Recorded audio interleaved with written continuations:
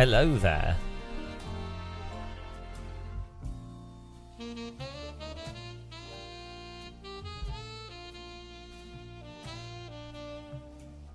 Welcome to this video if you're watching as a catch-up. Welcome to this live stream if you're watching it live. We are undertaking an insane challenge because why not? I have no life. I'm going to try and get 500 iRating before 9 AM. We're going to try and destroy the Antipodeans and see what happens.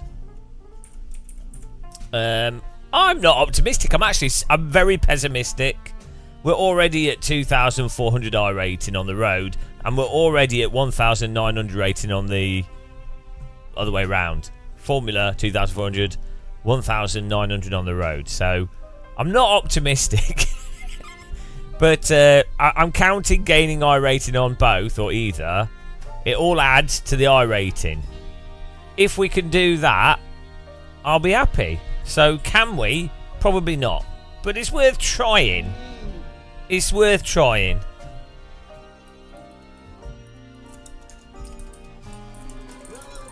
Well, everybody, hello.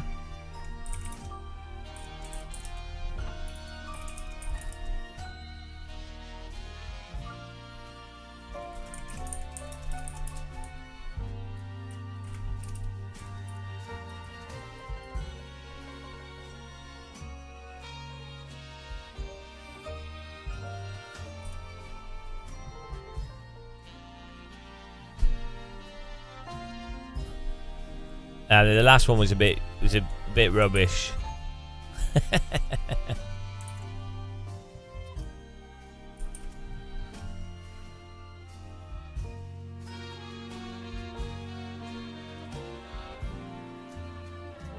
We're starting off. We're starting off with LMP2.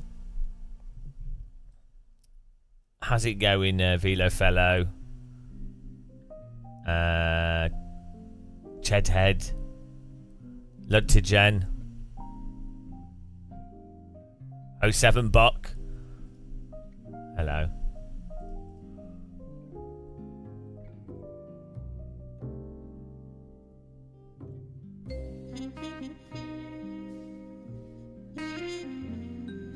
Should probably do this as like a video.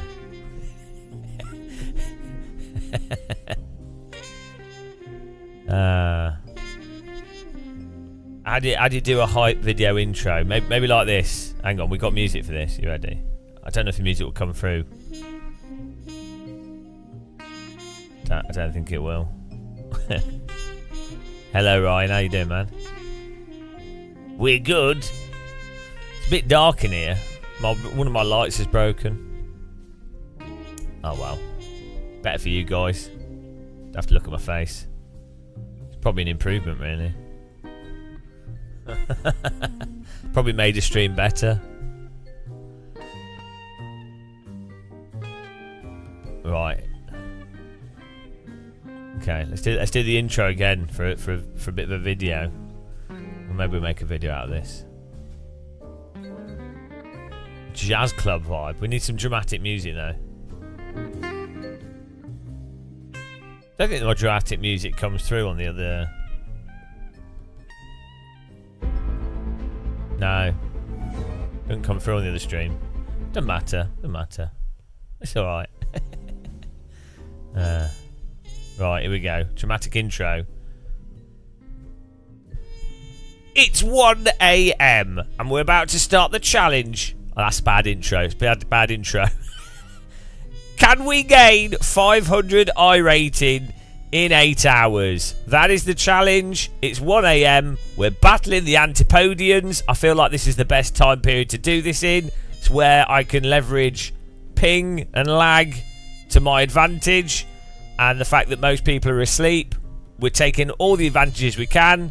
But can we get 500 iRating in 8 hours? I'm sceptical. I don't think it's likely. I'm actually completely pessimistic towards it. But I think we might maybe be lucky. Maybe it can happen. Who knows? We're counting iRating gained on both the road and the formula. So we're going to add it all up to the iRater-meter, the EPNA gauge, and that's good because we're only at 1,900 iRated on the road, so it should be a little bit easier. And we're at 2,462 on the Formula side, so should be all right. Also, we're just changing over from the tracks from last week to this week, and I think F4 with the Spa, that's probably where we're going to be doing the grinding. So let's find out if we can gain 500 iRating in 8 hours. Did you like that, guys? That was an intro. It was a video intro. Acting. Well, it wasn't really acting, was it? Because I was just saying what's happening. Oh, well.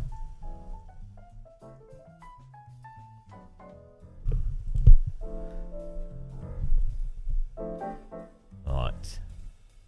I'm alright. Peak US hours. Yeah, good job, mate. Good job. Yeah, good job, mate. I'm pretty exhausted because we did that 24-hour stream. And then I didn't sleep. Then I had like 4 hours sleep after being awake for 24 hours. And then we woke up at like, I don't know, we then went for like a 4-mile walk yesterday morning. Yeah.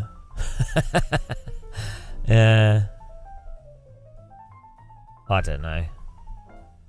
It's all about being calm, really. Just having fun. It's life. Be calm and have fun. That should be that's my philosophy that we're going with. As you guys know, I'm always calm, so I follow my philosophy to the T.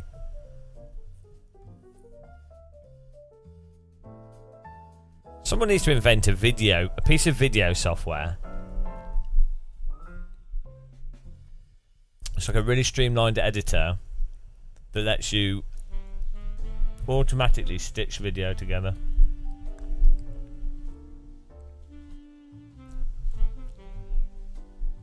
How good is ChatGTP at programming? Like, could I understand programming concepts, but I can't code. I mean, I know the context of programming, but I wonder if I could get it to program an app. Like, if I could build an app just through describing it, it would probably be garbage code.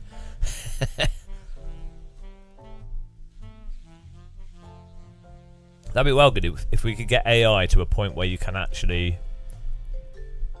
as a creative. Oh no, we've changed track. This was a bad choice.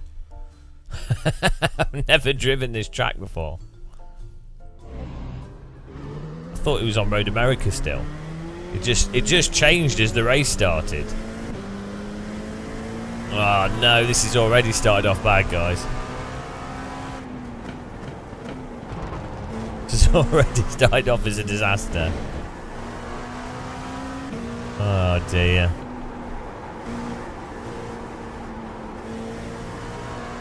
So we've already made a massive mistake in that I joined the fixed LMP2 and it's just changed track, and I don't really know this track with this car. So the it's already gone terrible. I've just found myself accidentally in Barcelona, but maybe we have some paella or something ready for us. That's the pros. Focus on the positives.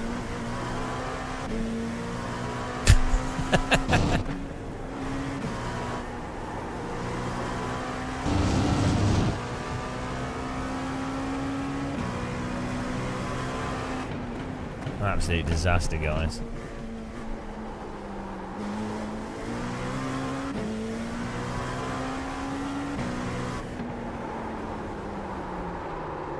Oh dear God. What is grip? Oh, at least we're doing this. Oh, at least we're not doing the silly chicane. That's nice. Green, green, green. Okay, you got your first time left. How come you're always on though, 7Buck? You're always on. Guaranteed.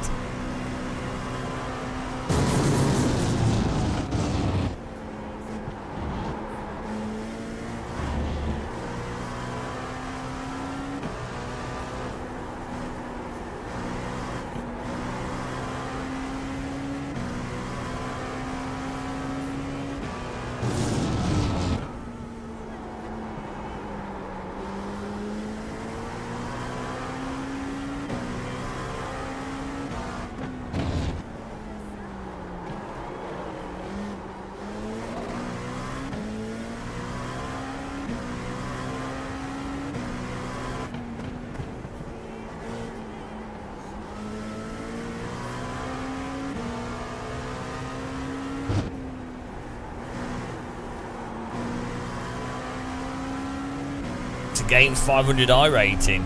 It's the title.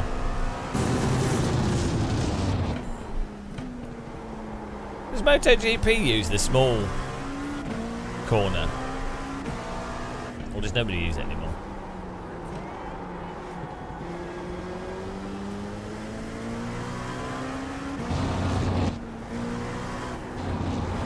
East Coast.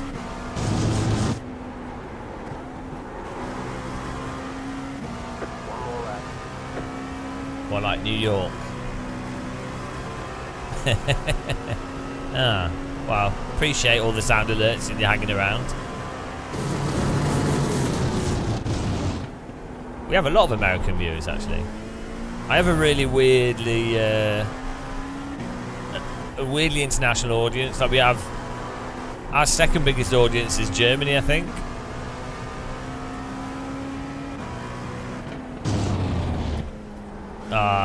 It's not hyperbole. Everything I do is an insane challenge. My whole life is an insane challenge. Oh no, I'm insanely mentally challenged. That was that.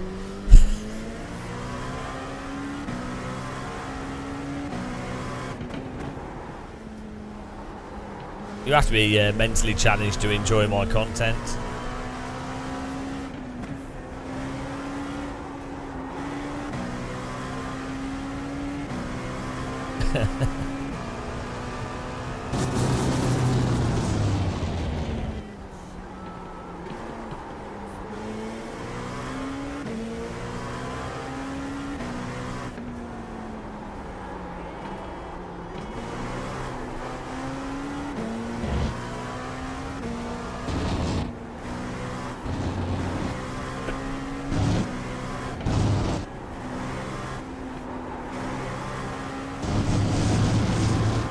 Well, we qualified 8th, even though we're terrible. So that's not too bad. That's alright.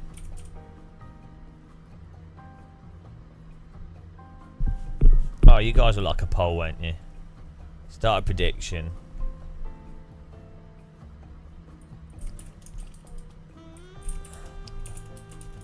Gain 20 plus R rating. Yay or nay? Look to Jen, are there any pro tips for getting better ping? Move house? It's a pro tip. Yeah, move to the server. There's nothing you can do. Australia's like your internet. Are you in Sydney or Perth? Like which side of Australia you're on? The Australian internet goes through like there's like a direct, somewhat direct undersea cable, and then there's a whole thing that goes into Asia, and there's nothing you can do because Australia goes through so many interchanges as well.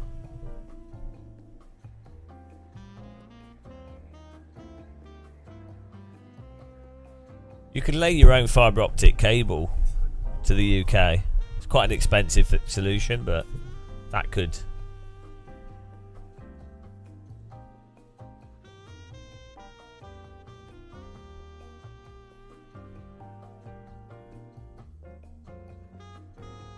Get your poll in, guys. 45 seconds. Poll. Get your channel points in there. GG. Yeah, it has got better. It used to be like 500 ping from Australia to Europe. My server's in Europe, so that helps a bit. Really, the only solution, if you were hosting an event and you wanted it to be not like you hated Americans and you liked Australians, you could host the server. It used to be like Russia would be a good compromise. That's obviously the issue these days.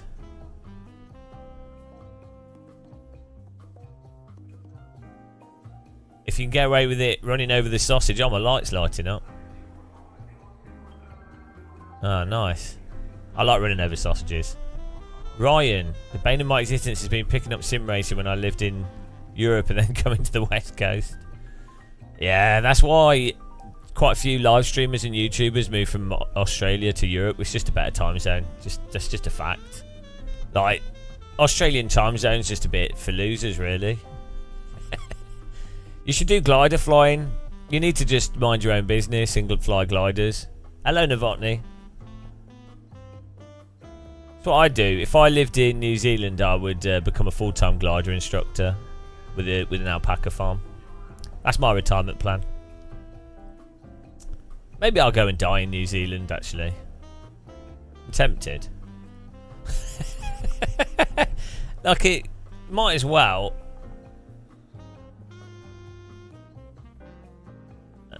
Fixed setup race here, guys.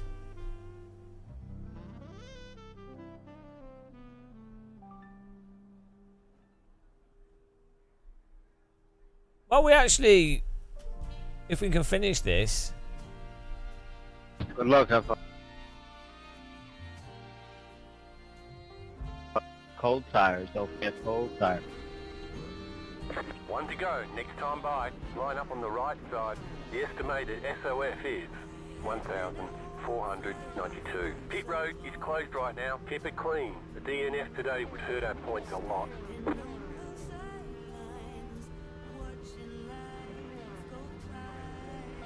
It's just a 20-minute race, so.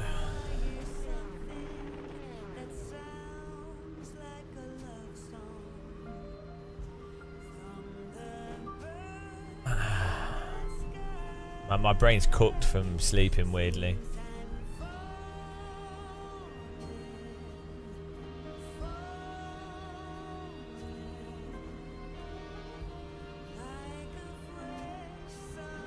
Here we go. Oh, it was so warm as well, like, tonight as well. It's just boiling. Waiting on the final car to grid.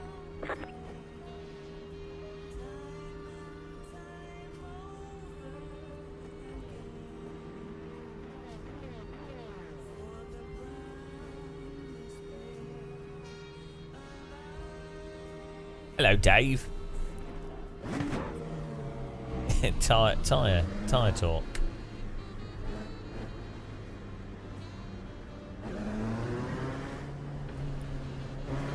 How's it going?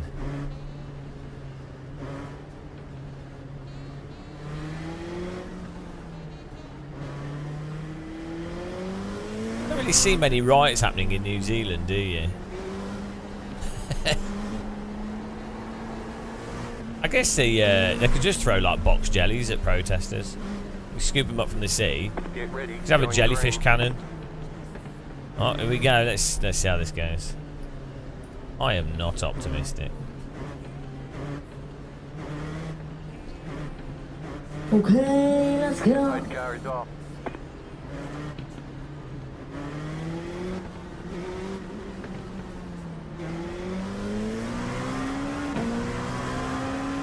Green flag, green flag. Oh, next week just disappeared. That's promising. And he's blinking. Oh, great.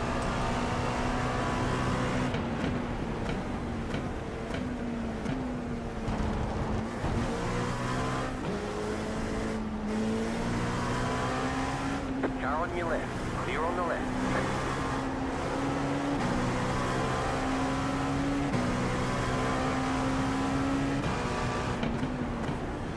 The A column on this car is insane.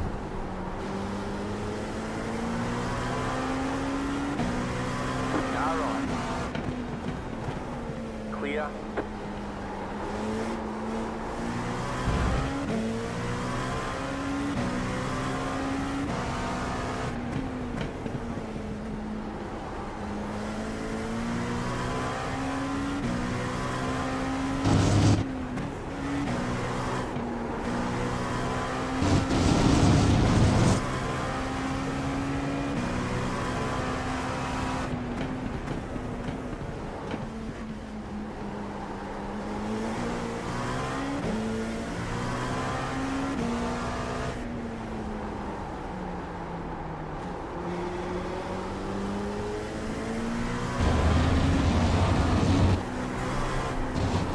This is actually the first Barcelona race in the LMP2.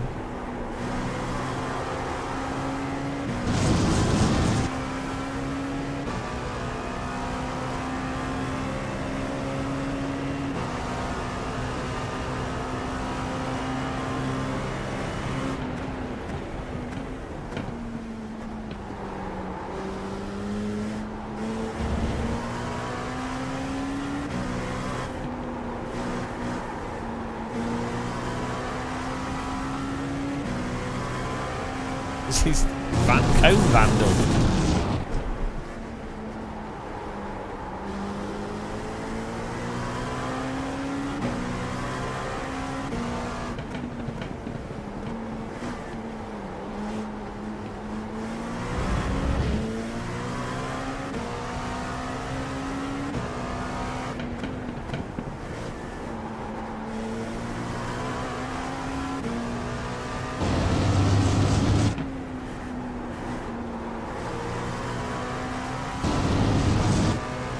It's a very hard track to overtake on this.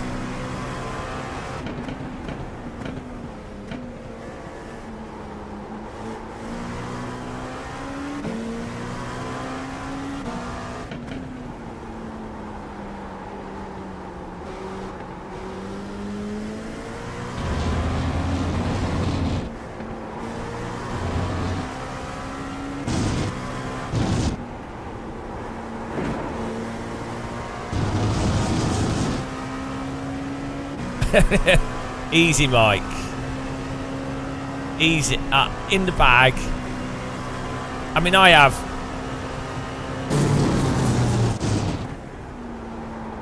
the stamina of 1,000 bold gibbons, so no issue.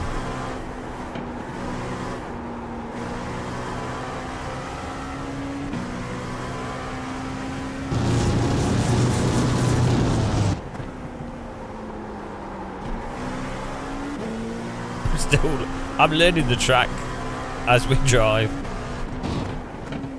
That's how I like to do it.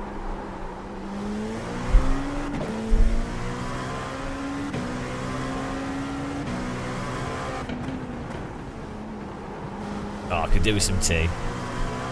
I'm nearly out of Yorkshire tea bags again. But I bought loads of non-alcoholic beer after our walk the other day. I was like, oh, Ghost Ship has a new non-alcoholic beer. Thank you.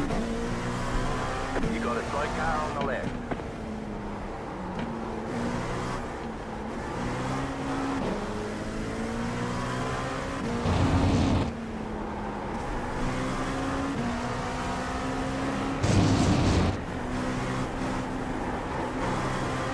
Didn't really gain any advantage from that.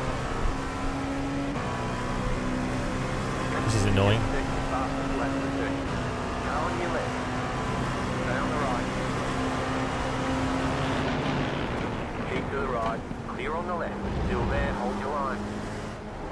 Oh, for fuck's sake, iRacers! Every time. They are so shit at racing. Absolute idiot. I knew he was going to hit me. They have zero any racing in this game. Fucking hell.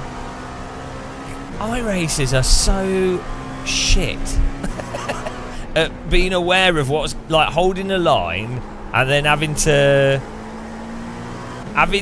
like.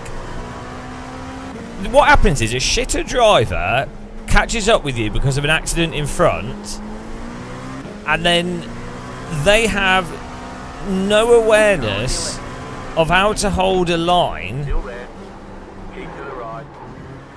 Like, they can't hold the line that's there. It's chronic in iRacing, and then you're inevitably punted by the netcode. I have learned how to deal with them. You just don't race them. You just don't have a car next to you. That's it. But that still doesn't stop them if the situation where there's a car next to you doesn't. You can't. Like, there's going to be times, especially when you've just gone on a new track, where there's going to be a car next to you. And inevitably, 9 times out of 10, they will move off their line or turn in normally, and then iRacing's netcode does the rest.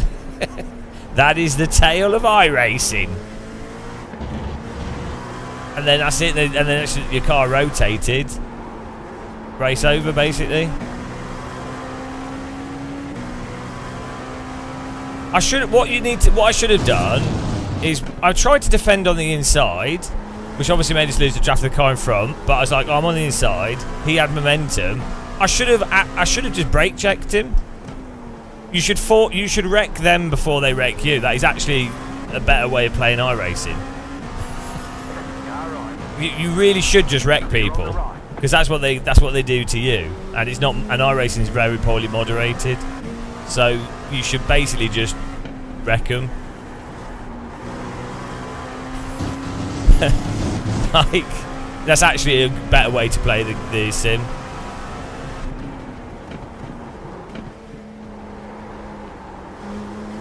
If you don't qualify in the top 5 and you can't hot lap away from people, if you actually have to do racecraft, you should do what the bandits in F4 do, and you should just wreck the other driver, brake check them, whatever.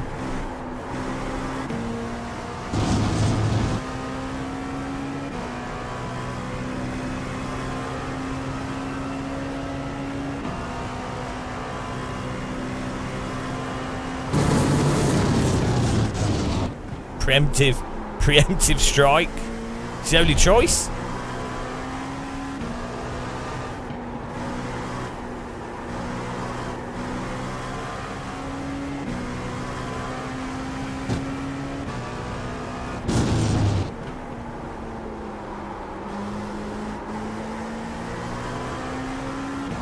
I don't think it's a free track.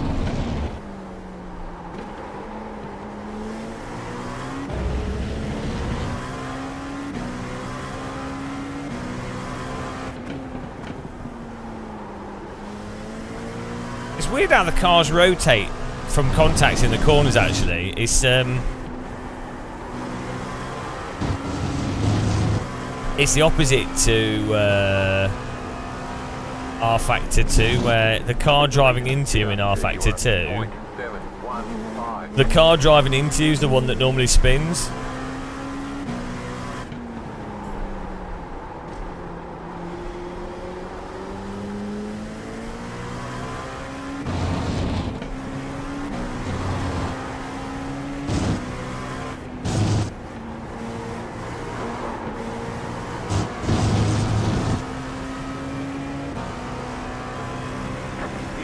That's true. Matt Malone would have gained, like, by the T1 he'd have overtaken everyone. Clear, left side. Keep to the right. Clear on the left. Not to push.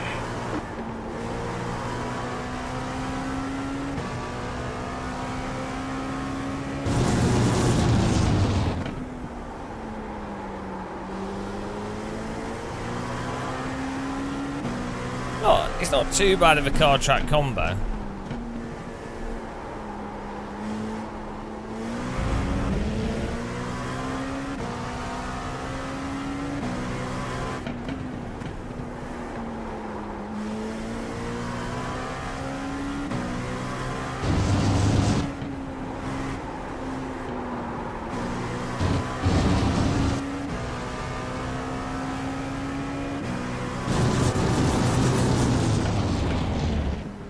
The curb sound. It's pretty funny. Yeah, I don't mind this track. I think it's a bit weird with how it drives in Sims. The chicane's crap, so it's good that often people don't run the chicane, because that chicane just breaks the flow of the circuit.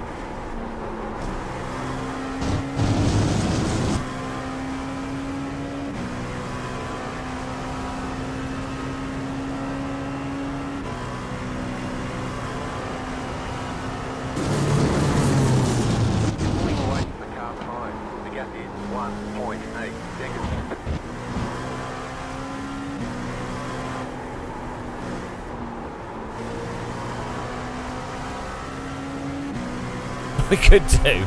We could lose.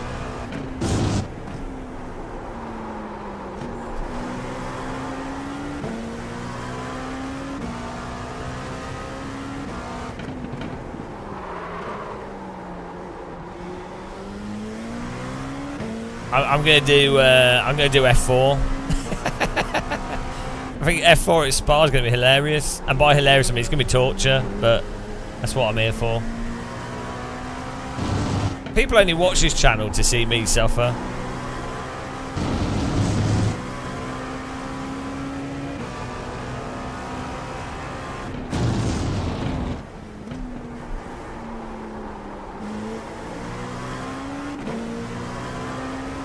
I mean, this does have oversteer on the throttle though.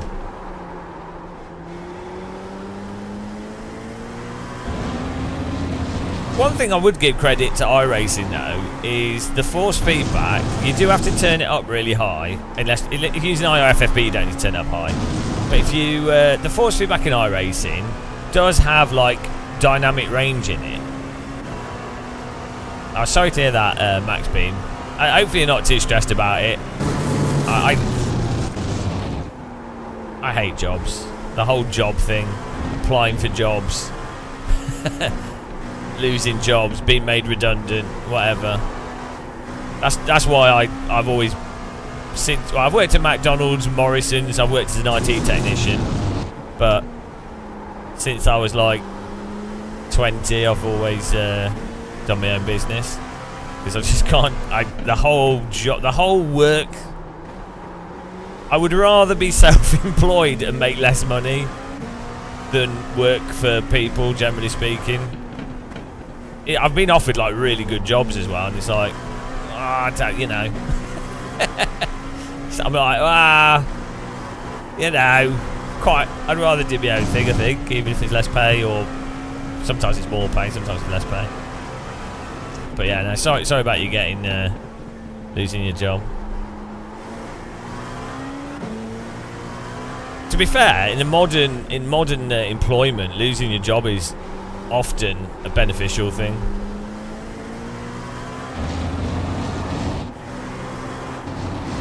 With my personality type as well, it's quite beneficial because I'm the kind of person that will kind of just make do with stuff, even if I'm not enjoying it. With work and stuff, like I'll be like, oh well, you know, we'll have to change, and it's all this stuff.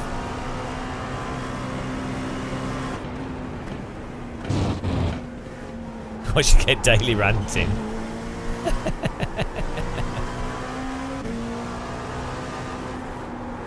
I think it's fun to rant about simulators, to be honest.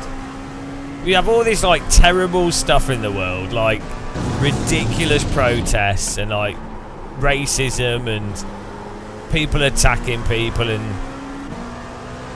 you know, wealth inequality and lack of support.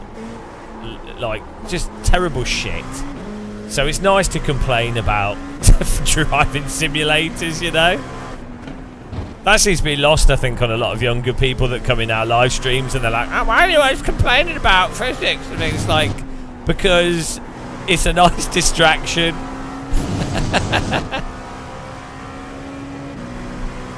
Devastating to look for a job. Well, I think it's just depressing. But you can hopefully you can use like AI tools to fill out all the stupid generic form filling stuff, and like emailing and stuff is made a lot easier with AI tools, a lot less laborious, which is good.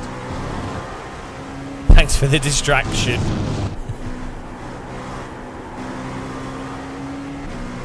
Make you feel bad. Well, no, I want to make you feel worse. Yeah, trying to find a job is terrible. What field do you work in? Cornfield.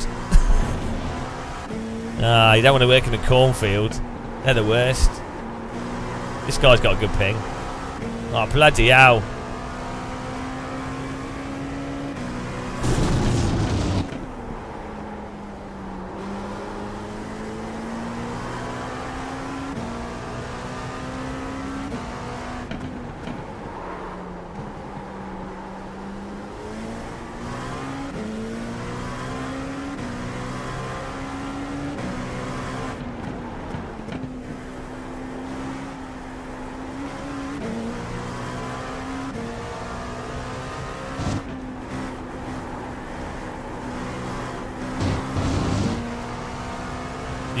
Well, don't worry about Prime or anything.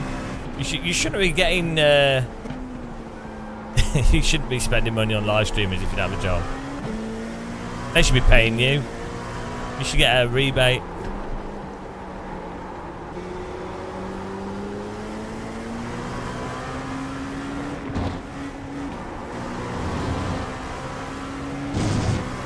I definitely feel so lucky to be able to do this as my job.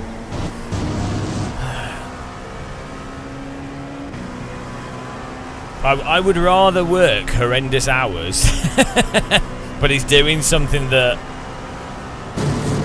I actually like. What? Okay.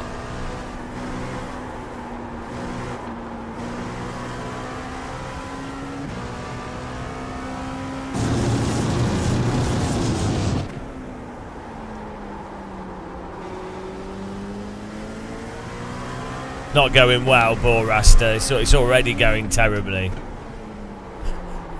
car in front has gone off. It's already a disaster. We've been punted.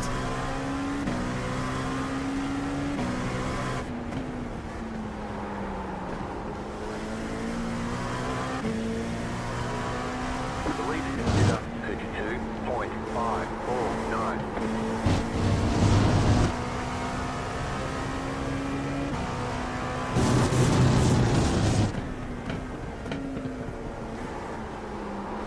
It's going awful, Fur Fox. We were just punted. I knew this would happen.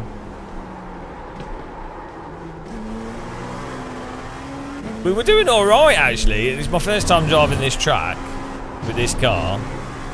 And then this guy from behind, there's an accident in front, which slows us all down, and then a crap driver from behind gets an overtake and then drives into me.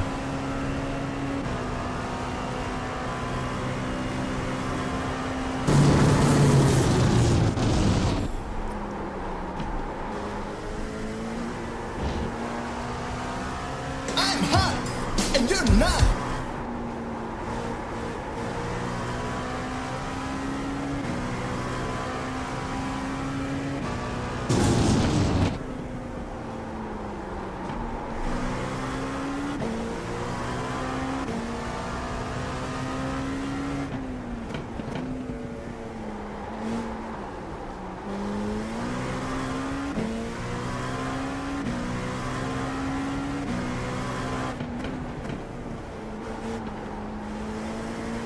Yeah, I have like 3,000, well, probably like over 1,000 hours of playing iRacing. I'm well aware of how to drive iRacing. But I'm probably, at this point, I'm probably one of the more experienced iRacers out there. Not saying I'm good at it, but given that I also have thousands of hours in every other simulator,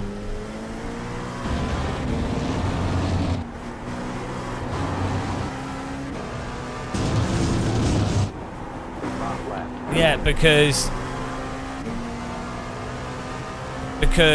you don't know how much the car's going to rotate on the brake until you've already done the corner a few times to know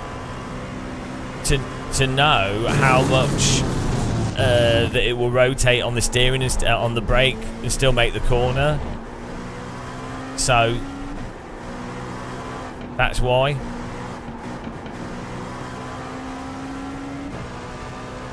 That's how that works.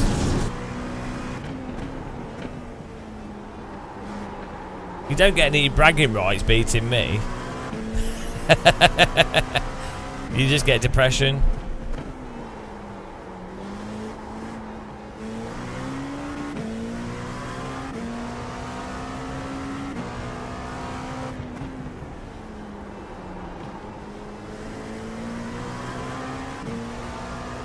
Yeah, I can crush them by just looking at them.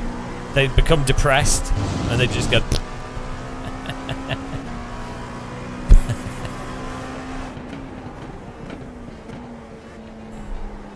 Yeah, it's super weird out. The degree to which you have to drive on the pedals in iRacing, it's quite good in a sense. It's quite a good training tool to train people to drive on pedals, but it's so over the top in iRacing compared to other sims. It's a bit weird.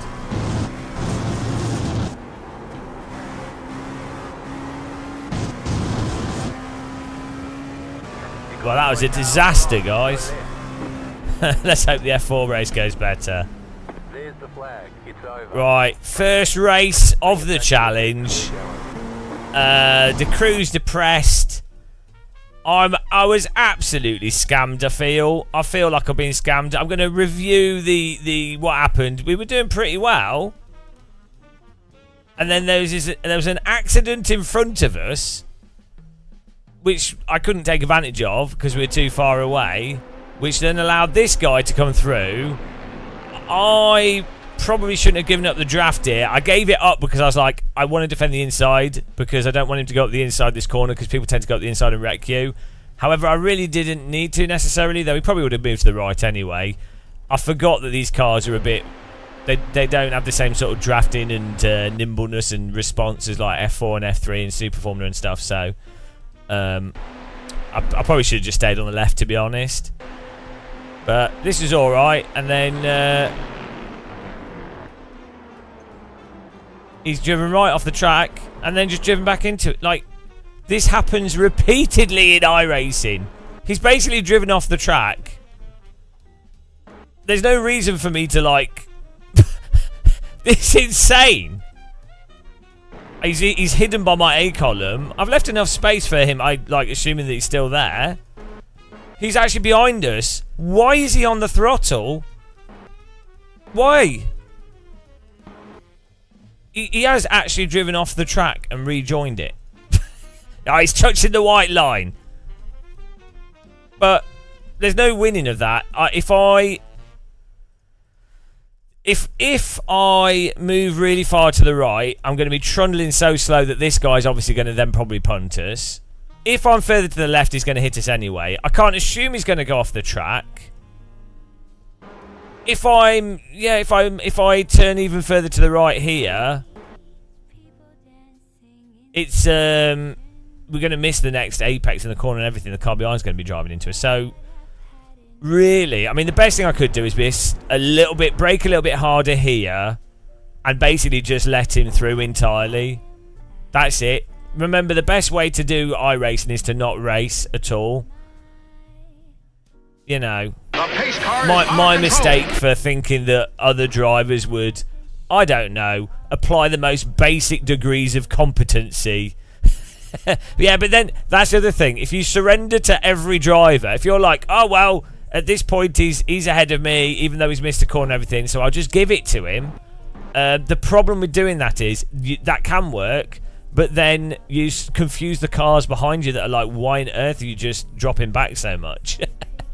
So, and you can't know for sure that this driver is going to be a complete loon in terms of what they're going to do, and you can't always assume that the other driver is going to be absolutely ridiculous when you have no intel on them at all. Like, you might go, oh, I don't think they're going to be perfect, I'm going to give them space. You know, you're not going to squeeze them, but you can't assume that they're completely terrible. Because you will just then drop back. So it's like, basically it's lose-lose. Whatever you do, it's a lose. And that is why iRacing is the most popular masochist tool. So first race, we've lost some rating. We'll add it to the chart. It's going well. You know, what can you do? We're going to do an F4 race next, I think. We'll have a look at the results here. Ah, dear, look at the results.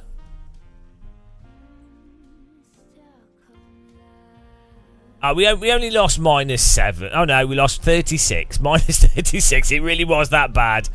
Well, that's the first one, guys. On to the next one.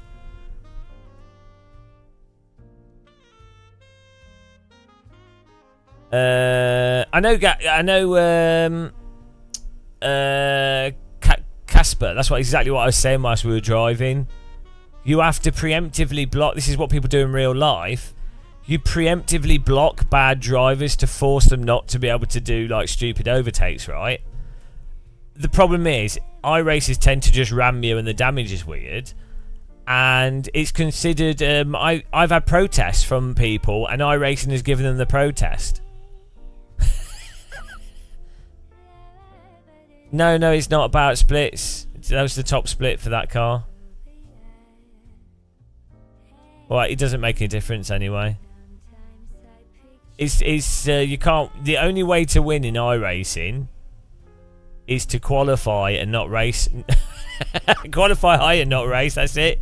Because in real driving, there's a lot of contact, especially in like go-karting, radicals, touring cars, even GT3.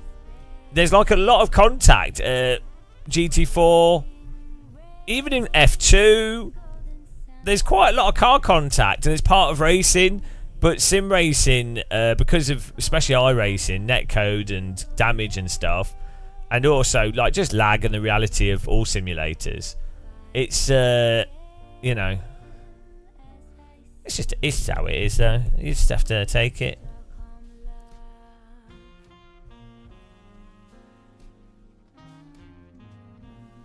Oh no, F4's perfect. It's hilarious, right? This is going to be the losing 500 I rating. Minus 36, guys. I mean, nothing quite like being punted to death repeatedly. Up at minus 36. Here we go. Alright, do the prediction. Choose outcome. No. Start a new prediction. Go. It is what it is, though. Why not stream in weird hours? Because I have issues with sleeping, especially when it's really hot. So I use live streaming as a way to. I tend to do live streaming when I can't sleep, or like I don't have enough energy, or like brain's fried, so I'm not making videos. Probably if you hate yourself. It is pretty hot in the UK, yeah.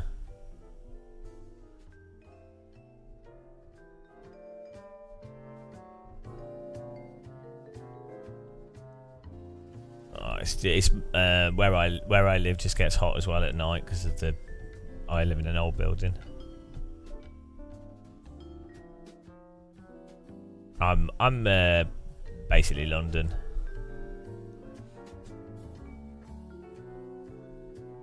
Yeah, UK's nice to visit. London's good as a tourist place. Lots of stuff to see very quickly. It's expensive hotels, but the price of museums and access to stuff is a lot cheaper than a lot of other countries.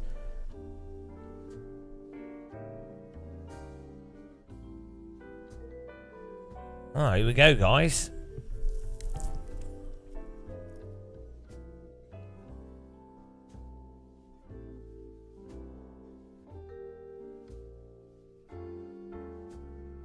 Where did you go to Edinburgh? Edinburgh's nice. I've been there like 4 times for different things.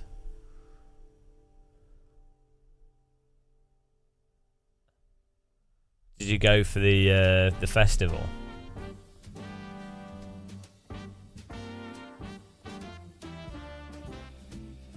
Yeah, lots of really nice countryside as well.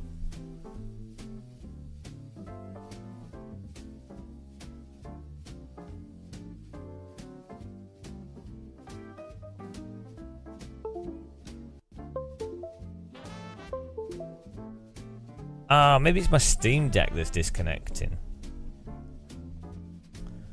Something's causing like power issues on my computer.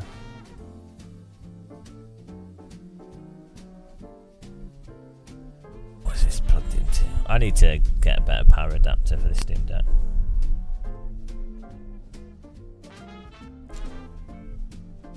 Super Formula lights are okay, yeah. On the iRacing car scale, I think they're alright. Compared to like more realistic simulators like AC, they're not very good, but for iRacing, they're okay.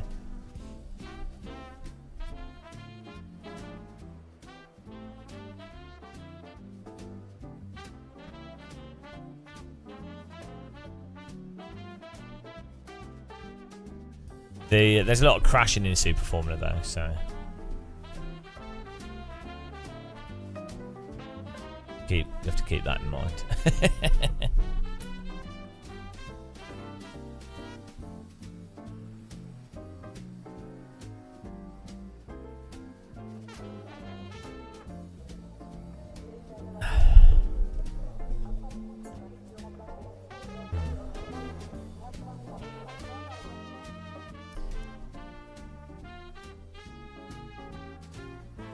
I never walked through this bit of forest. When I went to Spa, I walked over the hills, but I never went this on the inside bit.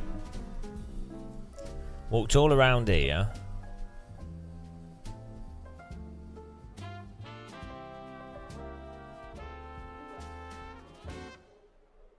This house is no longer there. Presumably iRacing is updating Spa. It's a bit weird that they haven't, because they do a lot of endurance races, and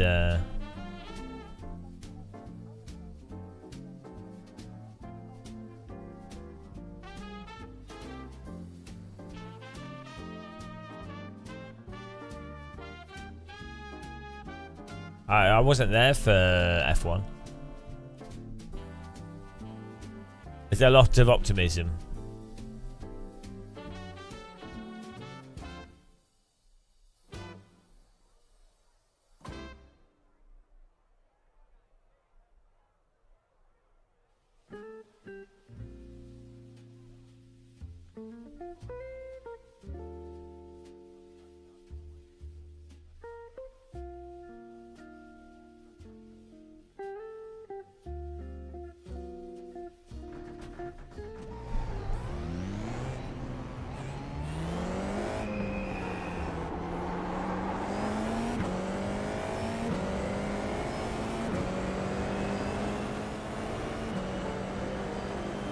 Yeah, endurance racing gives you good freedom as a spectator to take in all the track stuff.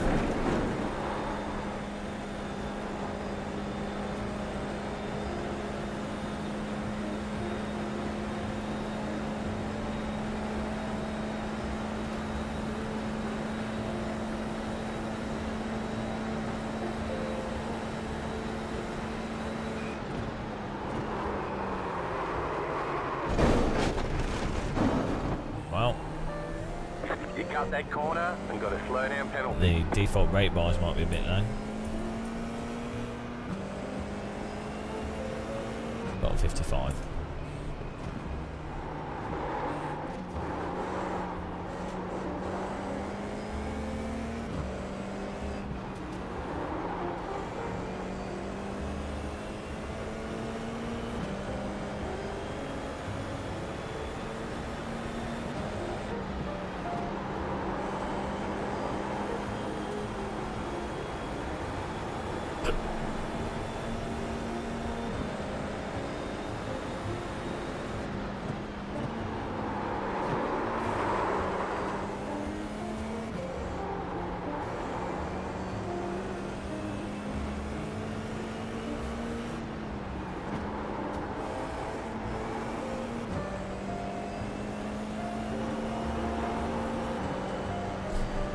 Do you think the reason why people think that AC is understeery, the reason why iRacers think AC is understeery, is because they expect AC to turn on the brakes in the same way that iRacing does, and so they don't turn the steering wheel enough, and so that they're then confused. They're then like, oh, why is it understeering? But it's like, because like a real car, yeah, you use the brakes, Green, green, green. but you have to get the car onto the limit before it starts really rotating.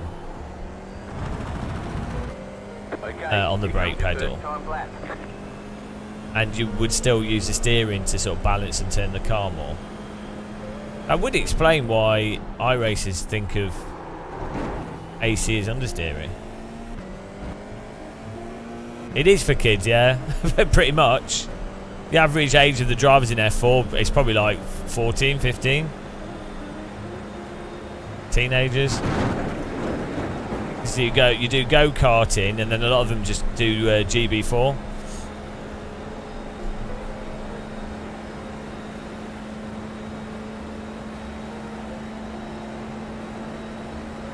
No, iRacing is just the right amount of dull. It's to capture the dullness of your average sim racer.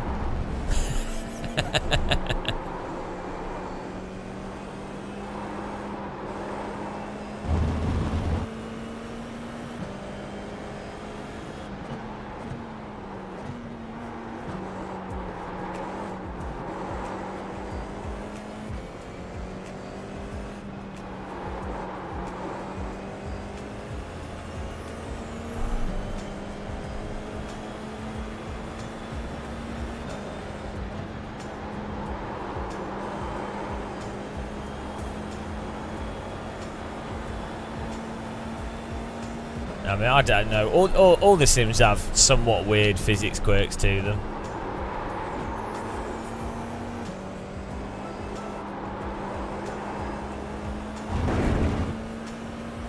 For sure, iRacing is the least natural to drive. Like, just not natural.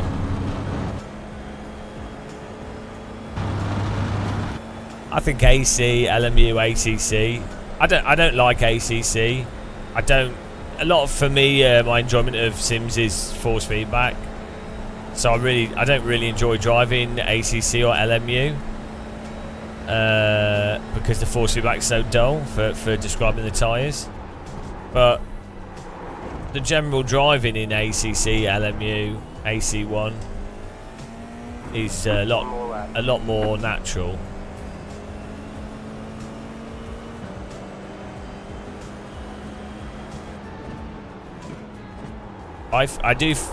Ironically, I find iRacing way more fun to drive than ACC and LMU. So,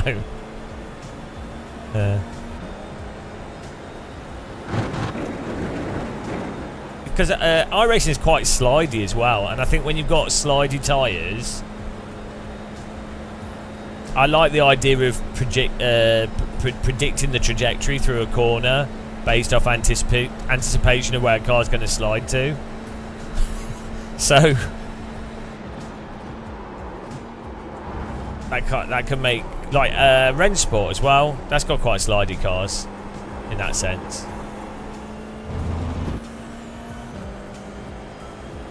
Not natively.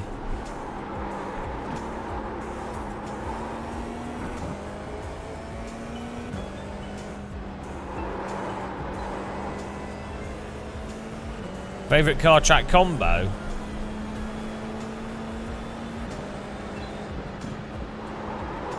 I tend to like Road America, Road Atlanta.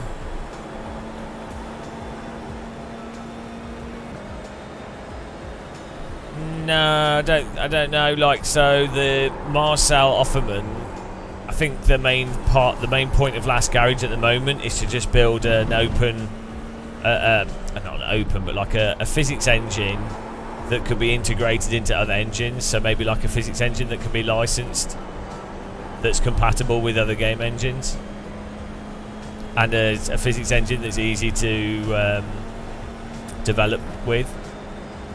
So, like, one of the big problems with R-Factor 1, for example, is it had pretty good underlying physics engine, which had very totally reasonably handling cars, but it was all like locked into R-Factor 1's game engine, right?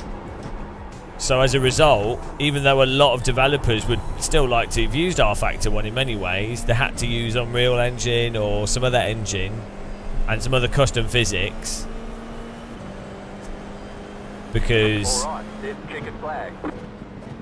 the R-Factor 1 physics and stuff was tied too much into the engine. That's my general understanding of it. Or also maybe like there's other licensing things as well.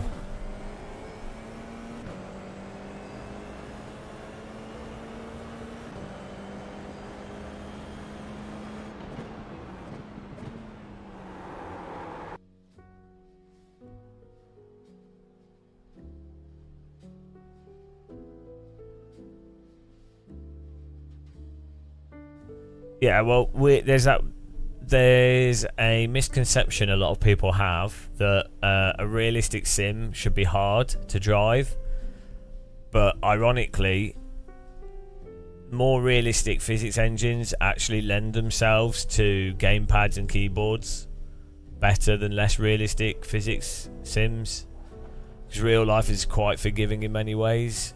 So the unrealistic thing you tend to see in sims historically is that the grip just turns off weirdly or is uncontrollable.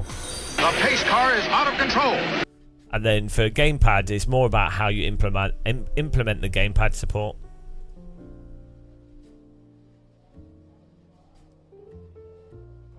Rather than the physics engine. That's another confusing thing that people confuse themselves over. The estimated SOF is 2,262.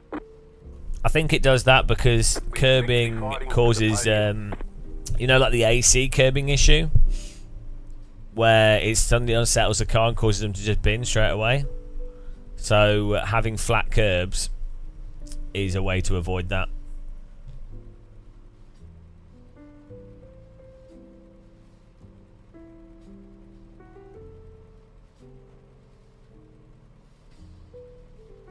Right, second race here.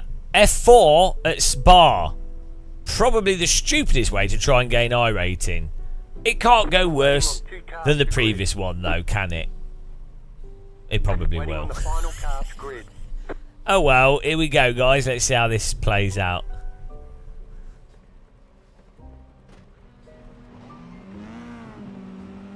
Green, green, green.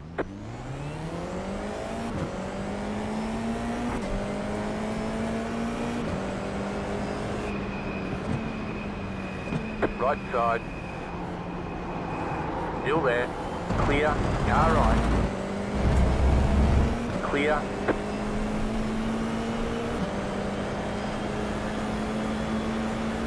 The nice thing about Super Formula and F4 is that they're quite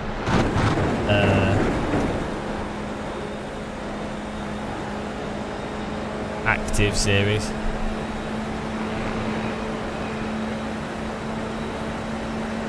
Car on your left. Stay on the right. Still there, hold your line. Clear on the left. Clear. Thanks for subscribing, welcome.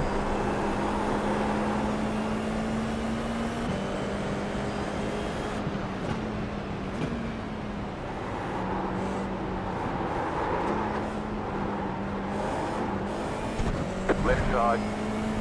Clear on the left. Right side. Keep to the left. Still there. Still there, hold your line. Clear on the right. Trying to not get wrecked by the cars in front when they crash, but also take advantage of it, but also not get wrecked by a car behind me. That's the joy of F4, guys.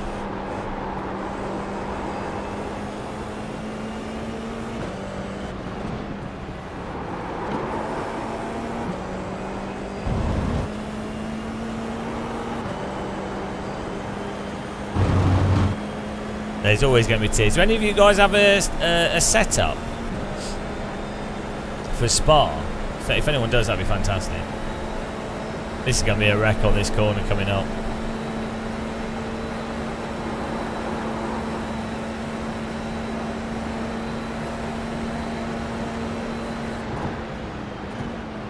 Left side. Clear on the left. You got a slow car on the left. Left side. Go right. Go left. Stay on the right. Clear on the left. Slow I mean, down. the penalty You got a system in this for cutting game the course. is insane. I side. had to drive off the track Clear on the left. to avoid that other bloody car. Car on your left. So it's Clear on the left. actually the safest thing to do. But of course, massive slowdown for making sure that we're not wrecking anyone. And iRacing have known about this for decades. Still don't sort it out. It is what it is. Oh, guys, it's insane, isn't it? Right side. Keep to the left. Clear on the right. Car on your left. Stay on the right. Clear. I even was really slow doing the off track. Like I didn't gain. Dude, you're not seeing me there? I didn't gain anything from that. Soldier, you just pushed me out of the track. Oh dear. Got a slow car on the right. Oh, Car dear. stop on the right. Go left. Go left. Okay. Nice clean driving there. Not sure what happened. Keep going, it's fine.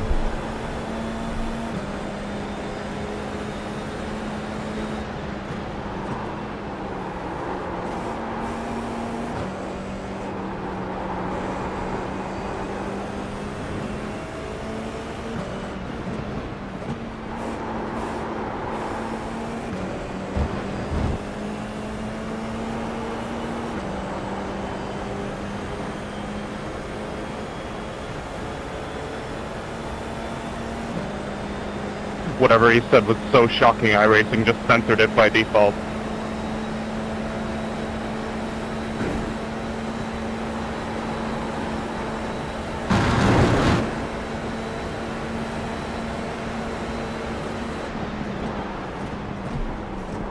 Left side. Keep to the right. Clear.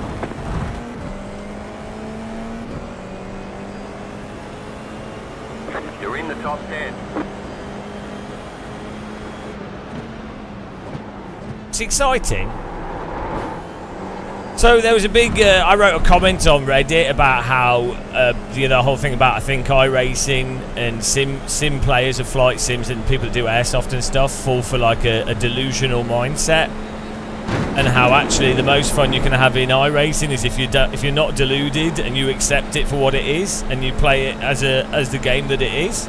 That's not to say not seriously, but you accept its shortcomings, the mechanics, for But there's a lot of iRacers, and there's a lot of people playing sims, flight sims, driving sims. There's a lot of people Left playing side. sims Clear. Left side. that Clear. are really they're sort of deluding themselves that the thing's more realistic or is something that it actually is. Clear. And yeah, it's really weird. Like loads of iRacers downvoted it. Quite a few people understood what I was saying, but loads of iRacers downvoted it. And then the replies to it is people out like going, "I'm not deluded." It's like no, your reply completely demonstrates. Still there. Someone replied to it saying, Clear on the right. "The problem is that you're treating iRacing like Need for Speed, and Car on your left. you're treating it like a Still game, there. Hold your line. and it's different." It's like, no, it is a game. Stay This on guy's the going to right. wreck me. I can tell. Clear on the I left. can tell the car. I can tell already, guys. So the choice here is let the car behind pass me, just let him pass, or if I race naturally and just drive a normal line, he will wreck me. That's the choice. Things we're trying to get iRating, you can't. It's better to probably let him past. But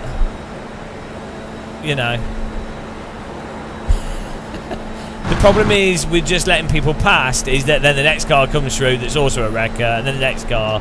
So it's really hard to. It becomes really, really hard to like actually minimise the damage they can do to your race. The car in P4 just set the fastest lap. 23.26. The car in P6 just set the fastest lap. 22.987. There is a chance we can escape him with the draft of these cars, though, if we're lucky.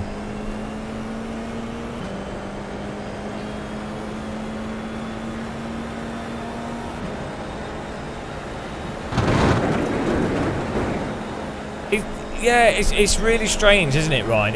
The thing is, as soon as you say that argument, you point out that you should treat. People struggle with it with everything in life.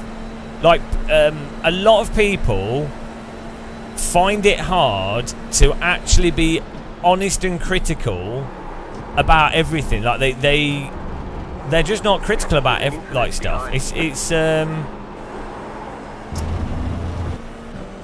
Idiot. They have a fiction in their head that they have to conform reality to, and then that is driven by ego. I don't mean unhealthy, like just humans are like everyone's egotistical. It's just human. It's just how our brains work. But it's a really, really common bad way of thinking. Having the thing is, it's kind of how your brains work by default. You're trying to confirm reality to that. Does this fit with what you currently believe? And then what happens is you have a bias, a confirmation bias, for you to try and perceive things to match with what you already know. And it's probably to do with like energy efficiency, and it's easier to make something seem like it's similar to something you already know. But then, so that's the default. But the problem is, some people's fiction of what they're perceiving is completely off. Completely off, due to oftentimes it's due to propaganda, or just a lack of them being critical in the in how they consume information in the first place. Go right. The car in P3. So the crucial thing to do is to go. You just go. Sure, I'm living in a fiction in my head, and it's largely a subjectively arbitrary fiction, but you need to be aware of that. So like when I'm playing a driving game or watching a film, I could watch a film and I'd be like, oh, I'm really immersed in this film, oh, that's emotional, or that's awesome, or I'm rooting for this thing.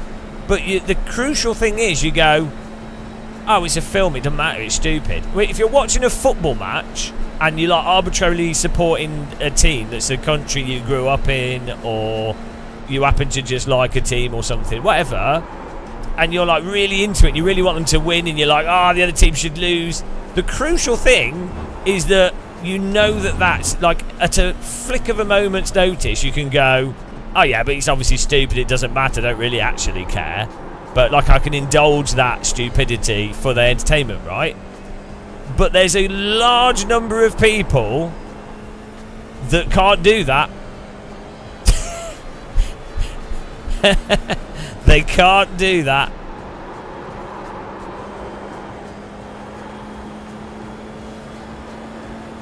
And the worst thing is they're not aware that they can't do that.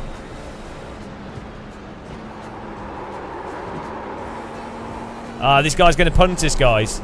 I'm telling you, choice is I'm letting you guys decide in chat. You can choose. Do we let this yellow car past us? So he doesn't punt us, or do I hold the most basic of standard racing lines and have him punt us? What do we do, guys? You get to choose. Drive a complete. I'm not going to drive defensive. I'm just going to drive totally as you should drive iRacing. Not even real driving. You know, predictable, consistent.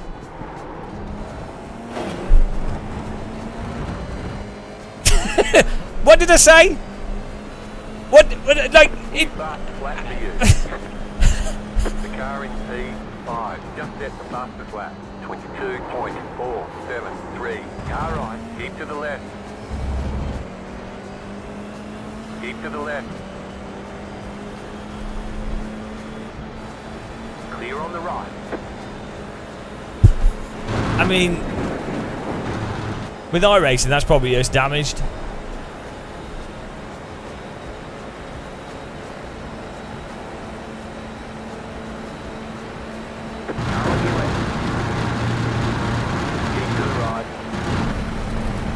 He's actually pushing me off the track here.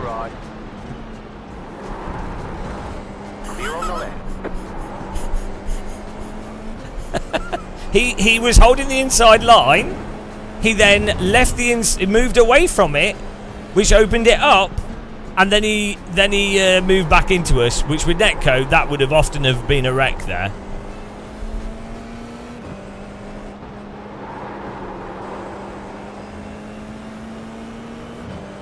We probably have damage from him driving into the back of us already.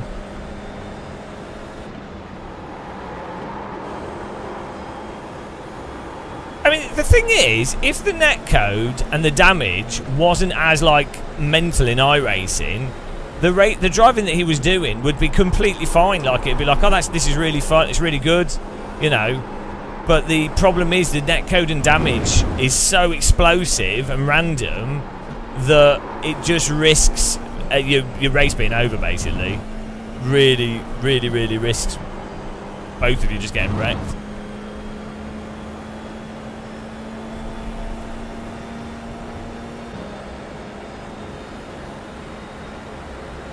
No, I genuinely think we got damage from when he drove into the back of us. And I don't have the damage report button bound. But we seem to be struggling for draft here.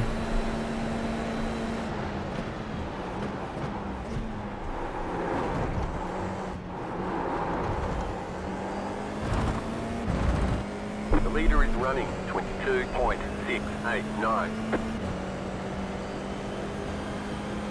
Car 20 is now leading.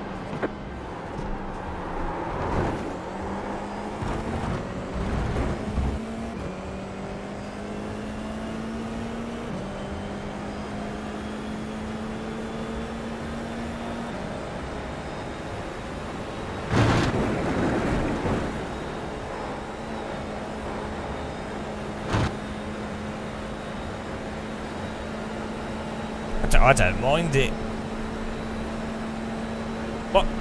What is he doing? What is he doing?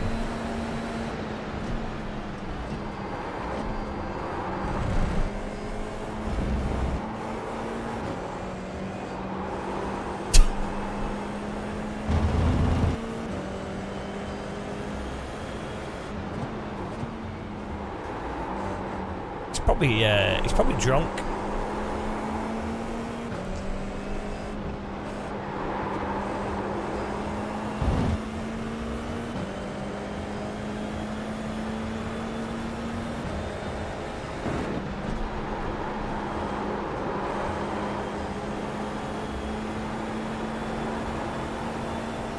Car in P17 just set the fastest lap.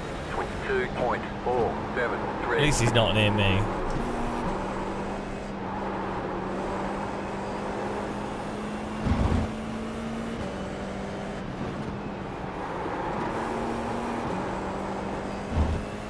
It's nice that iRacing are running this race on nice time of day. Adrian, you're just delaying us, dude. Just come up, come behind me.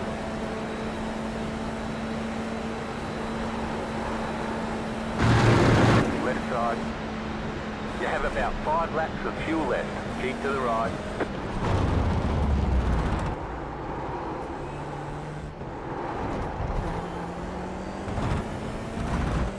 Well, he didn't make that corner, did he? One, just set the fastest lap. 21.756. Car 6 is now leading.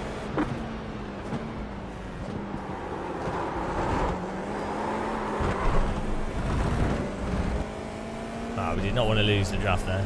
Got stuck in a bit of oversteer.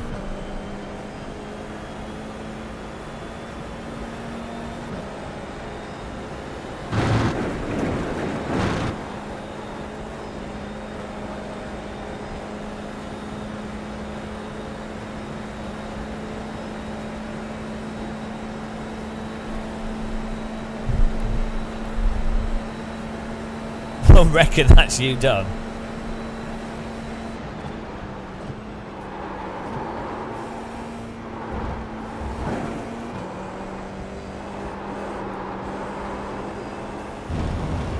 I find this is quite a relaxing track to drive with this car because it's so slow and drawn out.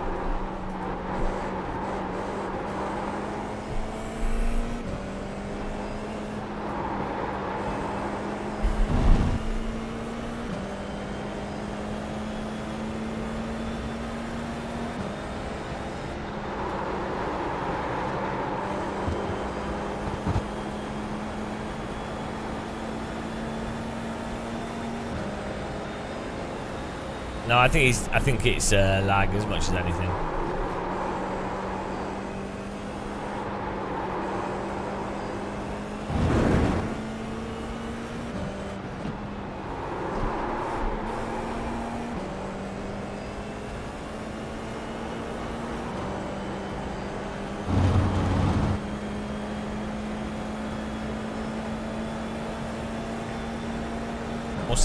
What's that I rating on?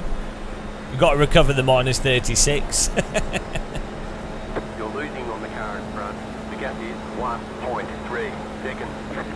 Oh no, we'll be back to square one. Adrian, what are you doing, man? Just got the white flag. That means one more lap to go. The car behind is closing on you. The gap is 3.8 seconds.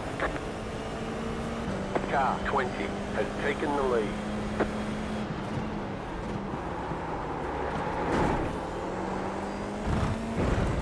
Yeah, I've got so used to the Super Formula where you just welly it through the corners.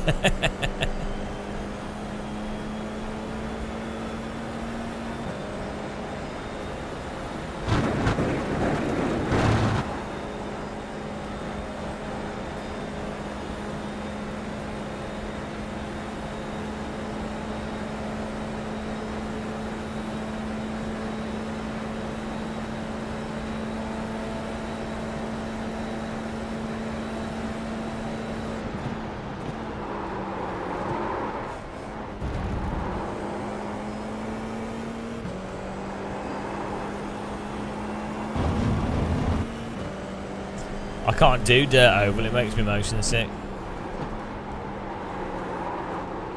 I'd have to drive the track in reverse the other way afterwards.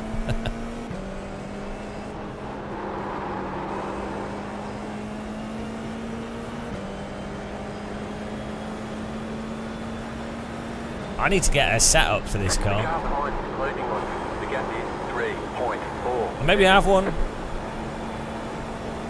So we can do the...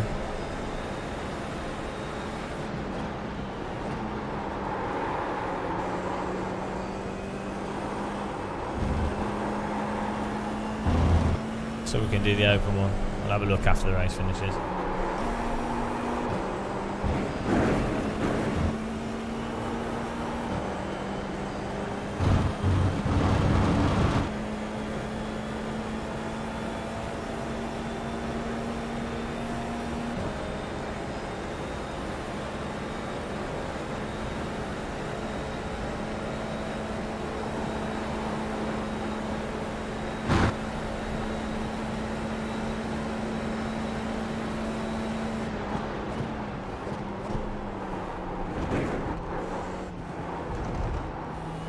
We know that William Sapstead is a bad driver. Top 3, that was incredibly fun to watch.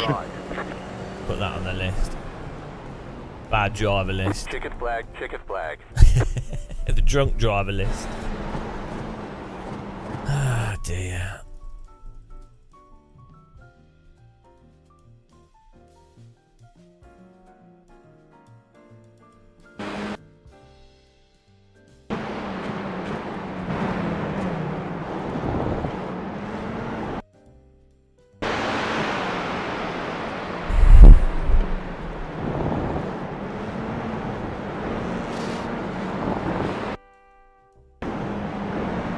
So we drove into that guy as well. Like, you can see the guys that punt people in iRacing, they hit so many cars and are so erratic.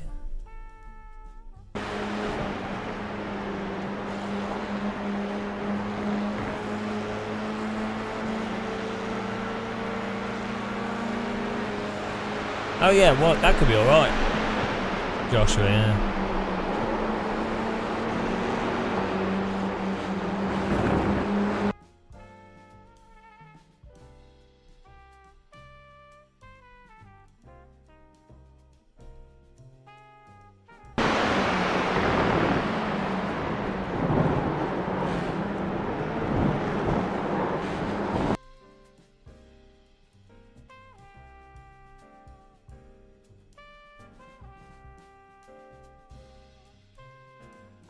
I hate the moto layout. What's that?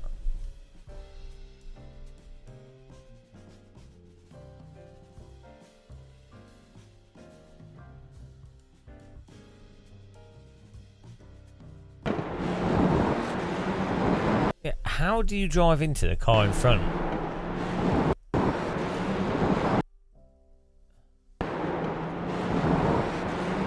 Oh, is there four? Is it on the rig? Well, I'm doing that.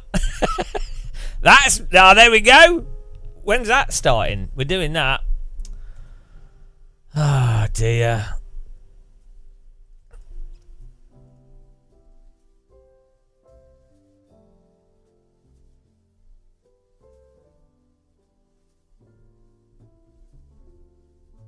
Well, he didn't cause a crash just because we were lucky that the netcode gods were on our side.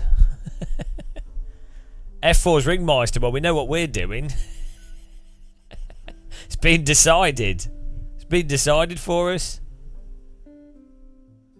Where's that?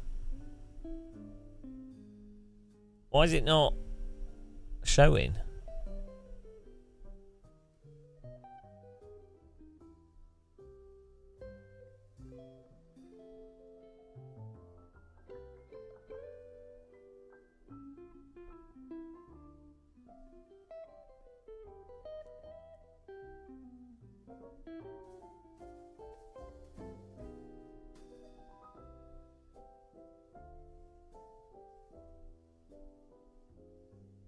Wait, it's not going to be under... Why would it be under sports car if it's F4?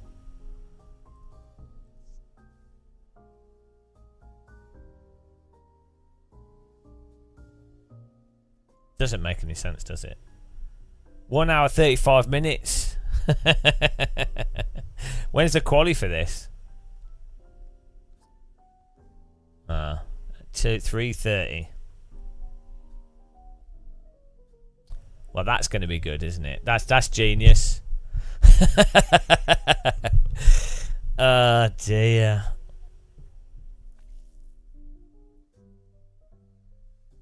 Yeah. You would have thought that they would have a... No, I don't know. Don't question iRacing.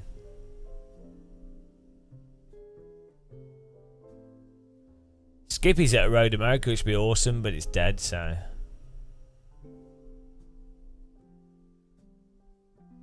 Now you have to stay up longer. Poll results, yeah, let's have a look at the results here.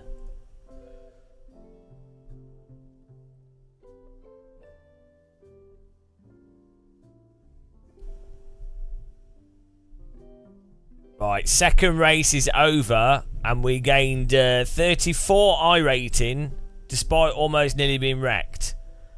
Pretty awful, but that does mean after 2 races, we are now on -2 -2 I rating. Oh, it's going well.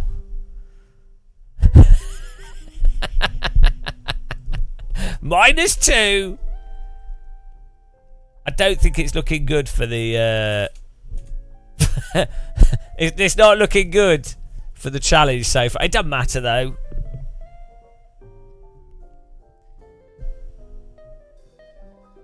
Ah, dear.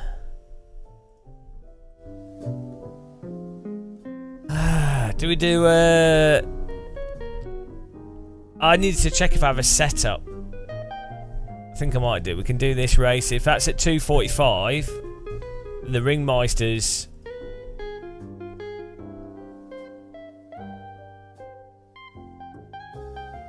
Hello. Now the UI stopped working. Right. Here we go. Oh, it's a 4.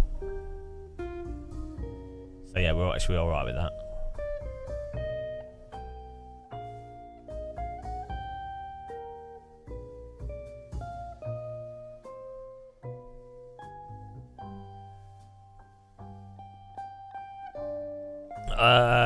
No, I don't like Hungaroring. I hate that track. The best way to gain I-rate, for me, is whatever I'm fastest in, which is F4 in Super Formula, Formula C, LMP2.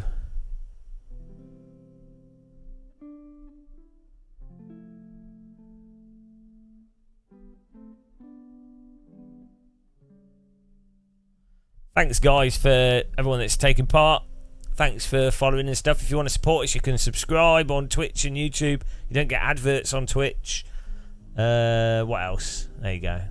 Give us a sub. Click the follow button, click the like button, all that lark if you want to. We have quite a few people watching on YouTube at this time, which is weird. It's the thumbnail saying the best. It confuses everyone. Because we're not. It's ironic. The best. You can't resist clicking on a picture of a bald man holding a cup of tea.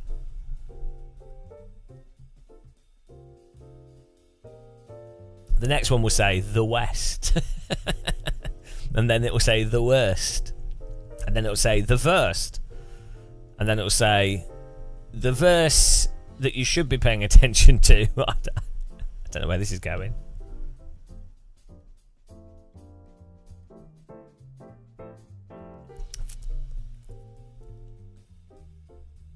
I like Hockenheim, and I always get Hungaroring and Hockenheim mixed up due to dyslexia.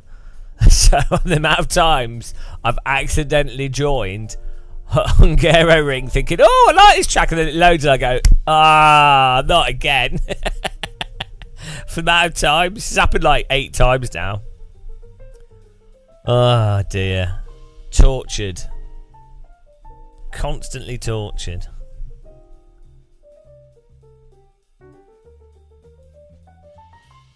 At least I've got tea and non-alcoholic beer.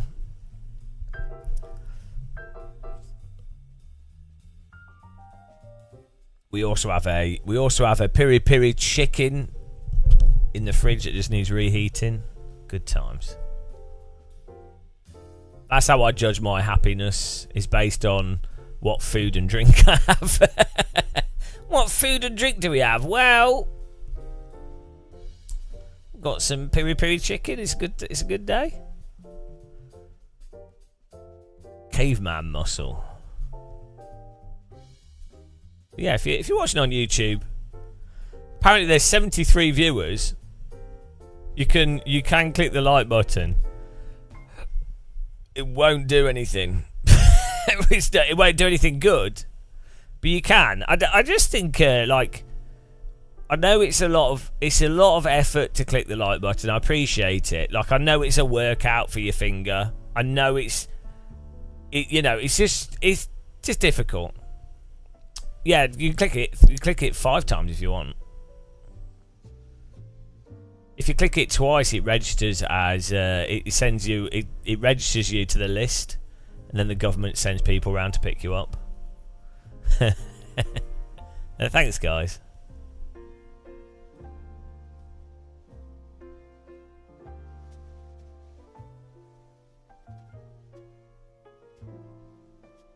How many of you watching on YouTube use Twitch at all? It's really interesting to me how Twitch and YouTube are completely separate. And I noticed, so when I was starting sim racing, I noticed that I didn't really know of any of the Twitch stuff at all. People all on Twitch are like, oh, I know them, I know Matt Malone, I know these Twitch people, right?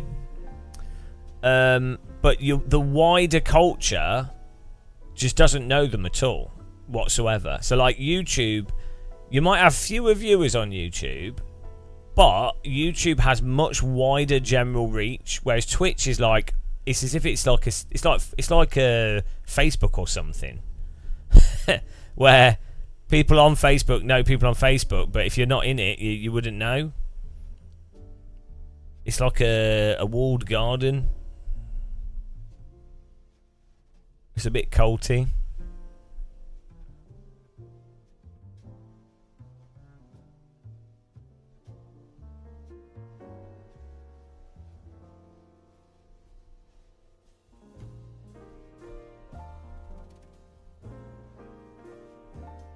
Yeah, so what I would say to people is you really want to, if you're going to be a Twitch streamer, you really want to be making videos on YouTube. Because I noticed as well, I talked to quite a few people in the sim industry or marketing and just business side of stuff, and they don't even consider... The pace car is out of control. they sometimes don't even consider Twitch channels that are quite big. Because I'll be like, oh, they're doing a project, and I'll be like, oh, Samsoid's really good. For I'd be really good. Or I say, they might be looking for like a female streamer. I say, oh, like Love 46 should be really good for the project you're doing, or or like Matt Malone or whatever, right? And they're like, oh, who's that? you're like, hang on, because they know they'll be like working with YouTube. They'll have no sim YouTubers and stuff, but they wouldn't know huge, like relatively speaking, much larger Twitch streamers, because it's so only the people that actually work on Twitch or engage with Twitch regularly would know them. Whereas I think everybody knows YouTube. You use the phrase content creator, and I know the worst thing I ever heard. First time I was doing something with Fanatec. It's like an esports thing in London, and there was an after party thing, and they were like describing me as an influencer. Oh no, what was it? Yeah, maybe it was like an influencer, or I don't know. But the word they used, I was like, oh no, no. And then the other thing is, I've done some projects, and technically being classed as the talent, and it's like, wow, you couldn't be like that. That word is not, talented at what? Like, we're not good at presenting, not good at sim racing, not really. Talent is like the last word. I'm not saying that to be modest. It's like, someone that can play a piano in a concert, or someone that can actually do something to a much higher level than other people. That's fine. Oh dear.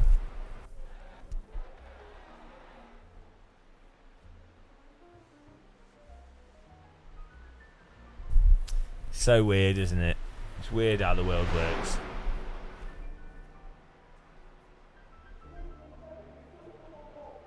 The actual talent, right, in a media production, or even like a film or a play or anything, right? The actual talent is the entire production crew, the like people doing all the logistics. The people doing all the boring shit that has to work, otherwise it's not happening. All the like planning, all the really boring crap. That is the talent. I'm sorry, because you could get all those all those people doing that work, right? Basically, you could replace any of the talent of like the actors or the whatever, the presenters.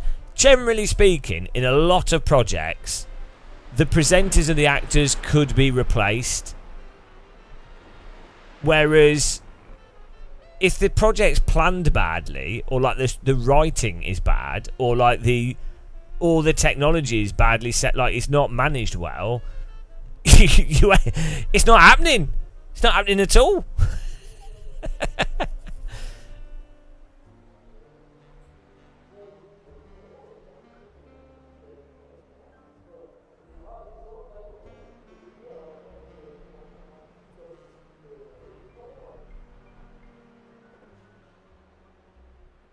But it's weird how it all works, isn't it?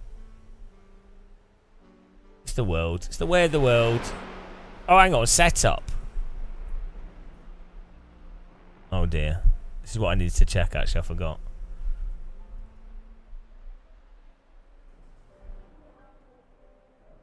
Oh dear. Ah!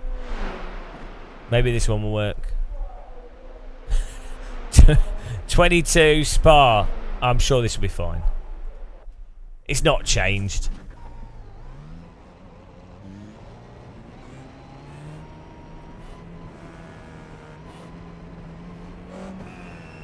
VRS. Old VRS setups. I like the guy. The VRS is good.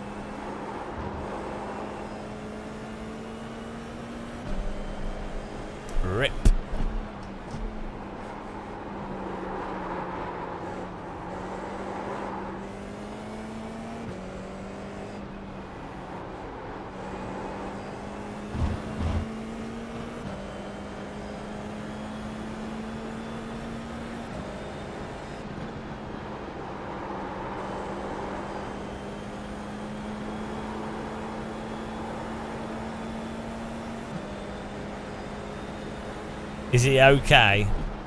Is he okay? He's okay. Never okay. iRacing's the late night sim. iRacing's the sim I play whenever I'm exhausted. Whenever I've got bad sleep. If you cannot sleep, then you need some iRacing. Slowly driving through the countryside, getting crashed into by laggers. It's iRacing.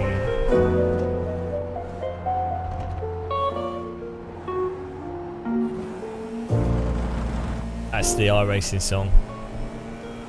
I am delusional. Hey, look. If we can get...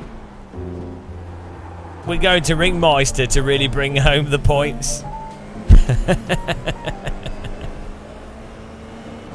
Don't question my methods. I have actually, in the past, I've managed to get 2,000 iRating in 24 hours. We have done that, so... You've got about 2 laps of fuel left.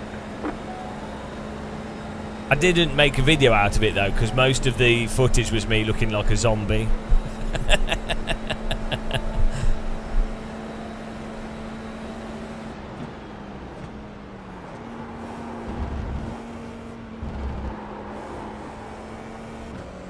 Okay, yeah, let's do a new pole.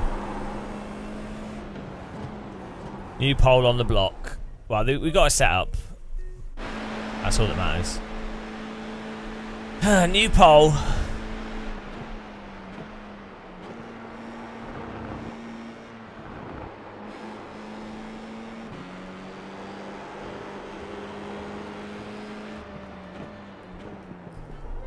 Star prediction. Gain 20 iRating. 10 minutes. There you go. New pole, guys. I might grab a coffee before this starts. So we'll be back in a second. Everyone else should get a coffee. And a non-alcoholic beer.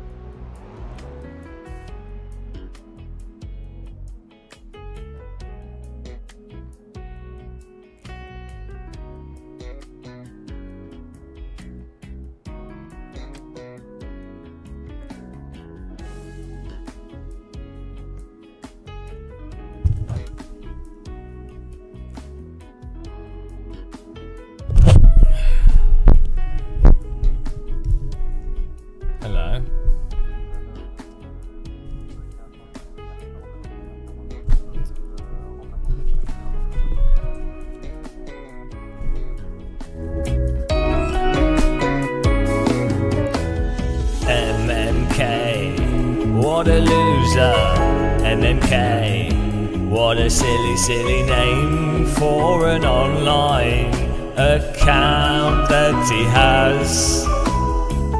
Everybody hates his name, but not as much as they hate his face. MMK. What a loser he is today. Throw him in a well. Throw him off the cliffs of Dover. Put him in a barrel and take him overboard. MMK. He's an iRacing fanboy. MMK. He's not mentally okay. What a pathetic man in the chat. It's the MMK diss song. Put him in a barrel. Put him in a barrel. Throw him overboard. Right. I don't even know what MMK looks like. He looks like a man in a barrel. I remember as a teenager seeing pictures of like those mafia things, like cartel putting people like bodies in barrels, and then the police would take them out. That's what I saw. So much stuff I shouldn't have seen when I was a kid. What's this? Counter debate. Ninja. Oh, I've seen it. Report. Dislike. Report. I've seen it. So bad. It's terrible.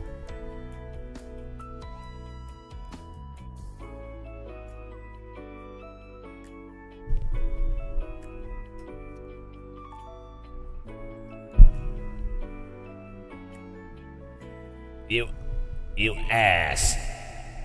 I wonder, like, so how does an air fryer heat something through convection? Well, it's all conduction, isn't it? Convection. But like, it's weird that I'm going somewhere with this, guys. A kettle heats water up really well because the heat is at the bottom, and the water's contacting the heated surface directly.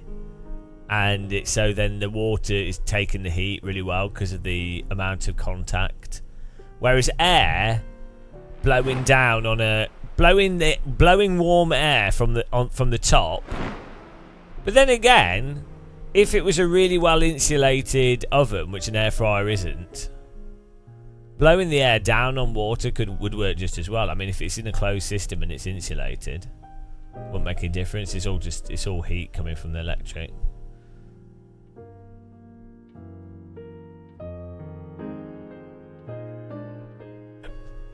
I wonder, so it's to do with like oxygen, like if you're using air as the medium, the interface between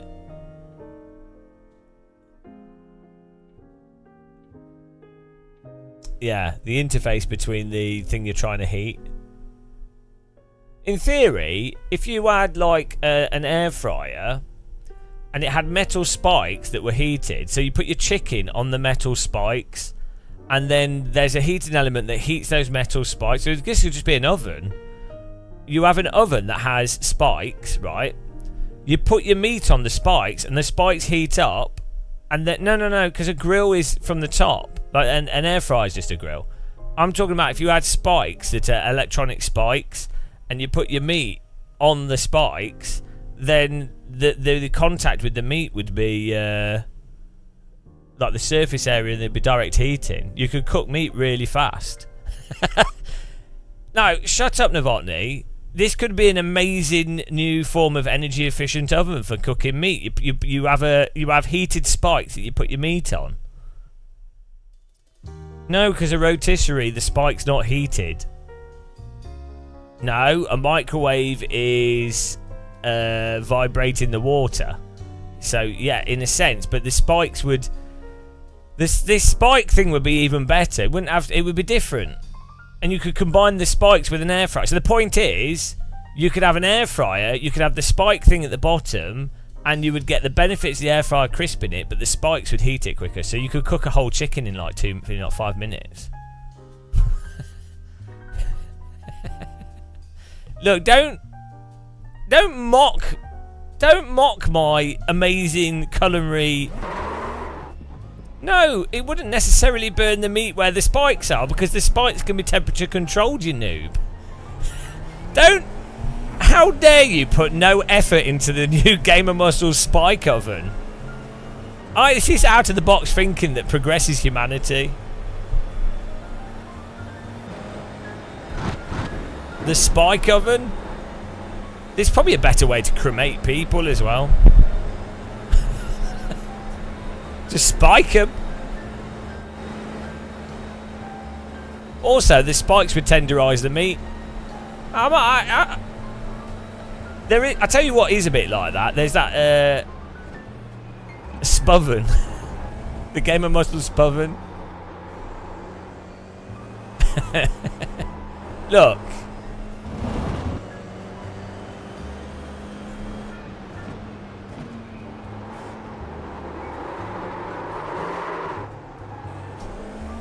I thought men like to get the moisture out though.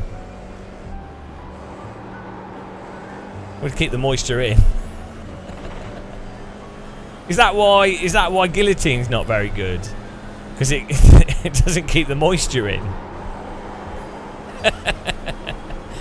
Oh no, we can't use the guillotine. All the moisture comes out. Can we use something that doesn't lose the moisture? Well, funny you should mention that. We have this new invention called the Spoven. It's the new way of getting rid of the bourgeoisie. The Spoven, death by Spoven.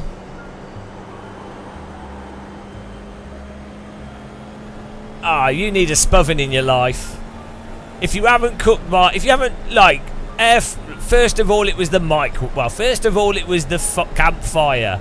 Then the oven, then the microwave, then the air fryer. But humanity peaked when it started using the Spoven, invented by a live streamer and YouTuber,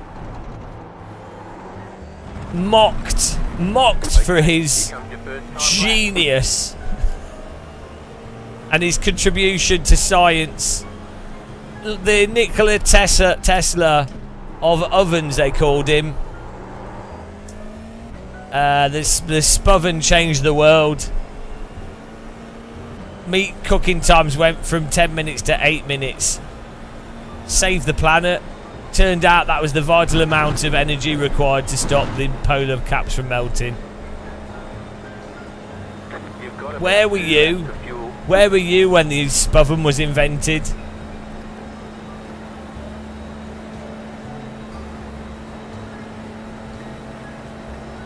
Well, you could use it to cook. I bet you Heston Blumenthal could find a good use for it. Like there'll be foods where you could brown them on the inside. So you could have like that external barbecuing type thing, but on the inside, which is what everyone wants. I'm sorry, this is a good idea. I think you're just jealous of my amazing.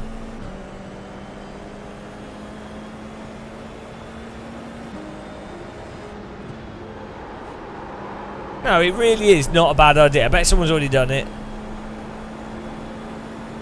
The Spoven. Invented in 2024 by Game of Muscle.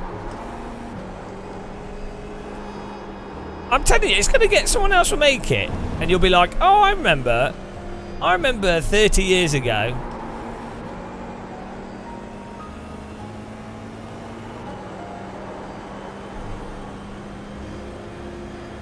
Spoven Talks proving to improve your I rating.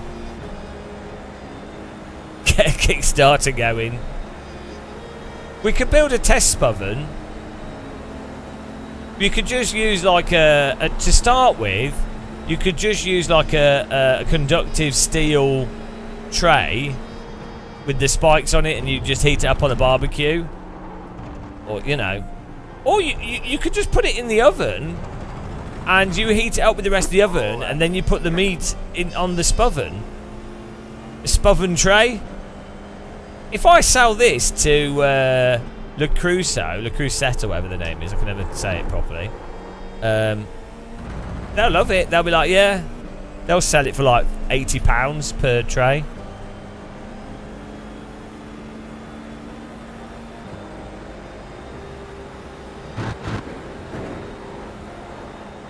Oh dear. I kind of made the mistake of missing quality because I was too busy talking about the spoven. Alright, let's quickly check that this setup works. The crew say? What did the crew say?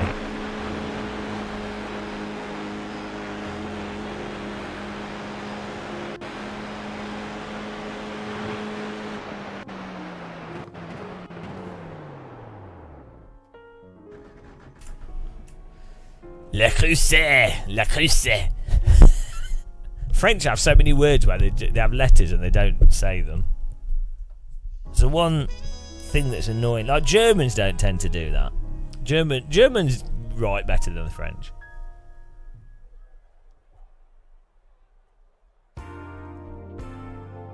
Exactly. You could. It'd be a pain to clean and stuff, but. The new way to cook your meat. Come and get a spoven in your oven. Cook your meat, make it juicy, fresh. Cook your meat 10 times faster than without. Helium advertising, surefire success. I'm putting extra fuel in here because.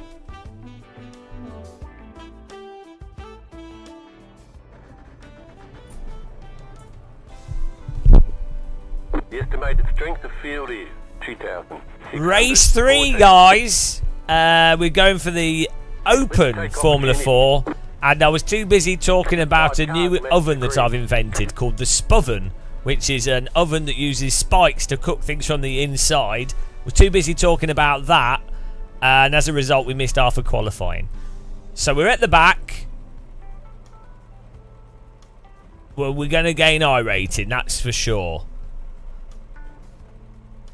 Here we go. Thanks, Lawrence. These were actually sent to me from someone from CrowdStrike. I'm not even joking. Oh dear.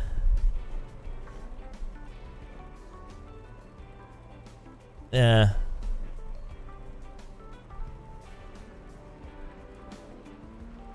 Here we go.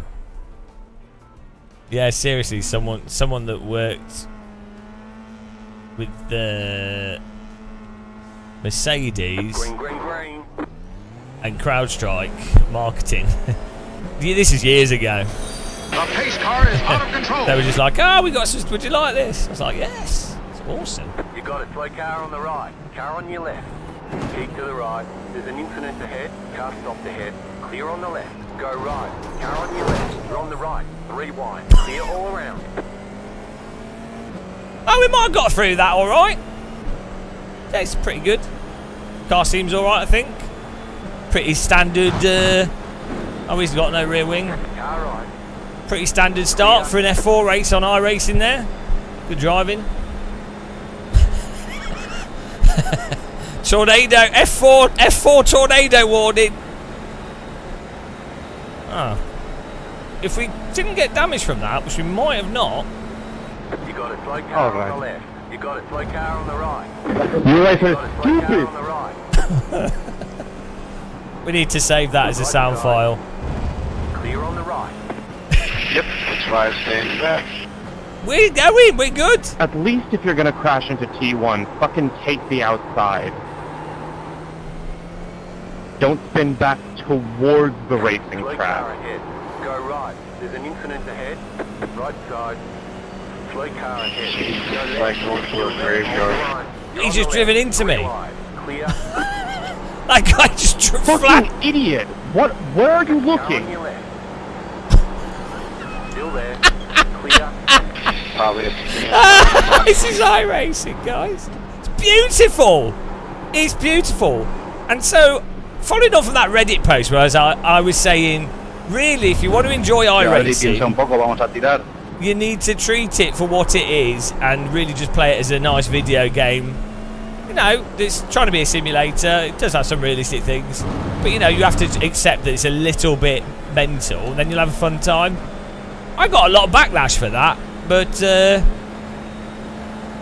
you know, I think this sort Left of side. speaks for itself, really. Nice driving, though. We're still going. Slow car ahead. Right side. Clear on the right. Right, we were in 19th. We are now in 11th. Fantastic first lap there. Textbook driving. No, it's not updated. Beautiful.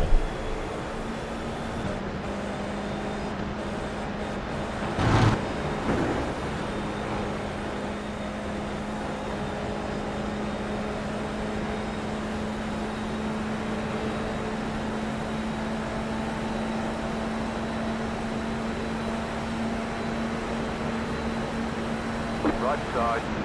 Clear on the right.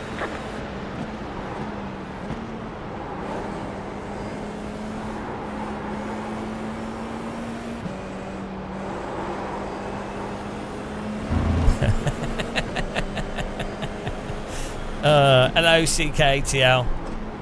I mean, great content from this race.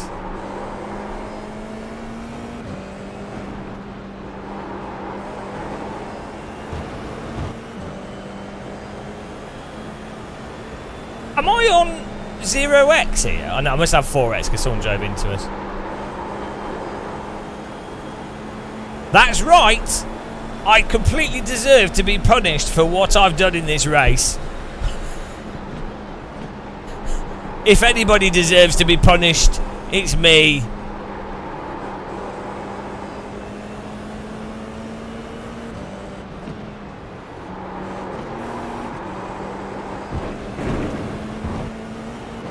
Yeah, we drove through them. Netcode was in our favour that time, weirdly.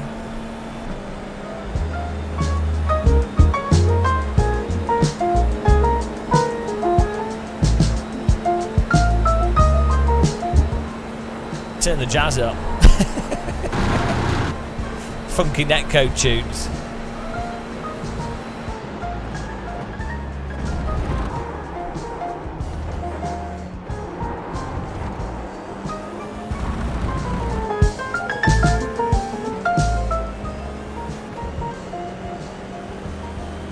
It's really funny. My sister absolutely hates jazz music.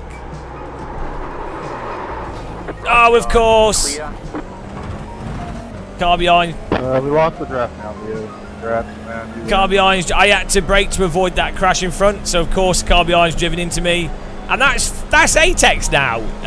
There, of course, because the car behind's incapable of avoiding an accident. Obviously, entirely my fault. This is going swimmingly. We're still rolling though.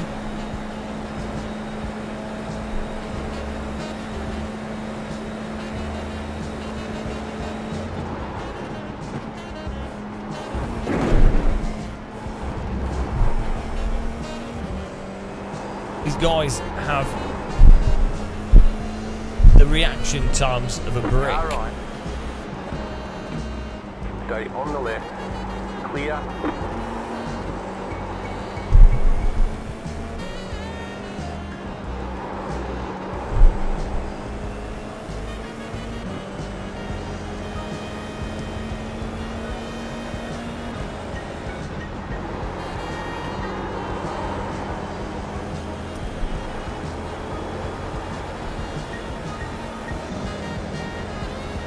It was the same. Yeah, my sister hates jazz music, so I think it'd be funny to just play jazz constantly around her.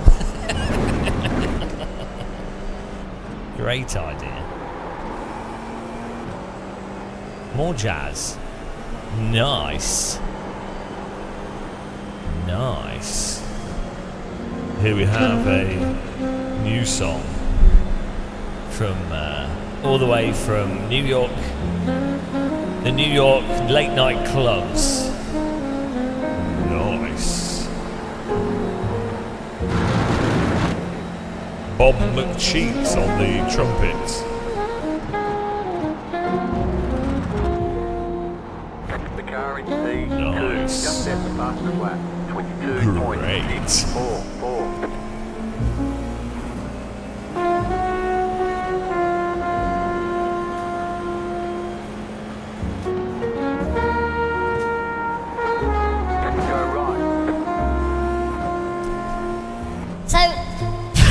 So, right. That was the guy that punted us earlier. That was the guy that punted us earlier. Thanks, buddy.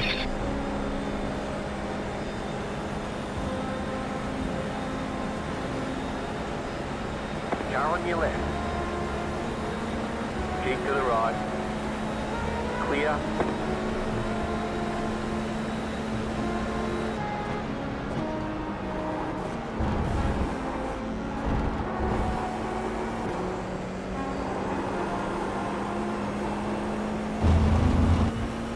Yeah, we got damage from the guy that drove into us. Bloody iRacing. Well, I avoided him. That's the difference. I actually turned away from him.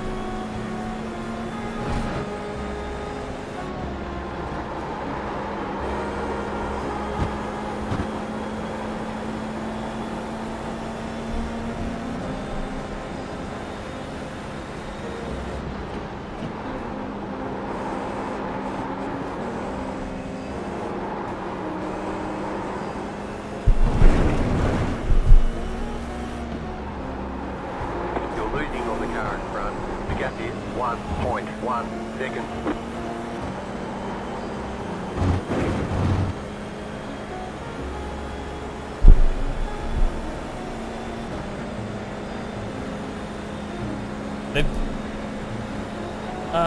Why have they done that? Why do iRacing do that when they run tracks? They're like, oh, here's a fun track. Okay, right, let's run the worst possible layout of it because, wow, then it's not the same track. It's like, well, hang on, it's still the same track. It's just a worse layout. It's so stupid. The car in C11 just set the fastest lap. It's not like 22.05. the mini layout of a track is a novel, interesting challenge. Like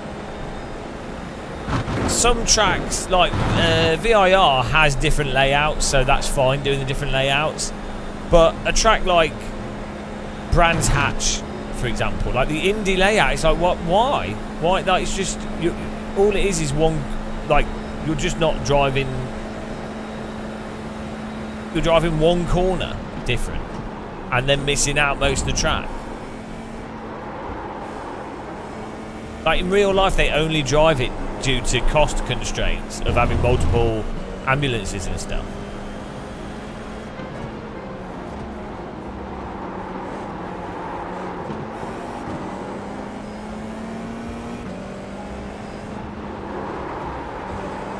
Or to keep the speed down for newbie drivers because of the accidents that can happen. But it doesn't matter in the game, does it?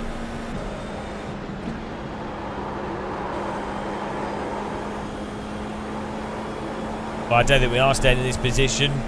We've had our ratings stolen from us.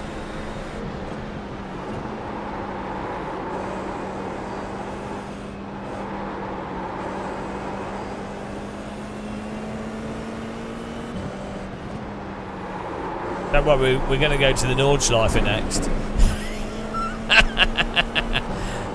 I seem to be doing this challenge totally incorrectly. I don't know what I'm thinking. What am I thinking? Oh, I'm not. That's where I always go wrong. You're losing on the car in front. The gap is 3.4 seconds. Car right. Stay on the left. Keep to the left. Clear. Crazy how this guy damaged my car and therefore gets the The advantage. car behind is closing on you. The gap is 10 seconds.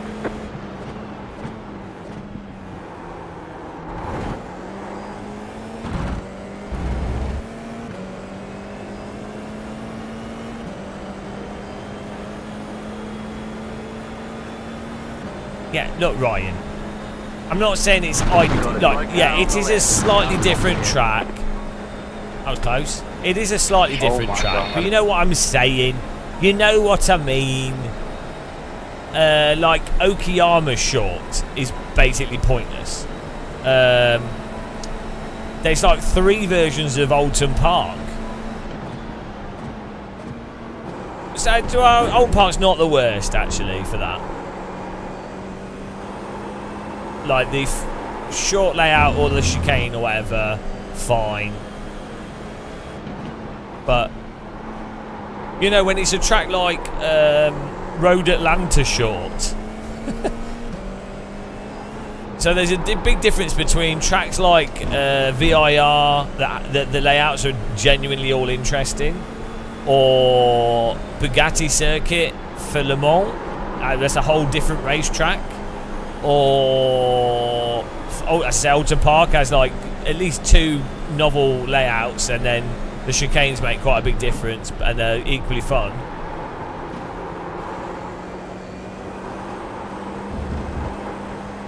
Yeah, Lime Rock with this chicane is really annoying. But it kind of you need it for overtakes in some cases, but.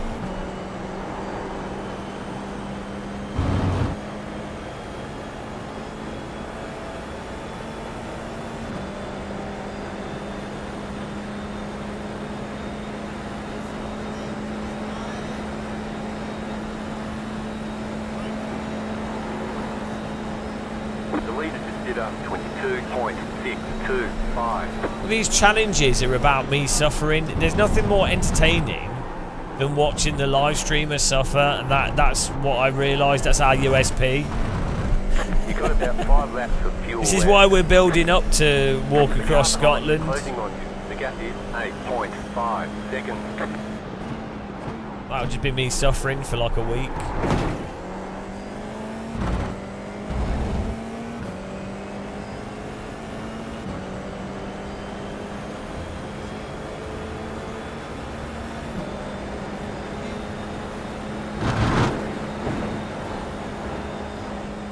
Because I'm not going to gain or lose I rating in this position. Just my limited time on Earth is slowly flowing away from my body. That's the loss.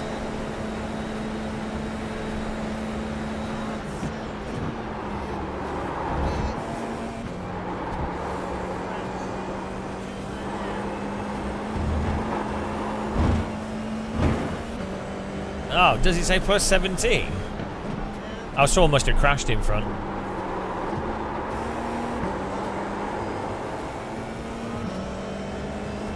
What did we put on the board? Did we say plus 20 for those of you that are in the poll? With the channel points on the line.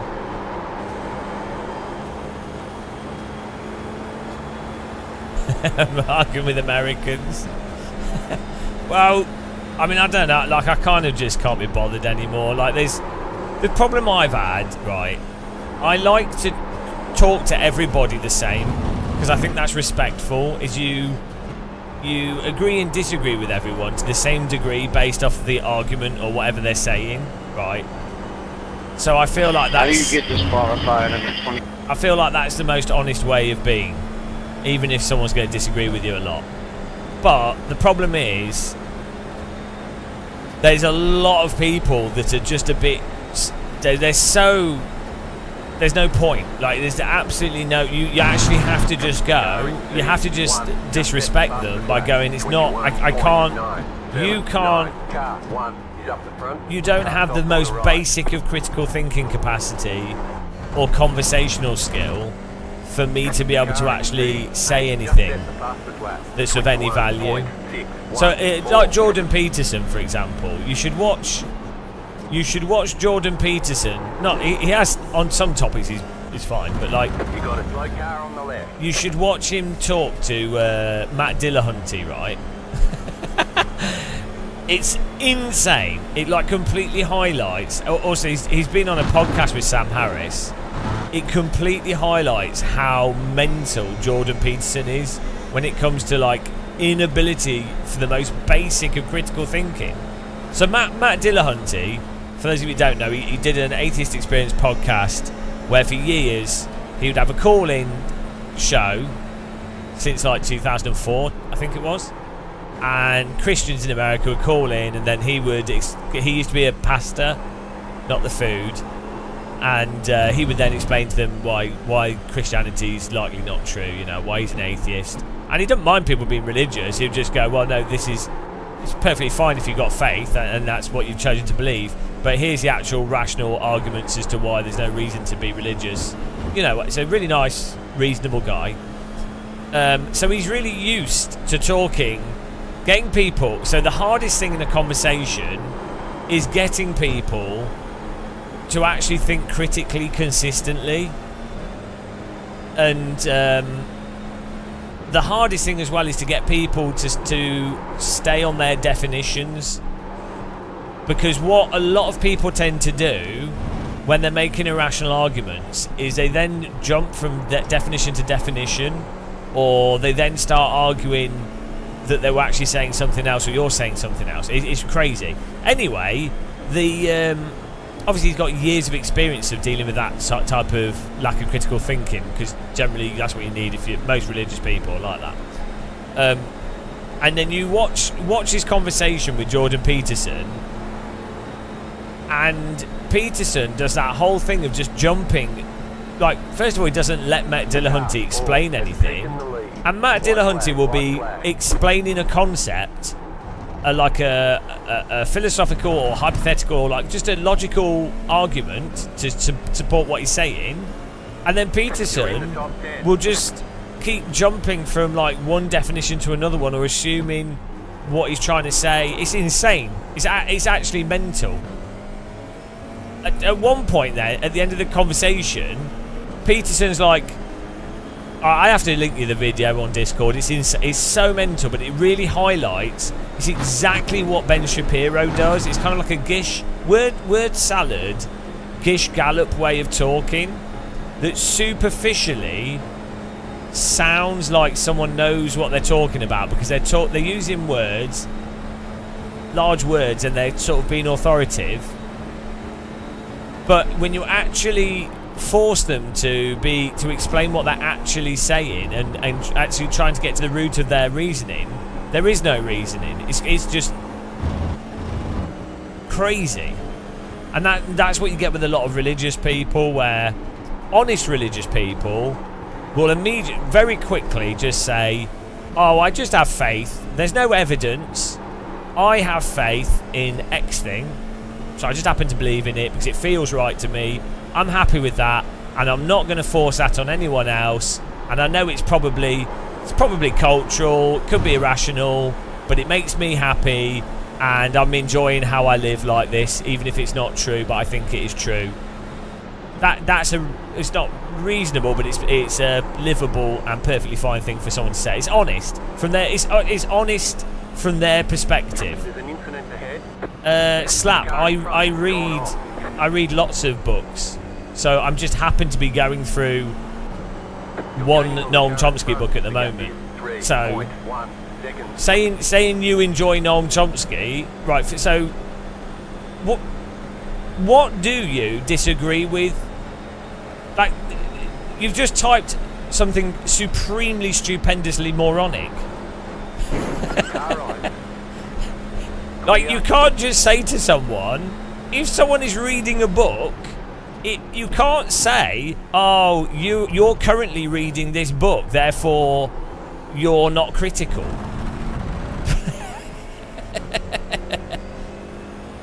Also, I don't actually agree with everything that Noam Chomsky says, and I think there's a lot of he makes a lot of incorrect Good job. statements on Very things. Good job. But that's what you'd expect with someone. So, what do you actually? If you want to have that conversation, what do you specifically about Noam Chomsky? Which argument or thing do you disagree with? You can't throw. Like, Noam Chomsky has done a load of stuff on linguistics. He's done a load of stuff on how power structures operate. He's done a load of stuff on specific American politics. He's done a load of stuff on international politics. No, I didn't call... what I said was the argument that you just presented was stupid because it flat out is. So, yeah, well, to be fair, why bother? Well, because you don't just say... Right... You can't type what you typed. That's not a reasonable thing to type in the first place. Like, you can't type, lol, with all due respect, you enjoy Noam Chomsky.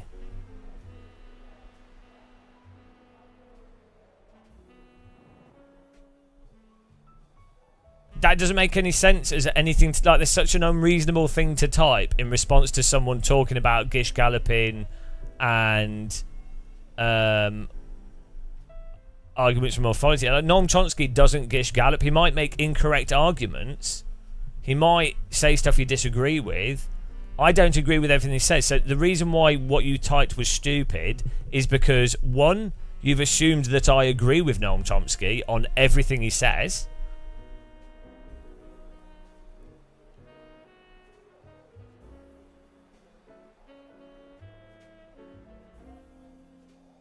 Dismissing something because of a person's name. No. So what the conversation has come from is I'm not dismissing. I don't know what you're even saying. Like, what? I am not dismissing Jordan Peterson. I don't know. Is that what you're trying to say? I honestly don't know what you're communicating. I'm not dismissing Jordan Peterson because of his name. Well, yeah, well, I don't. Even if I don't understand what you're saying. Then I don't know. I'm supposed to read what you're typing. It's very confusing.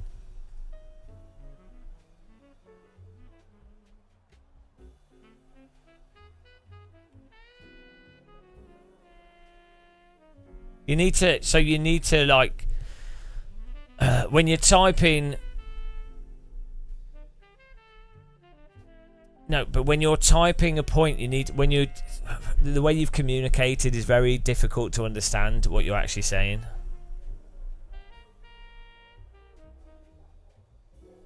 So it's hard for me to read it, and so when you type a comment, even if you're agreeing or disagreeing with the other person, you need to not start with an assumptive framework before typing the comment, if that makes sense. Which this is something a lot of people do, rightly or wrongly. Because the assumptive framework might not be what the actual person was saying in the first place in the head, or that might not be what the conversation was in the first place, or they might not realise what the assumptive framework that you're saying.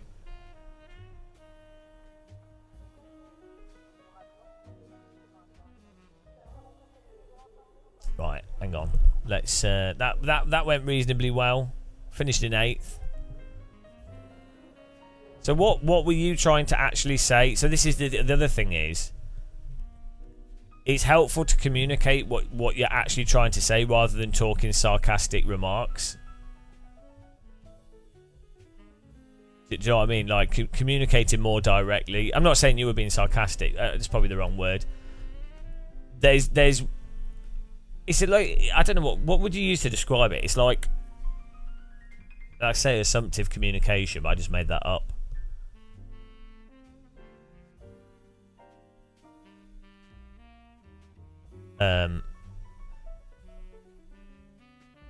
We're updating the R rating here. Yeah. No, so if someone's making an argument, if someone's talking about something and someone makes an argument, the way you do a counter argument is you normally say,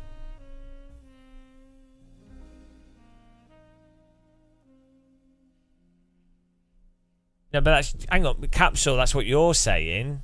I was responding to the other person. So you weren't disagreeing. I'm so confused. I don't know who we're replying to.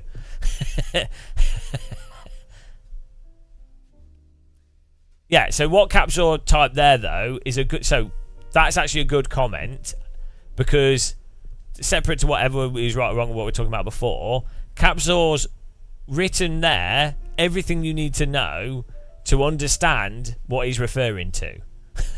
And if everyone talked like that all the time, whenever they're talking about anything, it would make things a lot more simple. I.e., if someone says, what you've said is an ad hominem attack, therefore it's not a valid, or I think you've made a straw man of this argument. So self-containing positions or communication is a useful way of communicating, especially online.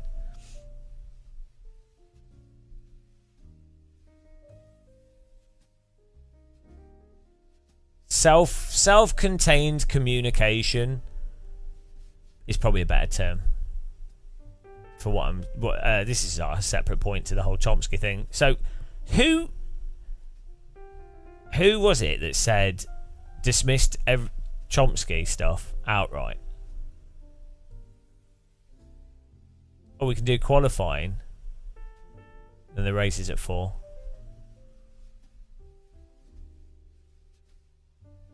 Right, hang on. What's the conversation that's taking place here? Who's agreeing? Who's making what argument, guys? This is very hard to follow.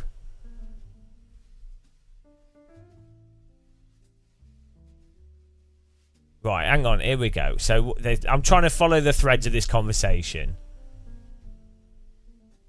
So your Woodstock is having a thing, making an argument about Chomsky with Epstein. He has ties to Epstein. So Woodstock, he might do, and he might be like, he might be an offender, and he might have done terrible stuff. I don't know. And those ties could be legit, or they could be tenuous. I don't know. It's irrelevant to any other actual conversation or points that he might be making. So it's just going to be that's an ad hominem approach that you're taking to dismiss everything.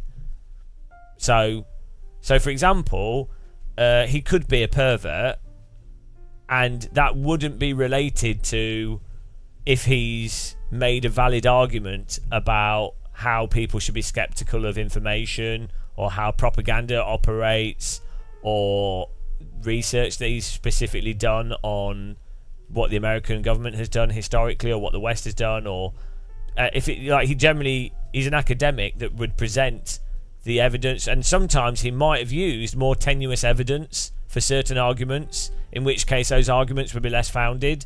And so if, for example, you were to say, let's say, I think Chomsky actually makes quite a lot of really good points as to the realities of power structures, how power structures maintain power, how people are actually silenced in reality, or how the sort of more Machiavellian and subtle forms of censorship that are indirect forms of censorship. I think Chomsky makes very good comments on those things, and those things are true regardless if you were left or right leaning or whatever. He's just making observations on how these things actually, like how humans and how communication works and how humans operate and how power structures work. So that's what he's very good, and that makes sense for him to be able to identify and communicate those things clearly, because his background is linguistics.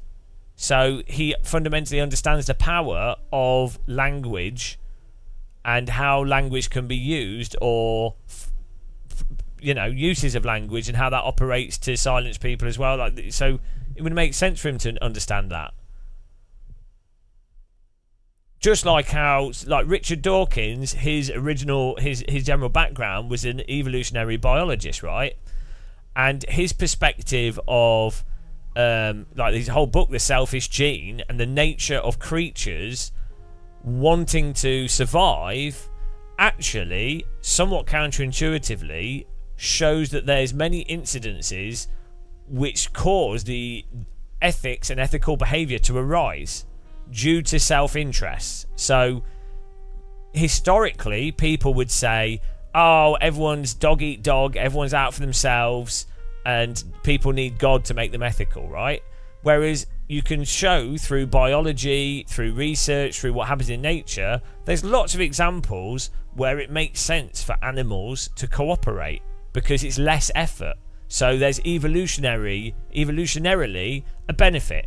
And you can prove that with quite basic stuff like our gut bacteria specifically only lives inside of humans and only works because we're here to support it and they support humans. Fish that clean other fish's teeth and stuff and follow them around, like symbiotic relationships between creatures. And with humans, the whole sort of societal grouping is due to that being a survival benefit to not attack people randomly. And so his evolutionary biology academics means that he can then apply those things to going, well, this is probably why you don't need ethics from religion. So it's a reasonable argument from using science to say, well, here's examples that contradict that you need some holy text to not murder people. So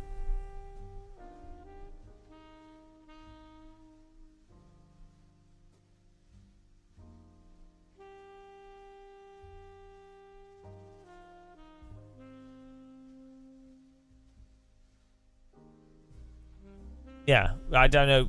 I don't know who it was that was. So my problem with Jordan Peterson is that he's completely inconsistent with his definitions and just doesn't talk clearly and consistently and logically. If you actually try to pin him down on what he's actually trying to say, it's all just wobbly all over the place. Word salad. But that works for a lot of people. It's like how Trump talks as well.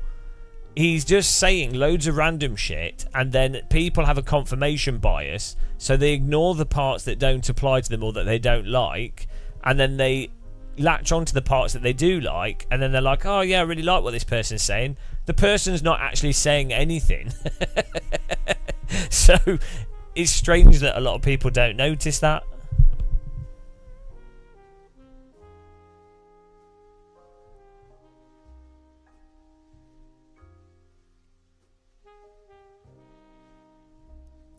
No, Capzor, you can't be. It's like, yeah, it's a good example. Michael Jackson, let's assume he was a bit of a fiddler.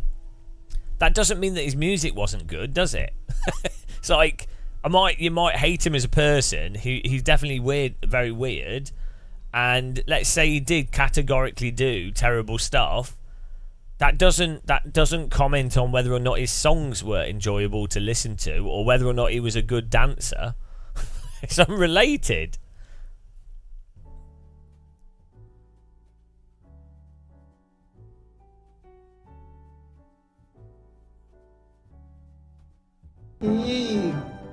Swanthar, thanks for subscribing. Appreciate the sub. Welcome. But it's a shame because I think young men especially need role models, and they need people to say to them, oh yeah, no, these things are really hard. You need to you do have to. A lot of stuff is unfair, and you do have to do basic stuff. Like you do have to brush your teeth. You do need to keep your room tidy. You do need to, you know, you do have to take a burden on for things. They're like obviously very basic things, but there's a lot of like 9 to 30-year-olds that need someone that's not their parents as a male authority figure or male structured person or someone that's been successful to say to them, yeah, no, this is shit, you need to fight through it, and you can fight through it and you'll benefit from it. The problem is the type of male role models that partly say that also tend to also be like weirdly racist or something, or they're doing some other exploitation, or they're just trying to take advantage of people. You know.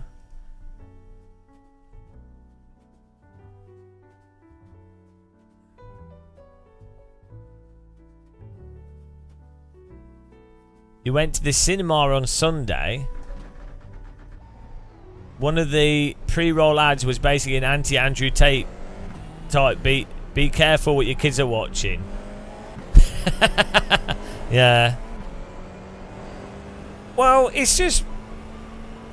The thing is...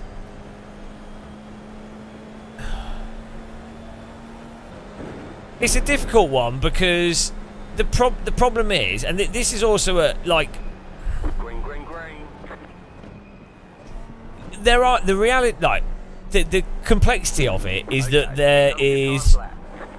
Generally speaking, being a male...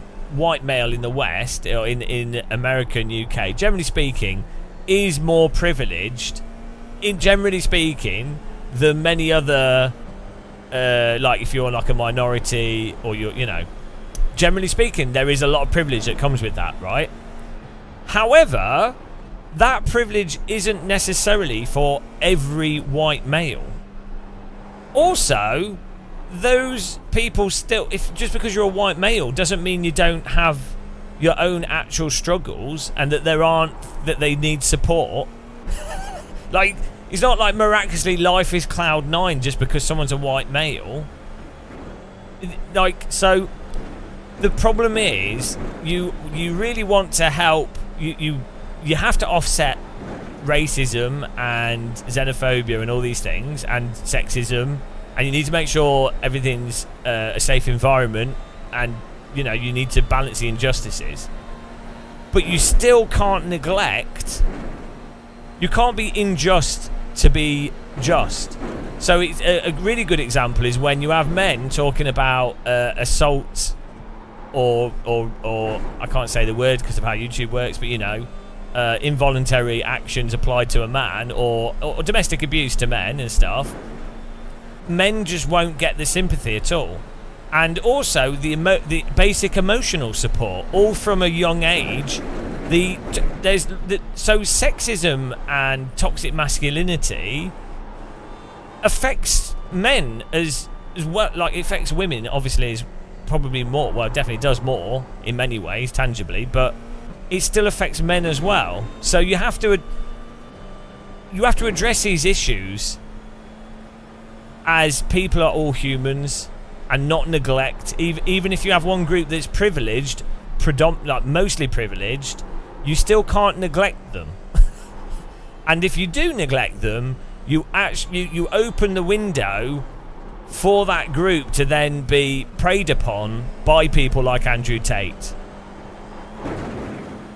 But this is all far too complicated for a lot of people to grasp, and then when you talk about it in that nuanced way, what happens is they go, oh, so you don't care about this issue, or you don't care about that issue. It's like no, we do. I do care about those issues, but the solution is one of treating all people as humans, and that actually helps resolve the issue overall.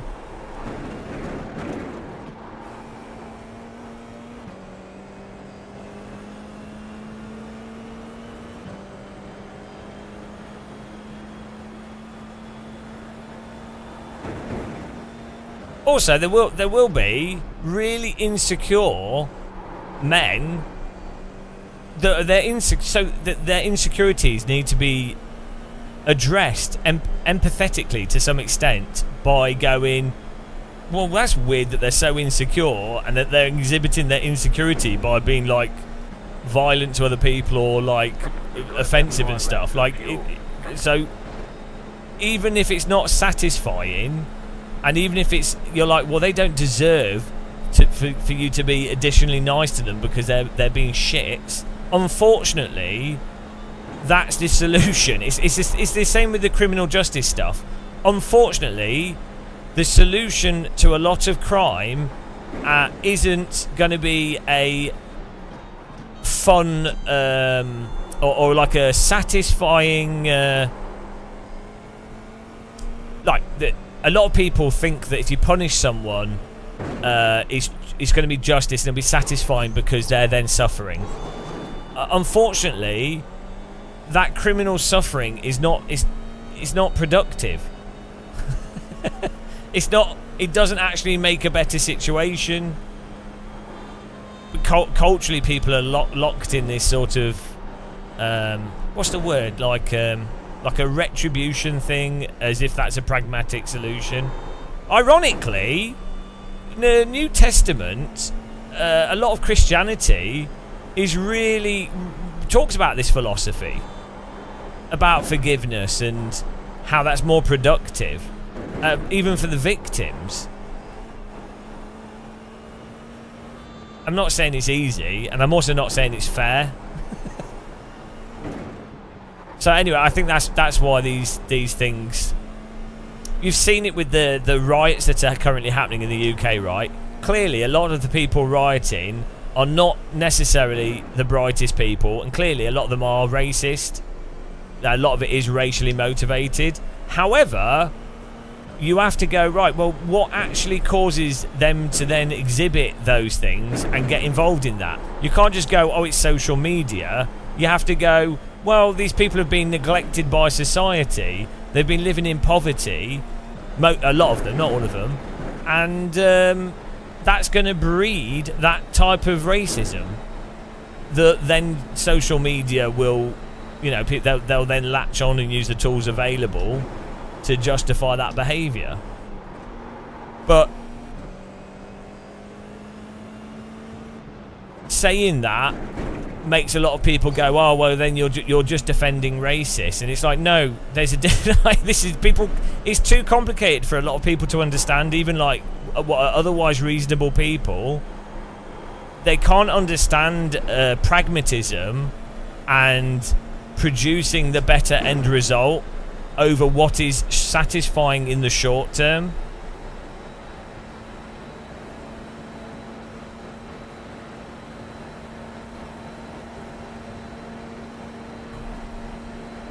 So I'm not sure if things will ever get better. Like, if everyone was a stoicist, philosophically understood like stoicism, and philosophically was sort of pragmatic about stuff, rather than acting emotively, I think you would end up generally with and wherever that is the case, I think you end up often with better results. Weirdly, with the criminal thing as well, there's a lot of evidence to suggest that revenge doesn't actually make a victim feel better. Sometimes it does, but in the vast majority of cases, actually being able to take revenge, even if you directly take revenge, even if you're completely justified, like, you are if you are 100% ethically justified by most measures of ethics, like someone murdered a family member or something for no reason, they're a psychopath or whatever, the research I've seen shows that revenge does not bring you, it doesn't bring you a resolution, because the person's still dead, and then you've done something bad yourself to that person, even if they deserved it. And so again, like, more negativity doesn't build positivity.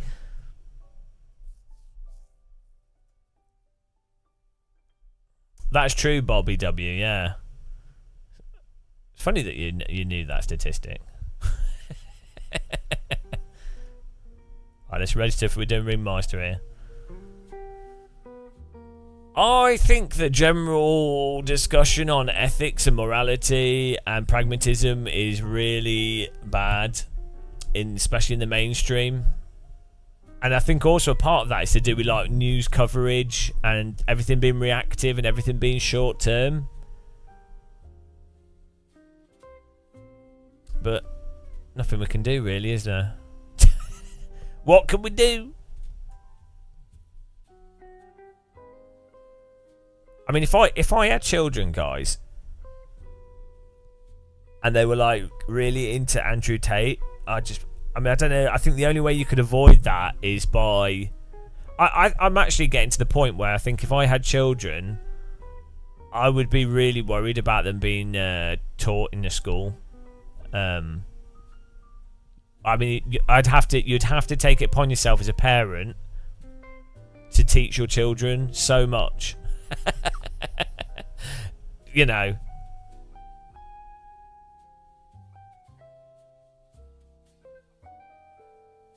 It's which you can only, obviously most people don't have the time to be able to do that, so. A link's banned. Yeah. What was it that you wanted to link? Well, okay, Novotny. I don't understand why mobile phones are allowed in schools. Like, I think it should be illegal. Like, children, if they have a phone, then they have to leave it. There's a phone box. There's a schools should have you know, your children can have phones for when they're walking to school and stuff. It's a great tool for safety and things and whatever. So you just all through public school you shouldn't be allowed a phone. It should be, you have to hand over a phone, because you would want children to be talking to each other and communicating directly and building social skills and having to deal with stuff directly. And then after school, sure, they can have their phone. But school's only like 9 hours a day anyway. So, yeah, that's it, Necrodogs. I think the problem is most parents don't have the tool set to understand how to teach children. Most parents are tired from work and they don't have enough time.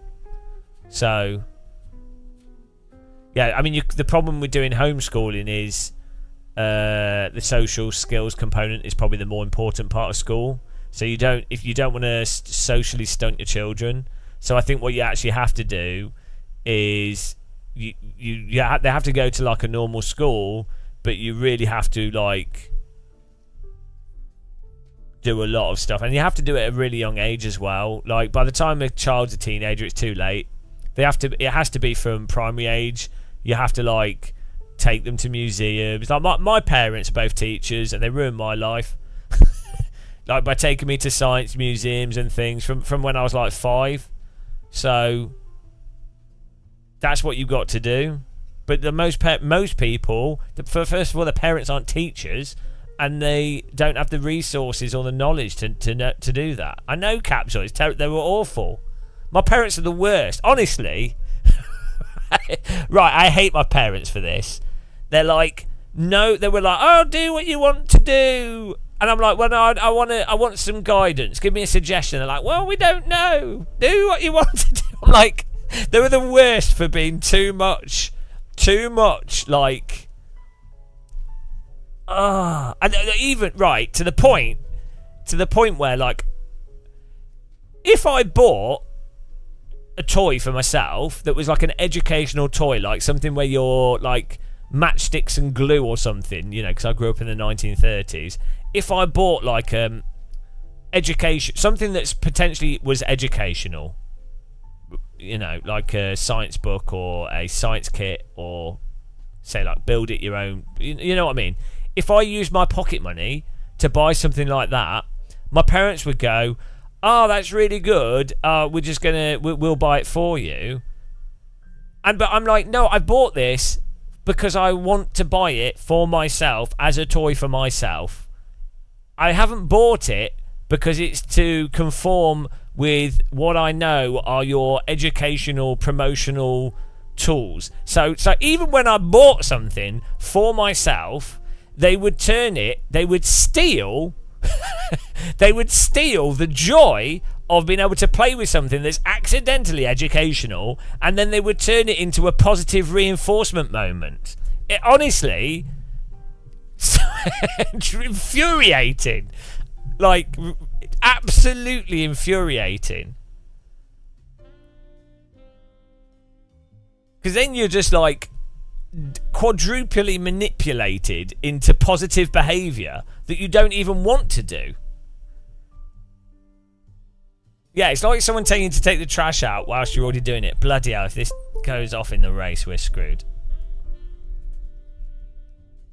I might just turn this off, I think. I don't know why this keeps turning off. Let's just unplug it for now. Jesus Christ, this is stuck well.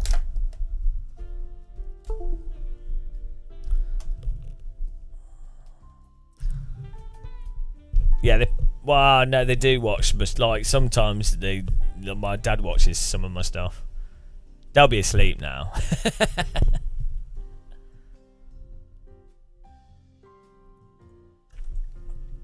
Oh yeah. Let's have a look at the results. We actually gained not that one.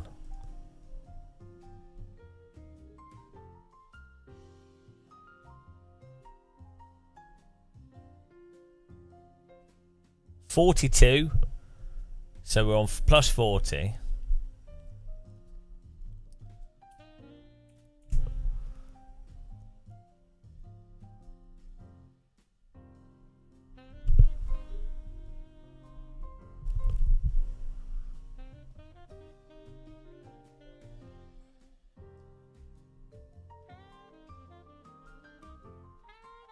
+40. Choose outcome. Yes. Let's just double check the Ringmaster has people actually registered to it. It does. Right, here we go. So we'll do start predict +20 again.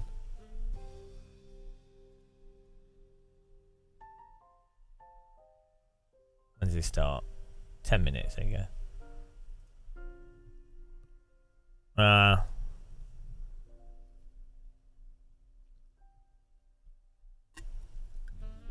You had to do 2 tests a day.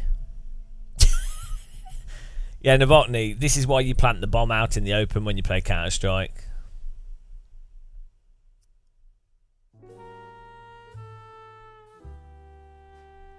But yeah, no, if I had kids, this is one of the things I don't think I really want to. Like, I'd like to have children, but I don't think I want to bring them up in this world. Like maybe if I was with someone and they had children, I'd be like, oh, fine, it is what it is. Or you would decide to adopt or something.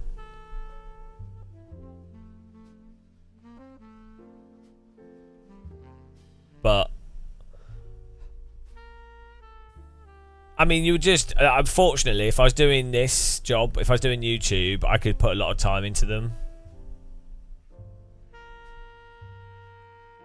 But like that, or you could move somewhere that's more rural. Actually, that's probably a good idea. Like New Zealand or something. But yeah, if I was in bog standard UK, in a sort of average place in the UK, and you're like, right, the whole tablet thing, the whole phone stuff, the whole social media,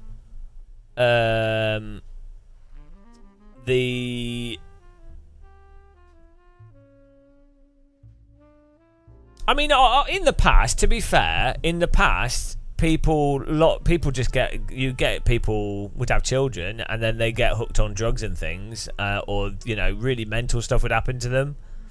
So in some ways, social media is terrible in what you can do, but is it as bad, really, as someone that's overdosing? It's not that bad, is it? And that was like really, really bad in the past, and that was really quite common for a lot of people to get addicted to substances or like teenage pregnancy and stuff. That's probably lower now in many ways. So, you know,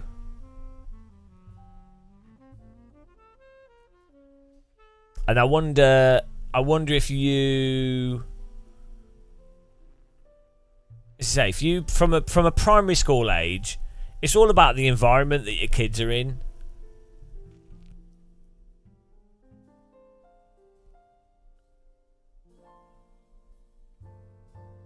So if you surround them with that's the best. You can only do what you can do as a parent as well, so.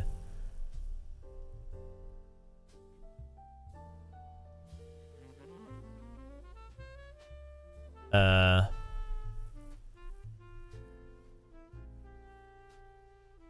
mean, it can go both ways at any point in time, can't it? Maybe we should just go back to like Victorian era, where you just have 15 children, 6 of them die. You're like, oh wow, they're just my kids. Don't matter. Maybe we're just too precious these days. Maybe as a millennial, we have too high expectations, because you grow up as a millennial as to this sort of future optimism, and then the reality is the world is global warming and all these other things, wealth inequality spreading. Not that everything's terrible, but that, you know, there's a lot of terrible things that are demonstrably worse than they were historically.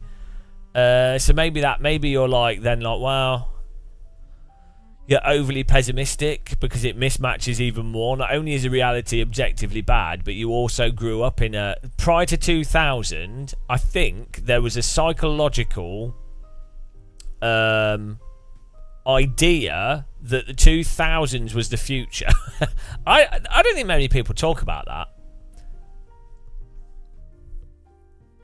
There was definitely, maybe because I was a kid as well, but I definitely think adults as well sort of had this view all the way through up until the year 2000.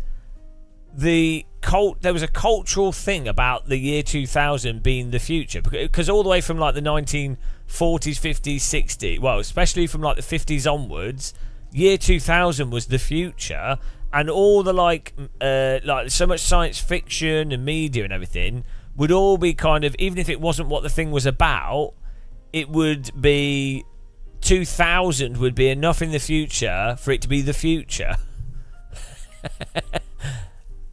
Yeah. So I think people actually, so when 2000 came along and then everyone's like, it's just not the future anymore, it's the past.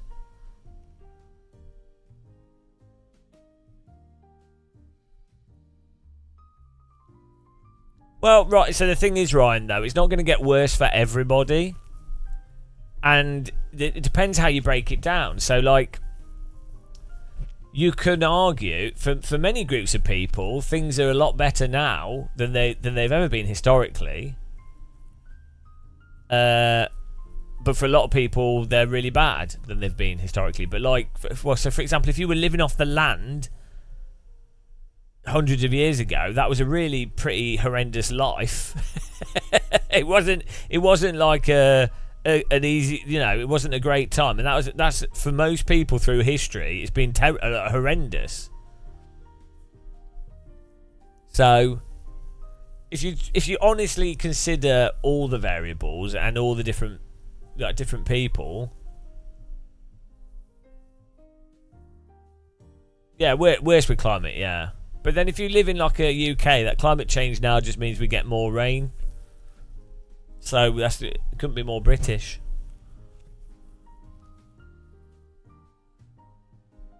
To the awesomeness of the year 2000.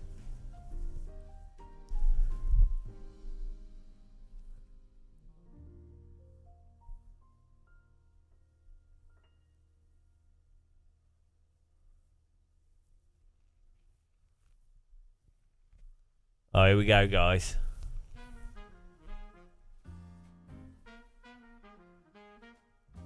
Ringmeister in the F4. This is a stupid idea.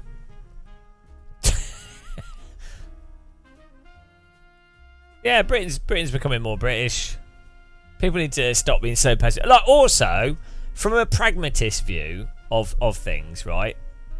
People tend to be like, oh, this is so bad. Look at all these starving people. Oh, this is awful. Climate change. Oh, it's getting worse. I mean, at the end of the day, the Earth's going to be destroyed by the sun regardless. And a lot of the time, the people getting anxiety over the fact over those facts that are terrible things. Well, it's like, but they're not actually directly in that bad of a situation themselves. So, and pragmatically speaking, all through history, there's always been some people that are much better off than other people. And also, pragmatically speaking, it doesn't make things better feeling bad about people that are in a bad situation. Like, imagine you're like a nurse or a doctor. You have empathy for patients, and you have empathy for people that are in pain and suffering, but it doesn't help those people. You going, oh, I can't deal with your suffering. It doesn't make it any better for them, does it? And it doesn't make it better for the doctor or the nurse to be like so emotively connected. It's not useful, is it? So, from a purely stoist, pragmatic perspective, there is a choice to do the right thing as best you can to help people that are in shit situations. But there's no point in you then going, oh, it's terrible. It's a form of narcissism, complaining about being like doom and gloom. See? I made you all feel better. That's why you come here, guys. I'm so positive. People say I'm negative, but I'm actually really good at tricking myself into being neutral. Where's better place to celebrate? Oh, hang on that note, we've got some non-alcoholic. Oh, we can get non-alcoholic Guinness. The thing I struggle with is I feel it is a little bit offensive. Like, this is what I feel from my perspective. This is going to keep fizzing forever.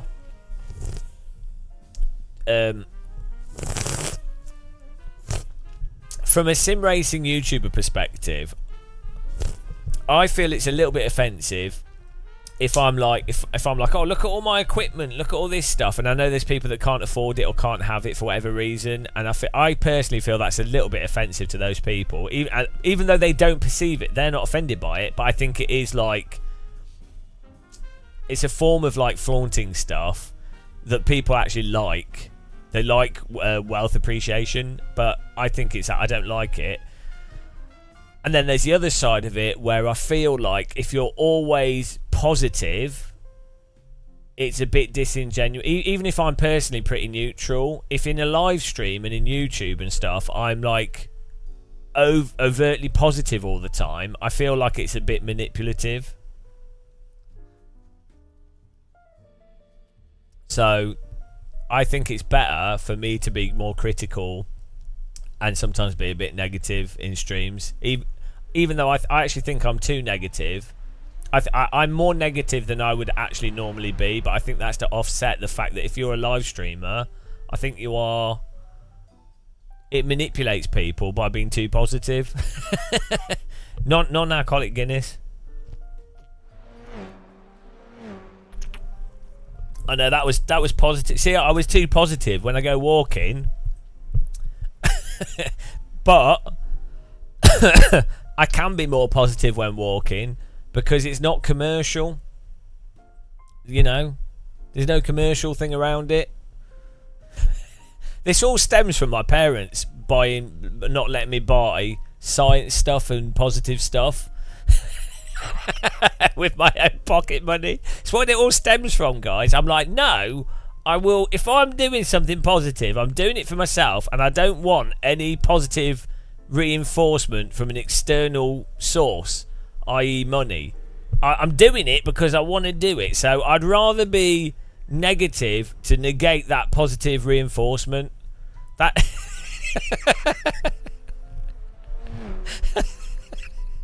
so self-defeating. I'm gonna win. I win. I'll win with my own games. Right. This is gonna be fun. Okay. We've made this stupendously moronic choice here for our 4th, I've lost count, whatever race we're on. I've made the stupendously moronic choice of doing the Ringmeister, which is with the F4, which is 3 laps around the Nordschleife. We've not qualified. Well, we have qualified, but we've not qualified well. This is a moronic idea. This is dumb. This is not going to help us get I-rated. This is going to help us put a car in a tree. We currently have plus 40 I-rating, though. So, we're a little bit off target by a few hundred I-rating, but I'm happy. Plus 40, I'm happy. It's not too bad. Could be worse. After this race, I think we're probably going to be minus a few hundred, but we'll see how it goes, guys. We'll see how it goes.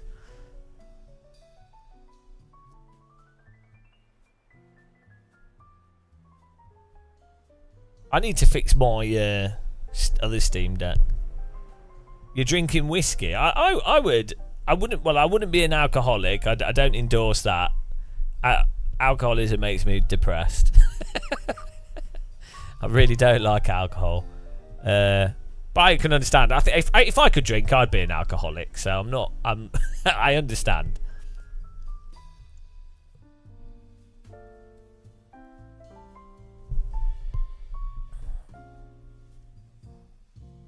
This is gonna go swimmingly.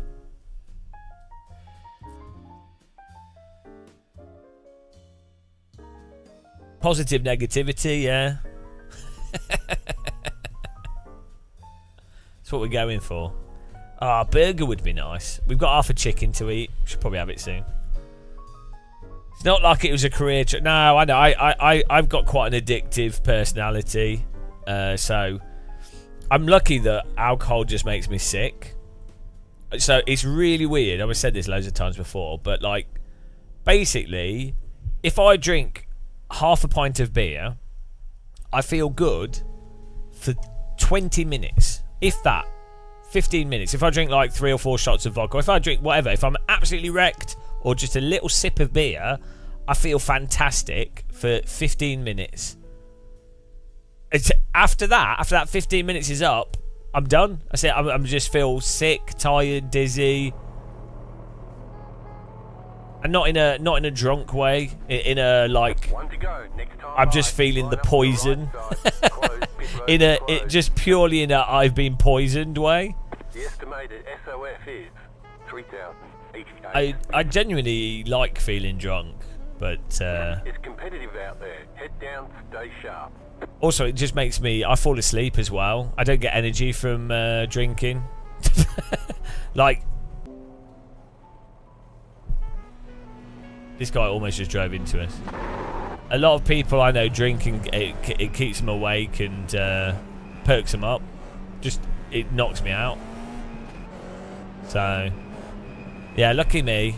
I'm jealous of people that can drink in some ways, though. So I think it can be really fun. Yeah, I wouldn't do it because I'd probably get addicted to it. So, am I nocturnal? No, I have some weird sleep issues that happen at times, and then combination of things, back pain. Actually, to be honest, I broke my back when I was a teenager, and that has some like weird issues. But then also it's just bloody hot, so that's not helping. Going green.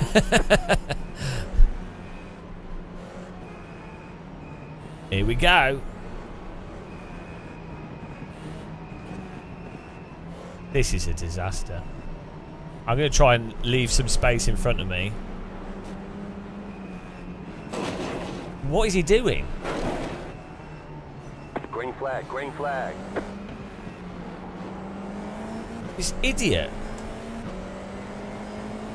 just rammed me 3 times it. Oh my god, these guys. Oh, jeez. This was a bad idea, wasn't it? Car right, clear on the right. 3 laps, just chill out. Right side. Still there, hold your line. Clear on the right.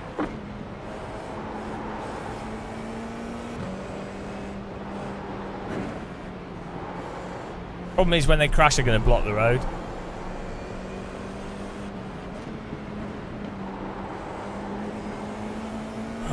You have to. I'm going to have to qualify in the top 3, aren't we?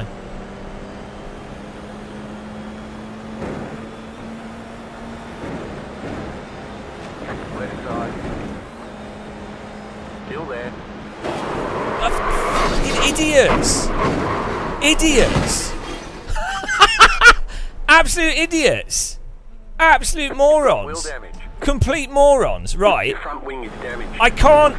This guy's gone around the outside and he's ramming me. Hold the reset button and we'll come and get I have to be careful on the inside here because otherwise we're going to hit into him. repair most of the damage. And this guy is just driven right into the back of me. Zero awareness.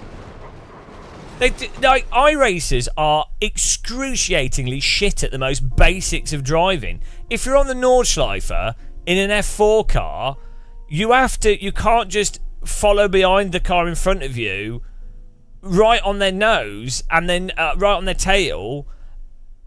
You have to like give a little bit of leeway because you're drafting as well, and it's cold tyres at the start of the race, and there's probably going to be a crash in front of you.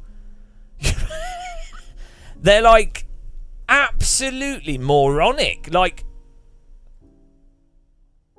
he's having a go at me for braking. It's because there's a car on my left and I'm being punted from the rear.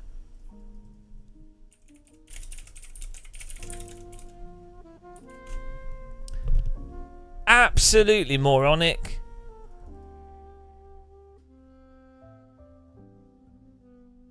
You can't ride the ass of someone there. Like this guy here.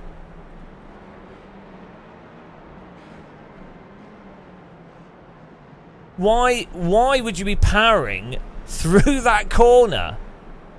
Like this guy's already ramming us here. Ram. I'm leaving space here on purpose because you're probably going to get a crash in front of you. Ram. Absolutely appalling driving. Zero. Like.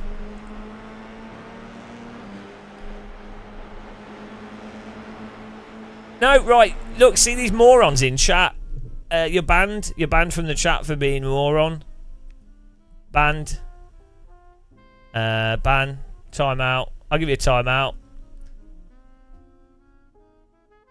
Like, they don't understand. These people can't understand really basic racing stuff. You can't drive behind someone where you're not going to get an overtake on a track like the Nordschleife when they've got another car that's on their outside that they don't want to understeer into. And you can't just drive behind them and then full throttle into them. So, of course, they're going to lift on the inside of the corner. But what's funny is they're having a go at me. You can disagree, but you just can't be an idiot.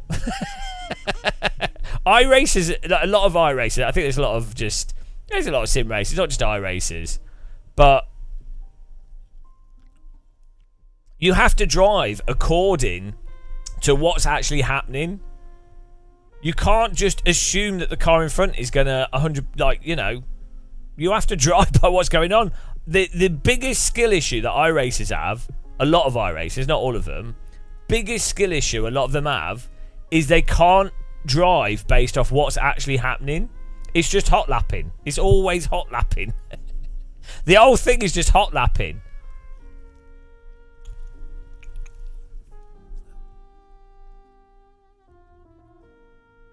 It's actually incredible. And they're totally unaware. There's nothing you could say to them. Nothing you could say. This guy's actually this guy here almost drove into me going through the corner. So what does the car behind expect me to do? With netcode, with how iRacing works with netcode, right? The car on the inside here has to be cautious for the car on the outside. You have to be completely devoid of the most basics of understanding racing. This guy's on the outside. He is going to cut across for this corner because he can't make the corner without cutting across. Right? He can't make this corner without cutting across. On the cold tyres, he's going to cut across. So the car on the inside has to not power through at full speed. Otherwise, I would understeer into him. And that would be my fault. So this car has to use some brain cells and go, oh, there's a car on the outside here. He's probably going to cut across. The car on the inside obviously can't take this at full throttle. So I'm obviously not going to just plough into the back of them when the car in front has to actually accommodate the car on the outside to avoid the accident. But this guy genuinely thinks that this is fine. He's blaming me. He's completely punted me. All he has to do is the slightest of lifts based off the fact that there's a car on the outside that's probably going to drive into the car on the inside, or the car on the inside, in many cases on iRacing, is going to understeer into the car on the outside. So, like, this is really textbook example of hot lapping. This guy's hot lapping. This guy's hot lapping. It's so dumb. It's so dumb. And they will be like, oh no, it's the car on the inside's fault. These guys will be wrecking people non-stop. Absolutely non-stop wrecking people. And they'll be like, oh yeah, no. No, remember, I'm not asking for anything, Ryan. This is entirely predictable and standard iRacing. I'm just explaining the reality of what happens in this sim and the fact that it won't ever change. It won't ever change.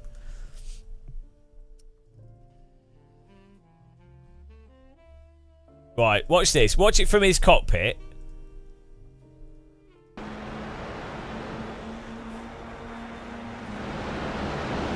So this guy is going for the send overtake on the first lap here.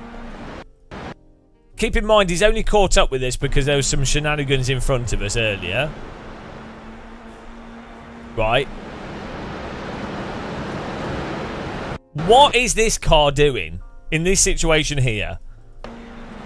Why is this guy...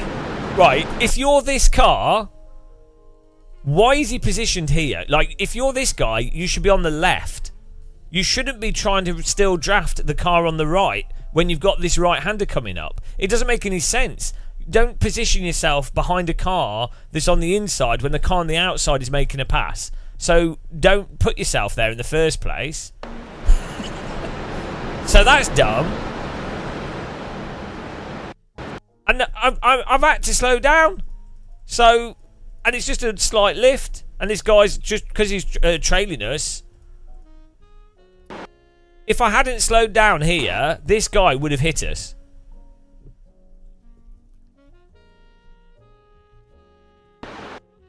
He was cutting across us. If I'm going at that full throttle, we're understeering into the red car. So...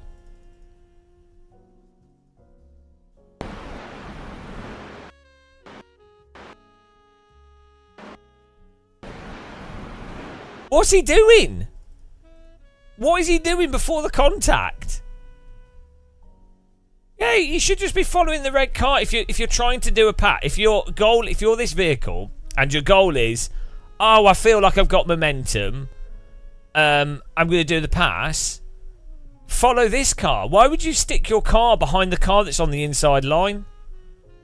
I can't go to the outside because I'm on the inside and there's a car in the way. You can't drive through people.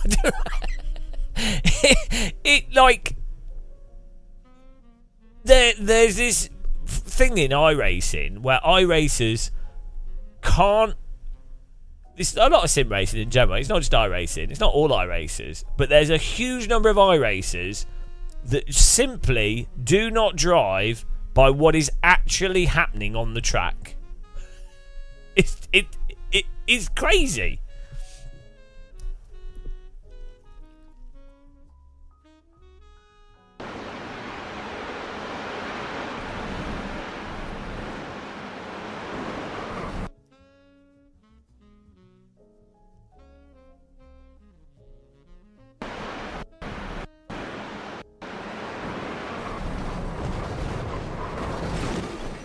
Congratulations, well done. Well done, you took like 5 cars out. He doesn't need to be. The other thing is, he doesn't need to be doing this at this point in the race. Doesn't need to be doing this at all. You've got like a long... There's a whole rest of this straight, the rest of the track. There's also a really long straight. He doesn't need to be doing going for a move here. No, he's in the chat and he said I need to play Mario Kart. He needs to play. He needs to watch some Swolio videos or something.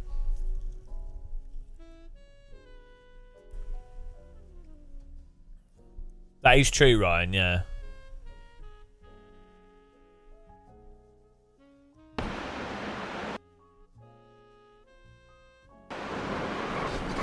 Why does this guy not even react? Oh, does he lock up?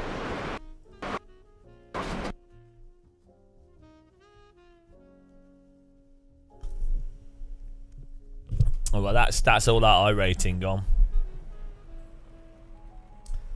Well, that went well.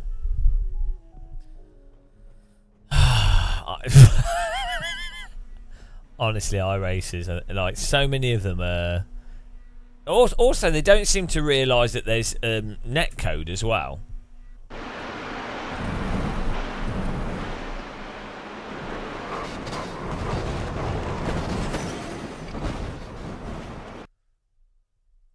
What's this guy doing? I don't think he brakes. I think this guy is totally hot lapping into it and then he's surprised by what's going on.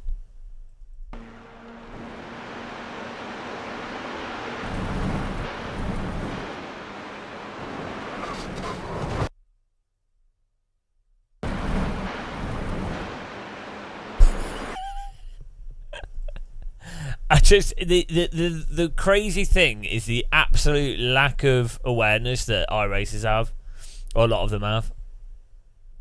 Yeah.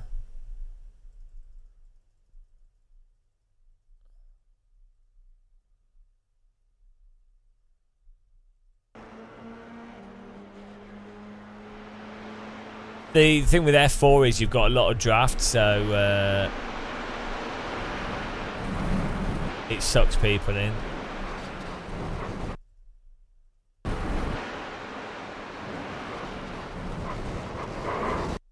White flag this time. Well, that was a good race. What's going on with this guy's car? Hang on. What's going on here? Look at this guy's car.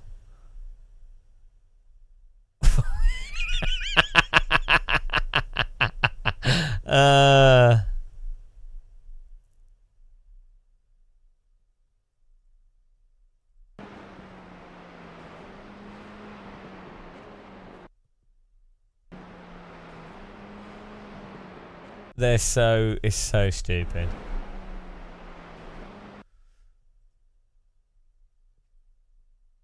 I mean, again, look at this. Look at this. So before this has even started,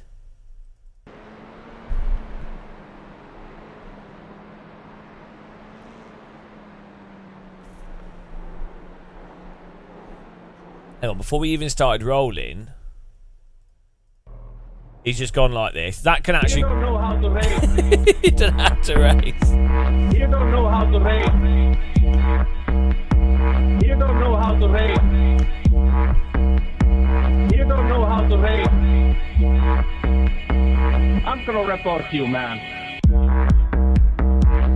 Blade Tetris. I'm gonna report you, man. Blade Tetris. I'm gonna report you, man. Blade Tetris. I'm gonna report you, man. Go home and play Tetris. I'm gonna report you, man. Play Tetris. I'm gonna report you, man. Go home and play Tetris. I'm gonna report you, man. Play Tetris. I'm gonna report you, man. If you you don't know how to race clean, go home and play Tetris.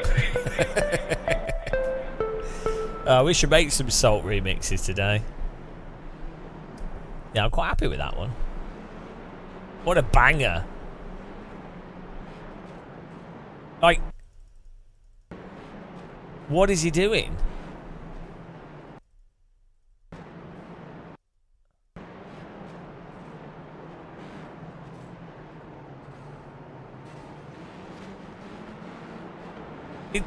Is he trying to punt everyone?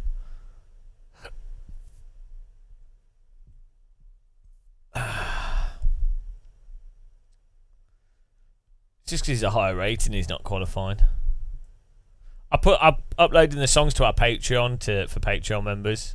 I think you might be able to get on Patreon for free actually, but I don't know if the songs are on there for free. Ah dear. iRacing, guys. iRacing.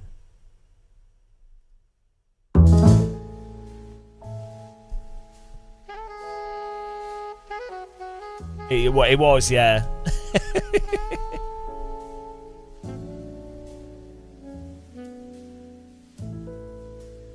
Ah, dear.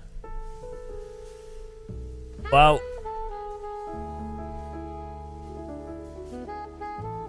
nothing we could do there. I mean, I guess we just need to qualify a lot higher, but I think that's just always going to be a shit show, isn't it? I knew that would be a terrible idea. I knew that was an awful idea. When's the next one? We'll keep doing them. 6 AM. Beautiful. This is perfect. I think the key thing is you just kick people from the chat that are the ones that are complaining. You just go, oh yeah, sorry, you're timed out. If you time them out. We need like we need an emoji for when a disgruntled iRacer comes in, and we can do a court of muscle.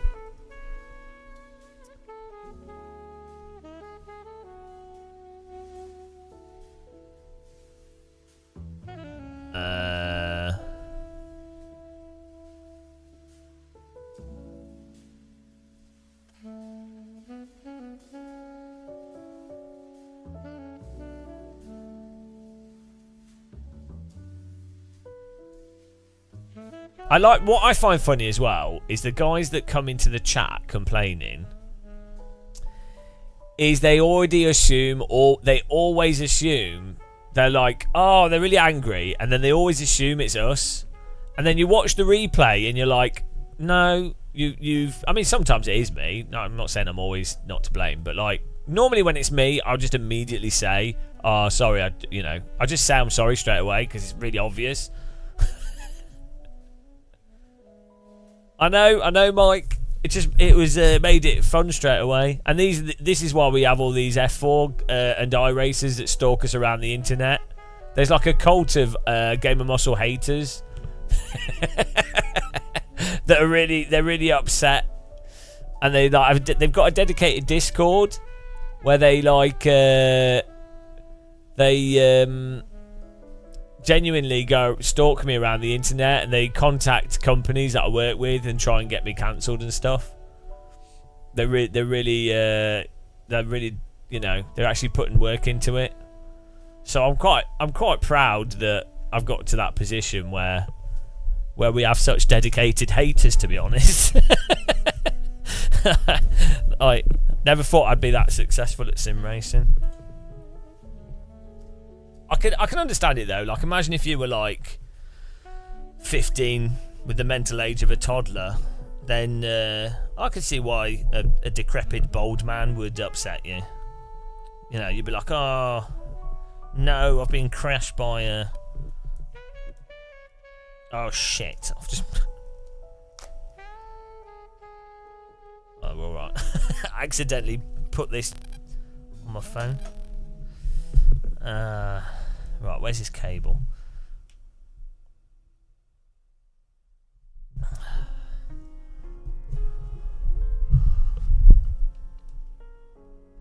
I do do think iRacers in general are probably some of the most toxic sim racers. Of course, I'm not one of them, so.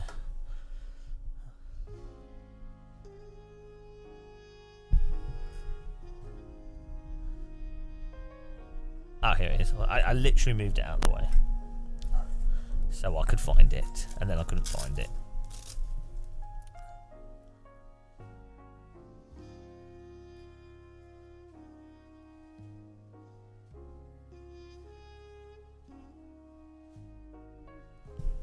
You know what would be nice is if cables, the USB cables that came with equipment, if they had markings on them,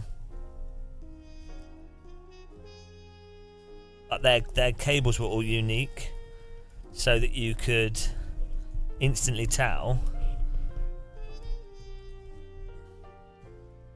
what device it is. Yeah, this, maybe it's this that's disconnecting, or whoops.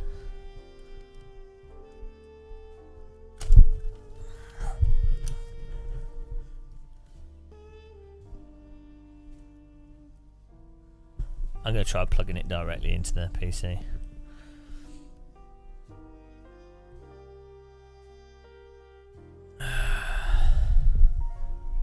Let's see.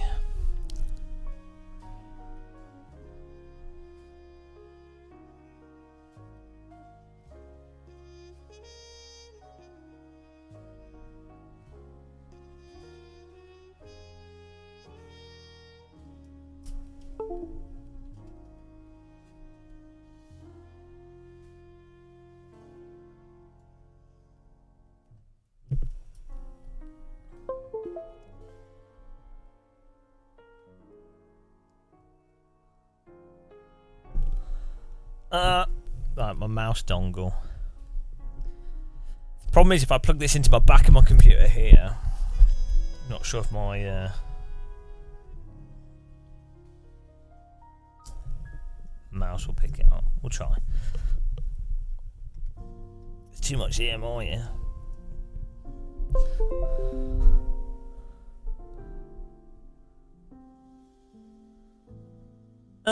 I'm not sure how much of it's sunk cost fallacy. I think that is part of it, but I think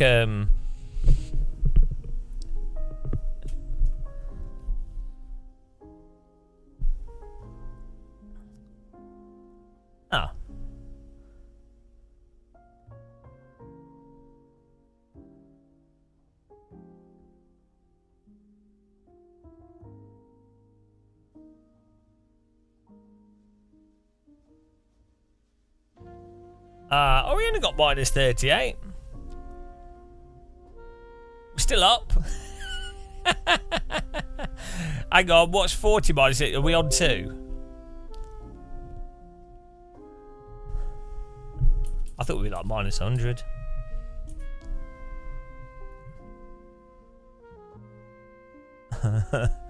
This is going well.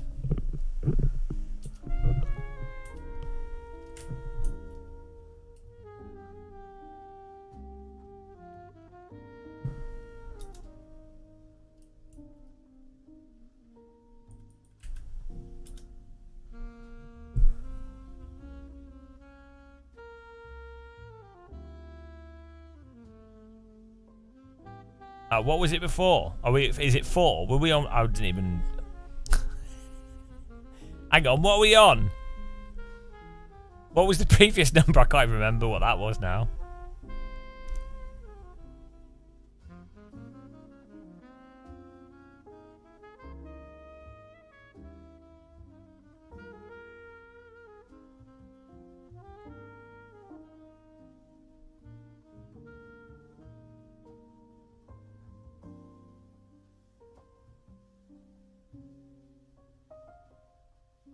Okay, there's a new poll for the next race, guys.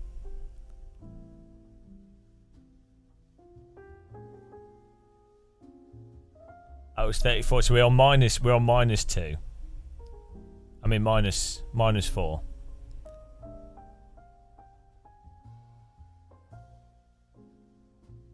There you go, it's a new poll. minus 4. -4.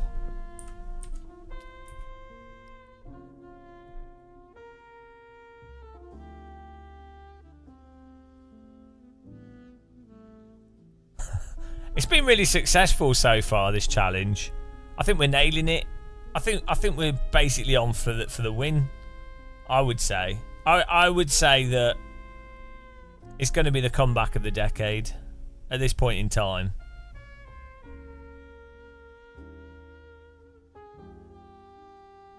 Pretty clear that we've got this in the bag. I'm going to get some chicken quickly. Be back in a second, guys.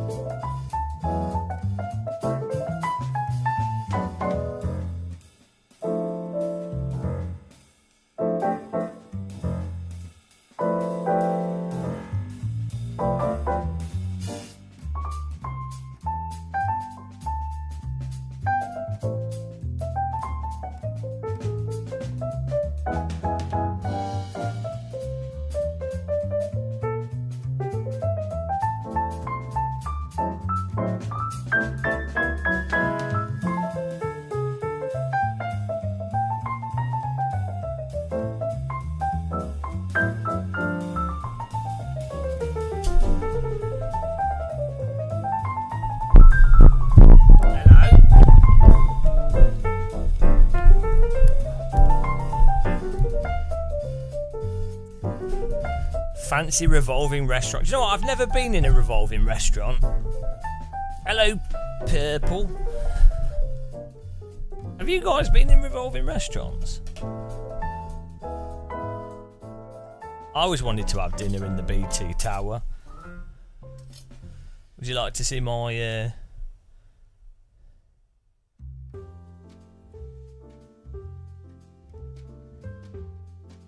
chicken?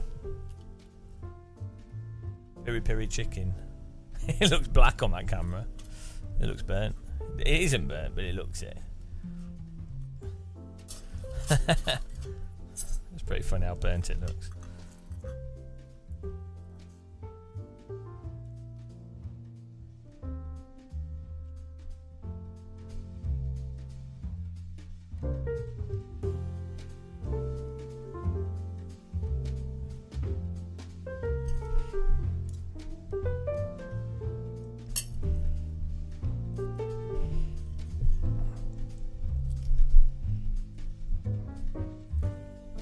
Have another F4 race in a minute.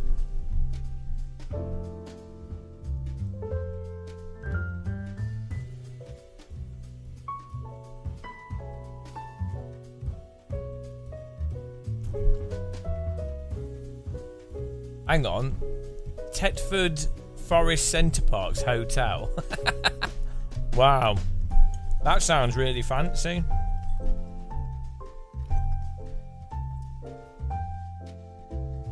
I guess Centre Parks is better than Butlins. Those sorts of Centre Parks and Butlins and stuff just sounds really depressing to me. There's something about... It's like Disney World. It's because it's supposed to be a good, fun place. But you know it's just going to be full of children vomiting.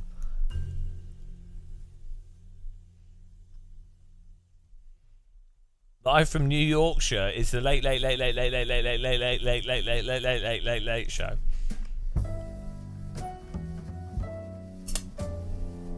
The good thing with a jazz band, they only need to learn one song. And you can't tell if they're playing different songs.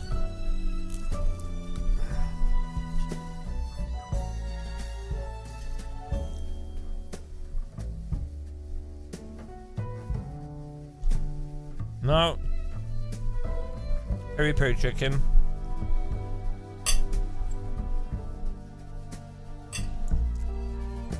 Really nice actually. Tesco's. It's quite expensive.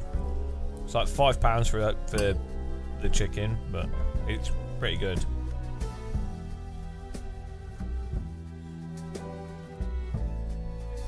I should just get my own chicken and spatchcock it myself. But it takes time to marinate stuff, that's the thing. Air fryers are awesome though for cooking chicken.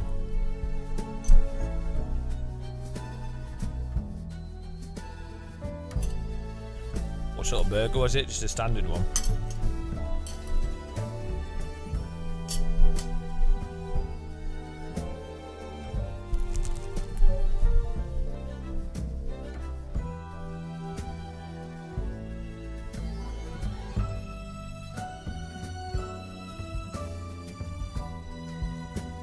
Nice. You're way better off doing homemade burgers.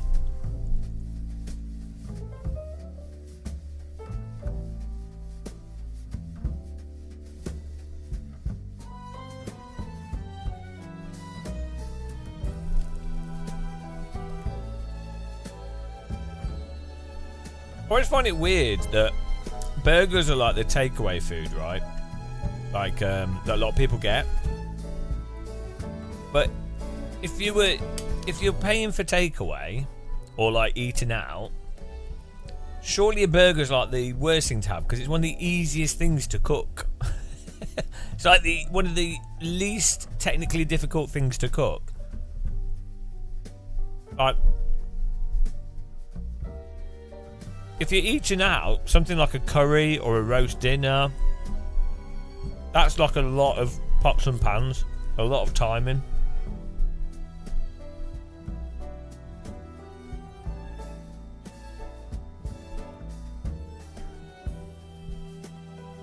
Cheeseburgers from McDonald's? What's wrong with you? Remember when they used to cost £1? Students used to get a free cheeseburger with the meal, with the student discount card.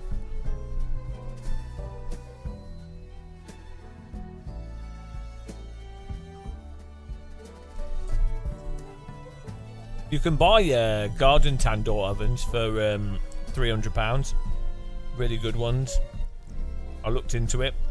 Electric, you can buy electric ones which you can then put stuff in. They're still made of clay.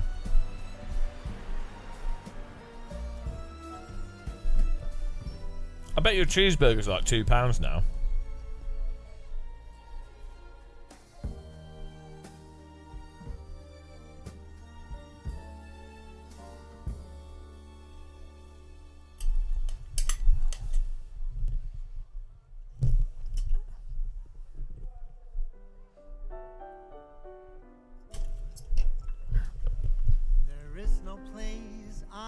Here we go. They're right here next to you. And I truly love to talk about your lovers.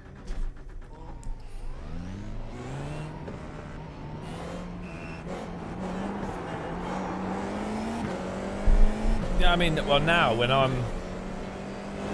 don't eat out. Okay, let's go. I just can't.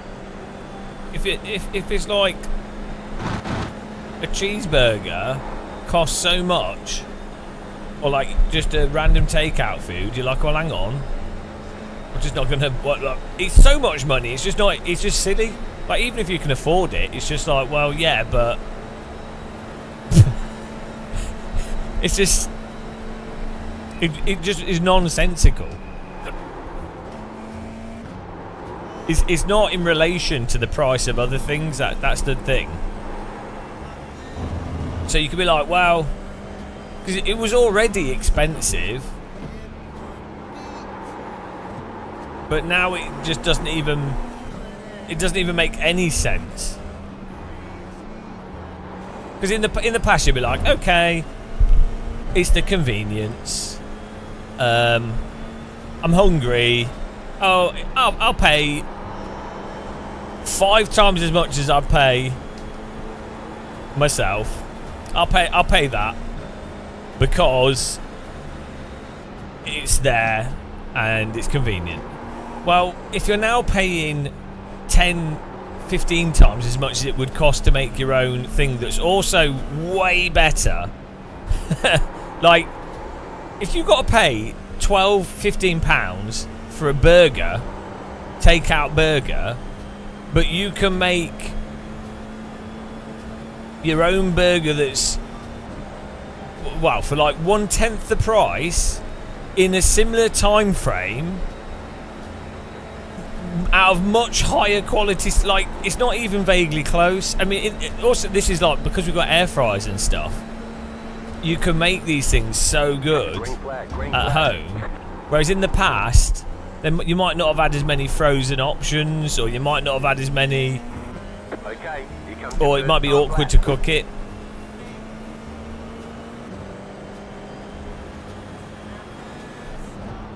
Like, it's a shame I didn't have an air fryer when I was a student, because you could buy huge. I used to eat a lot of frozen chicken and stuff, but you could buy basically the type of stuff that you would get from Perfect Chicken or KFC. You can buy bags of that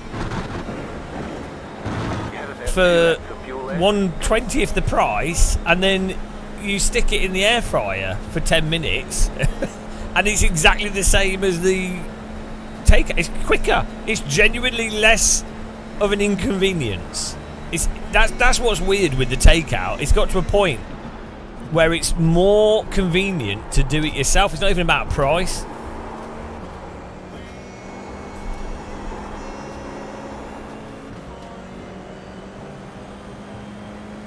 Yeah, I just think it's just a non-viable business. That's just the reality of it. Unfortunately.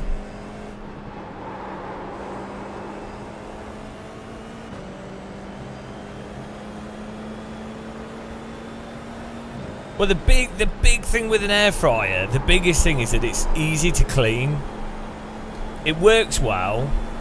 It's accessible. The timer works on it perfectly. The temperature works on it perfectly, and it's super easy to clean, which is the worst thing about an oven is that it's really awkward to clean, and also you're heating a whole oven often to just cook a small quantity of food, and the temperatures and the dials and everything else they're all like, every oven's like stupid. It's not less greasy, I don't think. Like, the grease stays in the food, or it goes into the bottom of the tray. Same as in the oven. Oven's pretty similar.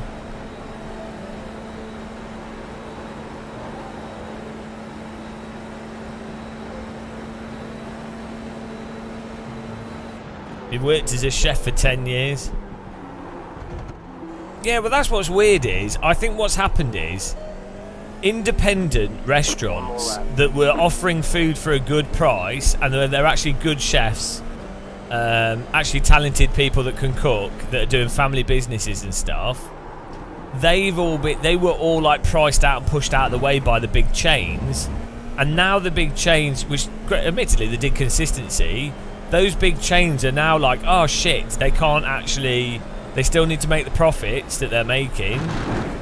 And they're like, and so originally the proposition for the consumer was, the big chain's a bit shit, but it's a place to go to. It's consistent, so we know it's not going to be unedible. It's a bit shit, but at least it's not expensive, and we know what we're getting. And so it's more about just eating out with family and friends or whatever. So okay, so that's why that ended up beating out small family-run businesses. But now, because the prices of staffing, gas, electricity, premises and everything has gone up so much, the price component, which was probably one of the biggest components, has gone. And you're left with something that's expensive, inconvenient and worse. And then what's improved massively, as we were just saying, is stuff like air fryers, good quality frozen foods, or like much better. And to be honest, most of those restaurants were just reheating food anyway. So, so what I think's really what I think the way the industry's going is the more luxurious, expensive restaurants will continue to grow and their prices will go up. But the point is, someone's like, yeah, I'm going out for the meal, so I'm going to spend. I don't mind spending £40 on a meal, or even £60 or whatever. It's like, well, it's the whole evening, so fine, 60, even £100, and people doing business meetings and stuff will be like, oh yeah, whatever. But all the like cheap stuff is just gonna disappear. I don't see how it works.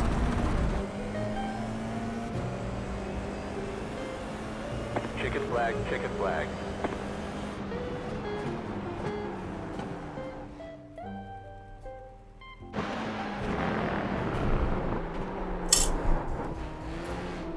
The thing is, what you should have is quality street food, and it shouldn't be expensive. So like what you have in Vietnam and stuff, where it's just basic ingredients like pastas or noodles or rice. And then the point is they don't have a premise. They just have a food van. But even they're a rip-off.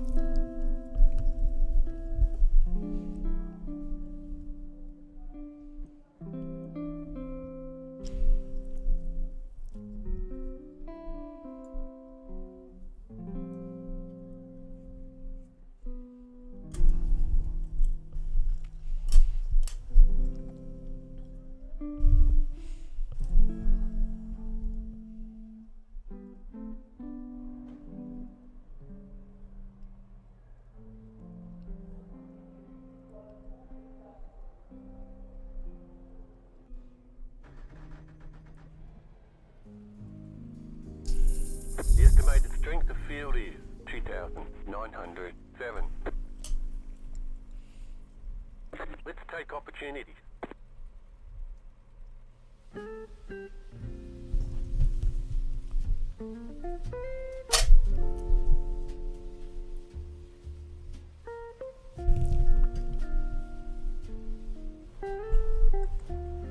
Five cars left the grid.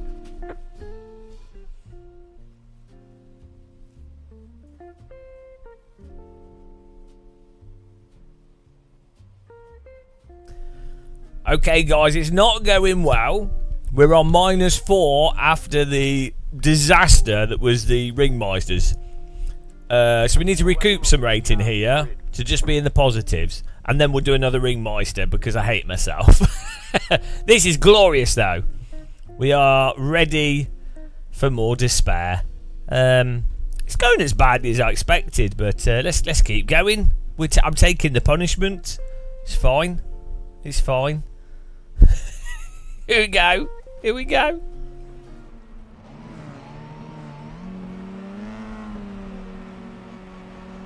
Green flag, green flag. What will happen?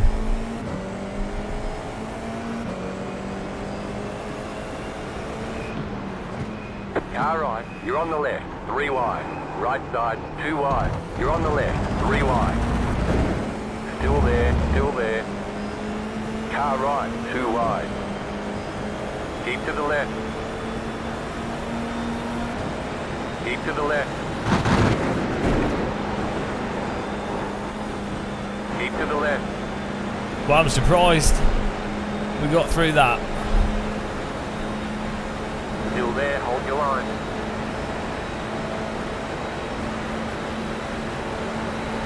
Oh, what is this guy behind doing? Is he mental?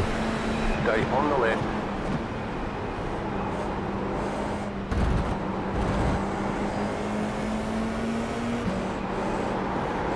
Keep to the left.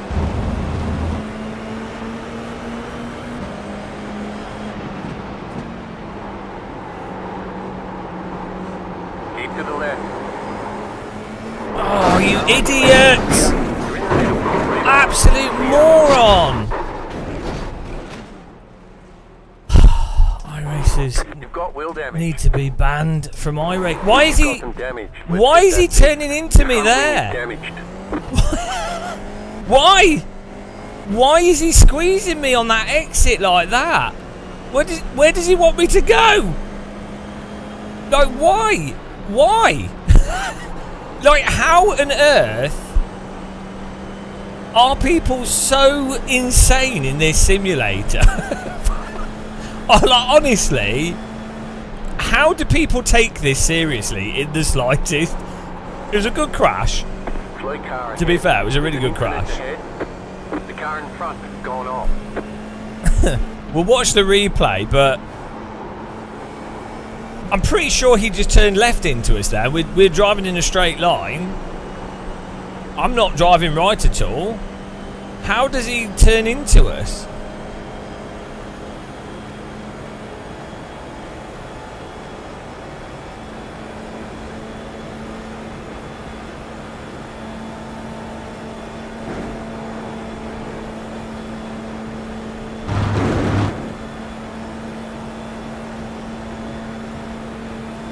Car stopped on the left.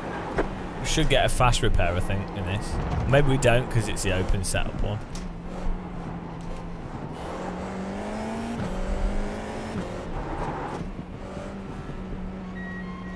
Pit box in 10, 5, 3, Tetris is 2, good. 1. Right here. We're done. Get going.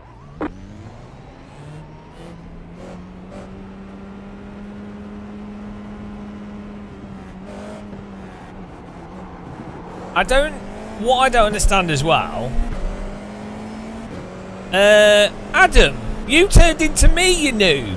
We'll do a quart of muscle on it. We'll do a quart of muscle on it. I was driving in a straight line, so I'm like, what can I do? I can't. I'm on the left. You were squeezing me through the whole bloody track. obviously, like, you're gonna get netcoded if you squeeze someone that much.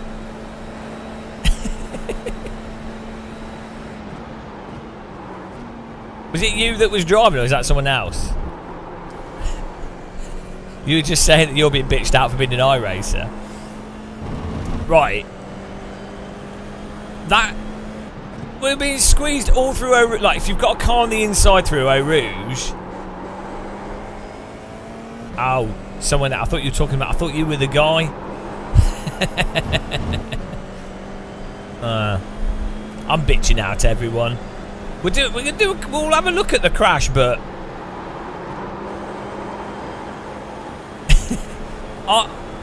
iRacers in general, and I think it's the game, really struggle with not hot lapping. It's just part of the game, though. You just have to accept it. Oh, I know Renzo. We've got a song. Oh, can someone play Inside Outside from the Game of Muscle Jukebox? Renzo screaming on his mic case. Oh, we got voice on here. Forgot to put voice on. We got a remix of him. He's alright. He just gets a bit riled up.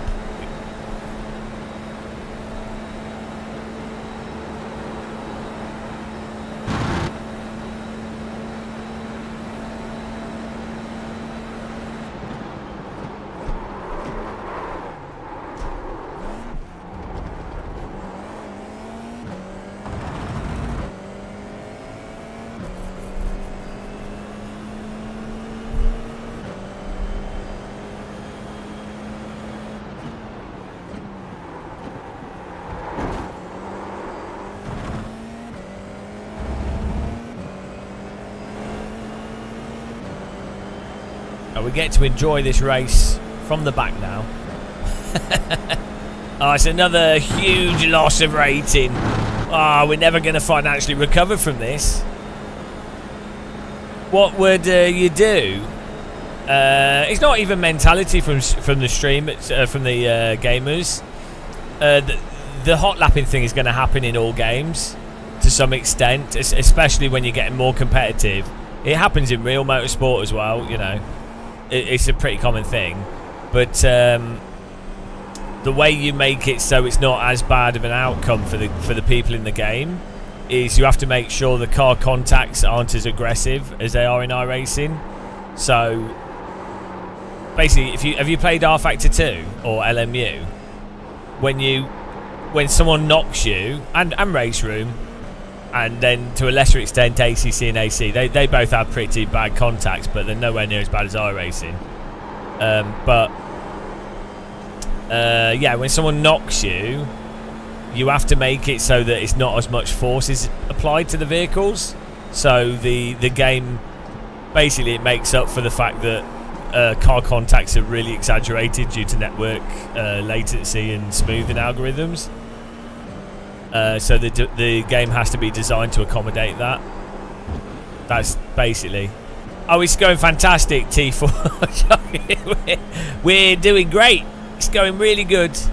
We're winning. Oh no, wait a minute. The opposite's happening.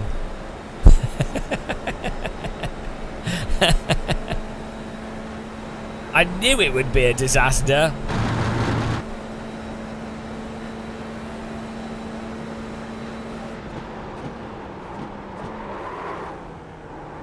Yeah, AC1 and ACC has a bit of the old pinball car thing.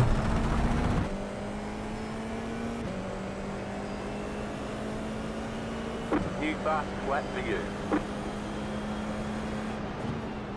Slow car ahead. Car stopped ahead.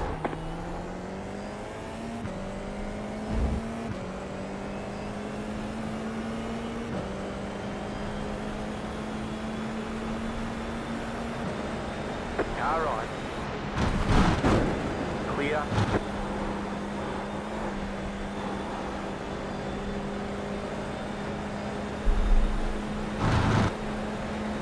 Yeah, I don't have any ill will towards anyone in the game. Stay on the right. Keep to the right. Clear.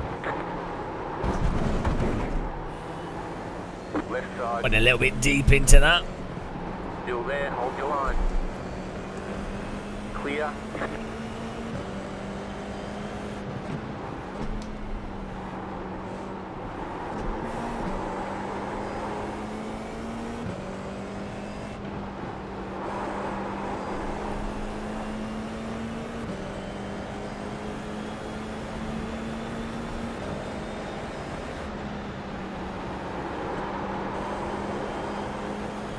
Well, this guy's got a lot of lag. The car behind is closing on you. The gap is 1.9 seconds. We're gonna do the next Ringmeister. Is Ringmeister every 2 hours? The last one was superb.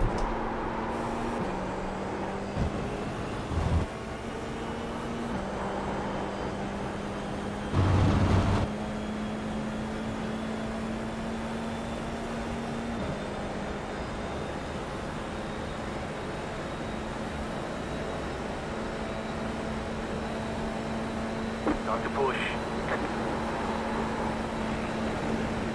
Right side. Stay on the left. Stay on the left. Clear on the right. Can get the car to slow down there.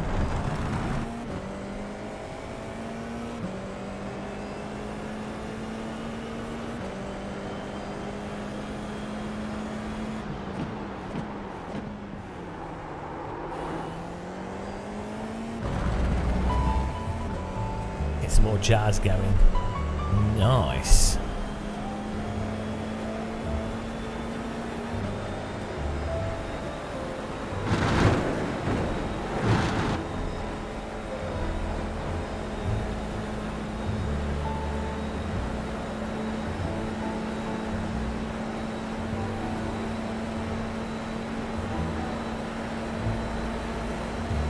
Left side. Stay on the right. Clear.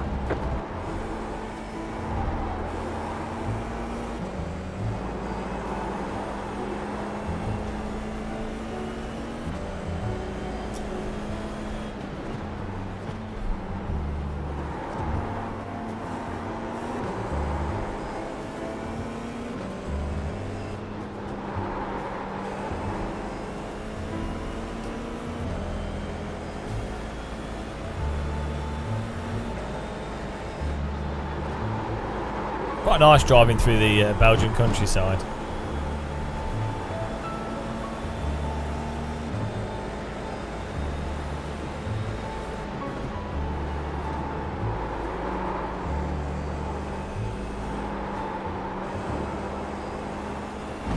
You got about 5 laps of fuel left. You're a hash driver, yeah. I still had to pay for the seat though. I wonder if it financially works. If you buy a seat in like a shitty team in Formula 1, you buy the seat, but then you do all marketing engagements and stuff. I wonder if you can actually still make it work. Keep to the right. Stay on the right. Still there, hold your line. Clear on the left. That was your fastest lap of the session.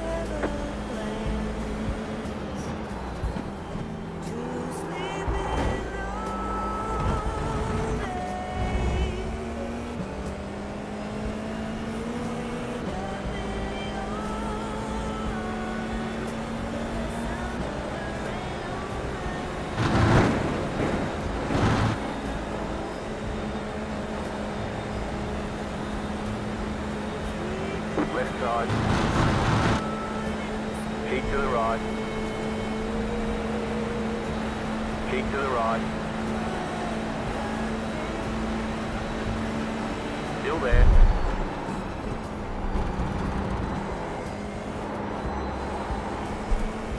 Still there. Clear.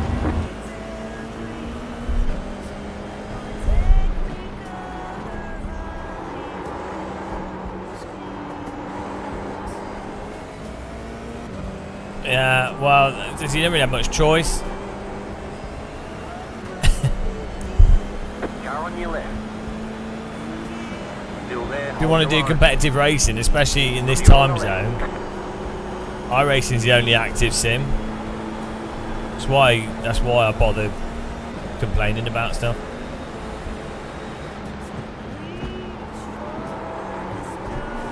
You can have fun with iRacing, you just have to not take it seriously.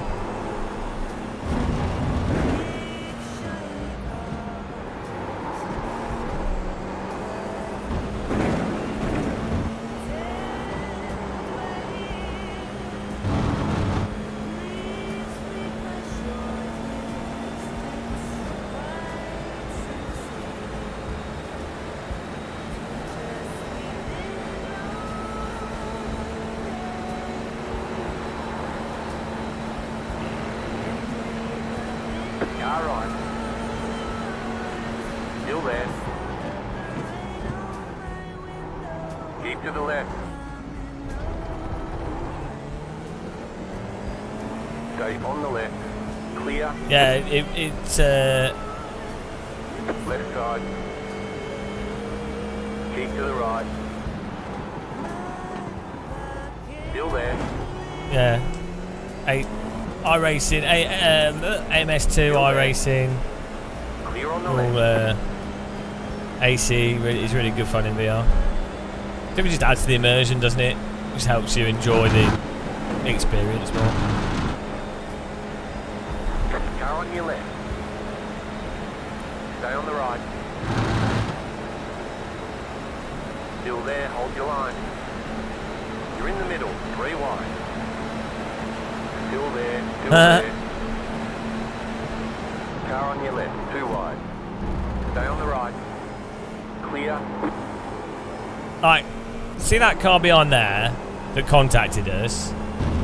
If you're not side by side with the car that's in front of you or on the inside of you into that corner, you can't keep contending the position. Like, you don't have a choice because you can't exit in front. So you have to lift and you have to feed. Like, you don't have a choice. Like the car, a lot of people might say, well, the car in front can't chop my nose. And it's like, have you ever watched or like done motorsport or watched anything? Like, if the car in front, if you have like 30 centimeters overlap of their rear wheel, you shouldn't put your nose there. There's not enough overlap for you to justify sticking your nose in there. Maybe if it's like the last lap or something, once you're just talking about final moves and things. But outside of that scenario,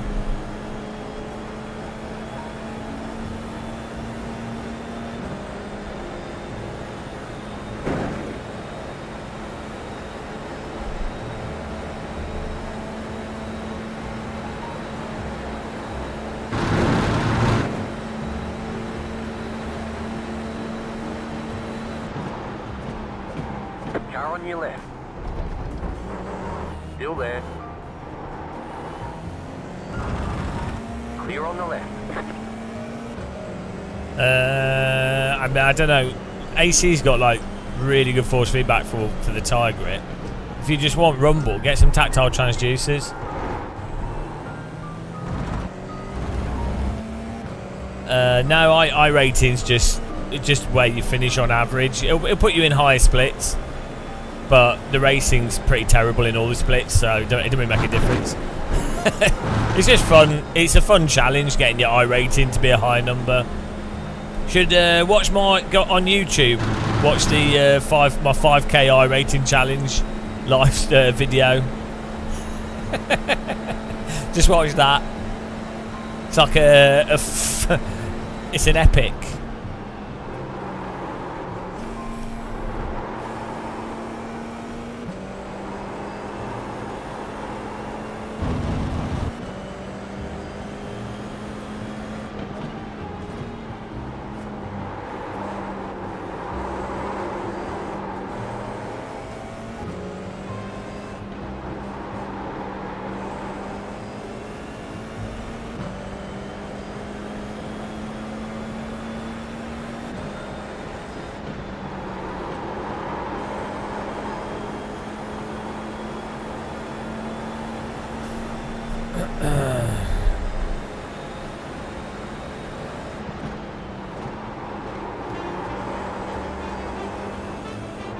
about 2 laps of fuel left.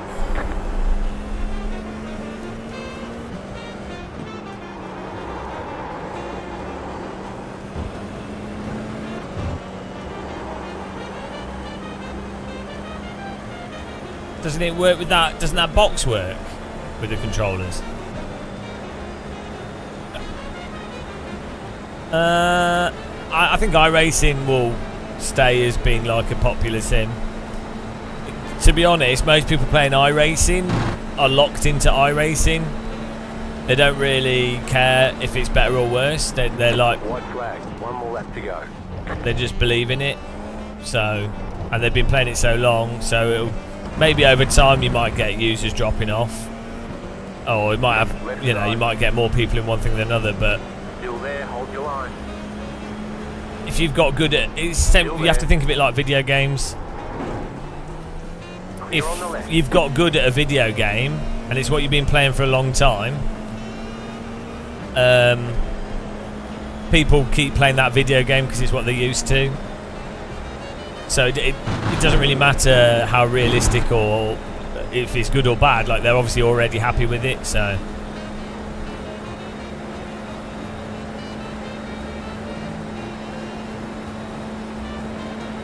oh, that's weird, Frank. Car on your left. Keep to the right. Clear on the left. Right side. Clear. Car on your left. Clear. Bit defensive driving here. Still there. Still there. Clear on the left. Car right. Clear. Right side. Why did no? He's just driven into us. Stay on the left.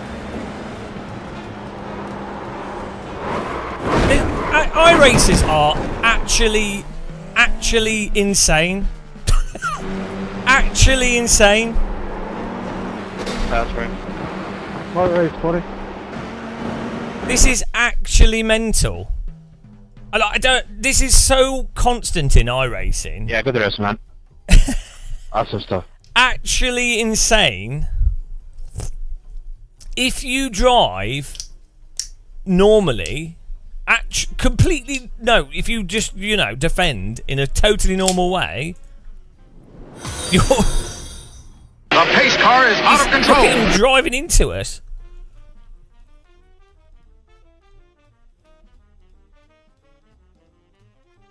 Just ramming us. Then he rejoins onto the track. He's off the track. I've had to move out of the way so that he doesn't take us out.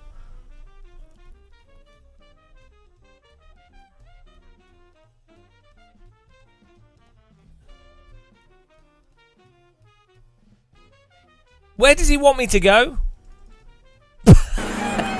Where does he want me to go?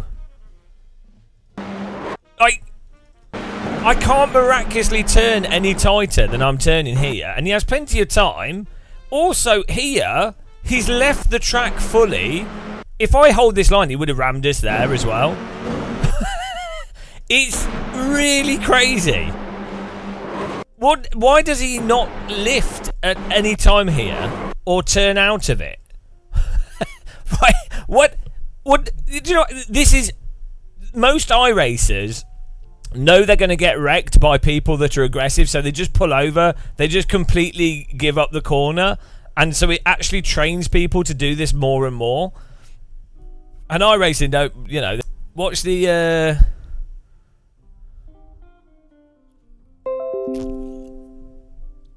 Let's look at the other incident.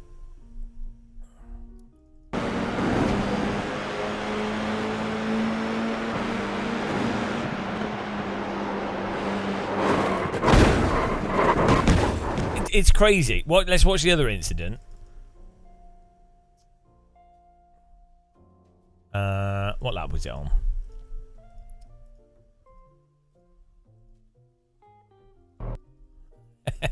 Was it the same guy twice? No, it was this guy.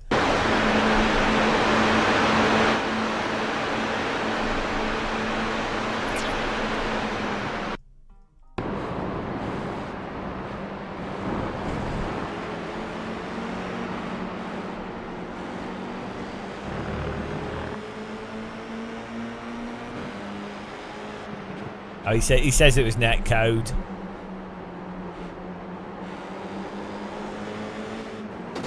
Well, yeah. I mean, to be fair, this is. I mean, he squeezed, but like this is as much netcode as anything.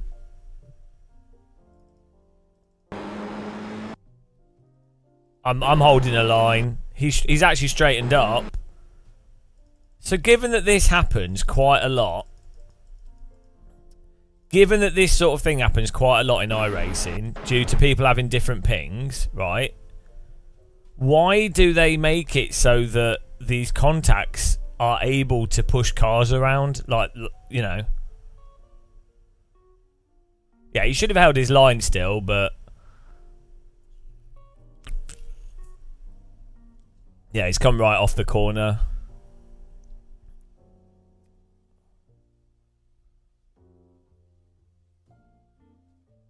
What do you mean if you're going to put a... He's just come off the corner with totally ignoring that we're there, whatsoever.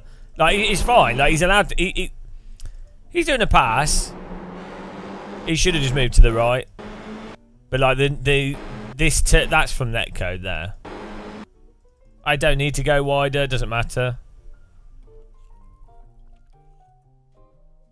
The only thing this car needs to do is not turn into this car. I'm coming off this corner totally normally. You can't. No, it's not. It's not a one car or another car.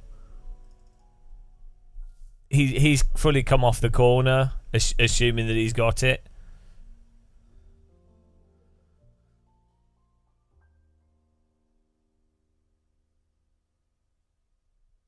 I'm not doing anything. I'm actually turning left here off the corner. I'm opening up the corner even more. With these cars, there's no benefit of using the full thing anyway. So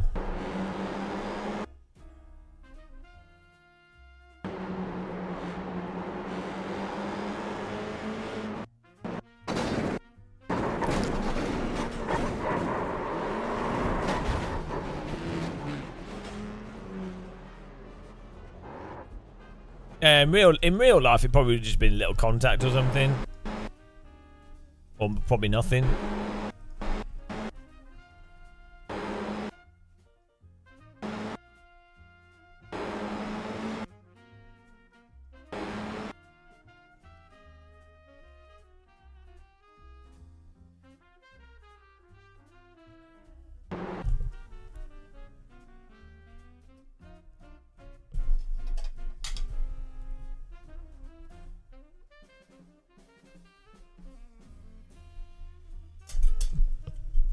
But you know, he said sorry anyway, so it's fine.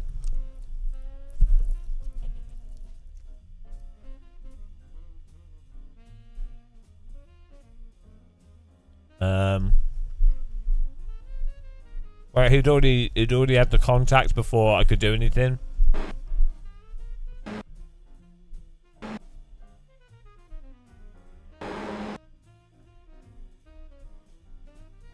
So, also,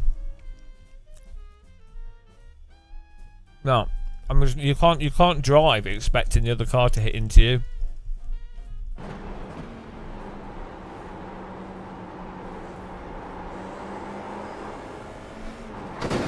Like, that's the onboard view.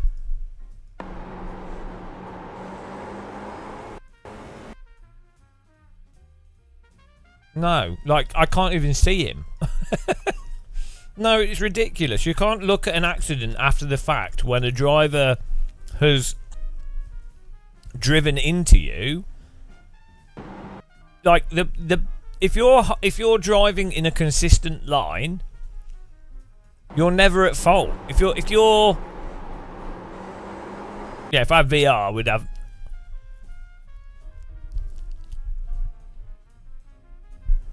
No, because it's not the same situation as what we're talking about.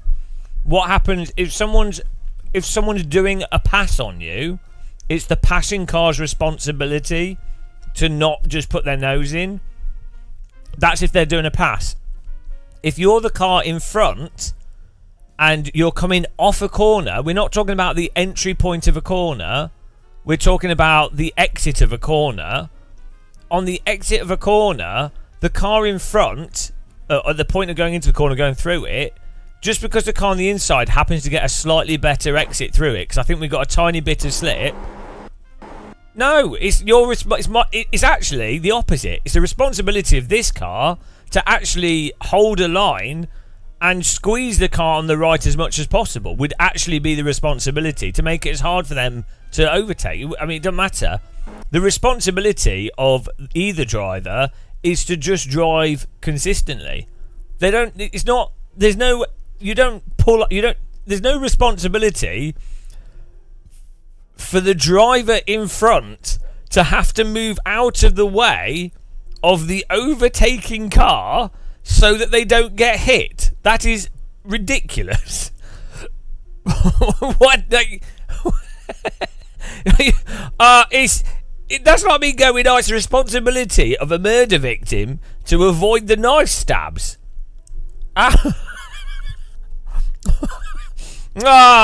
Yeah, I'm Jack the Ripper, but those murder victims, they didn't do much to avoid the stabbing.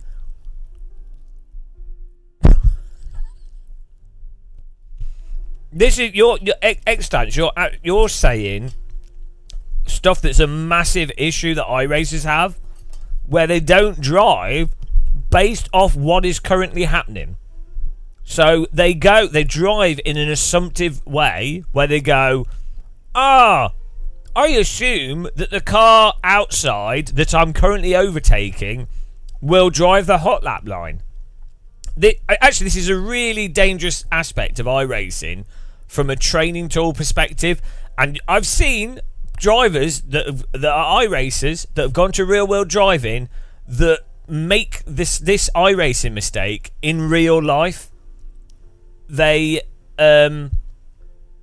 drive real life like they've been driving iRacing. Real world drivers will often drive much more actively, much more aggressively, and much more defensively. And you'll see iRacers do real driving and get absolutely punished for it when like other drivers aggressively knock into them or like push. You know what I mean? This is also why a lot of the kart kids and the bandits that do F4, they actually drive in a much more similar way to how people drive in real life, but iRacing's netcode doesn't support it, and so it all goes to shit.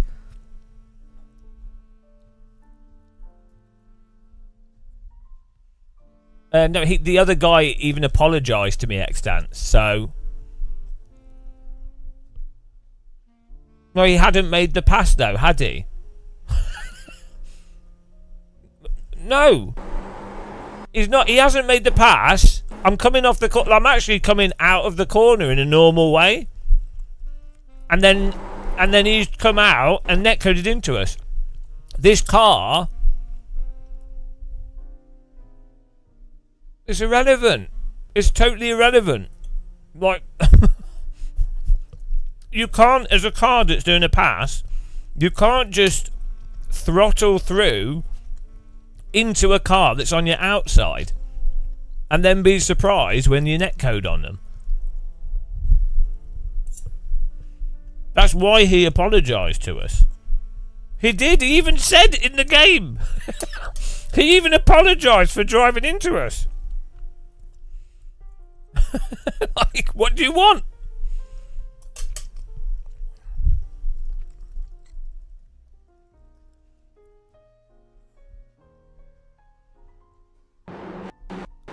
This is a corner where you both hold your line through here easily. This guy behind us is driving the same line as me. Look, he's holding the same line. Look how much space there is on the left. Totally the same thing. Look how this car doesn't drive into him.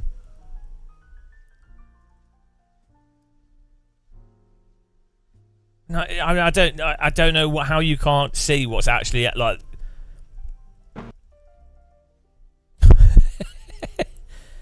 Yeah, I'm sorry. Like,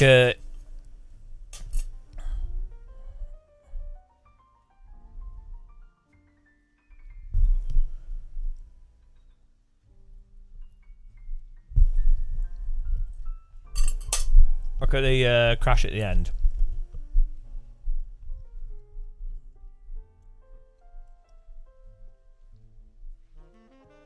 Well, yeah, it's fine to squeeze someone, but if you do squeeze someone, and you drive into their wheel, and you're the overtaking car, it's the person that's overtaking that's at blame. That's just how it is. If you're the one driving into the other car, it doesn't matter. Like on the exit of a corner, you've not completed the pass, even by iRacing's own rules. You have to complete the pass safely. So you can't be the one on the you can't be doing an overtake and then just assumptively go, oh well, the car on the left's not there, so I'm just gonna run out wide. Exactly, yeah, exactly. Well, I'm not Randy. I'm just. I don't know what Xstance wants. The guy in the game apologised to us. There's clearly netcode as well, so he probably left from what he thought was enough space, and in reality, it probably was enough space.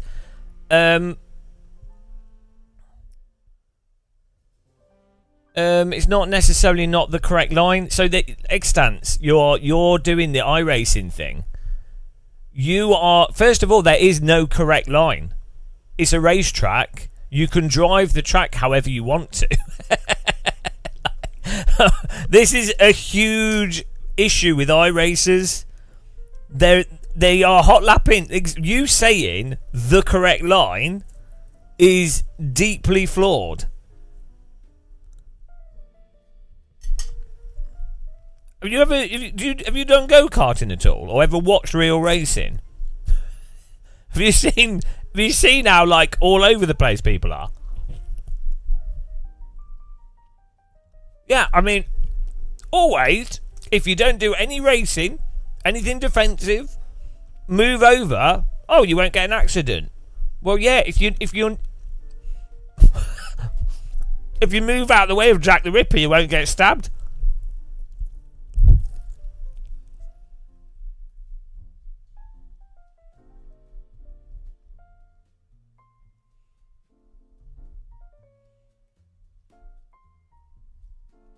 He had plenty of room. So he even apologised for driving into us. Well, what about this other one? What about this? How do you explain this one? It doesn't matter. Like, it doesn't matter. You could have the entire track. You could have 4 miles of track to your left. No, because he's not completed an overtake. You could have 4 miles of track to your left, right? And it doesn't matter if someone doesn't use the full track. If someone turns into you, it's their fault for turning into you. No, Zabby, he's been real. He's genuinely not baiting. This is it. No, because he's not completed the overtake.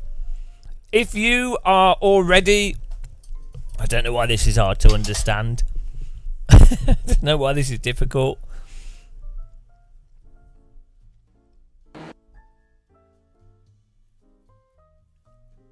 Until you've completed the overtake, you can't drive into the other car on the track regardless of where they're positioned. So this guy here, for example, right? Look at this. He can't just hot lap into the back of us here. Bonk. That's entirely on him. Now he's off the track. You can't... Right. If I hold this line here, which I'm fully within my rights to do, by your logic, I have to move to the left to let him back on the track. You don't. There's no reason to let a car that's unsafely driven off the track back on the circuit. But by iRacer logic, oh, this is our fault. This is our fault. I didn't move over. Well, actually, I did move over. But if I hadn't moved over, he would have driven into us. So that's our fault. He's still not completed a pass here. We still not completed the pass. He's still not completed the pass. Now, look at this. We're on the inside. He's tightened into us.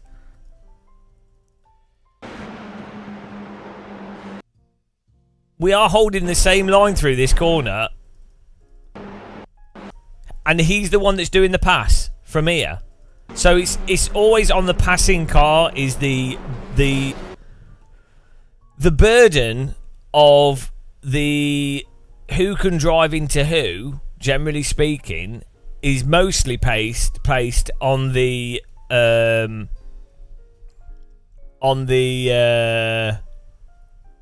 overtaking car. That's per iRacing's rules as well. So that's.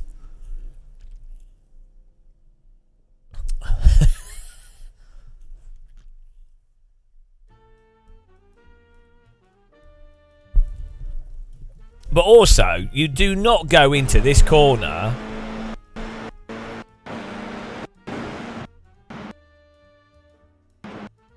You don't go into this corner when you're on the. If you're on the outside and you have a car over half overlap, you don't.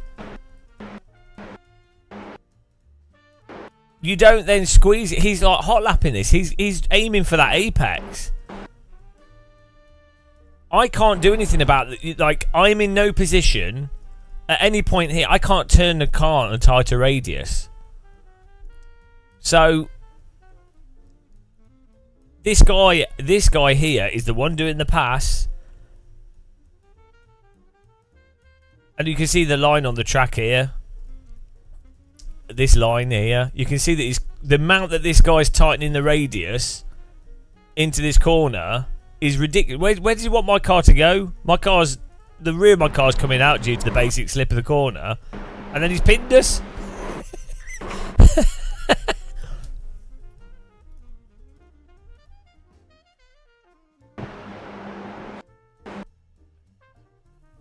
But I'm constantly, when you're playing iRacing or sim racing in anything, you're constantly having to not turn in because there's a car there, or brake more than you'd want to, or like adjust.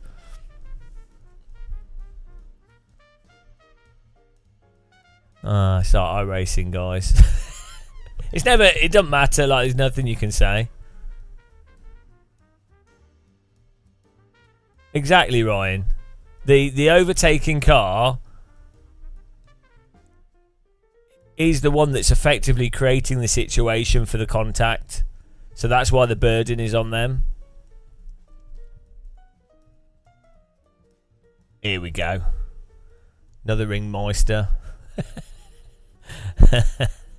Great. Let's see what ChatGPT says for racecraft. I mean, I think you can just you can come to the conclusion through reason. Which car is in a position? Which car is taking the action that's predominantly causing the incident? That's basically what it comes down to for a crash in a race, in terms of blame. So the overtaking car is the one that's initiating the potential for an incident, just by basic overtaking. Even if they're driving clean, that's going to put the burden on them. Then after that, if one car has like they're not understeering, then they've got the ability to move their car left and right, and then they choose to turn into the other car, they are going to be more to blame than a car that, let's say you've got a car on the inside that's gone into the corner slightly too hot, so they're slightly understeering. The car on the outside, especially if they're the overtaking car, but even beside that, the car on the outside has the ability to adjust, especially if they've seen the other car go in faster. The car on the outside has the ability to adjust for it. So some guy qualified in reverse. That's the way to do it.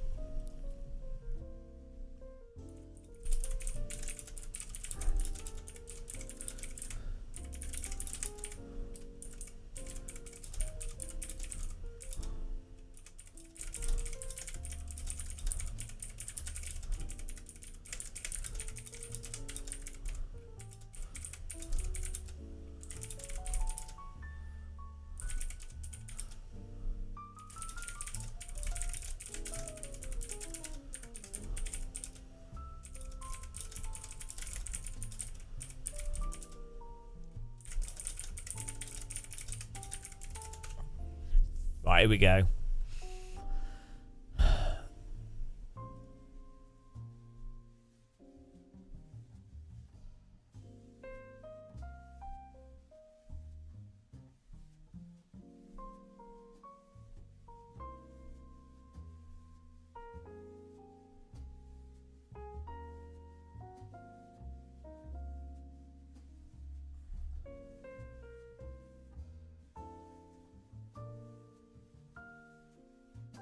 It's not really given a good.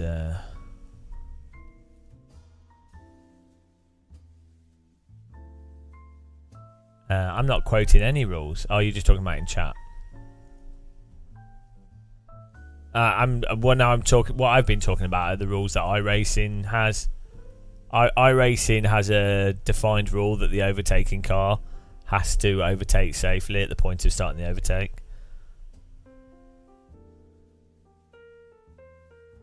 If you watch Formula 1, the rules are seemingly completely arbitrary from race to race. They don't apply this consistent reasoning to a lot of stuff.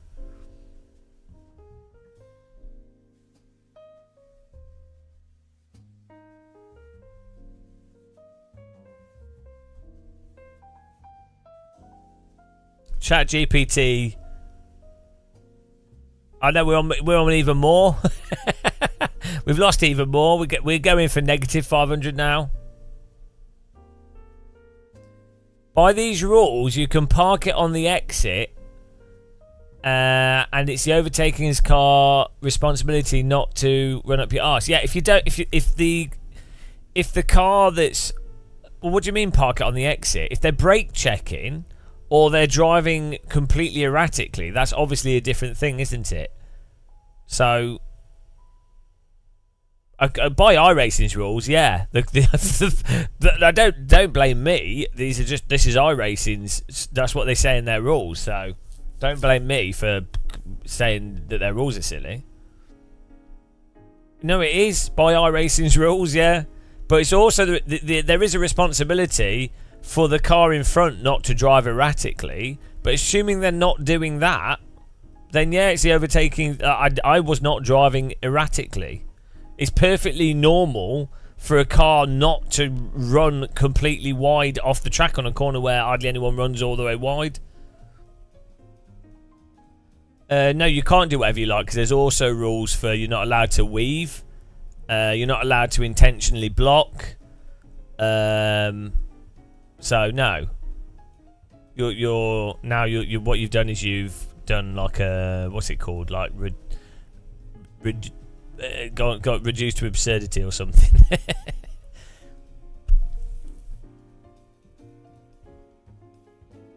The assumption that iRacers make that is incorrect is that a car has to basically be driving the hot lap line in the race, and it's the hot lapping thing. Well, the iRacing's rules are a bit weird. Yeah, they're a bit inconsistent. You should see their rules for like driving on the skirt in the oval racing.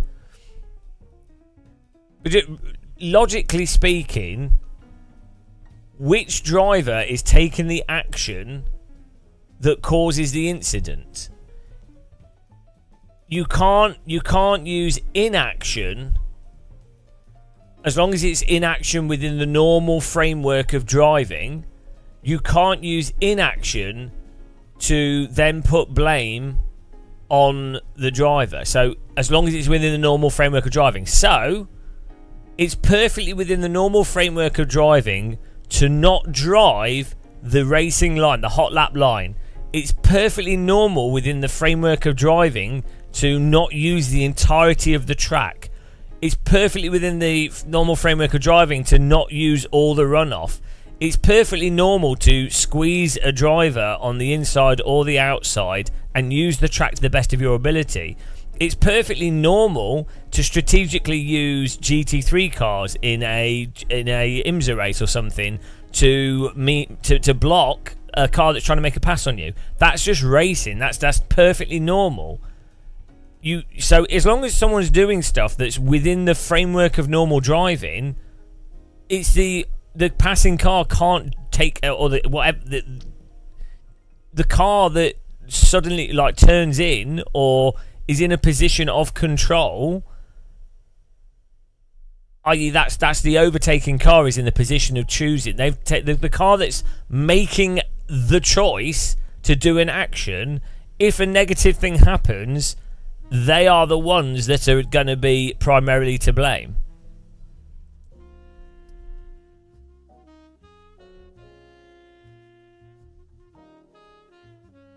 Yeah, pro level driving, you just drive into everyone.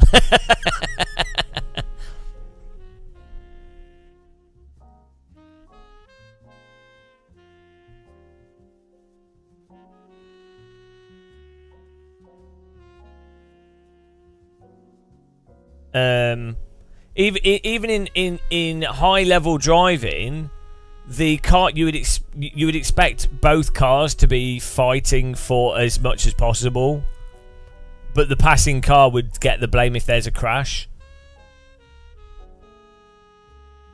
It's not erratically changing the lines to suit your circumstances. This is where you're getting confused, and where a lot of iRacers get confused is that they think that there's such a thing as the racing line that's always on. Like the hot lap, this is too ingrained in iRacers' mind. They have such a regimented view of a track. So don't get me wrong, you would expect generally, you know, there is a faster line through corners and stuff, and that's what people are mostly going to be doing. But like, for example, let's say it's raining. Well, where you're going to drive on the track's different, isn't it? But also, there's no rule in motorsport saying that the car in front has to drive like a train on the racing line. That doesn't exist. Like, they can, because the racing line is invented by whoever happens to be the fastest driver. They've effectively found, and in real life there's multiple racing lines as well, and it's a lot more ambiguous because it depends on where the tyre wear is, where their tyres are at. There's a lot more range to the racing line.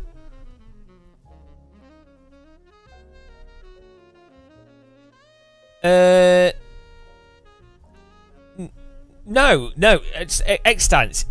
The car to the left doesn't have to slam on their brakes to avoid a car that's come out of a corner and then is moving further to the left where they don't need to.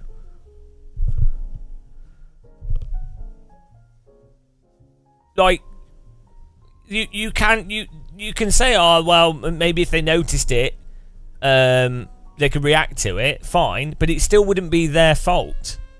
It wouldn't be the assumption. Because you're the passing car has the responsibility to not take actions that would force another vehicle to reactively avoid it. So, I don't know why this is difficult to understand. Yes, if you're the car that's being passed, ideally, you notice that the other car hasn't seen you. The passing car's messed up, or they're driving very aggressive, and then you can take evasive action. But surely the clue's there. If the passing car has to take evasive action, normally it's the car that's being passed has to take evasive action. You put the blame on the passing car. So in Formula 1, and many things, even though the passing car is like, you might expect them to be aggressive, you might expect them to run you off the track, even though that's the case, if the contact happens, the passing car would be the one that got penalised for running the other car off the track or driving into them. In that scenario, Jesus Christ. In the scenario that you're talking about, the passing car was only over half ahead, half in front, on the last half a second before contact. Also, they didn't even actually contact. It was netcode. So, I'm not sure what the problem is here. Also, the other driver apologised for the contact that they caused. I don't know, what else do you want? Hello, I'm Jack the Ripper. I've murdered someone with my knife. I'm sorry I murdered them. Well, Jack, I'm sorry, but they really should have avoided the knives. They really should have avoided the knives. It's clearly the victim's fault. You're not quoting Formula 1 rules, because in Formula 1, penalties are often given out by a passing car, even when the passing car's a lot faster. When they're passing and they run the other car off, even though it's expected, and it happens all the time, if the passing car, even when they're really far ahead, but they contact the car they've passed, they will often get a penalty.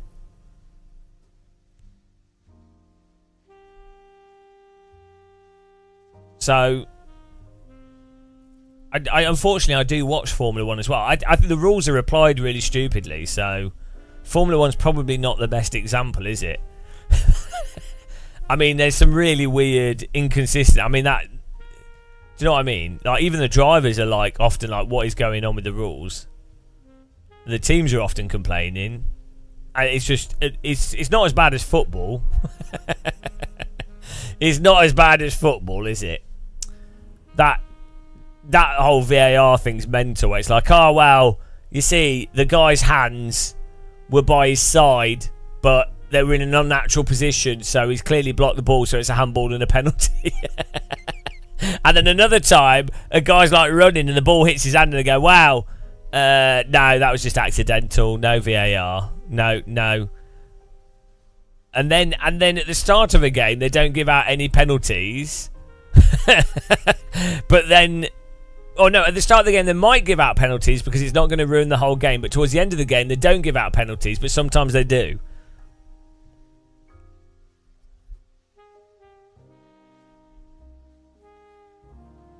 Ryan the Afroraptor, the duty of the overtaking car to overtake cleanly is just a logical idea that would apply to all motorsport.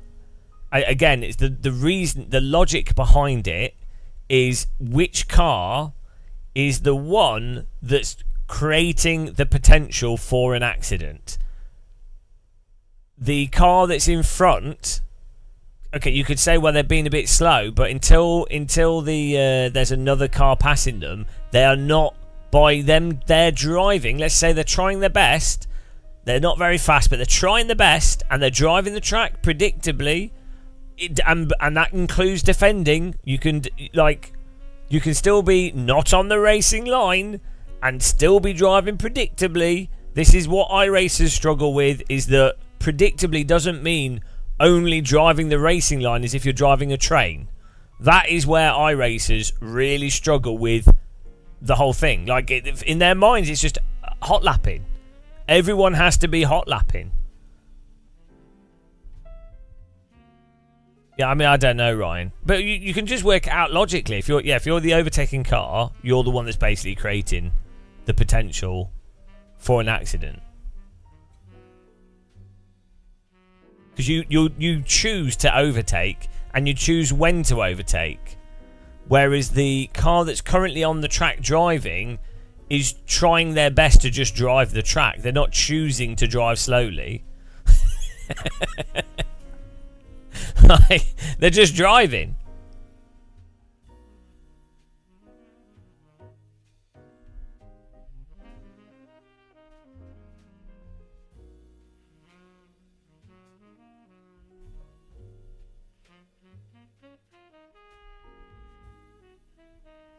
There definitely is a big thing. It's in sim racing in general, more so I think than real life racing. There is a big issue of people hot lapping, and I think what it is partly down to as well is that they've practiced so much and they've actually got a really good hot lap pace. Okay, and let's go. They've done so many hot laps that they've ingrained that line into their brains as that's how you drive the track. And I think sims are more guilty of that, because also any deviation from that will feel like a deviation from what they know to be the fastest way to drive the track. So it's conceptually, like even on a subconscious level, it's a deviation from the correct thing. And I think in real life, I think the tracks are just, there's a lot more variability. As I say, there's just a lot more variability in everything. So I think it's less pronounced. No, hang on. The rules should be all cars must drive the width of the track. But then how would you apply that rule to general racing? Like that, you can tell that rule doesn't work straight away. What if you're defending the car behind you?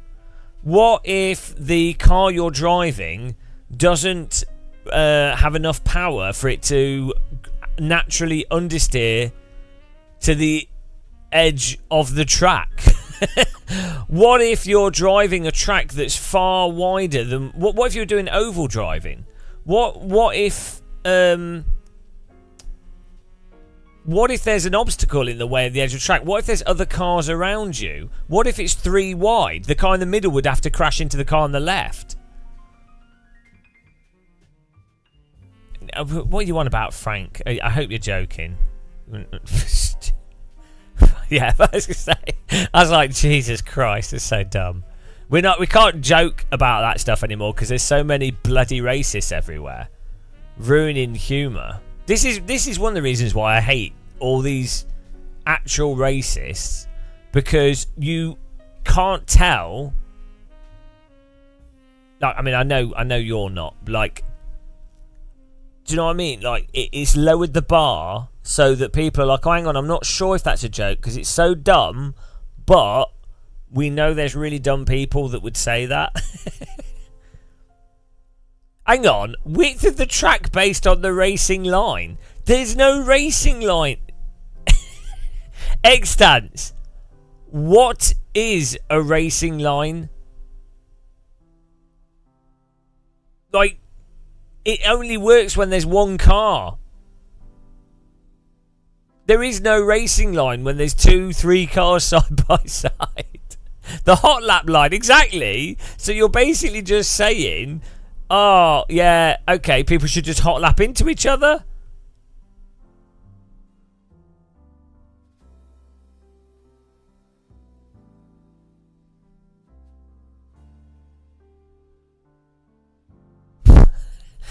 Zabby's a hot lapper.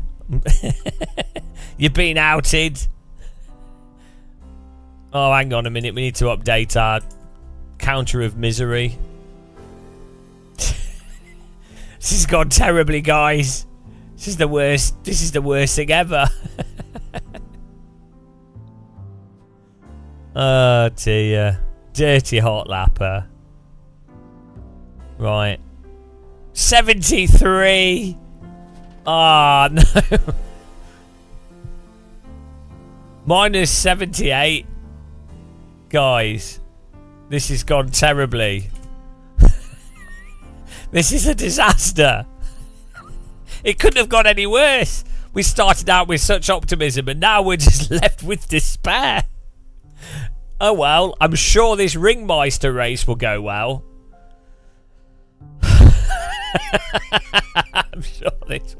I'm sure this will work out. Oh dear.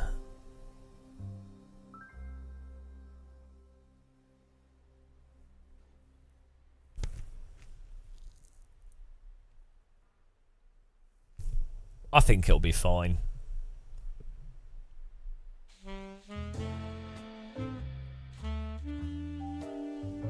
I like how it says on the screen iRacing gained minus 78. The optimism is that we typed iRacing gained, but we're not. I mean, we had one race. We've been punted so many times today. Probably a lot of it's netcode.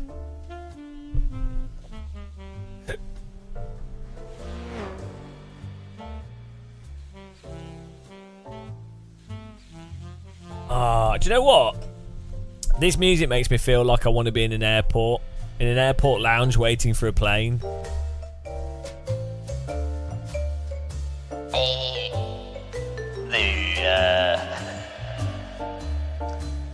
The London Heathrow to Chechnya British Airways flight will be leaving in 10 minutes. Please, any passengers that haven't gone to the gate, please go to the gate as it will be closing in 2 minutes.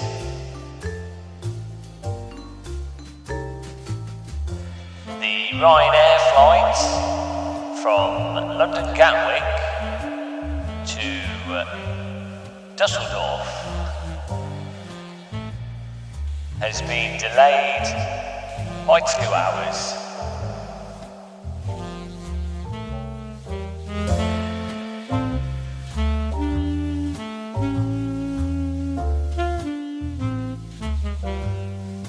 Please remember that London Stansted Airport reminds you to keep all items close to yourself and to not leave any items unattended.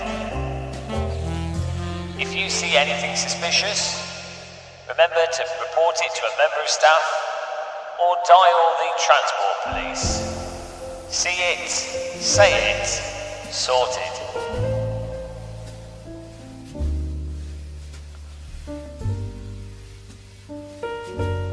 All passengers for the Lufthansa flight to Berlin. The plane is now boarding. Please report to gate 46C if you're not there.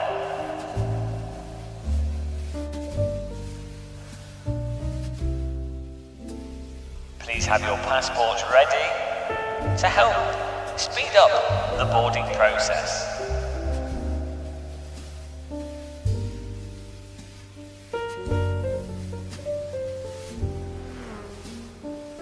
Bit airport airport jazz.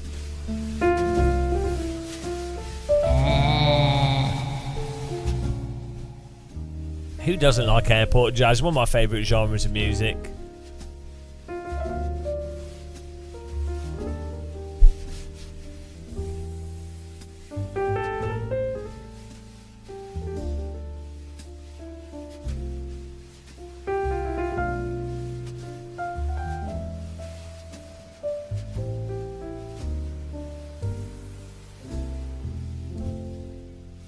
Imagine if planes were just filled with sim rigs instead of seats. I think I've seen the train one of that, Kevin.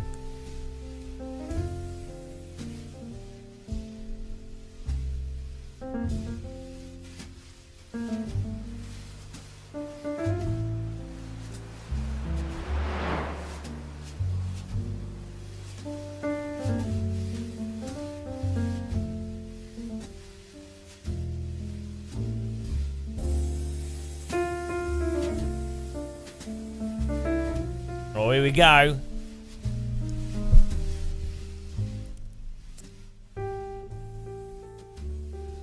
Ah, guys.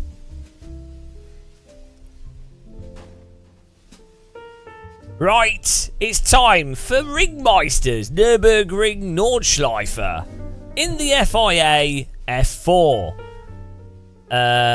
This race is widely regarded as probably the best examples of clean online racing that one can expect to have in a racing simulator, which is why the FIA is proudly working with the F4 car. I'm looking forward to obviously winning this race. I think that's a likely outcome. So, fasten your seatbelts. There's a slow rolling start here before we get to the start line. And then it's largely a case of ducking as cars fly over the top of you. But I think it'll be alright if we don't get punted before the start. I'm excited. I'm going to preemptively move my brake bias back to 56. Okay, let's go. Because I feel like more rearward brake bias will allow us to use oversteer to avoid the understeering cars. Underneath the Bilstein Bridge.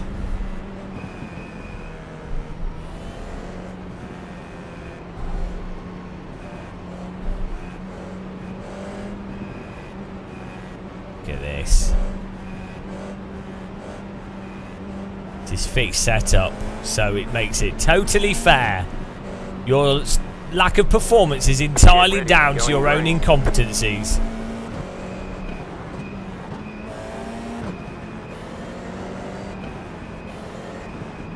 Oh boy, here we go, here we go. Green, green, green.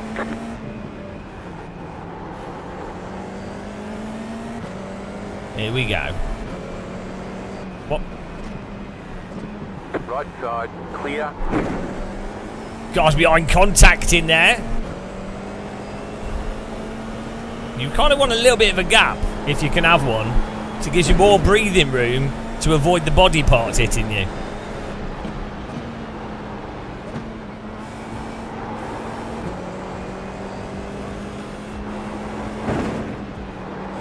Nordschleife is a fantastic track.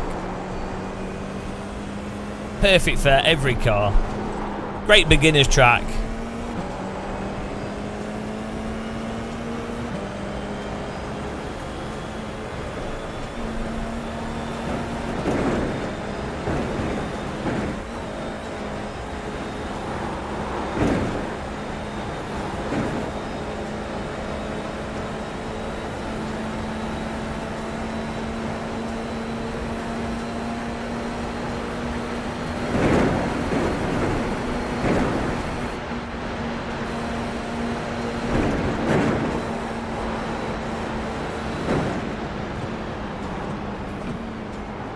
Can we sneak up the inside here?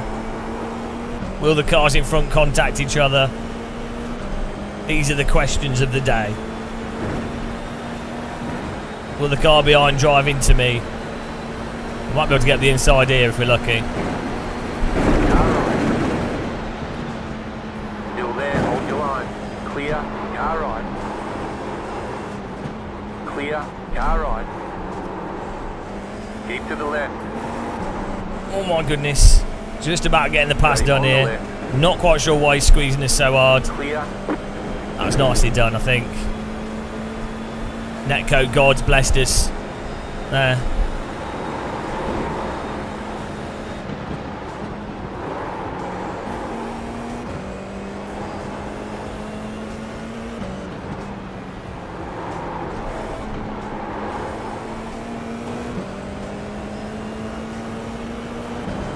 The pace car is out of control.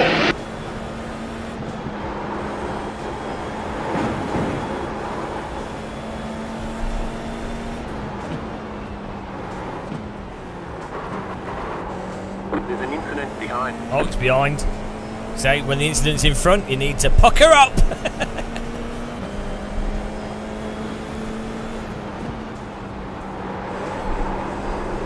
It's been remarkably clean so far.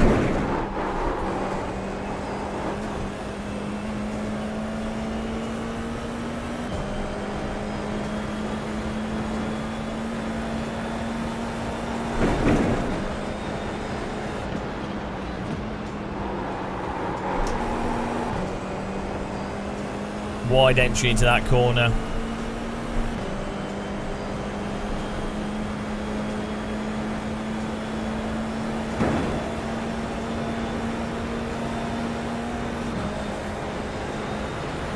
Right side. Clear on the right. Car on your left. Not sure why he's going Stay for on the the pass right. here. This is a really stupid place to be doing Still this. there. Not sure what he's doing. Still there. Hold your line. Bloody Clear on hell. the left. I almost Car ran on out your of track left. there. Clear. But that was a bit unfortunate. He just happened to have the draft. Wasn't much I could do. End up losing 2 places from that. Still got 4 wheels though. Merry Christmas. As long as we don't lose the draft, that's the main thing.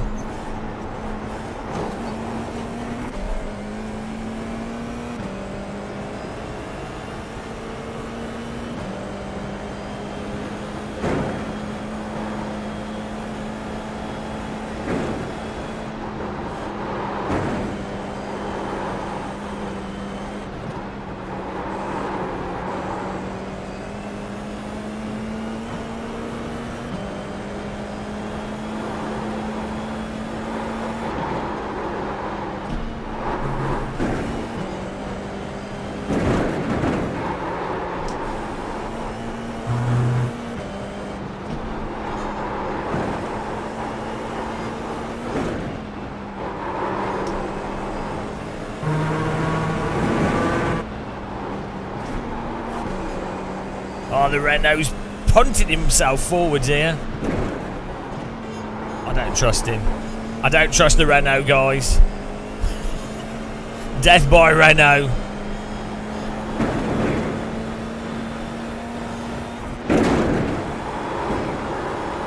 I don't think you really want to be going airborne in an F4 car.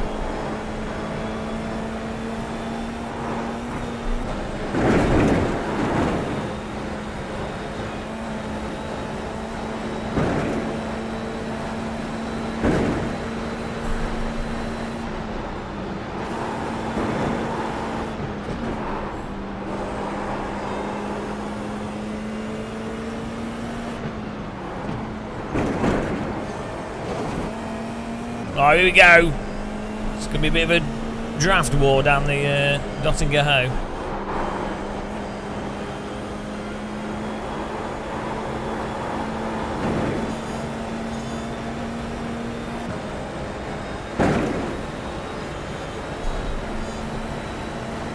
Nice view of the castle on the hill.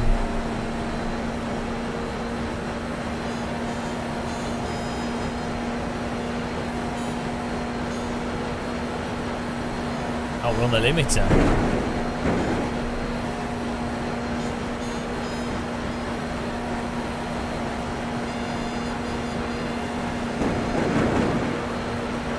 Car on your left. Keep to the right. You're on the right. 3 wide. Left side, 2 wide. Still there. You've got 2 laps to go. Stay on the right. Clear. Of course. Of course. Your front wing is gone. Ah, there we go. How silly of me to expect to be able to drive 2 cars through there. I don't know what we can do there. I think he just drove into us. I think I was. I think we pretty much had that decent. I've got no front wing. Right. Clear.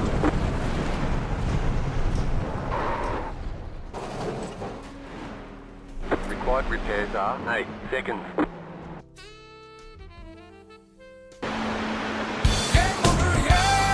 All the damage is repairable.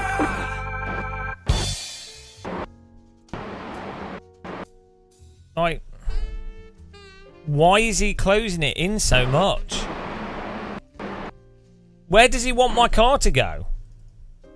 Wait, you know that there's a car side by side with you. Why do you turn into this as if there's no car there at all? No, it's not both cars at fault. If you're... It doesn't matter. I'm not running deep. It's totally fine. He's broke super early there. We're side by side all the way into this corner.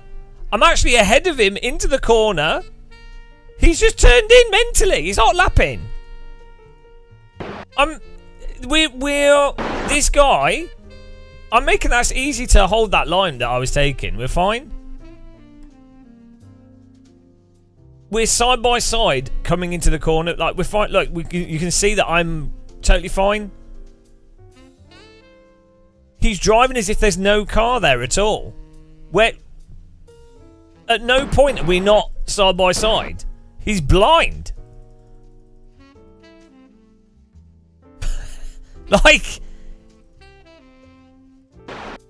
he's also broke ridiculously early here. Look at this guy. He's caught this car out as well. He's broken so early that this guy's catching him. I'm braking with this car. We're into this corner. Fully side by side. But, oh no, it's the hot lap line. So, like, I can't move over anymore here. I can't turn more because there's a curb here. We're going to be bouncing off it. There's nothing I can do, even if I'm like... It doesn't matter. I can take this corner faster. It doesn't matter. It's just insane. If you're this car, you can't turn in. Like, what? Why is he turning in on that line? It doesn't make any sense. Where am I meant to go? There's nothing I can do. Absolutely nothing I can do. Yeah, because I've had to turn right to try and stop him from hitting me. So I've had to turn in even more because I'm like, oh shit, he's going to drive into us. Caleb, thank you very much. Not guilty. Yeah? I'm driving on the curb to try and avoid him.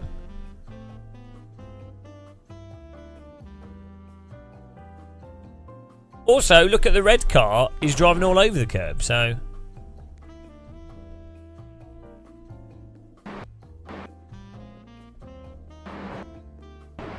In fact, even if I was further on the left, he would have still driven into us. He's just driving as if there's no car next to him. You can't apex into the car that's there.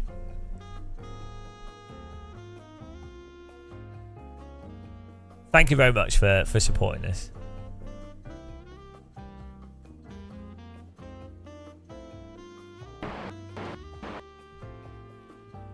Right, let's assume as well. Imagine you're this car and you're like, if this guy had gone in too fast, you would still, if you're this car, you'd be like, oh well, this guy's gone in too fast, so he's going to understeer into me anyway. So like, there's just the inability for people in iRacing to drive according to, like, the only thing I can do here that's different, like the option this car has is to squeeze this car more, but the problem is on the Nordschleife people tend to wobble all over the place, so it's even harder to squeeze them to stop them turning into you, and they probably will still drive into you anyway. So I mean, it's actually like it's utterly absurd. Well, no, the point of the contact with the curb is because I know he's turning in, so I'm just trying my best to like just do whatever. It's at this point here, I know he's going to drive into us, so it's just a case of trying to avoid him. Oh dear. Yeah, I should have just driven into him directly.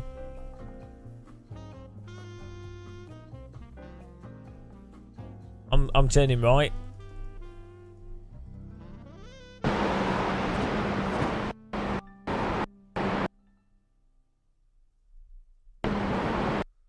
I'm like, well, that's it. It's done. There's no point. Why would you go full lock? You're just going to understeer. Yeah, you just can't race. That is it. That is 100% it. There's no actual racing. It's hot lap. Stay behind people, and then you know you're faster. White flag. One more lap to go. More lock isn't gonna cause your car to turn more, is it? You have to you turn on the brakes in iRacing. It would work in AC, but in iRacing, more lock would just cause your car to understeer more. You have to turn on the brakes. But it doesn't matter. It's what it is. You really, yeah. You just have to hot lap and not race people at all. Yeah, if in iRacing, once you've already gone into the corner, the tyres will be warm, so if you turn more, it adds more temperature to them, which then causes more understeer and more issues. So you also just need to you have to drive pretty much entirely on the brake pedal in iRacing to rotate the car. So turning the wheel doesn't, unless you're way, way, way under the limit, turning the wheel won't turn the car anymore.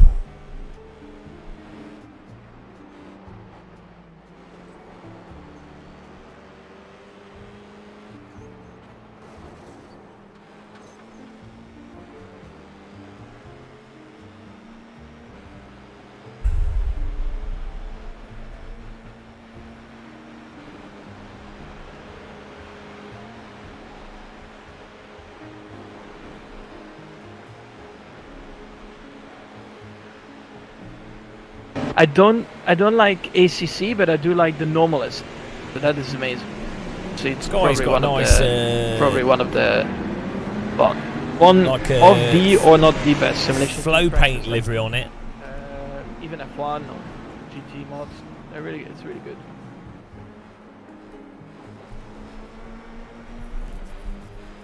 It'd be nice to be able to do it'd be nice to be able to race in iRacing and not just hot lap. It would be nice. It does happen occasionally. Very rarely it does happen.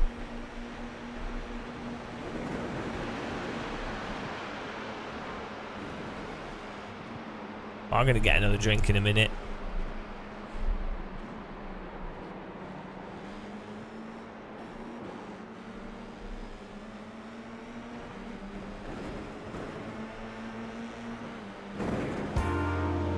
Right, back in a second, guys. Just going to grab a drink.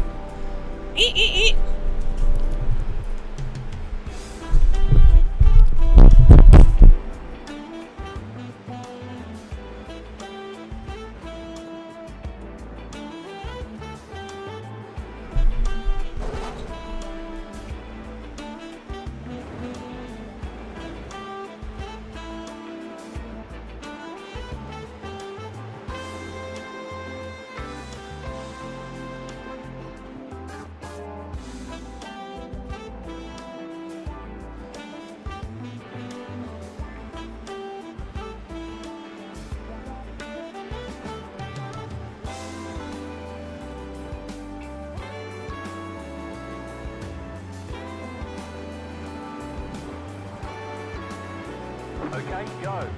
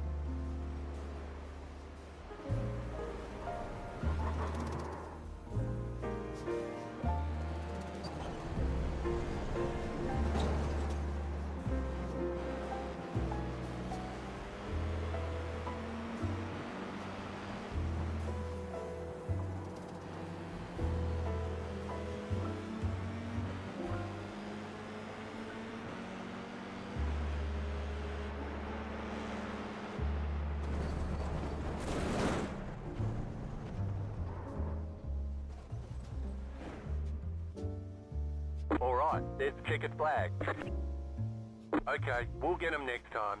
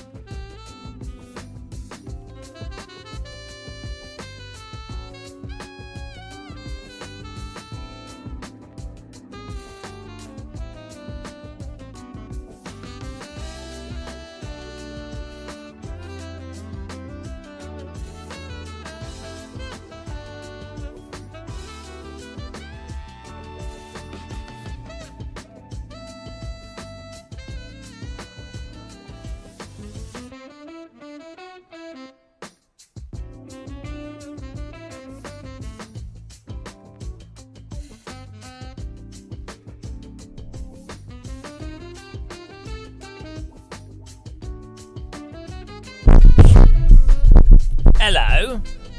Thanks for subscribing, Dark Polly.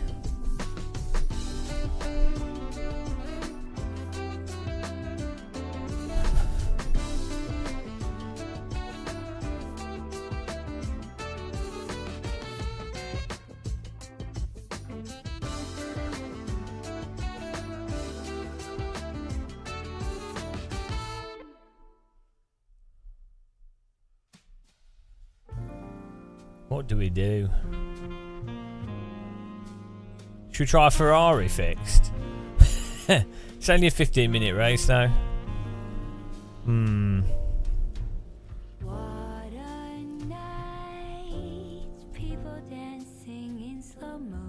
Let's do another F4 Carnage race. This was good fun. Oh, we're on like minus 300 now. It's going the wrong way. Minus 80. Hang on. What's 78 minus 79? It's got to be like minus. I don't know.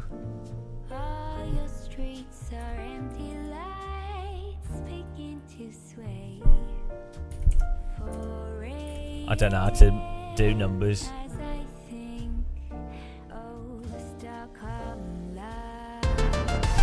Oh, hello!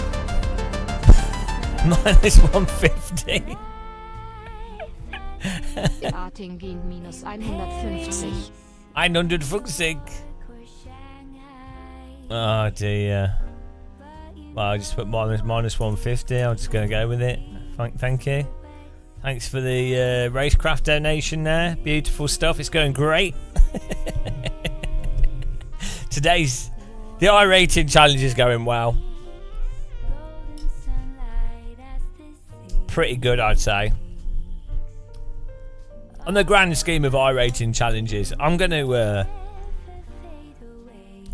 plug my bongos in a bit.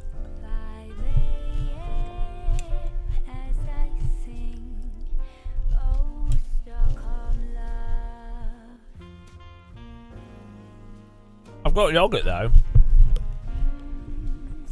Can't lose with yogurt.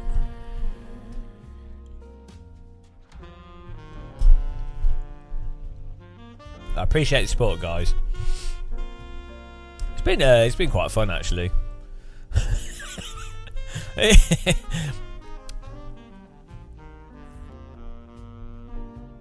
Elwood Rambler, hello.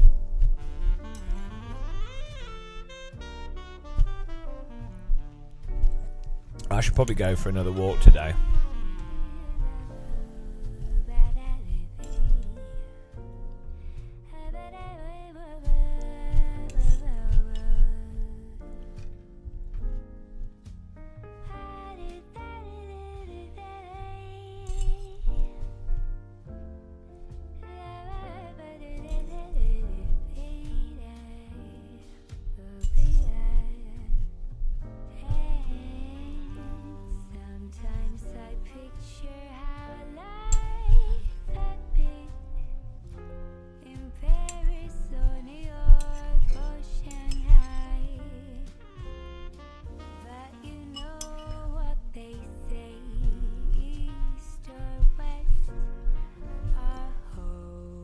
Is there? Hang on. Let's have a look at Steam charts.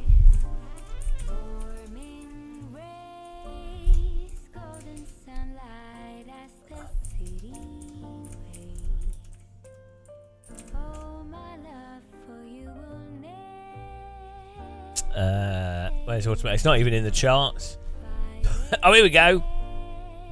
No, there's 174 people playing. 174. To be fair, it's doing better than Race Room. It's doing better than MX versus ATV Legends. It's doing better than F1 Manager 23. It's doing better than Need for Speed Most Wanted. It's doing better than Naval Action. iRacing on Steam only has 130 people playing it, but that's because no one plays it on Steam. R Factor 2 only has 127. Real Flight That's a remote control aeroplane game. Le Mans Ultimate has less people in it than R Factor 2 right now. Crazy.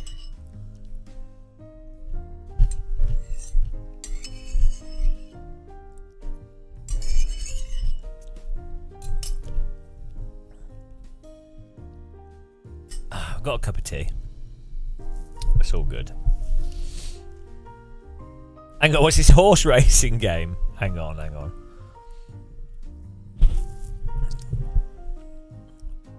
on, I just scrolled past some horse racing. Here we go. Rival Stars Horse Racing. Now we're talking.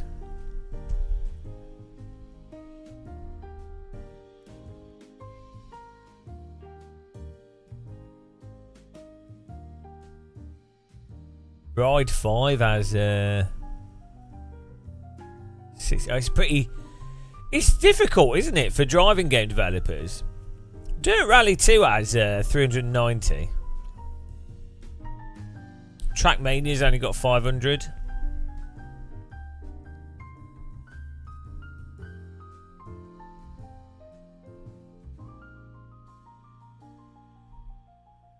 It's weird that it shows you how successful Assetto Corsa 1 is, because Forza Horizon 4, BeamNG, Forza Horizon 5 and Assetto Corsa in the top 7. Yeah, Trackmania's good. I think it just gets a bit dull unless you like hype it into it. I don't really like the complex stages, and that's what a lot of it is.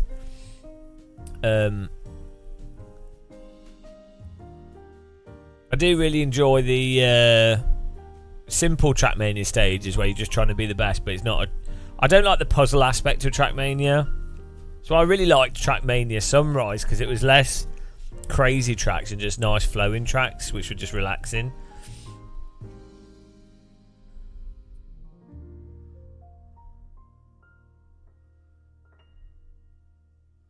What's Real Flight Evolution? Is that another remote control? Yeah. Don't know why these are classed as racing games. Maybe we've got drone racing in them. Wreckfest is doing alright though. So Wreckfest has 350 people in it right now. And considering it's not really like a... Well, first of all, it's quite old. Came out in 2018. It's doing better than... Wreckfest is doing better than Forza Motorsport. Crazy.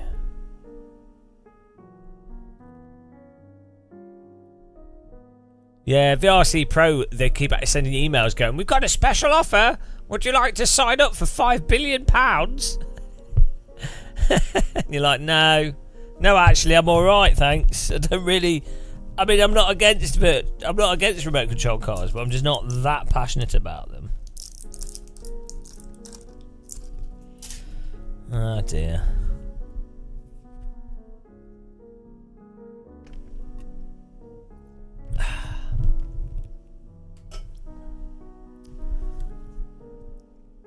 Trailmakers, what's this? Oh, it's that building, sandbox building. That's alright, actually.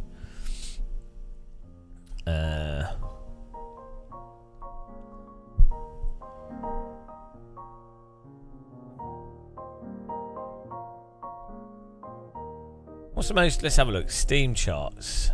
Let's see what the top games are. Most played games at the moment. Oh, hang on. Let's do a new poll as well for you guys on Twitch. Choose prediction outcome. It was very much a no. Start a prediction. We're just doing the next F4 race. There you go. So, most played games at the moment. Banana. Counter-Strike 2. PUBG's still really popular. Surprising, actually. Because you would think Fortnite... I mean, Fortnite is, isn't it? It's on console as well. But it's... PUBG, you don't really hear much about PUBG, but it still is like a really leading...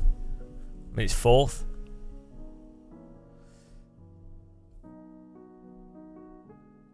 Grand Theft Auto, Apex Legends. It's doing alright. Elden Ring's got a lot of people playing it, surprisingly.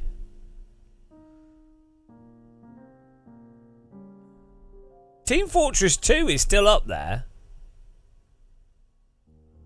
How funny is that?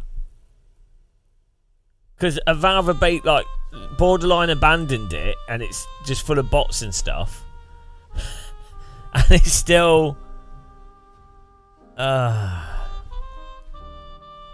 trending games on Steam here. No, nothing interesting.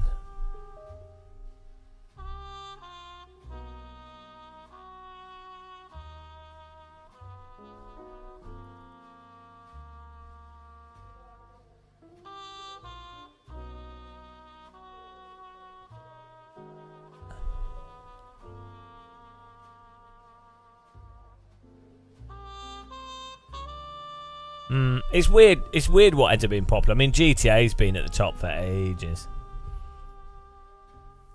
Oh, have they? I think so.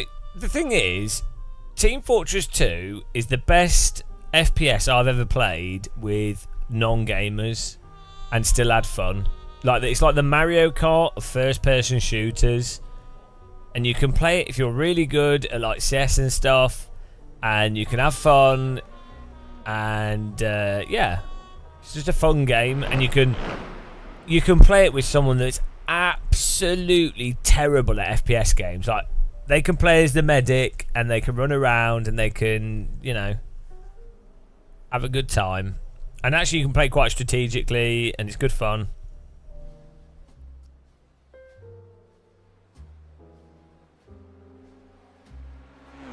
We don't talk about that game.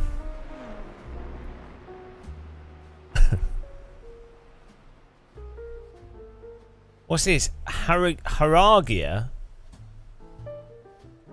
What's this?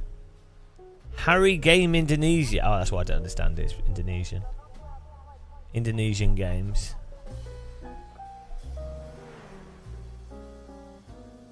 Okay.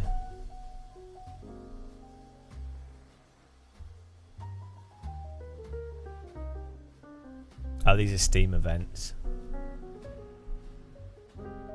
Let's see the full list of most played games.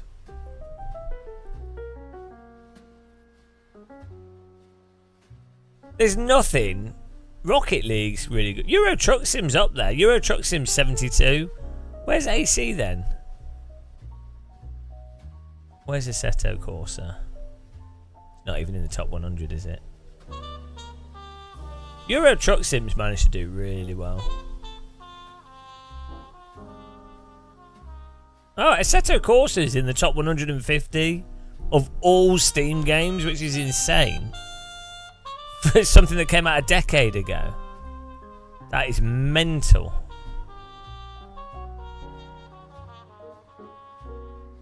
Tabletop Simulator's doing alright, actually. Surprisingly.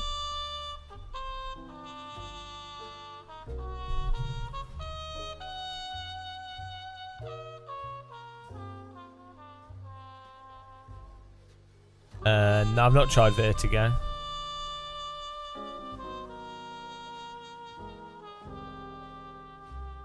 Here we go, it's time to lose some more rating.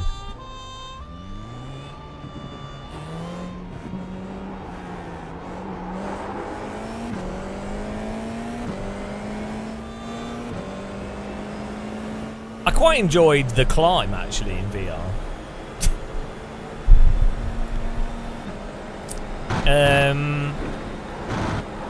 No info on AC Evo yet. I imagine probably Christmas time.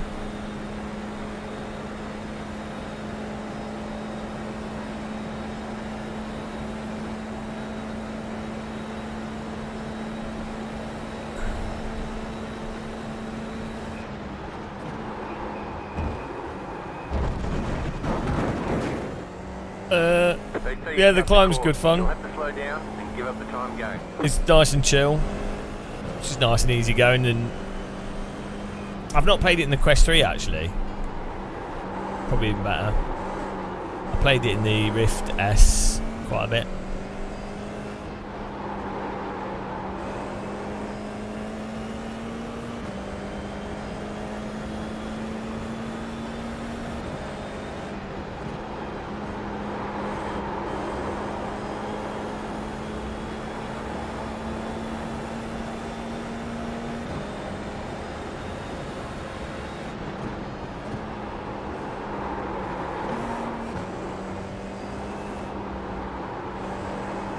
I don't like underwater games.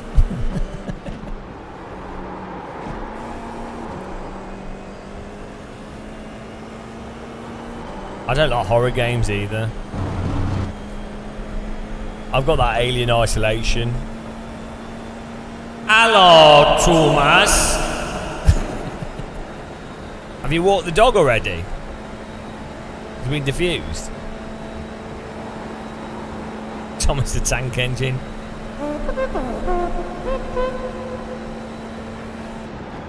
Green flag, green flag.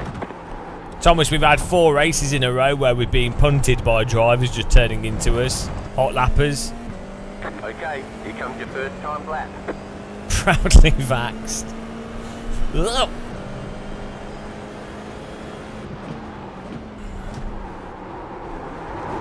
What a surprise. It's been emotional.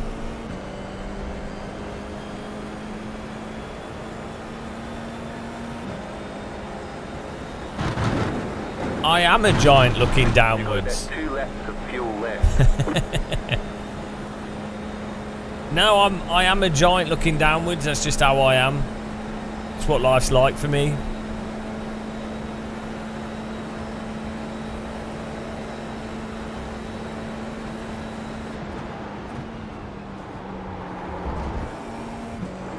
I'm always having to look down at people, both literally and figuratively.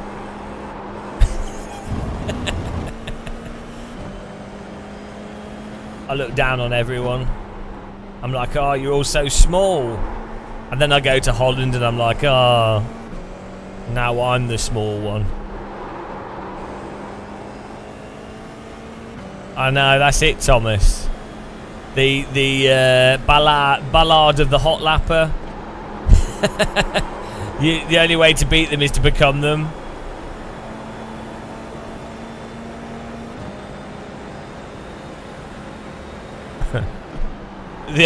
Which, funnily though, hot lapping is the dullest way to play a driving game, really, isn't it?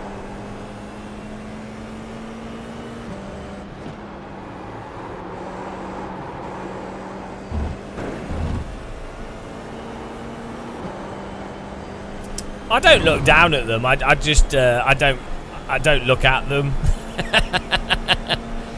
The iRacing community. It's not really a community, is it?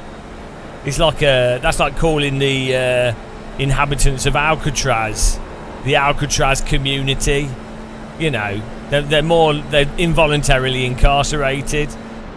That's iRacers. The iRacing Asylum. One more lap.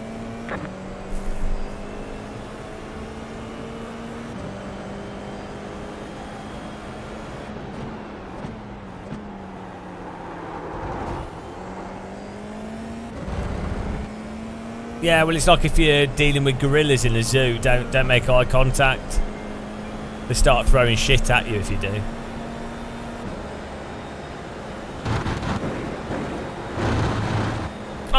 iRacers are the worst people on the planet. They are all of them. They are. They're not even people. iRacers. They're like a.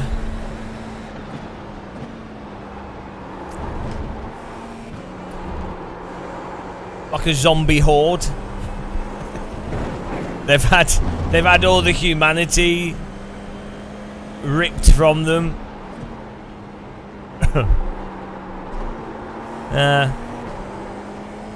Fun fact, Day of the Dead and 24 Days Later, all those films are actually, they're not zombie films, they're films about iRacing.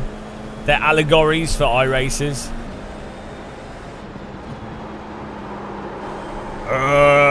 Brains actually is racing line.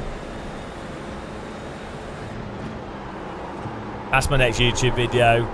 What do iRacers have in common with zombies? Five things iRacers have in common with zombies.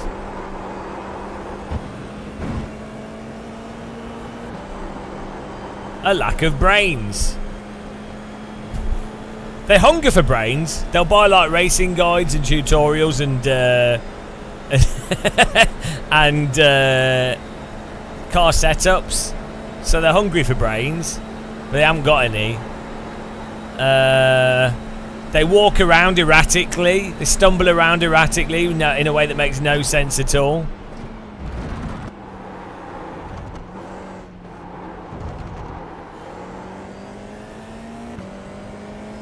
They sound like zombies. Yeah. I mean, the content just makes itself, guys. I don't even have to bother. Right, it's going fantastic. We are 5 hours, 6 hours. I don't know. I can't. We're many hours into the challenge here, and we are minus 150. So it can only get worse. But well, I don't care. I'm just we're going. We're continuing. We're continuing on. We're continuing on. Minus 150. Maybe we can finish in the positives. Probably not. Maybe we could get minus 500. We'll see what happens. It's good. I'm enjoying myself. I like people driving into me. It's gone fantastic.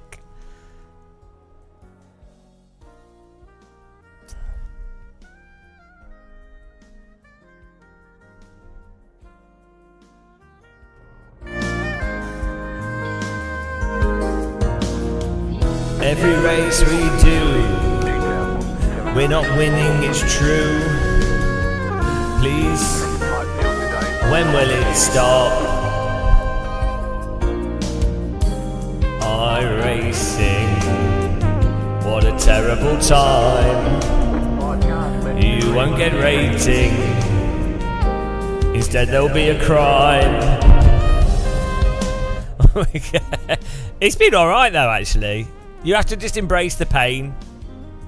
iRacing is like having chronic back pain. It's always there, and you just have to put up with it. Here we go.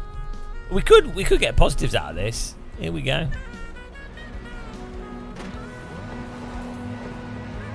Green flag, green flag.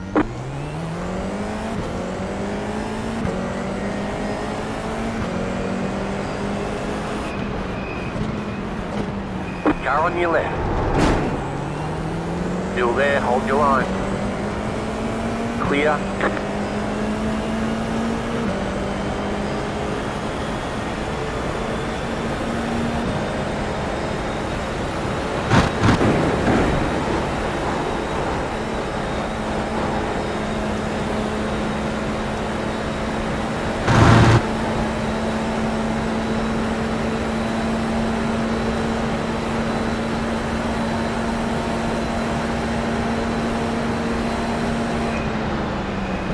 Car on your left.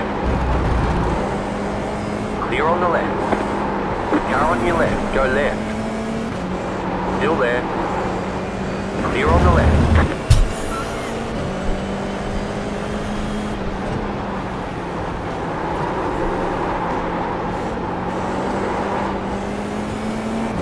Managed to avoid him. Very fortunate. There's an incident behind.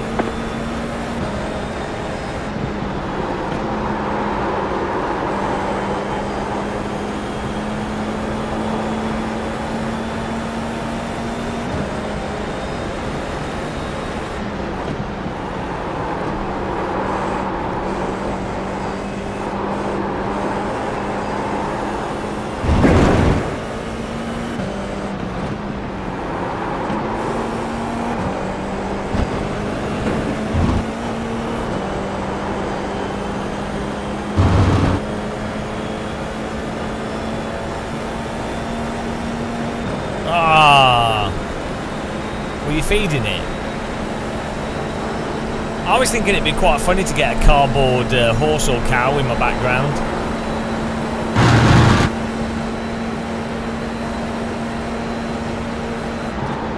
Slow car ahead. Go right. There's an incident ahead. Car right. You're in the middle. 3 wide. Honestly, right. what are you supposed to do in this sim? Clear. Honestly, right guys. Honestly. Gotta slow down and give up some time. Honestly. And now I've got a slow down penalty that's absurd. Are they kidding? Honestly. Like, you have to be some kind of insane masochist to play this. Oh, hang on a minute. What? Honestly, guys, what on earth? What on earth? Like, really? Like, honestly, what is that? How? Why would he rejoin the track there? What? Ah, don't worry about it, Zabby. We're all losers today. What on earth was he doing? What was he doing? We're still going. We're still going. Nothing to worry about.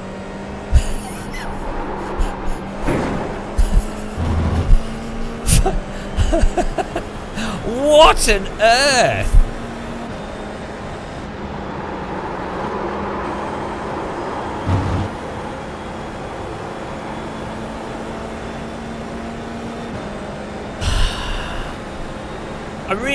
I really am just like, I just...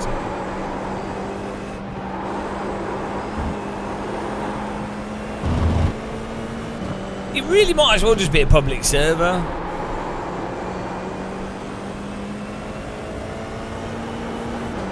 Oh well, it's good fun. It's good fun.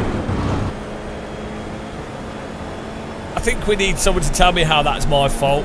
Can someone in chat work out what we did wrong there? I did try to pass a car that was off the track. Stupid idiot. Stupid fat game of muscles is. You got a slow car on the left. Go right. Slow car ahead. Car right. Go right. There's an infinite. What is going on in this game? And like, I've had to become Paul McKenna to avoid stuff.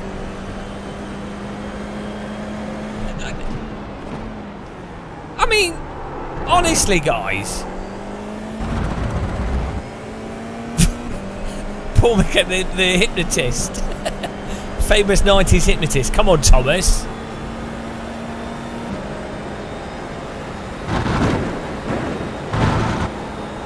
What on earth was that?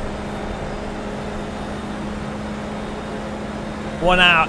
It's always the passing car. Yeah, well, look, Zabby. Yeah, if the... If the passing car... No, because that guy was rejoining, so he was the passing car then. He was the overtaking car because he was off the track. So, no, we're still fine. Don't worry. Don't worry, Zabby.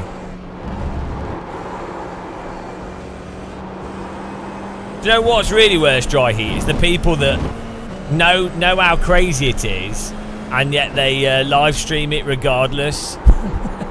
Because as bad as this is, as ridiculous as iRacing is, there's nothing else that's this active at this time of the day with this selection of cars. that's the state of sim racing. When people say golden age, this is as good as it gets, I'm afraid. There's no... I'm sorry. I'm sorry, guys. Paul Daniels? No, he's a magician. Paul McKenna. Do you not remember? Come on, guys.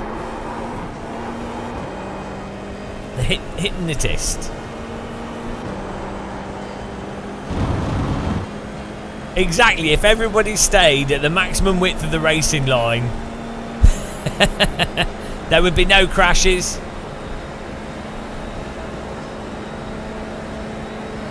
Look, this is going fantastic, this race. I'm having a fantastic time. It's up to you to bring your attitude.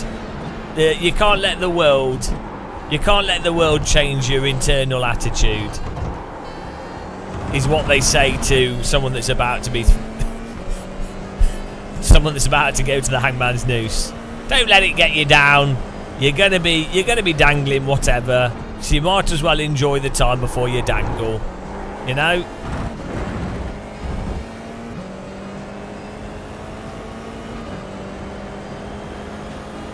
I think you can make a really good VR game where you're a medieval executioner.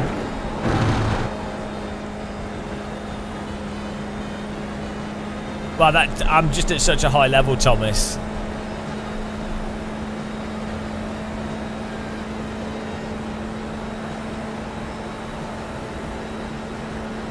Mark, it's going amazingly. Funny you should ask that. It's actually going fantastic. I've not had anybody drive into me today at all. It's been really fun, close racing. It hasn't been a complete waste of time and stupid. It's been entertaining, to be honest. You know, as I say, there's nothing more entertaining than watching a live streamer suffer. This is why my next live stream I'm going to be sitting on a barbecue. It's what people want to see. Hang on, we're on 3x. So did that other guy just did he 0x us? How does this work?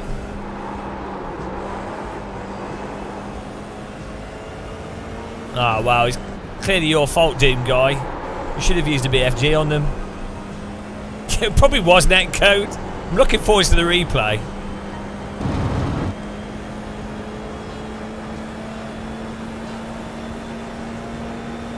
We didn't really get any damage from it as well, so probably was netcode. Oh, I'm well excited for my cup of tea. Oh, hello. Ah, yes. 1, 2.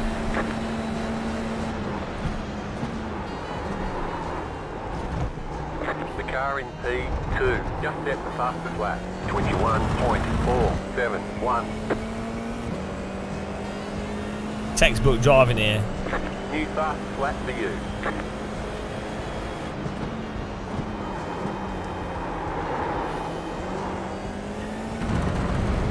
Car behind's wrecked, but he's obviously going to race us, despite having no nose cone.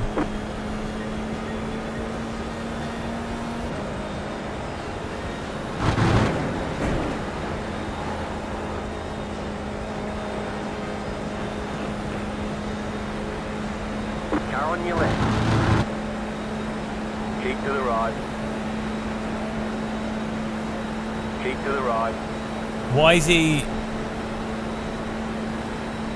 Stay on the right. Clear. Car on your left.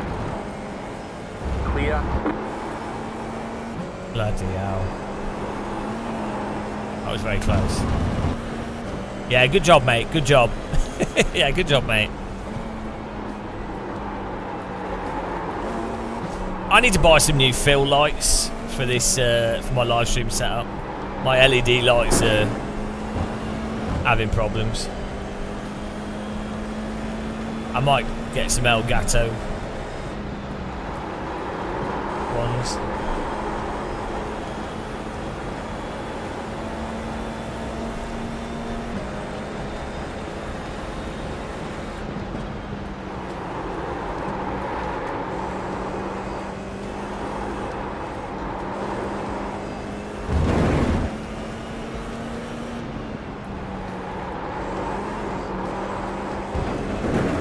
I do like driving Spa though.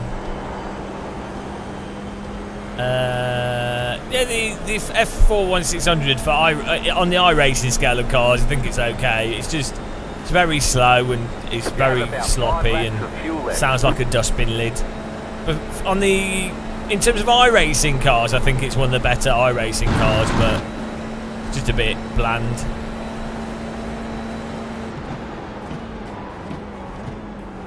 I would say the best cars in iRacing is probably F4, Super Formula Light, LMP2. The actual best car, if you were talking about which is the most realistic car in iRacing, it's probably the Skip Barber.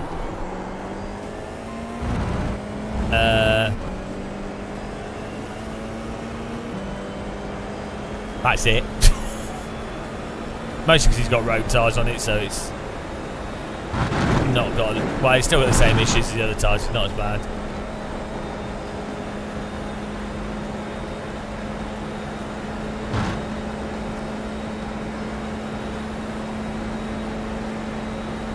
I really hope he doesn't send it up the inside like a moron. Please don't be like a moron. He wanted to. He really wanted to. Fortunately, he was too far back. Don't be like a moron. Because then there's a risk that you become a moron. And I'm the only moron.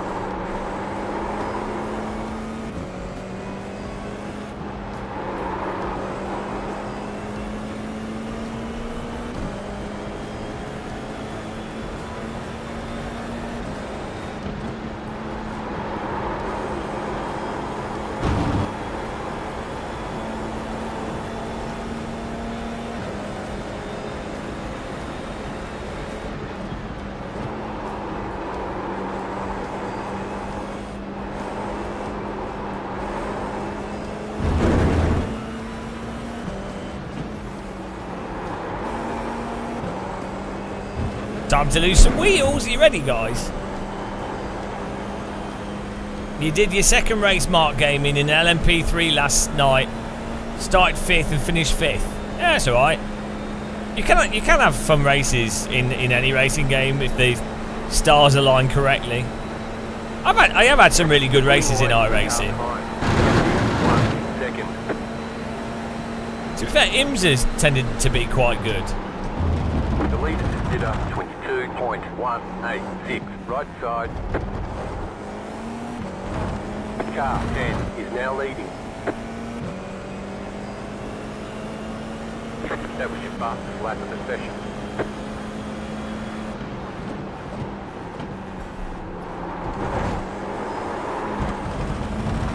Yeah.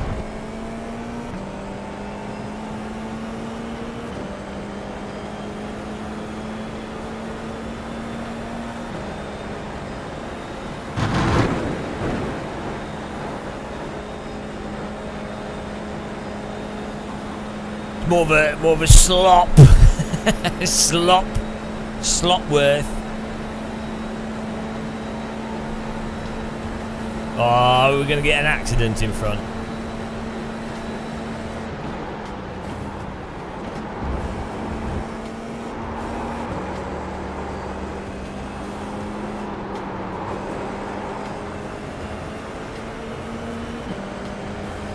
Car on your left. Still there. Clear.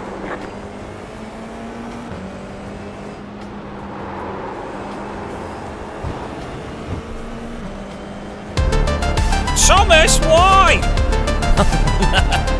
Jesus Christ. The leader is bidding now. The leader is bidding now. The leader is bidding now. The leader is bidding now. The leader is bidding now. The leader is bidding now. Why does she sound The leader is Indian? bidding now. The leader is bidding now. The leader is bidding now. 777 Milliarden 777 Millionen German Indian. 777.777. Sieben. It's like a German Indian. Our leader is bidding now. That's a pretty awesome accent. German Indian accent. Left side. Still there. Why? Stay on the right. Clear. Left side. Keep to the right. Still there. Clear on the left. Left side. Still there. Hold your line. Car Why are they red. driving That's into taking me? the lead. Still there. Oh my goodness, guys. Keep to the right. You're in the top 10. Clear on the left. Left side. Car stop on the right. Clear on the left. There's an incident ahead. Go left. Oh my goodness. Thank you very much, Thomas. Yeah, just because you're on holiday doesn't mean you need to donate more. Too much donation, Thomas. Too much.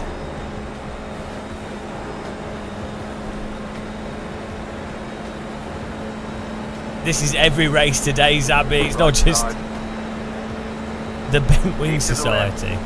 Clear.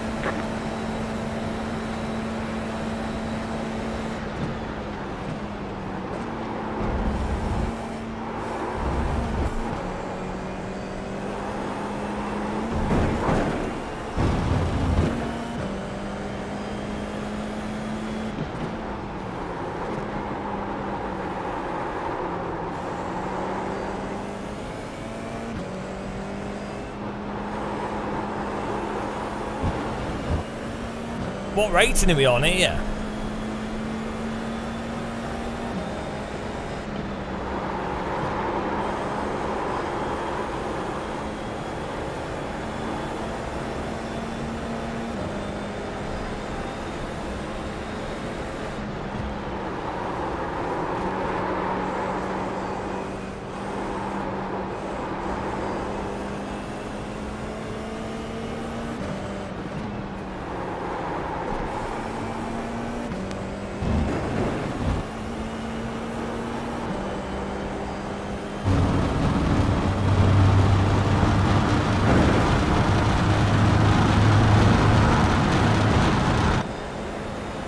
You've got about 2 laps of fuel.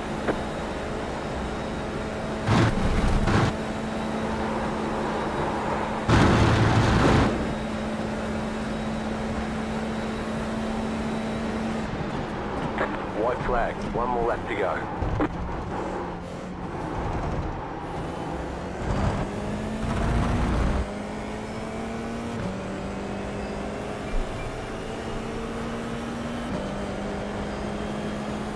Hello, Mr. Spitfire. How's it going, man? Welcome to despair. Welcome to insanity.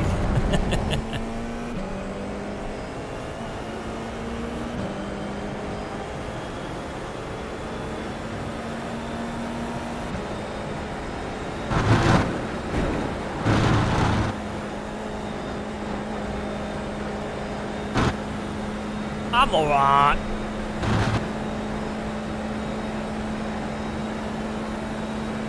We're just taking it easy, losing our rating, doing the opposite of what we're trying to do. That's pretty much every day.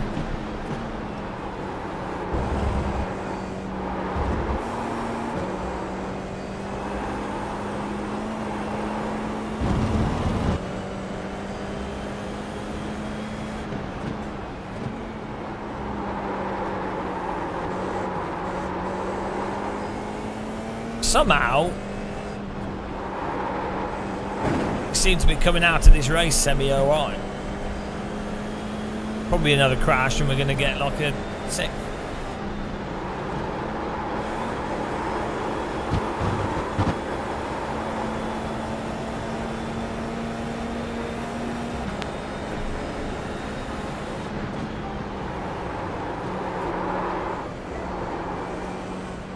Well, that wasn't clever. That was a bad time to try some different driving.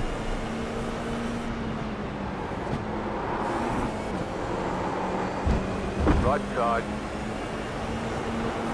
Stay on the left. What? You idiot. He drove into me? Lol. Ah, unlucky. You have about 1 lap of fuel left. Right side. Still there. Hold your line. Stay on the left. Keep to the left. Still there. Clear. Ah. Car stopped on the right. Oh, wow.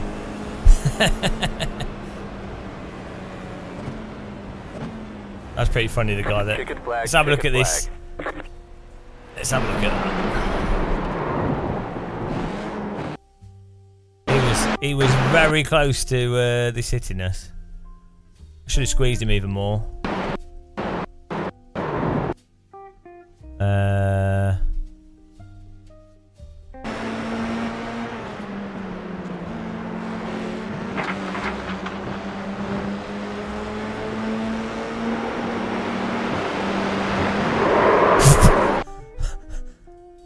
Like, what are they doing? It's just, you can't ignore this. I'm still there. And then he's netcoded off us. They just drive into you. You can't keep running your car wide until you've actually passed the car. Yeah, it was iRacing netcode, but still.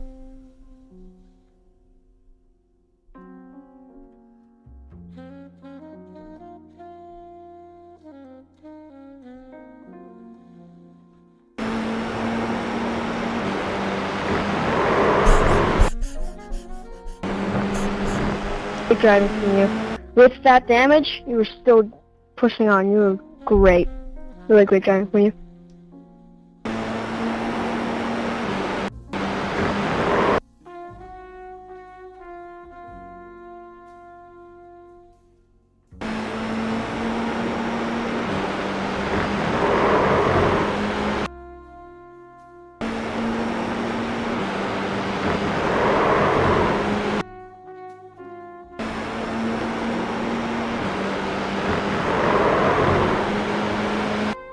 Even if he would have hit me, that wouldn't make any sense, does it?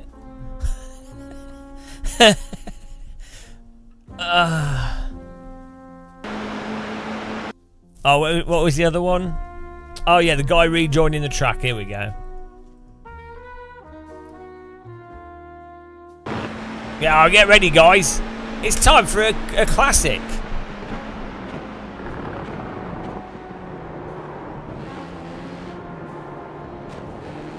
Oh no, that was that was when we avoided them all. That was the one where it worked out.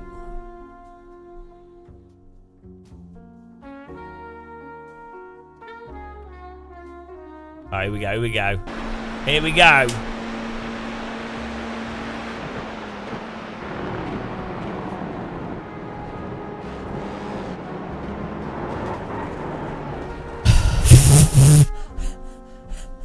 I mean,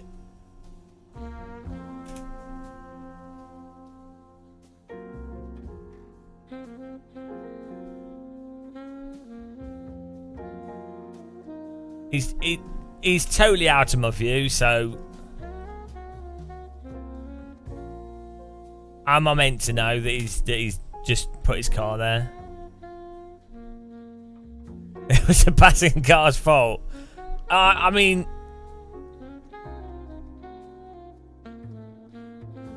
why is he see, this is a good example of, like, why is he sticking his nose there?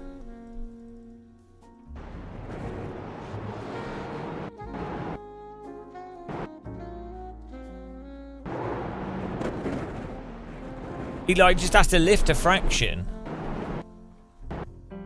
I'm not even cutting the corner. Like, it's because he's rejoined at this angle. He's not... He could turn left here. There's no way for me to anticipate him being like that.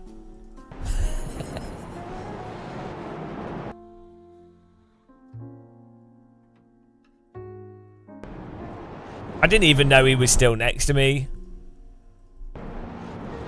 He needs to stay the width of the racing line. In that scenario, it would have actually have helped, because he would have been over here. Like, but there's just no way. Like, if you watch it from my onboard. Yeah, he did. To be fair, he did just want to get back in the race. But, like, from my onboard, I don't even know he's come back onto the track. Like, I'm like, oh, okay. He's rejoining, kind of. Why would I expect him to be... I've got a car on my right as well. Why would I expect him to be here? Why would... If you're this car, why would you not really be tight on the inside? If you've spun...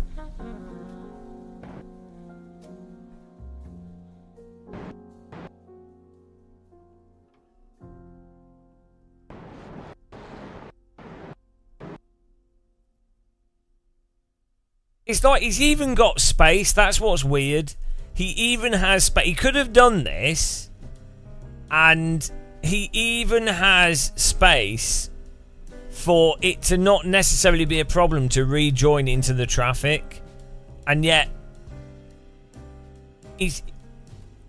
There's no way for me to know that he's going to be there. Like you'd think, oh, maybe he's got damage from from him crashing. So you're not expecting a car when you're coming around the corner that's at a right angle. You're not expecting them to then be straightened up and be here, are you? I don't think the spotter even called it out. I think the 4-hour penalty is a bit harsh. Oh dear.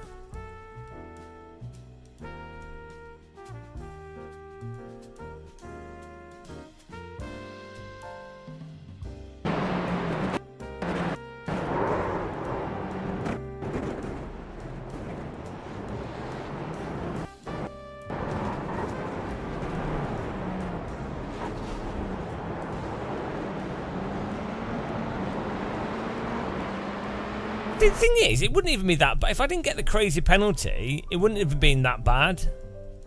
It was compounded by iRacing's penalty system. Compound my face.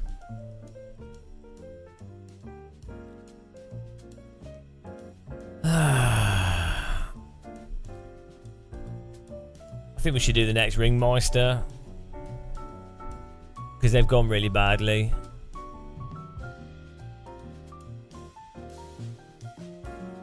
Yeah, well, Dino, there is no racing line. he should, yeah, he should have been on the edge of the track. That's the new rule, apparently. I think it doesn't even matter. It's that you get back to that situation of would he have exited the court by putting his car there? Would he have exited the corner in front of us in any scenario? And the answer is no. There's no way that him rejoining and then being where he was after that corner, he wouldn't be in front. So there's no point him having his car there in the first place. I think that's a good way of working out who's to blame for a lot of accidents. Would a car have come out with a beneficial scenario anyway, either way? And when it's no, well, then you're going to have to blame the car that's doing stuff that's got no possibility of a beneficial outcome. Or very, very little possibility.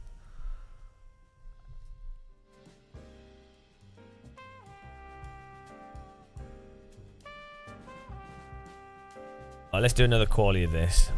And then we'll do the race. Just got in there in time.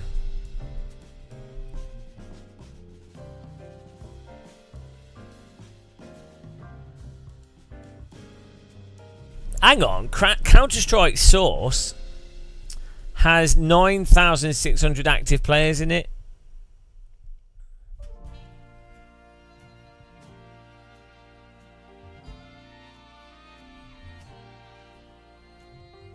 Hello, Craigs.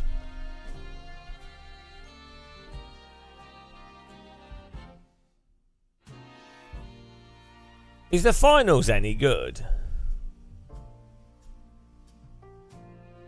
Drop it, it's losing players.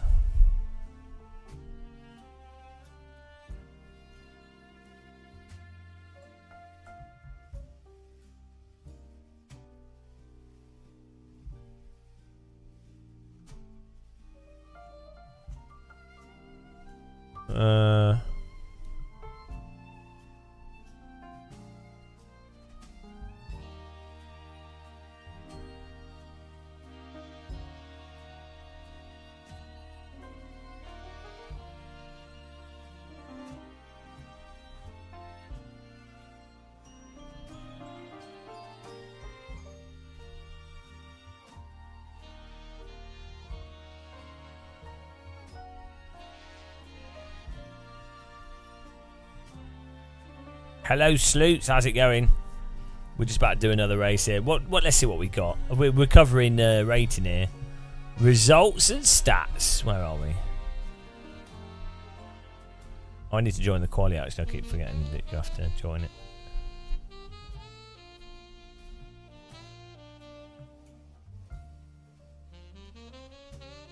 34. What's 150 plus 34? Someone do the math. I'm too dumb.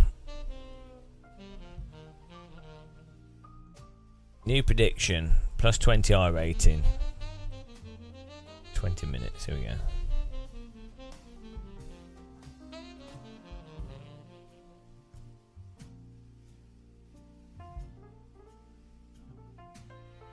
No, I haven't played RBR for a while. I used to play it quite a bit.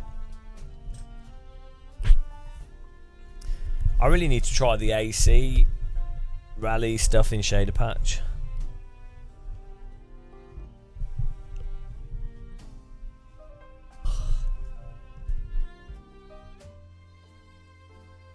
Ah, 500. There we go.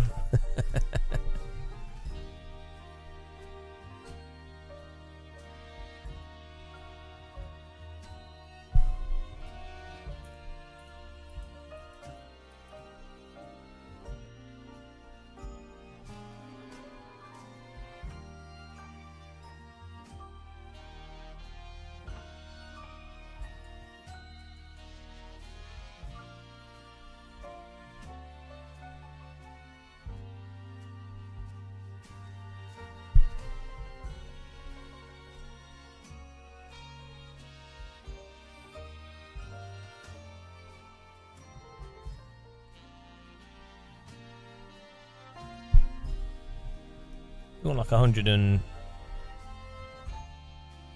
Hang on.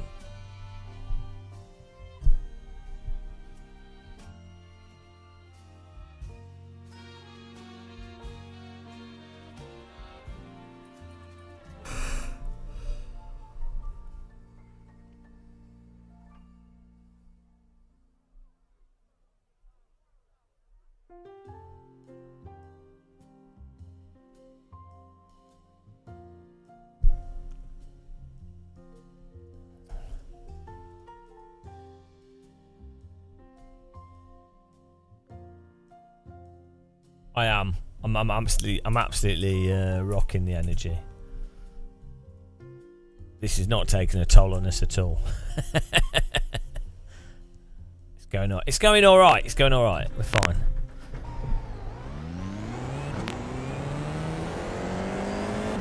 Right, here we go. Gotta get a good lap.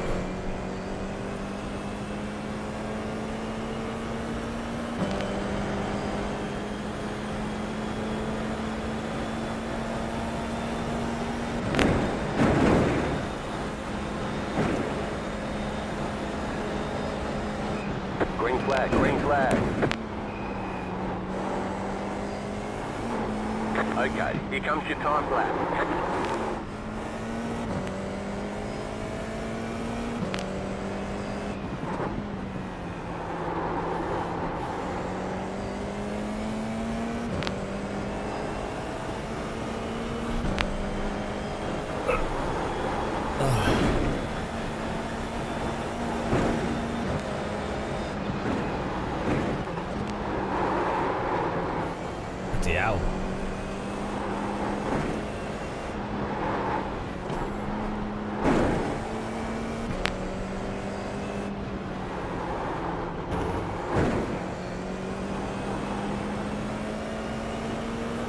Welcoming in the morning. Is it the morning everywhere? You're optimistic about there being girls here. There's like 3. That's all good. Wow, I mean, actually, there's most of my viewership is hot women, but they don't like to be outed, so.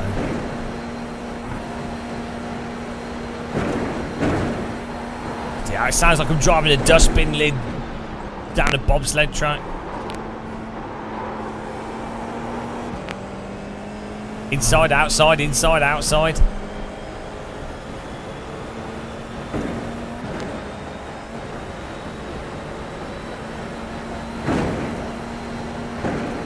I think if I was driving this in real life and my car was making these noises, I think I'll be like, right guys, I think we need to raise the car a fraction here. My bum's scraping on the floor. Bumbaleo, bumbaleo.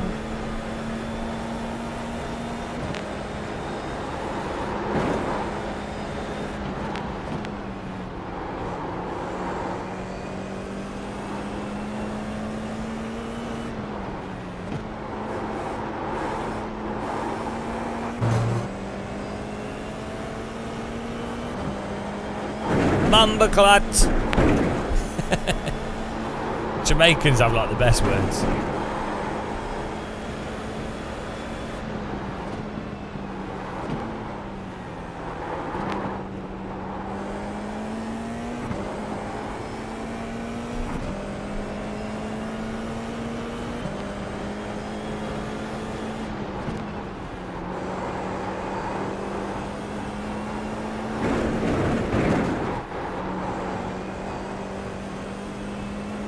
It is. It was nice yesterday.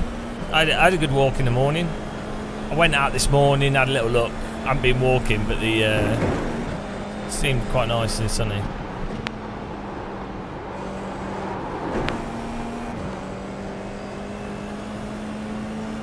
It's been like a weird... This summer's been super rainy most days, but then the last like 2 weeks has been really sunny, but then everyone's been writing and doing stupid shit, so kind of ruined the niceties of the summer. Maybe it's better when it's raining. Look, Ryan, is that more entertaining for viewers, or Wood is getting wrecked in the first corner? Come on, Ryan. Come on, we're here for entertainment value, not for sensible. This is not for like... We're here to suffer so that you don't have to. Viewers can enjoy watching us suffer. Makes your day brighter.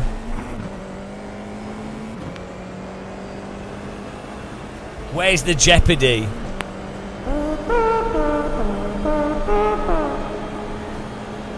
I am the jeopardy.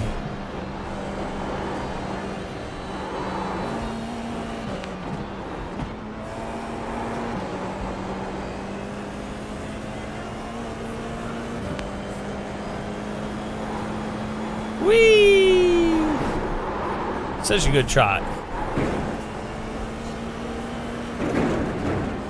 Germans are insane. Oh, what shall we do? Oh, we need economic stimulus. Oh, yeah, let's build a racetrack in the hillsides. Oh, yeah, good idea. But we don't need to, we have no speed limit. Even better, let's make it a circular road that is public as well. Somehow it works though. If only Brits were more like Germans. In Britain it'd be like, we need economic stimulus. Should we do that? I say, that sounds like an awfully hard amount of work and could potentially redistribute wealth to an impoverished few that we're currently subjugating to pain and suffering, which I find quite enjoyable. Let's not do it. Okay. And so we don't get a Yorkschleife. Can't happen. Yorkschleife. That would be good. We could do like the Mac Loop. Could be in Wales or something. That's minus Paul. Paul Cotterill on his bicycle. I dare say. What if the ruffians were to drive their cars on our beautiful road? Can we make the road into a driveway to my manor house and make it private? Maybe we can charge a fee for people to look at it. Okay. After consideration, we decided it would be far too much time and effort, and instead we're going to invade another country. Oh. Okay. Jolly good show.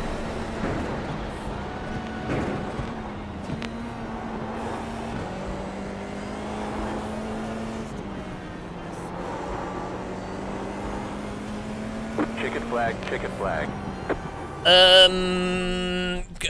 Which one? The Festival of Speed or the Revival? I've only been to Festival of Speed, and I went as I went as an influencer. I didn't pay.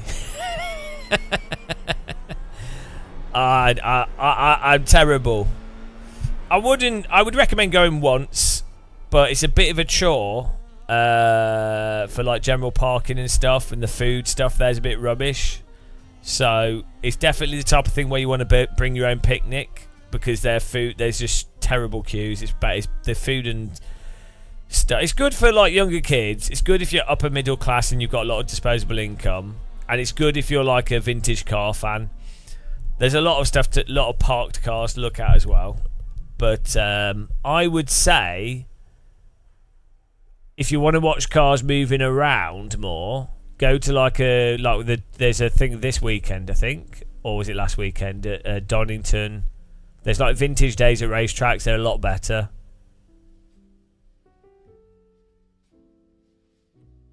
But yeah, Goodwood's like good as for business meetings as well. If you're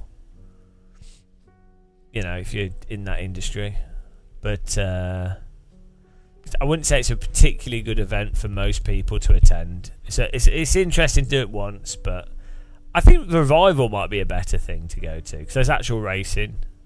But if you're a mega car culture fan and you like old cars, or you're a weirdo fanboy and you want to meet and greet race drivers and things, Goodwood could be for that. But I don't care about that. I mean, I'm happy for people that have been successful and have done good stuff in motorsport, but I don't need to. Why would they want to meet me? Like I'm happy that they're happy and they're doing well, but I don't get sycophancy myself, especially for like sports people. But I'm not against them. Like it's good when if they're doing like good work, doing good work. It's great. Tell you what, when I went to Goodwood, they had the McMurtry car for the first time, and that was genuinely impressive to see. Yeah, I would say if you're more of a racing fan, go to like a vintage car meet, or like go to Goodwood Revival, or go to Donington or Brands. I went with TMU's aunt, Banana Braids Racing, to Brands Hatch, which was good fun. And they had that was vintage Mini, 80s, 90s. That was really good actually. Yeah, Mini racing's entertaining to watch. Vintage Mini racing is more fun to watch than bloody modern Formula 1. I'd love to have a go at that actually. Because the thing is, the cars aren't that well built, so bits of them fall off from the trim, and all the like detailing falls off them when they're racing, which just adds to the spectacle of it.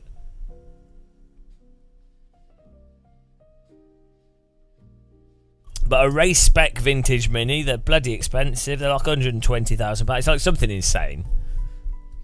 They're not cheap. Maybe you can get them for like 50k or something, but they're not.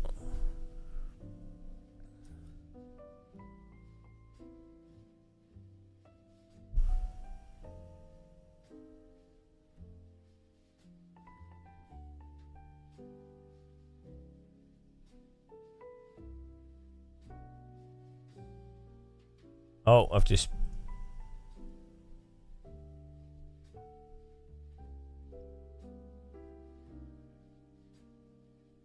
forgot.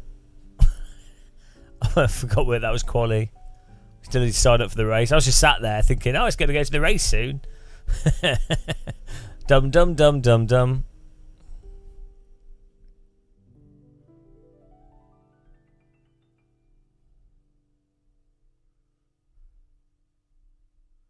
Here we go.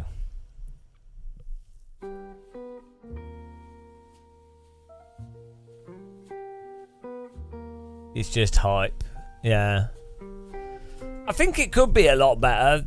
Like So, if you think of it, like, you know when you go to those vintage car things where they have loads of cars parked that you can just look at. If you think of it a bit like that, but they're all like in a field. So it's a way to see like historical race cars and things just parked if you're into that. But you then also have like a procession of vehicles. And there's a small amount of like promotional tents and things. And they normally have like a little motocross thing.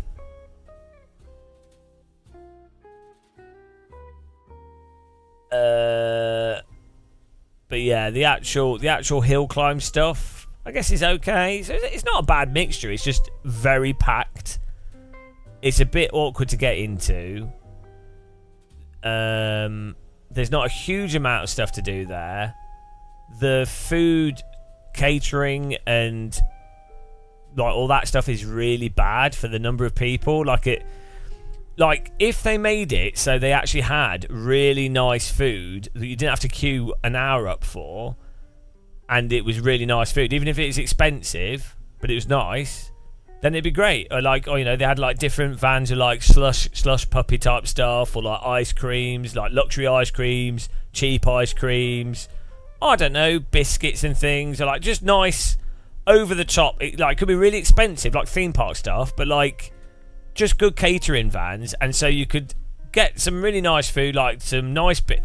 Even the beer that you can get is like really expensive, but also just like pretty average beer. They don't have like loads of craft brew beers or something. You would think you'd have like, oh, we'll allow quite a few craft brew beer companies in, so you could buy like really nice. You go up and you're like, oh, it's overpriced. Like, could even be like £10 for a pint or something or more.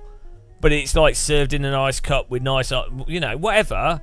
Just expensive but nice. and not having to queue. I think that's the thing. To me, if something's expensive, I don't mind if something's expensive, but then it shouldn't be shit. Like, that's what I think has gone wrong, is that with a lot of motorsport and a lot of these events, they're expensive but shit. Like the queuing part of it, because for some reason people put up with it. I think like when you had back in the day when you had race events and it was like, well, people turn up because it's something to watch, but they've not really paid for it. Well, fine, it doesn't matter that you're paying a lot of money for stuff that happens to be there, because, well, that's, you've not paid for it. It's not, you know, you're not held hostage.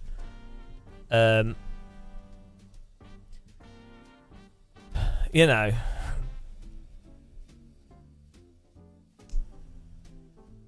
motorsport is really badly organised a lot of the time as well. I mean, to be fair, Festival of Speed is much better organised than a lot of motorsport stuff that I've seen. So, I think motorsport spectators, like, if you watch rally, where you just go to a track and you're sat there watching rally cars occasionally pass. That, I think that makes sense. Like, that part of motorsport spectatoring makes sense. Like Train Spotter watching and stuff.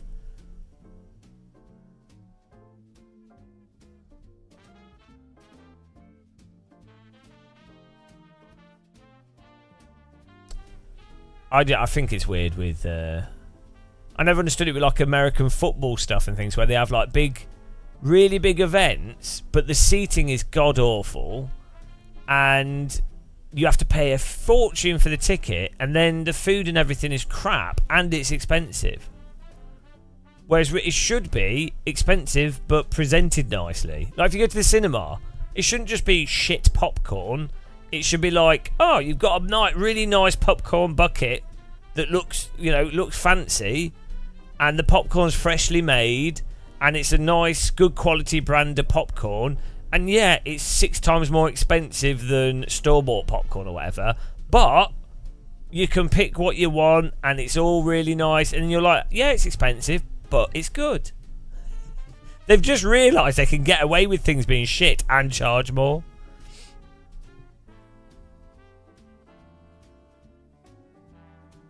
That is what's happened, guys. Thanks everyone that's watching now. The ranting here. Click the like button if you want to on YouTube and enjoy the despair that we're going through here. We might finish this on 0 I rating, which is good.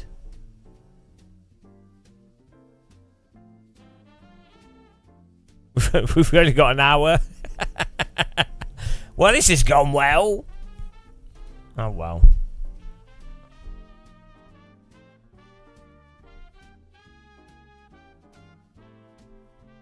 Imagine if you could get 500 I rating in a single race.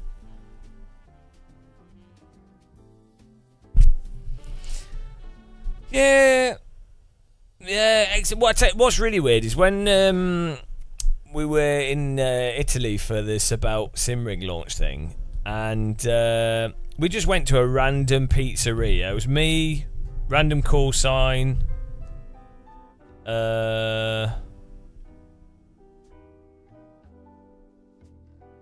and two of the people from the company, the marketing people.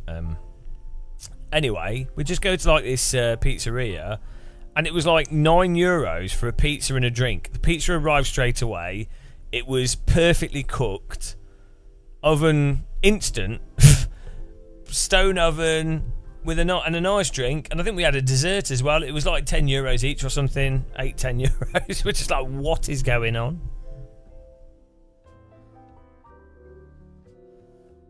That's what it should be, and then you would just do it more. Oh well.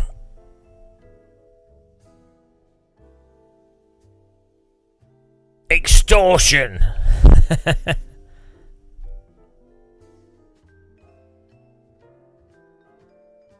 Well, imagine going to Formula 1, right?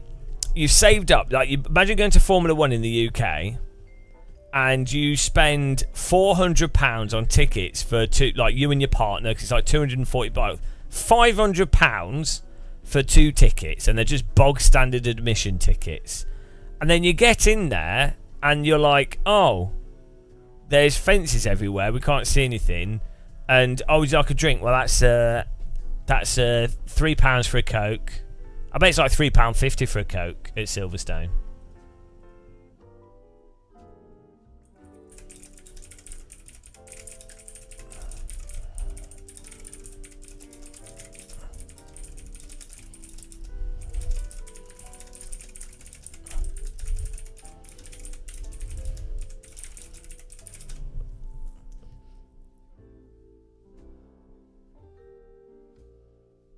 Here we go.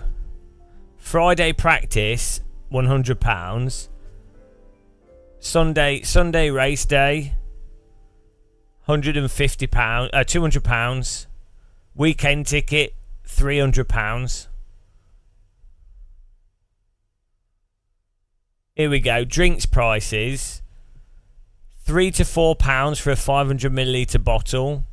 Pint of beer, £7. Burgers, £10. Hot dog, £9. £5 to £8 for sandwiches. Chips, £5. Coffee, £3. It's like, what?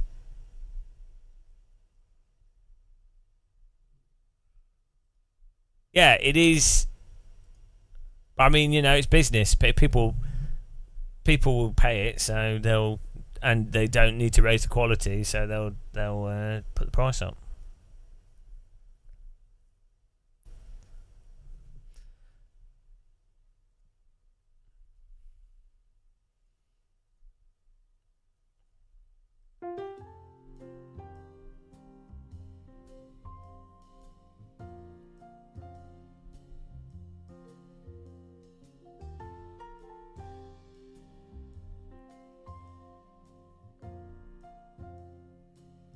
Oh, I like the idea of having to dress up, to be honest. I think that's really good.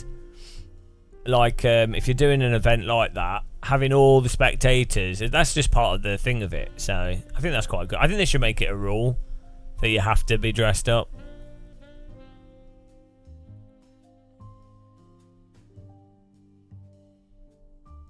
I mean, I don't like dressing up myself. I hate it, but For an event like that, I think it just makes sense.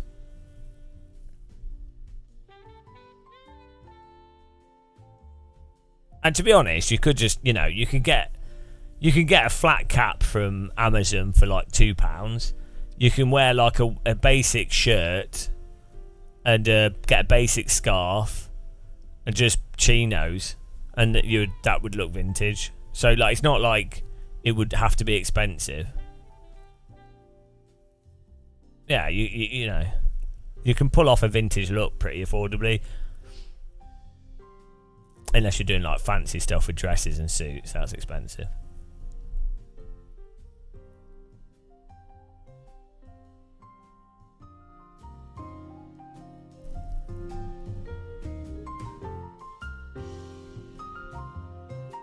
You already have more of a clue.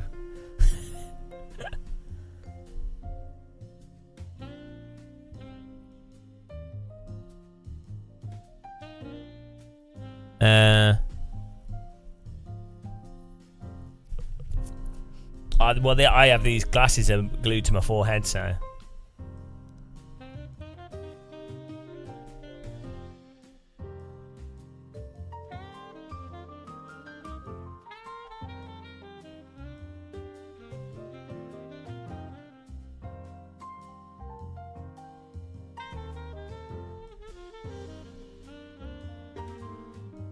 Hang on, I'm going to restart the prediction so people can do it for this. Gain 20i rating, 5 minutes, here we go. Get your predictions in, guys. Yeah, we're kind of, I mean, we're trying to get I rating, but we're also just having fun, so.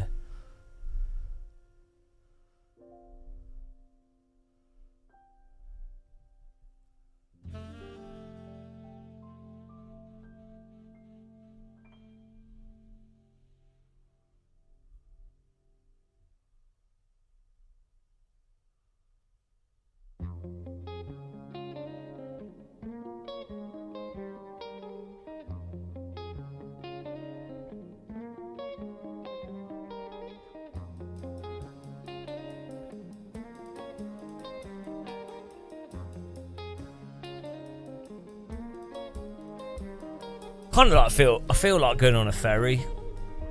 It's quite nice, you know, if you're in a warmish climate and you're on a ferry and you're just sat on the outside of it watching the water go by.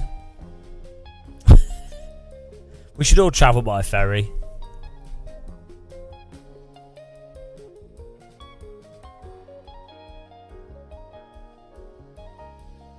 Do they do hydrofoil crossings across the channel?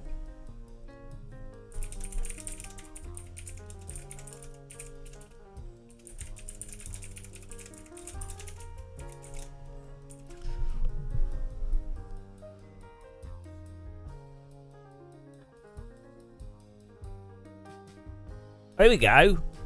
Hydrofoil channel crossings are planned in 2024. Surely not. Brittany Ferries. This project... Hang on, is this new?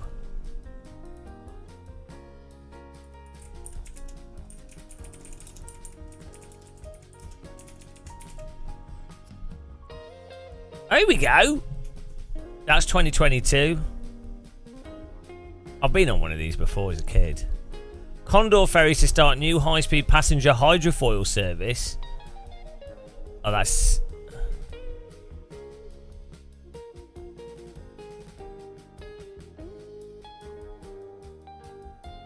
Electric hydrofoil ferries. These look awesome. These look amazing. Oh, this should be a video game.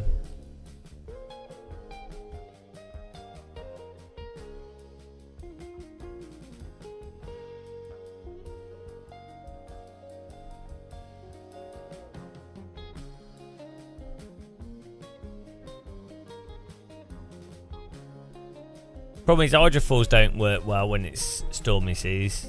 You have to be quite flat. Look at this. This is in New Zealand.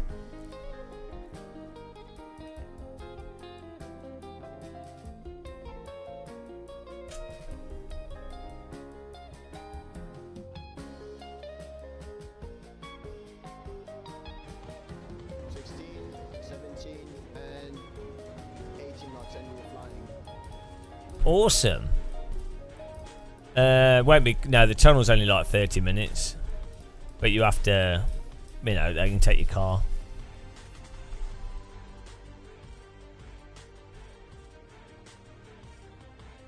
New Zealand looks amazing.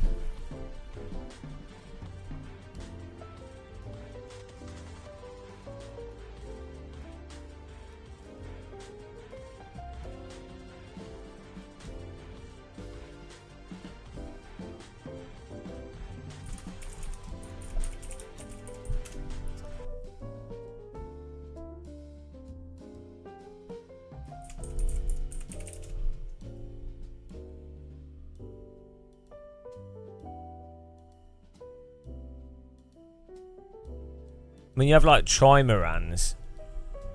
They're pretty epic.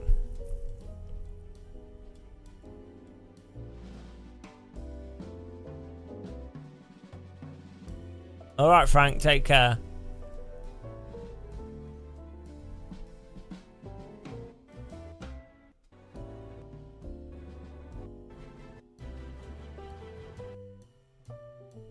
We need to bring back hovercrafts, guys. Hovercrafts are so good. I think they still run to Isle of Wight, or do they stop now? It's not a dream. It just feels like one. Now, Look at this. France to Dover, hovercraft.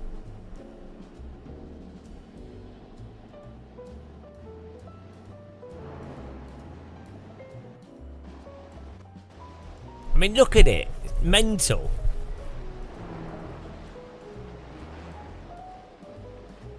Don't worry, Bright Candle. We got it. I mean, I think I've been on one not this big. I've been on the Isle of Wight one. I mean, how cool are hovercrafts? Just look at them. They just look cool. They're insane.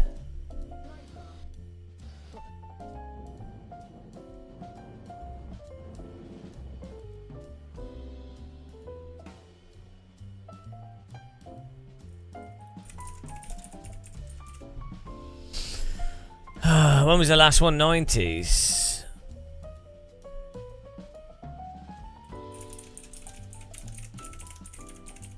I think it was in 2000 actually they stopped it. Yeah, because of the duty free, I think it was. They were withdrawn in 1st of October 2000.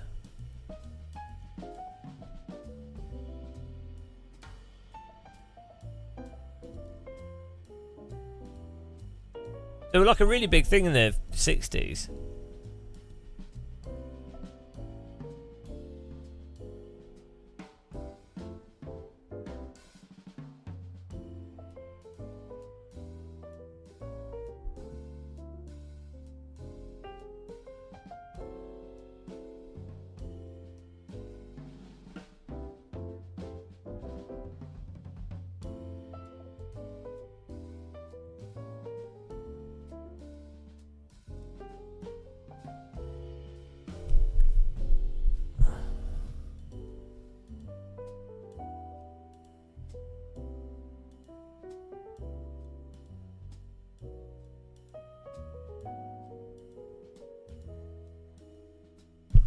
Yeah, I like hovercraft.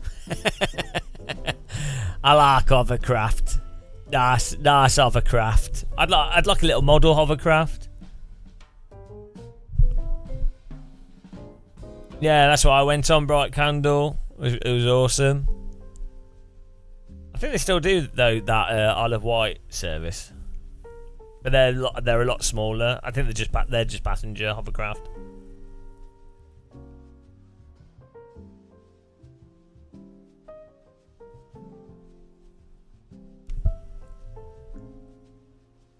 You cut yourself on one of those non-removable bottle caps, eh?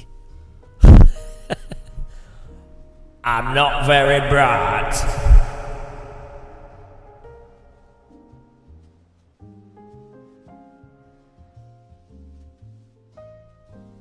Paul's a bit simple. He's been run over by too many cars. Oh, I have been on a proper sailboat, yeah. Years ago.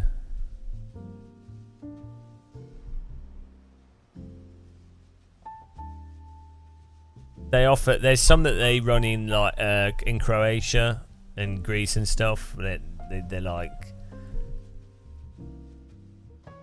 you know, because they look nice, so people go on them. There's like dolphin cruises on them.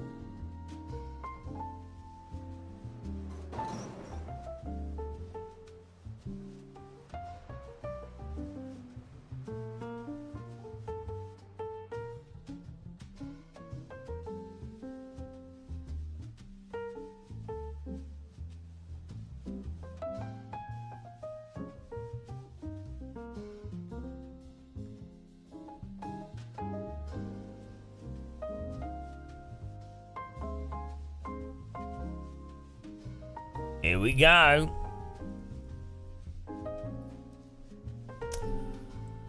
Right, this is our third attempt at this. Every other attempt we've not managed to get past the first lap. Normally someone has driven into us. In fact, the last one, it was on the final corner. So if we can do one full lap, that will be beautiful.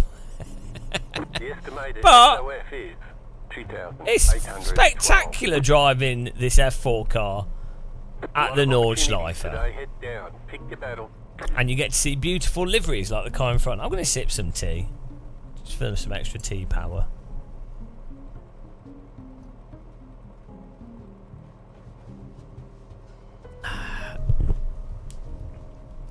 In the bag, guys. This is in the bag.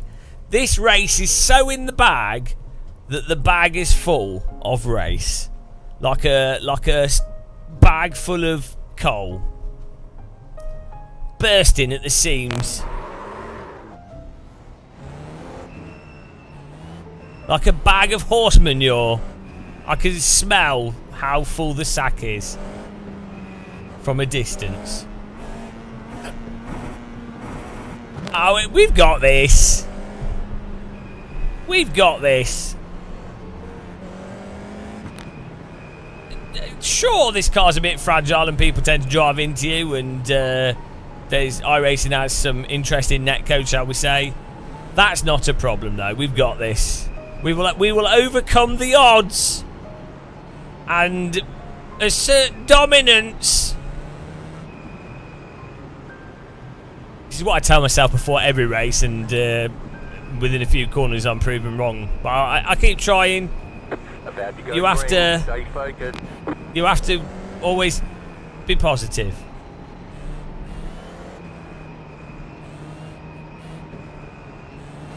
Post car is off, time to do your job. Green, green, green. There's a lot of crunching sounds going on.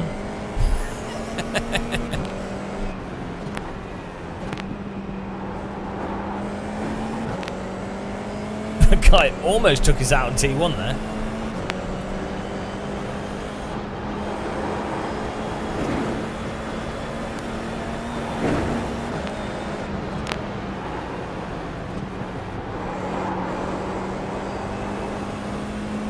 There's an incident ahead.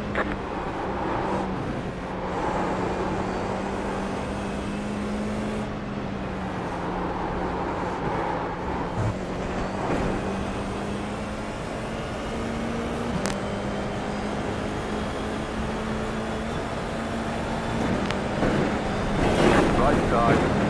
Clear on the right. Not sure why he's driving into the back of me there. Oh, because he's car number 1. So he's obviously, he deserves to just be in front. That's how it works in our racing, guys. Still there. Still there.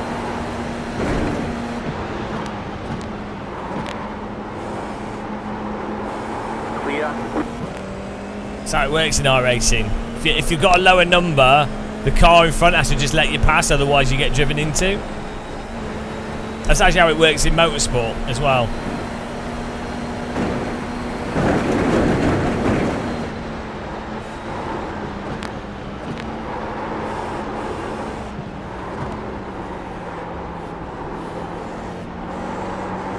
There's an incident behind. Hopefully this guy can missile his way through all these other people.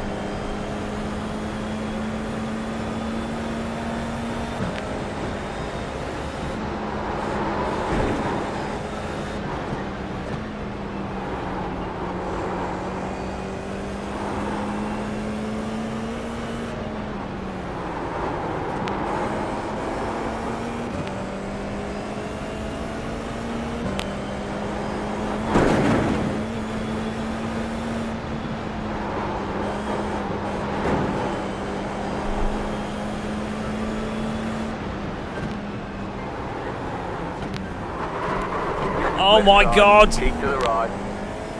Just had to avoid him. He locked up. Jeez. Jeez.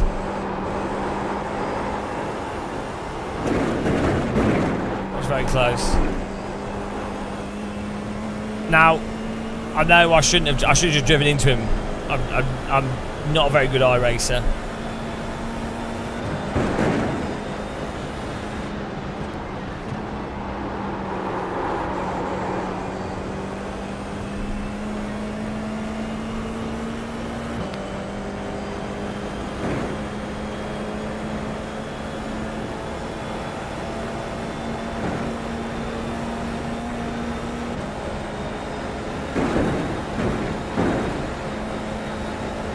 He's all over him. He's got a wreck, hasn't he? There's an incident ahead. Oh, here we go. You got a slow car on the right. Car stops on the right. Go left. Go right. Car on your left. Clear on the left.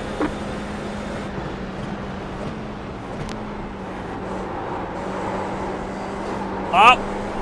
He's just killed someone! That's what he was going to do to us! This guy is a weapon. Absolute weapon. Follow the missile through the carnage. Like a raging bull in a china shop. He's smashing up all the plates.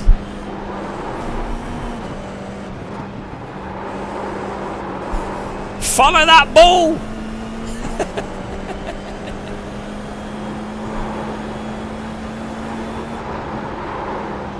The problem with following a bull is you have to watch out for the bullshit that comes out of its back end. In this case, it's cars flying sideways into you.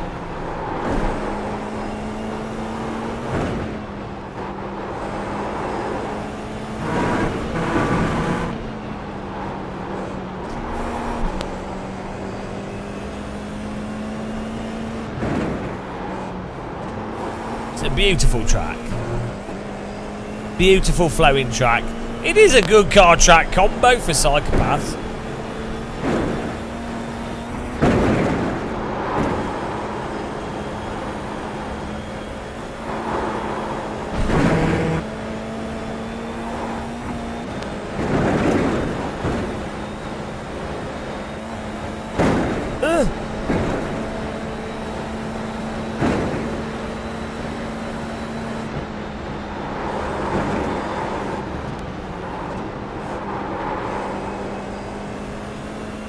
Got to get on the draft for the Dottigo.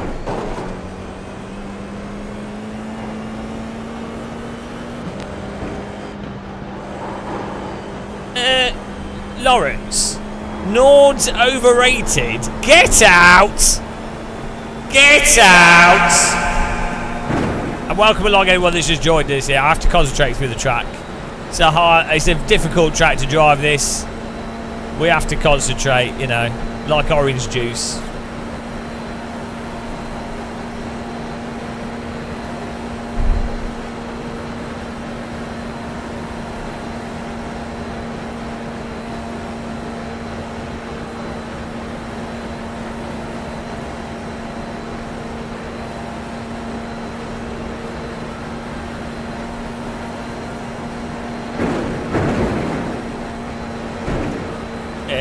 Bright candles. Perfectly fine for overtaking. Just have to be committed.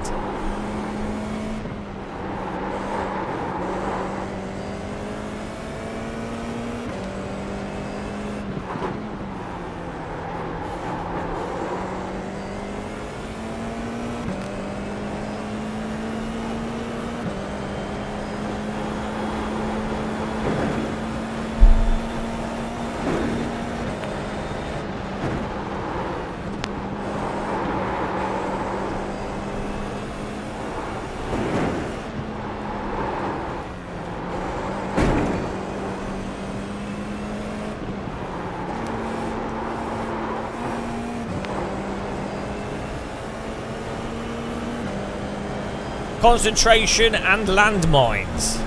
He's gonna wreck John. John McDonald is about to be Burger King'd in a minute. See what I did there? Fast food puns. I think he's about to be fried.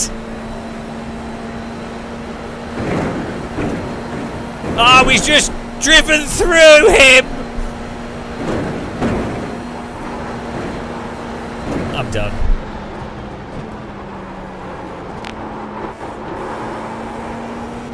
Looks like my number's up next.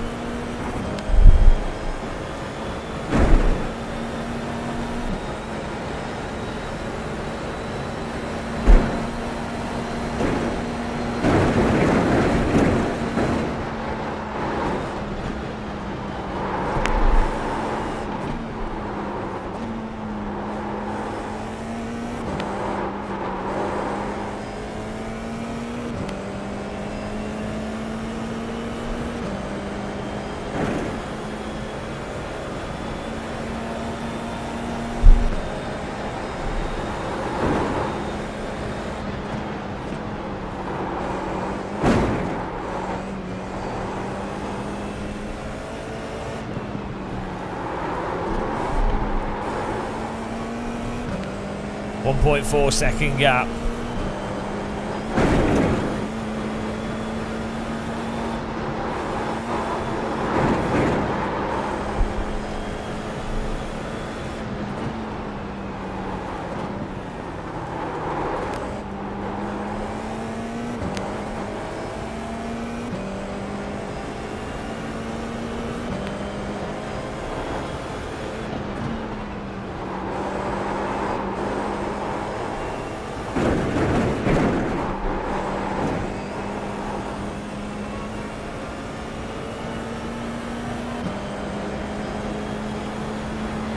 Nice gaggle of cars in front.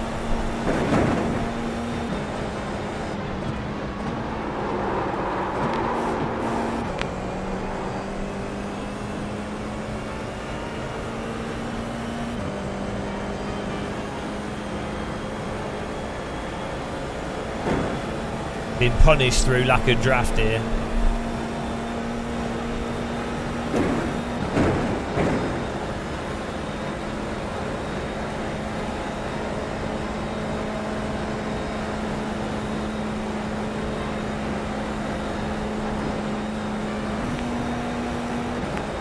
Probably should have just stayed in sixth.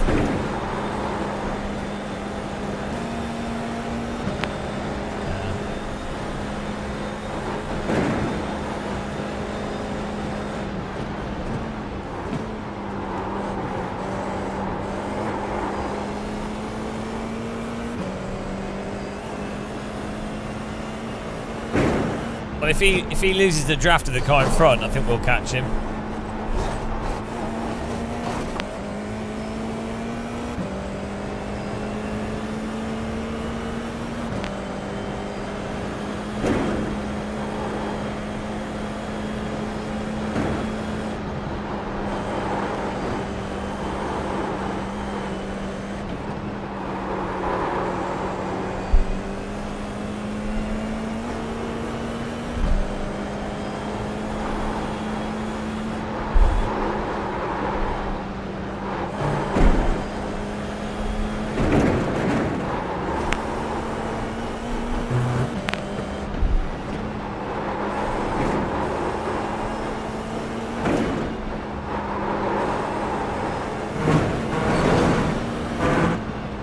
Oh, I forgot that's a 1X. It really shouldn't be, because it's part of the track that you drive on normally.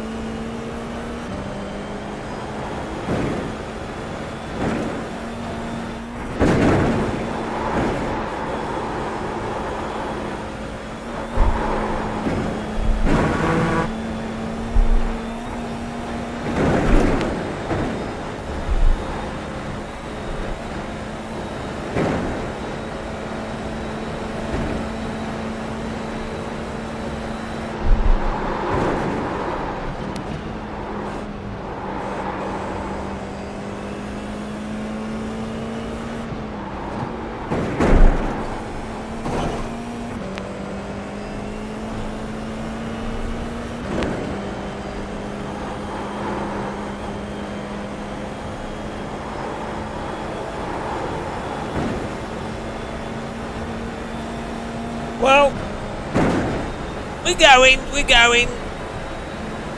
We're choosing along here. Apparently we're in 6th. Not the most exciting of races though at the moment. But not a bad drive.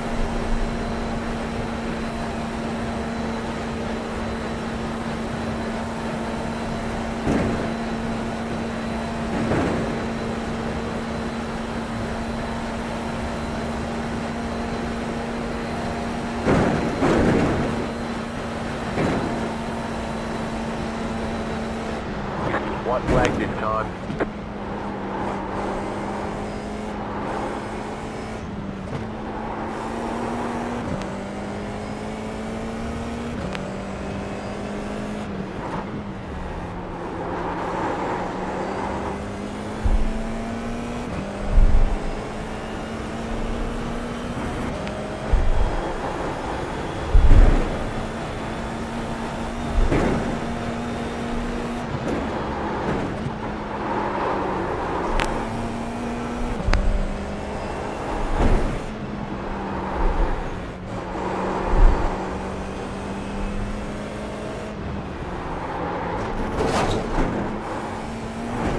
Bottom of the car.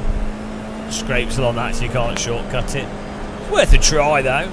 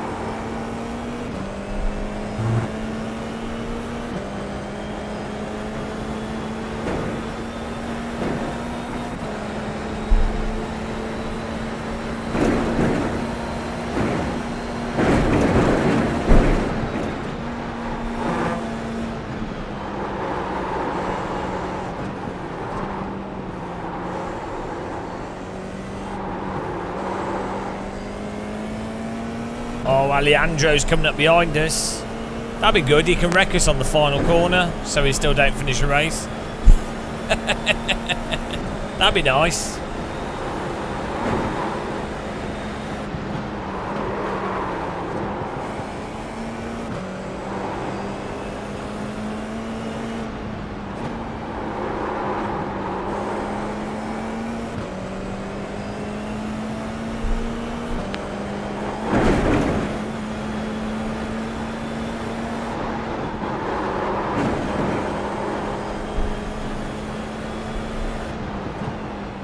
Hello, Sir Murph.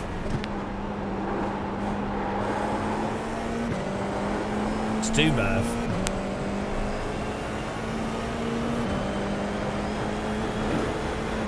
Car on your left. Keep to the right. Clear on the left.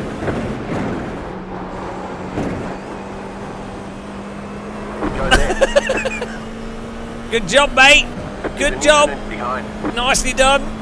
Really good risking wrecking me a few times there. Oh, wow. What a shame. World's smallest violin comes out there. Ah, dear.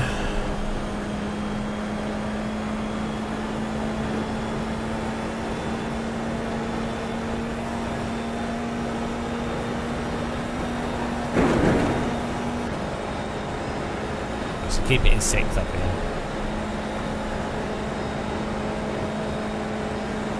It's because I threw oil at him when he overtook me. 2 left for fuel left.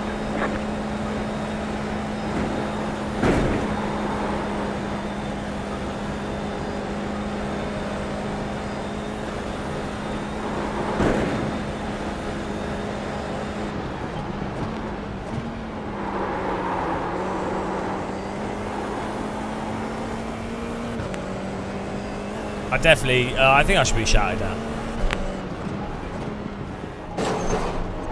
I should have moved over more when he passed me. I think I distracted him.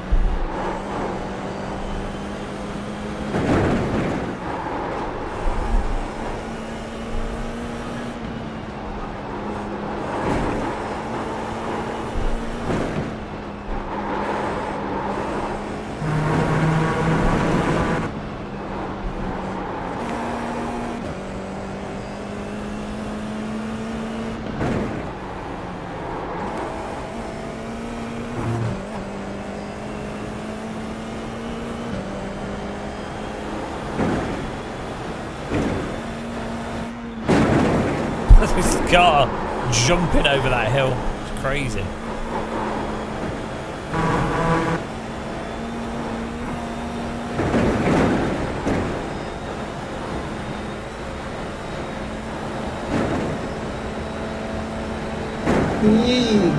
Thanks for subscribing. Welcome.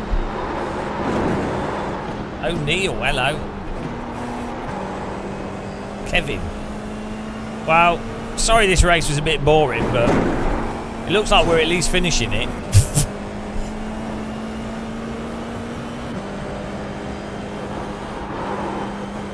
So I mean, really, that's I guess that's good.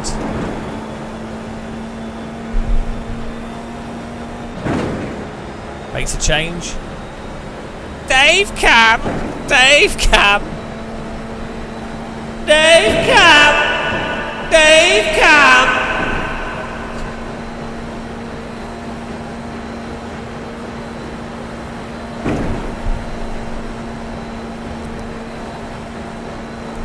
Dave Cam from Sunderland. The car in P1 just set the fastest lap. 45.3. Guys, check out Dave Cam on YouTube. Oldest sim racer. 50 years older than me and still sim racing. Incredible. He pulled his shoulder out yesterday when apexing, but he soldiers through it. You did really well. He soldiers through it.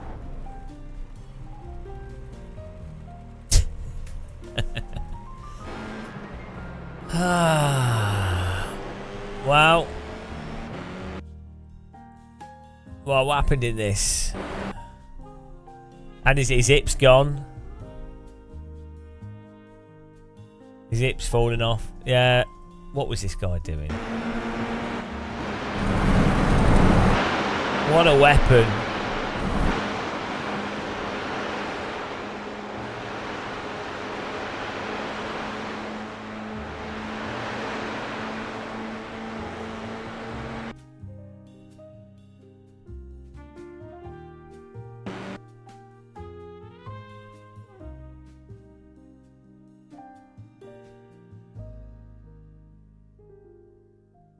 Wow. Oh, here we go. We had this as well. Oh.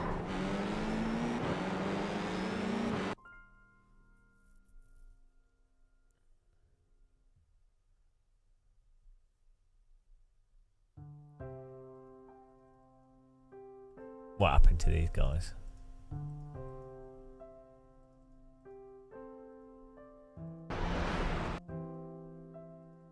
Ah, not like this. What? Hang on, what's going on here? So why is he hugging the inside? And why does the car on the outside drive into him? Every time, guys. The hot lappers in iRacing. The hot lappers in iRacing. It is actually insane. It is completely insane. This guy knows there's a car left to him through this corner. Like, they're side by side all the way through here. So he knows the car on the left is even ahead of him going into the corner. Why would you turn in as if there's no one there? Like, this guy is going to understeer to some extent, really likely. Why would you hold your car? Why would you close so much? Every time! Every time! Every race! Every race in iRacing, when you're wrecked, 90% of the time you're wrecked is because iRacers have this inability to change how they drive based off the actual current situation. They're basically trains following a line, following the train line, and that's it. That's it. Like, you're gonna have to lift, mate, because at the end of the day, you're not going to overtake this guy. You're never going to finish in front of him. He's on the inside of this corner. He's probably going to understeer. Even if you're like closer side by side, you're going to have to not turn in that much. Like, that's it. Well done. You wrecked like what? 3 people. He almost got it. He almost saved it.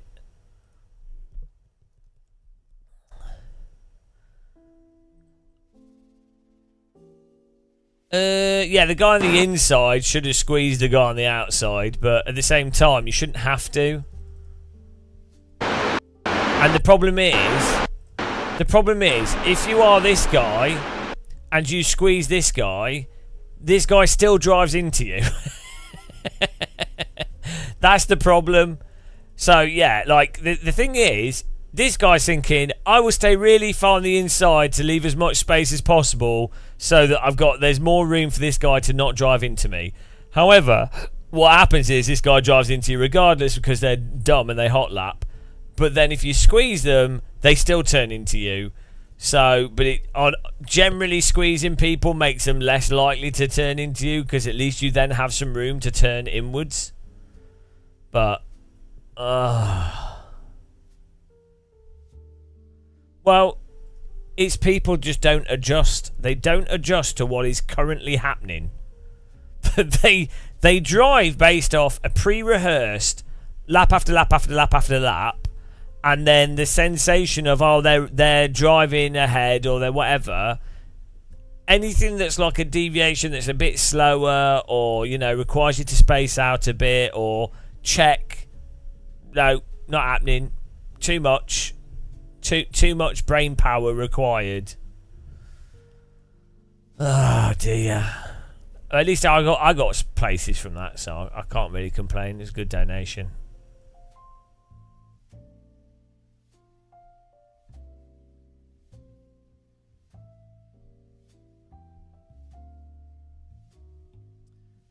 Let's have a look at the results from that though.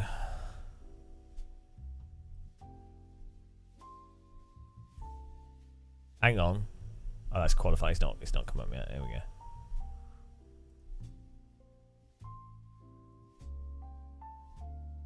Plus 71. We're almost back to where we started. We need to do one more. Guys, this is great. We found we can do it. The Ringmeister could be the key, just not today. What's 116 plus 71? Like 45. Minus 45.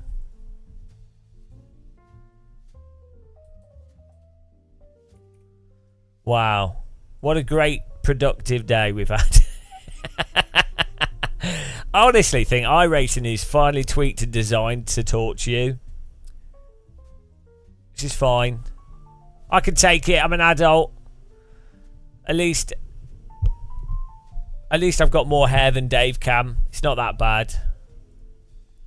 Dave Cam's played more iRacing than me and he's gone bald. Fully bald. I've still got hair at the sides. So I need to play a bit more iRacing and then it'll be gone. It's time for some F4 at the Spa.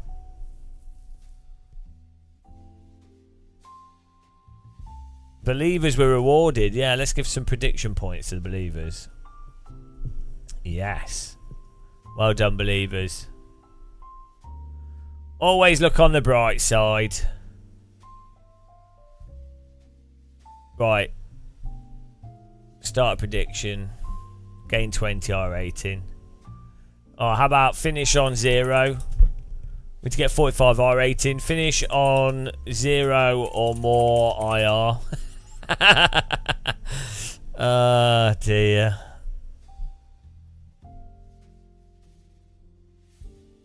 Dave Cam can't play sims that require you to use the steering wheel properly. He's played too much iRacing in LMU, so now his brain's cooked. He's like a boiled egg rolling down a hill. That's all he can do.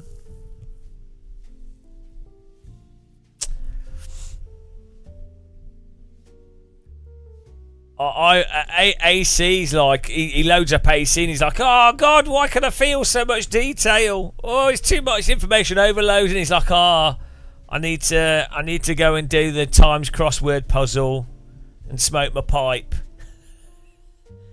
I need to go and have I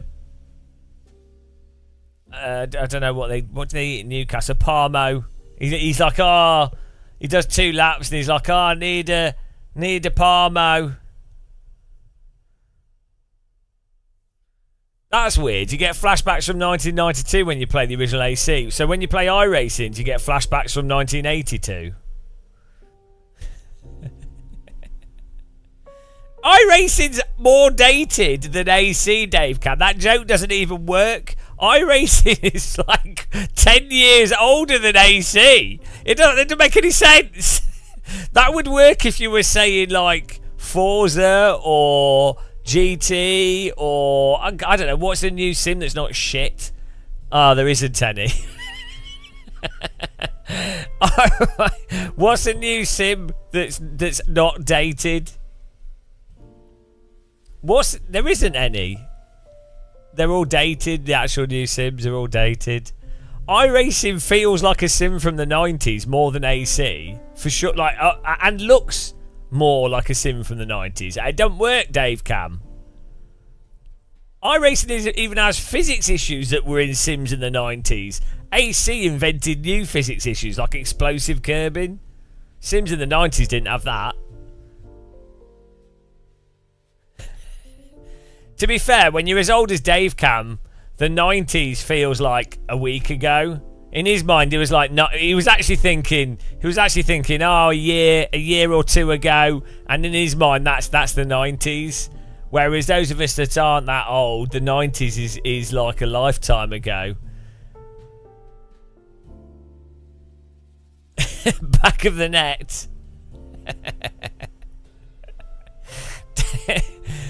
Dave Cam was what? How old were you in the 90s? Like 60? 50, 60?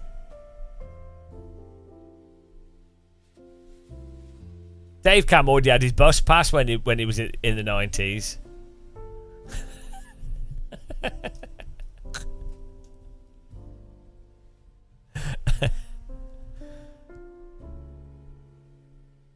Ah, dear. Dave Cam was in his 50s when the original that Formula 1 film came out. That 1960s Formula 1 film. What was it called? What was that film called? It's really good. Hang on.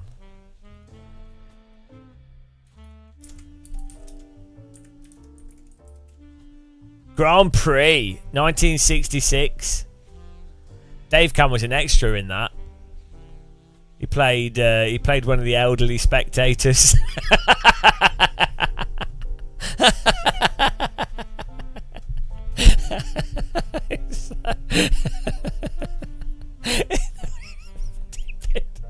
Oh dear. Oh, I tickle myself with my own shit jokes. This is so dumb. It's so absurd. Dear. All the glamour and greatness of the world's most exciting drama of speed and spectacle. It was a good film. It's a top-notch film.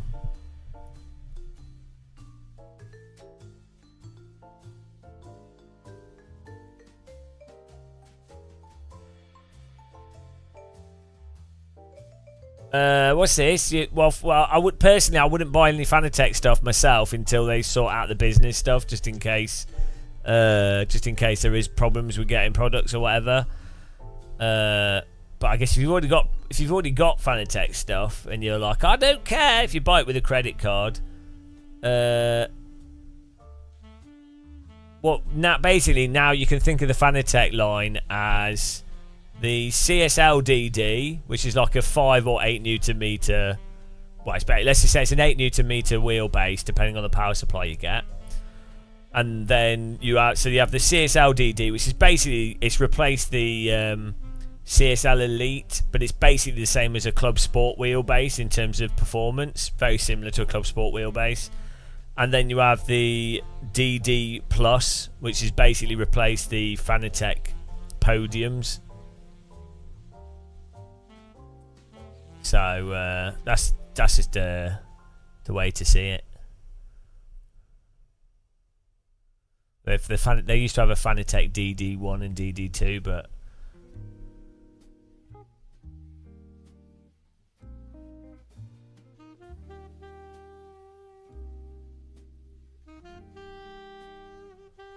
and then they also had their old quick release, which they did a plastic version and a metal version, and now they have a QR2, which is basically going to be their quick release for everything. Which they do have a plastic version as well, but the plastic version is basically the same as the metal version. Like should work the same. Here we go, next race. This is the final one to try and get back to 0. Chasing our losses. Right, I'll be back in a minute, guys. Go and give Dave Cam a follow.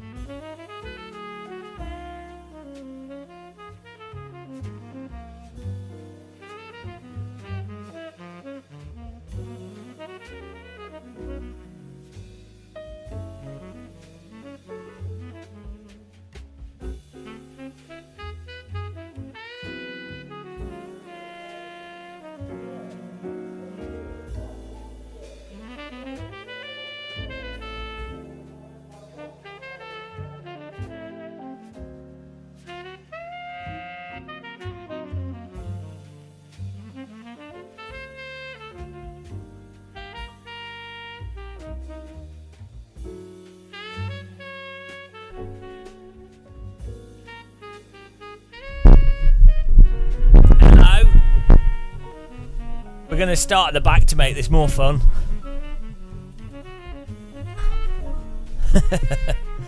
Oh, check this out. Check this comment out on Reddit. This is well good.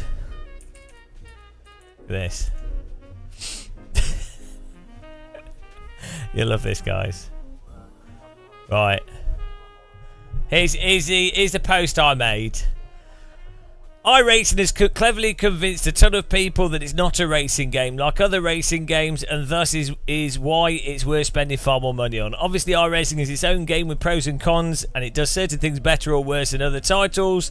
Regardless of its pricing model, which ironically degrades its own service in some ways, it can still offer fantastic value money over time for people wanting to jump in racing, especially those people in Australia and North America.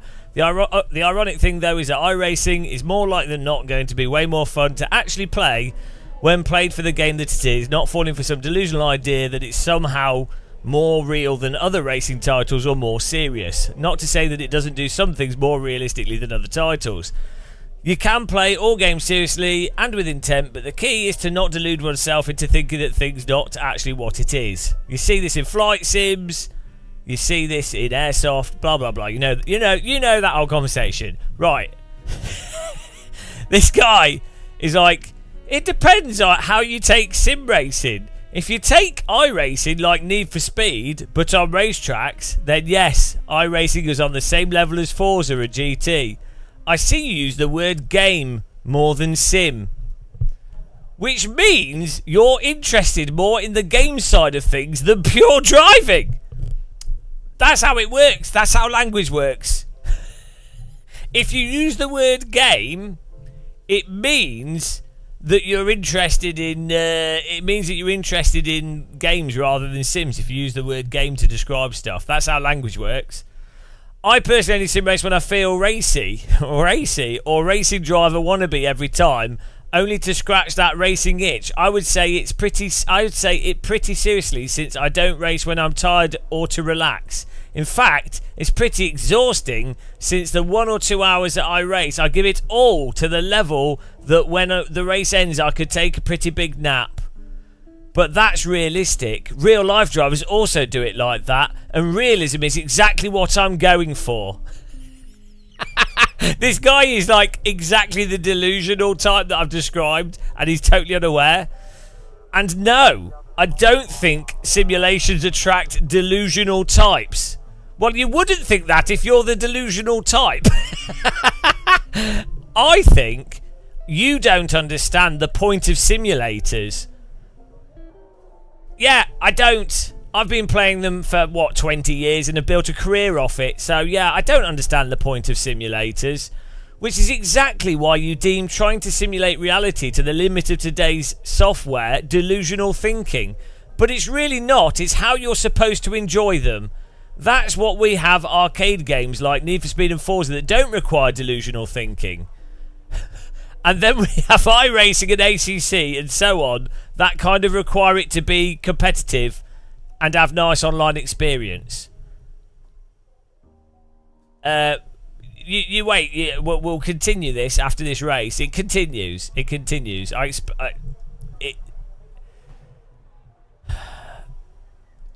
It is really weird how people communicate on the internet. Here we go. Delusion or not, it's over. I like that. I find it ironic that basically he's the exact example. We do this full time live streaming on YouTube. He's actually the example of that delusion where they genuinely don't think that a driving simulator is still a video game.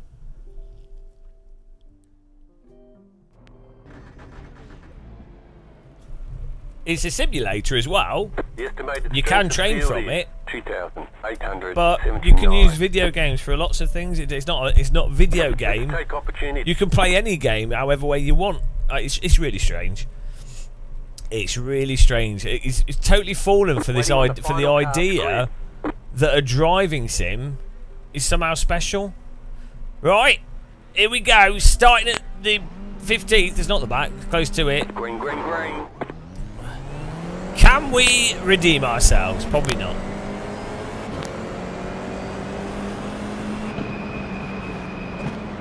Car on your left. You're on the right. 3 wide. Hold your line. Car on your left. 2 wide. Keep to the right. Clear on the left.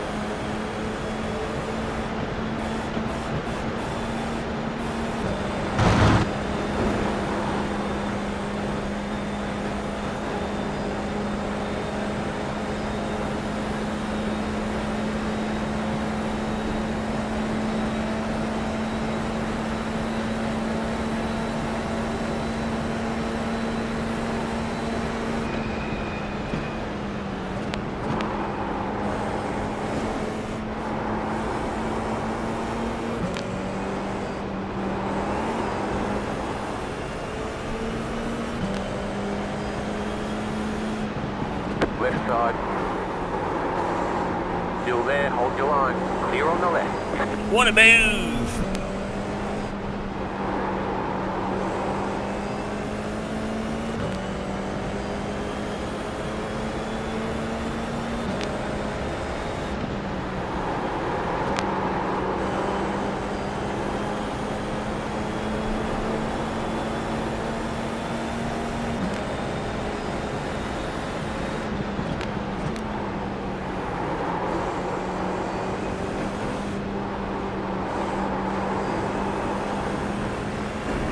Car right. Keep to the left. Clear on the right.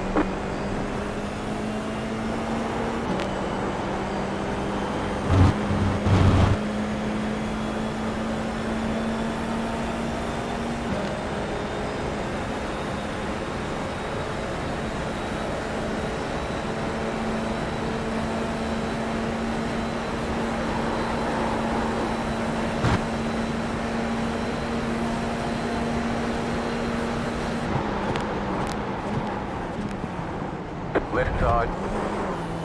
Clear. Slow car ahead. Go left. There's an incident ahead. Oh dear God. Right side. Spinning top F4. Clear. Car right. Oh my Clear on the God. right. Look at the camber, this guy's wheel! Why is he continuing? His wheel's sticking out. Oh, this is not going to work. Oh, God damn it. What's going on? Why is he blocking? Left side. Oh, my Clear on the goodness. left.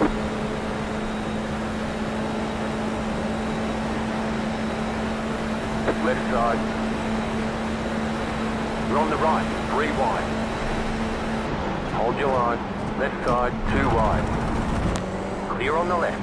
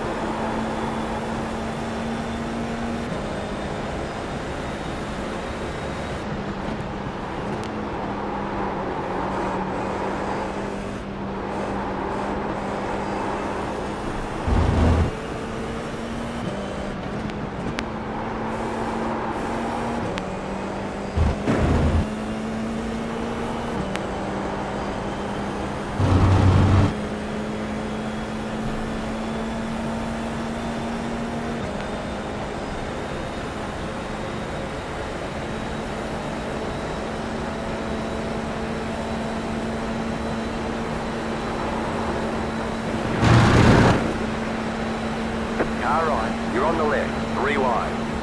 Right side, 2 wide. Keep to the left. Keep to the left.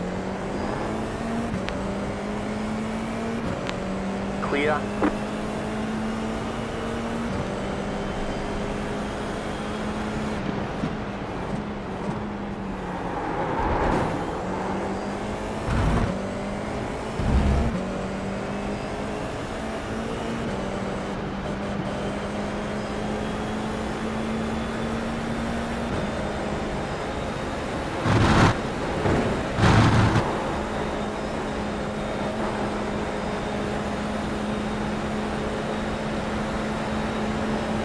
Car on your left.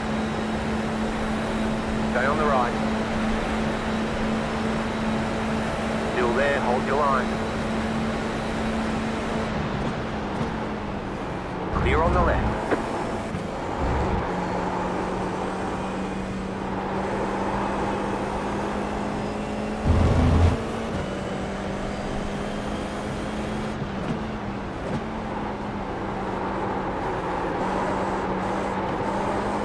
Let's go. It's always 5 PM somewhere. You can drink non-alcoholic Guinness whenever. It's just a nice. It's a nice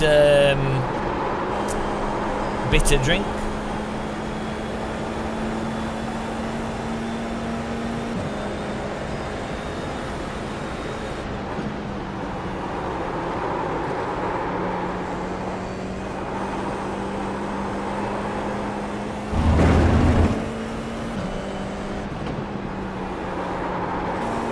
In Germany, saying bitter drink is like saying thank you drink.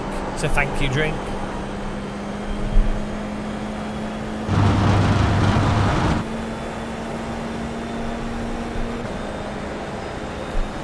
The non-alcoholic Guinness has less calories in it, which is good as well.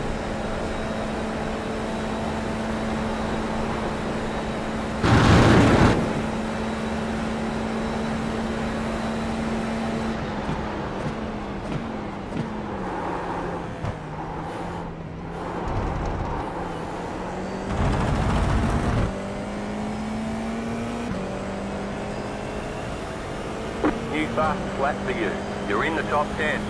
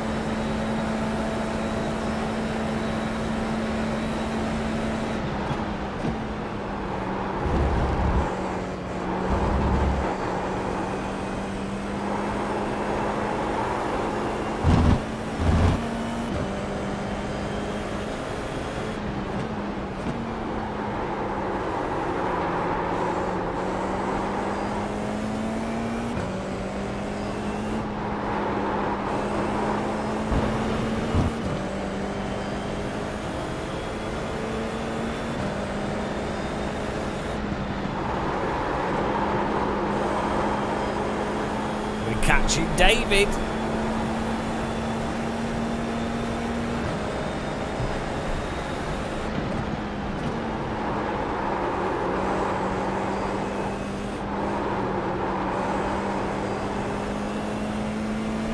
Alright Kevin, thanks for watching, have a good one.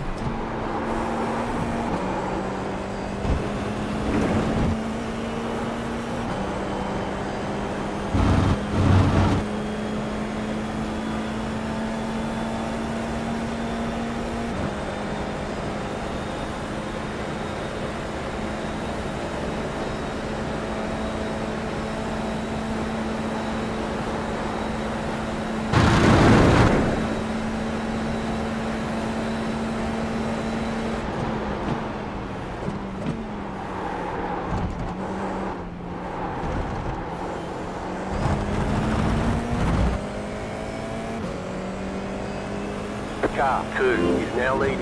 That was your fastest lap of the session.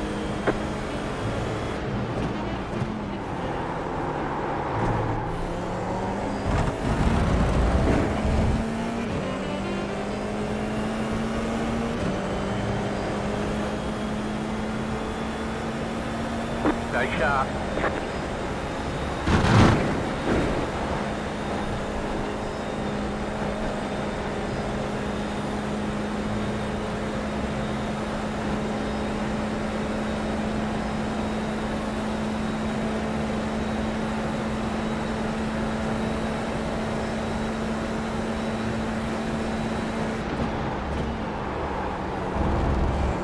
Stay sharp is the kind of thing a 1940s mathematician would say to a pencil. Or like if you only had one pencil and no pencil sharpener, and you're like a spy or something, and you need to write a very important message. Stay sharp. Or maybe like a caveman that's just chiseled you've just chiseled a spear point, and you're hunting mammoths, and you're like, oh, I don't have enough time to chisel a new spear. Stay sharp. Of course, they would say, because they didn't speak English. But you know what I mean. That's what they were trying to say. Stay sharp. It's the iRacing spotter that we've got.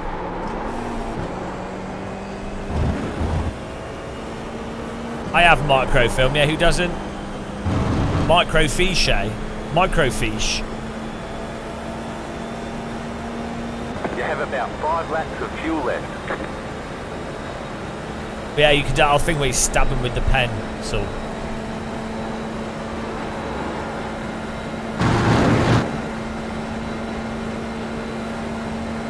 There's an incident ahead.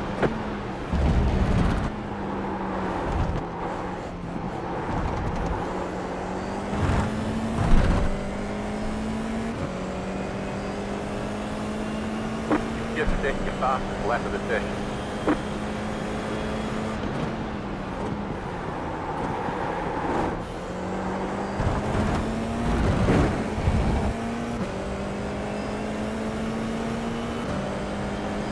It always takes me like 10 hours to get used to a track.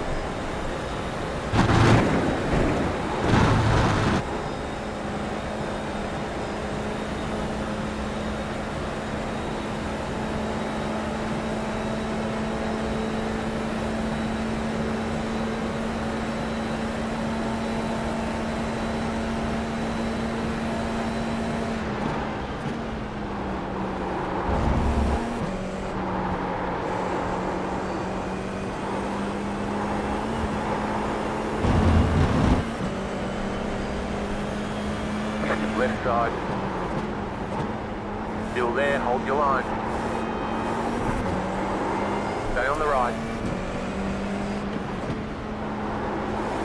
Clear. See how I managed to hold my line there without driving into the car on the outside? I don't know how I did it, you know? I really don't know how I did that. Because I'm pretty sure iRacers are supposed to just drive into each other. Because I had to drive a different line to the hot lap line.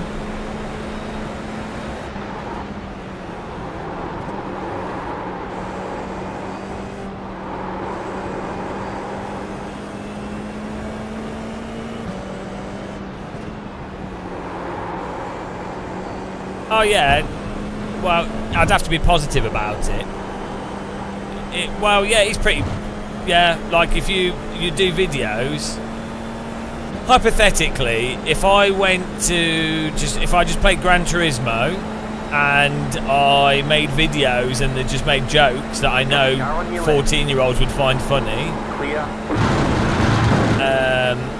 and just did loads of like things and then did races and community races. 21.145. Car on your left. Clear on the left. Yeah. Car in P2. Just set the fastest lap. 21.0. If your goal is to grow a YouTube channel, generally speaking, you'd want to do a console game. So yeah, it's like Stephen, Jimmy, Rory. Pretty much their audiences, or pretty much all the Formula One players, Tim Etmar, Black Panther. It's all console games. Just a way bigger audience. But you still have to be good. Still massive credit. Also, Jardier's a really good example of it, where he's always been really good. He's really good at what he does. Always had a great vibe on his channel, really marketable, really accommodating, you know, great community and stuff. His channel was like completely unknown when he was doing Race Room and loads of other stuff, despite him doing really well in esports and, as I say, always being the same. He's never He's never not been Jardier. He's always consistently been how he is for live streaming, right? And it was only when ACC, which came out on console as well as PC, that was when he managed to start taking off. And to be honest, if Jardier was like how he was, but it was for F1 24, he would be like even bigger, way bigger. So it's just a number. It is a numbers game. You have to be talented to an extent. You have to be consistent, and you know, personable. But outside of that, assuming someone's got the audio right, the filming right, the personable, you know, got a sense of humour or something, you know, general good presentation, then it just comes down to numbers. But that's how all things work, isn't it? It's like, if you do a movie that's like a generic, somewhat generic, appeals to a more generic audience, like a movie about football or a generic action film, it's always going to get more of an audience and views. Even a pretty average and shitty one will get more audience and views than a film that's more niche, you know, not maybe appeals to a smaller audience, even if the niche film is a really good film. But if the niche film's an average film, it's gonna struggle compared to an average non-niche film. It's just how those things work. I think it depends what you're doing. If you're doing it as a job, like purely to make money, it's not a bad strategy for business. But I kind of feel like, what if you do it for business, but then you end up dying in a car accident, and then you've just wasted for the 4 or 5 years of your life? And then also, if you build your audience, and most of them are like a bit simplistic children, that will be your audience, because you tend to get the audience of the type of people that you make the content for. But you know, I mean, I don't know. There's good reasons to do either. You know, there's once you've got to a certain audience size. Well, yeah, iRacing's quite popular sim.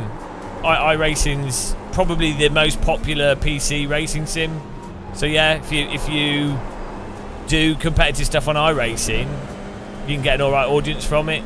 But it's hard. It'll be harder to get an audience on iRacing than on a console game. So I don't know what you're saying. Are you? Was that XGen? Was that meant to be like a counter argument? Whilst basically just exactly saying what I'm saying. Here's a counter argument. Oh, actually, no. It's basically exactly yeah, it's 100% in line with what you're saying.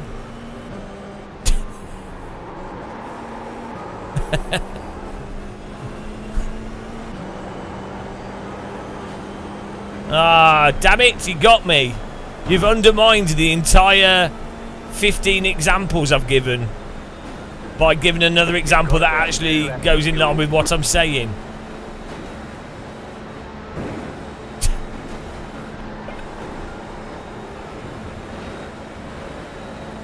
I'd imagine if Basic Ollie did Gran Turismo or Formula 1 as much as he did iRacing, what's this guy doing? I'd imagine he would be even bigger. You're on the right.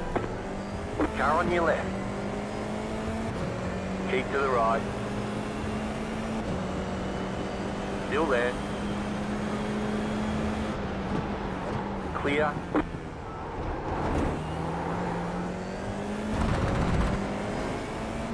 Yeah, I think so. Like, take Matt Malone, who basically only plays iRacing. Imagine how big Matt Malone would be if he was.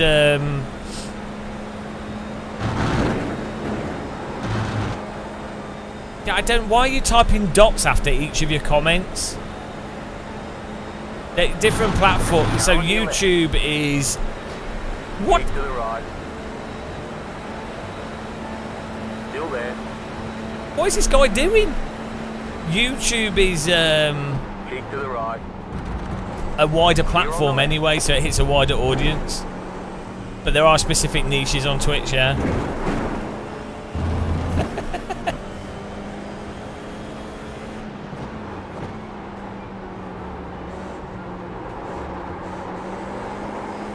I'd imagine the reason why GT7's bigger on YouTube than Twitch is that YouTube is easier to watch from a mobile phone.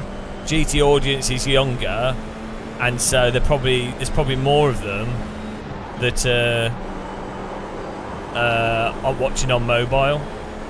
YouTube's a lot more accessible on mobile than Twitch, so that's probably what that is. And YouTube's a wider audience. Yeah, what was I saying? Matt Malone is really good, a really good streamer. And yeah, imagine if Matt Malone had been doing GT Gran Turismo or Forza through all the years instead of iRacing. He would be huge. He would be like, even, I mean, he's doing really well, don't get me wrong, but in terms of audience numbers, he would have millions of subs. Stay on the right. Why is he running me off the track? Left side. You're in the middle. What is this guy doing? On the right. Too wide. Keep to the right. Clear. What is...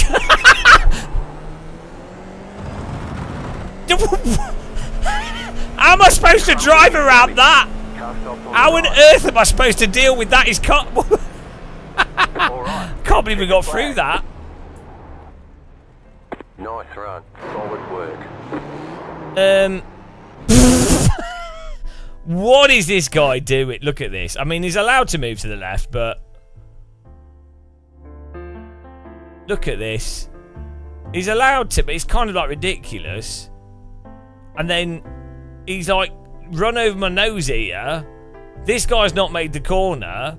He's not made the corner. We have. And then he's like lagging all over the... Look!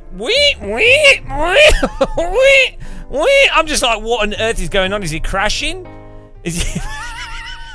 It worked though. To be fair to him, guys, it was pretty advanced driving. I couldn't understand what was happening. Max Verstappen could learn from this driver's moves. I've never seen even Ayrton Senna, even Michael Schumacher, Lewis Hamilton, no. Max Verstappen, no. I've not seen any pro driver pull off this kind of driving. That is, look at that. This is why real drivers now are coming to sims, so they can learn moves like this, because if it was like the final race of the season and it's this is do or die in the final corner, if you can pull that off, no one's beating you, because they'll be hypnotized. And it worked. It worked on me. I just didn't know what to do. I couldn't understand it. And before any of you miserable, critical people say that iRacing is unrealistic and there's some weird stuff going on, you should pay attention to what iRacing says about their simulator. iRacing is the most advanced and comprehensive racing simulation software in the world. It's also the most realistic. So you can't argue with that. Beautiful.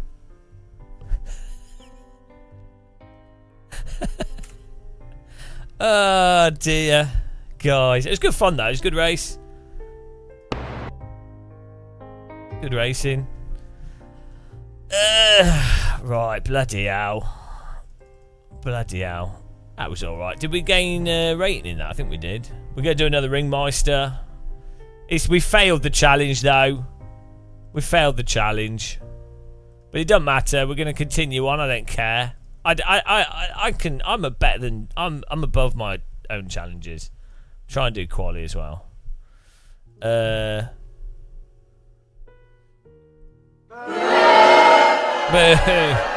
Boo. Plus 17. Ah, we didn't even get you guys yet. Yeah.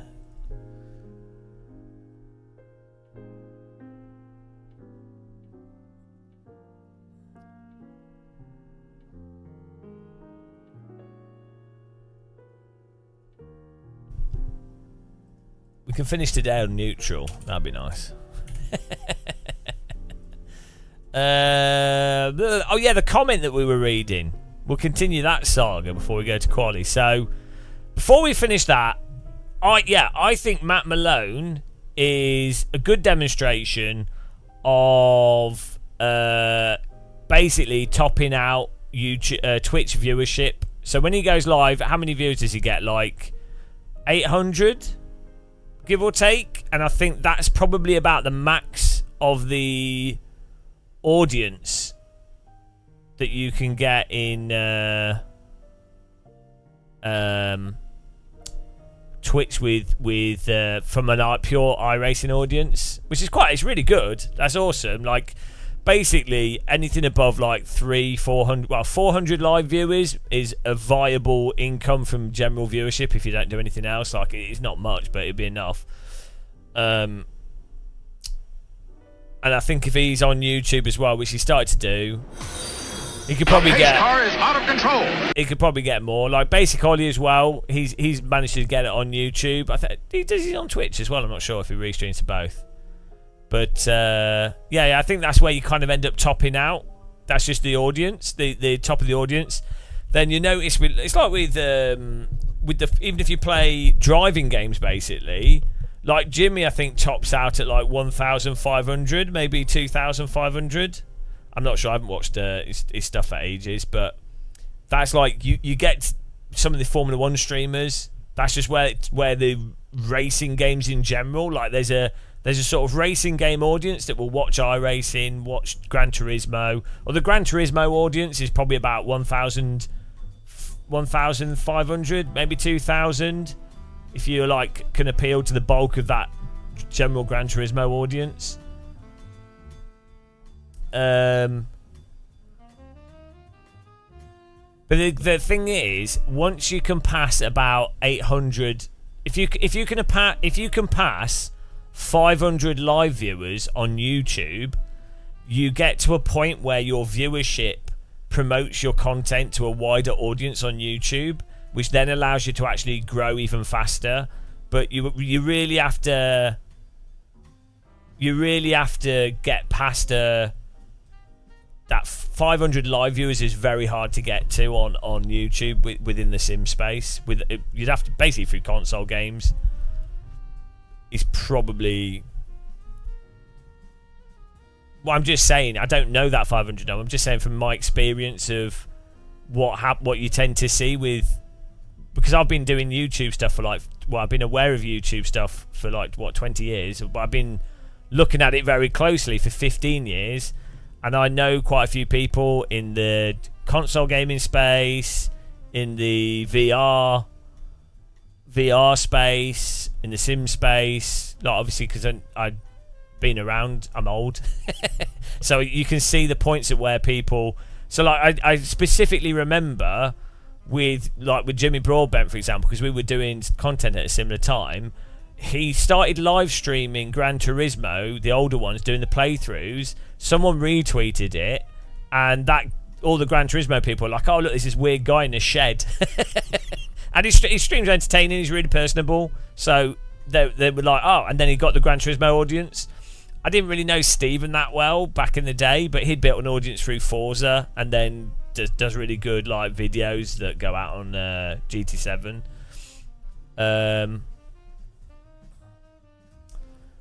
Yeah, so the thing is, I think it does make sense.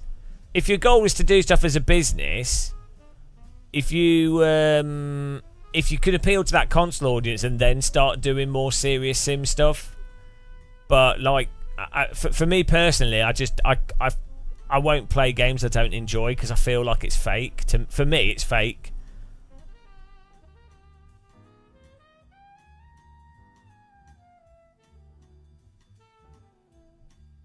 Yeah, well, Daniel Gray has the downside. Like, he's really good, actually. I like Daniel Gray. I respect him a lot from a sort of... he puts a lot of effort into streaming. He's good at chatting and stuff, which is tiring. So I appreciate what he does. And then... but he struggles because of the time zone. Like, if you're in Australia, it's really hard to get that audience because most of the best time zone is GMT... 3 p.m. till about midnight, but probably 3 p.m. to 10 p.m. is the best time zone for sheer number of people that are English speaking online.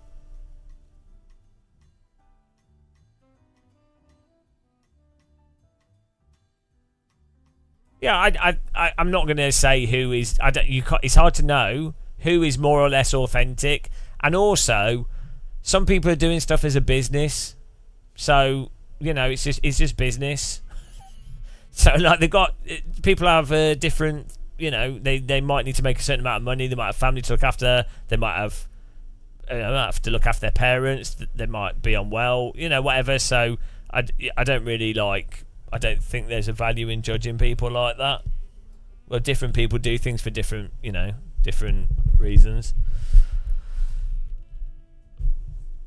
But yeah, but for me personally, because I know that driving sims on PC are really just better quality. Like the force feedback's a lot better. The general driving, the actual gameplay is better. I find it hard. I personally can't. Well, I could fake enthusiasm for sure. I could 100% fake enthusiasm. But I would feel like it was lying, so I wouldn't do that. So, because I know that the AC1 is is the most realistic sim. Because I know that relative to Gran Turismo, iRacing in many ways is more compelling. Like force feedback's not clipping. The game runs at a decent frame rate. I could play those console games for what they are, but I wouldn't be able to fakely be enthusiastic about stuff that's in them that is done much better in other stuff. If that makes sense.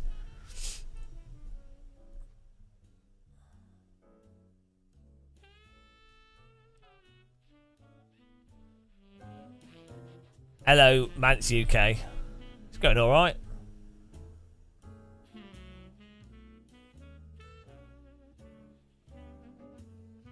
It's the best coverage of. Well, that's just me running around with a camera like an idiot.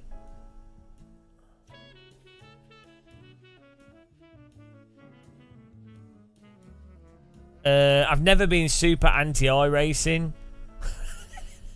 This is like a weird. It's a weird myth from people. So what happens is, this happens with all games. This is exactly what happens. I'm really consistently critical about what is good or bad with each game. Anytime you point out what is good or bad about a game, people that don't actually know what they're talking about get upset about you being critical about the thing that they think is fine, but they don't know any better. So they then get really upset.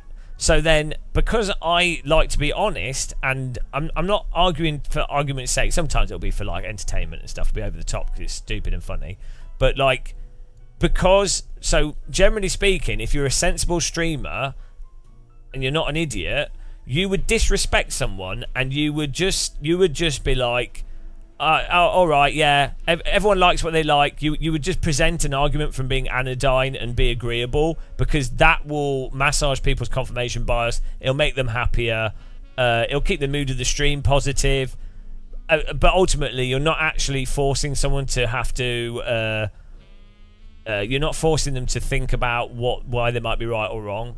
So it's more respectful to actually explain to someone why they're wrong, even if it derails a stream having to spend a lot of time explaining the same thing hundreds of times, and even if it makes you go mental, it's actually more honest. But it will be perceived as being, oh, you are anti this thing. So it happens with like atheists, for example. If you live in a really religious country, and you're like an atheist and a Christian, like you'd have more Christians than atheists. The atheists are factually right. Like you can't prove religion is just faith. I'm not saying you can't prove God does or doesn't exist. It's faith. That's fine. But a religious person has to admit it's faith. So an atheist is basically the most rational position on religion, right?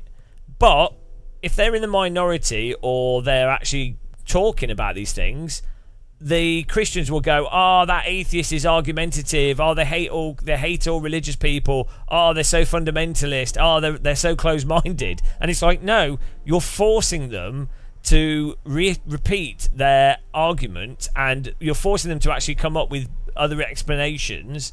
That doesn't mean that they're actually wanting to be argumentative. They're actually giving you the time of day, explaining which logical fallacies you're making to justify taking political action based off one specific religious text. So it's the same with Sims. Whenever I play a sim and someone like asks, "Oh, what's realistic or what isn't?" and I say what is literally the industry standard, the stuff I say about driving sims, the people in simulation industry using simulators to actually train new drivers or for testing, that's the stuff I'm just saying, stuff that's really like what is very normal in the industry and what most people would say outside of the individual fan bases of AMS2, ACC, AC, iRacing. So anyway, the point is, if you explain something that's wrong about something, if you say it and someone disagrees with you, and then it's going to take a lot of time to explain why their disagreement's wrong, and then they get upset, and then it gets framed as, oh, you hate everything universally. So, which then forces people to not actually be critical, and it works as a way to make everyone a bit dumb. So that's just how it works.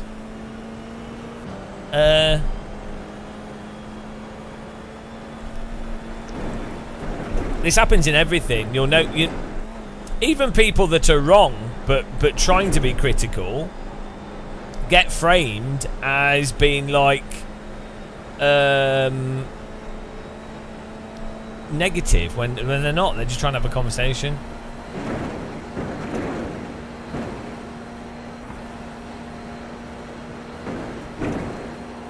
I was just explaining the nature of this thing.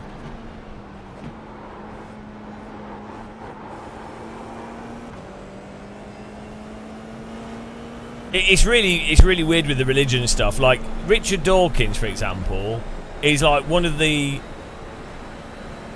most ridiculously like lax and accommodating people. Like he's just.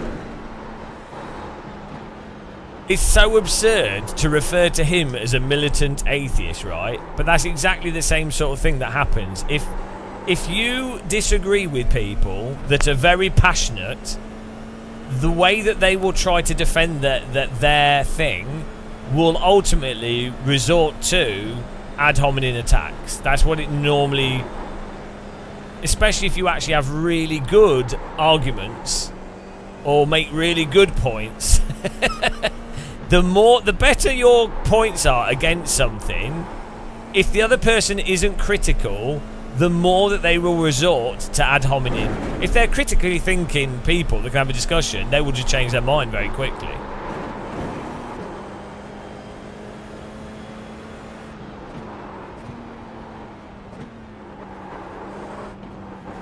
Yeah, iRacing's got a lot of people online at all times of day.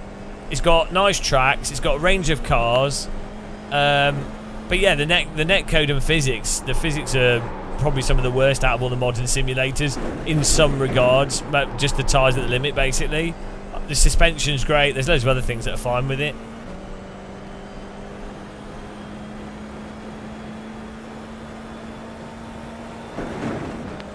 Yeah, most people with stuff like Sims and Motorsport, most people operate from an argument from authority, and a lot of people do that with a lot of things. So you could. So generally, people that are more sort of into like critical thinking stuff, they will change their mind based off reasonable arguments, like a logical argument. I think more than a argument from authority. In motorsport and driving and Sims, argument from authority, and I think in a lot of things, argument from authority is like the de facto thing. So if you want to like make someone think that they need to think more about their position, you need to find an authority that backs up what you're saying. It doesn't matter if it's a a worse. It doesn't matter if that authority is actually making a good argument or not, but the authority will make the person question things more.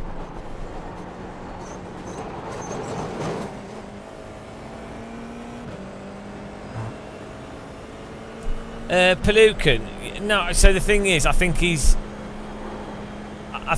like just harassed all the time, and he's an older guy, and I think he's a bit tired. And also, sometimes when people say it's a personal attack, it's actually him just responding.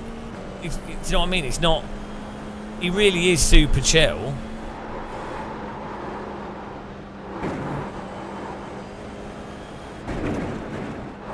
So if you're, I think a lot of people don't realise this, because unless you're like on the receiving end of it, you can not realise the degree to what it's like. But if you're like relentlessly attacked by moronic people constantly, it's very hard to not let that make you feel a bit jaded towards like, so for example, if you could have someone, I don't want to give specific examples because it then let's say you have someone that's like partially right,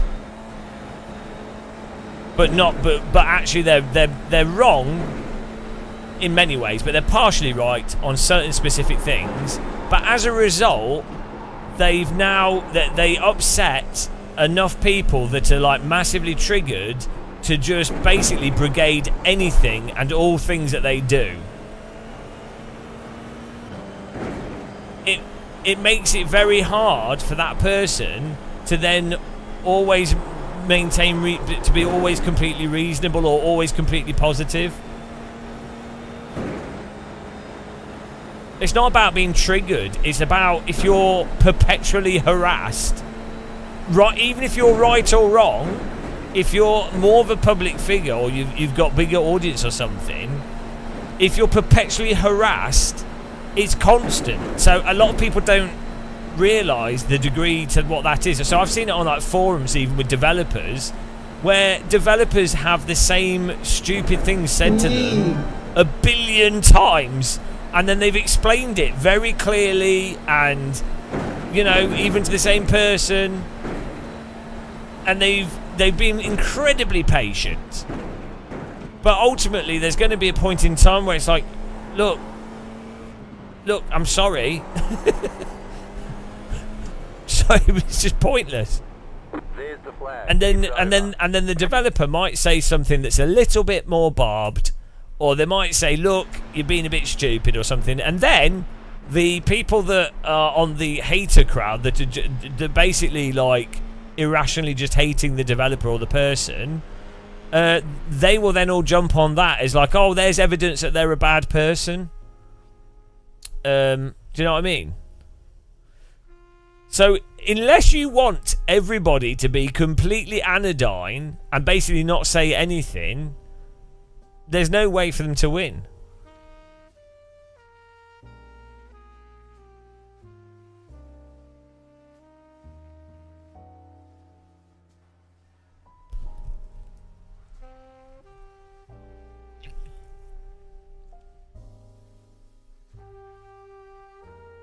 Well, not even win, that's the wrong word, but you know what I mean.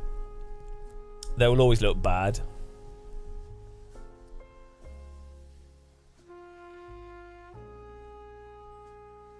Yeah, we're doing the race.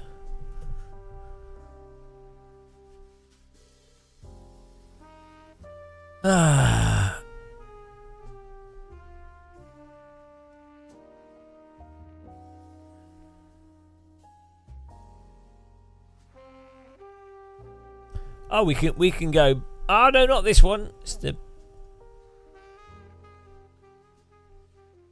Ringmeister.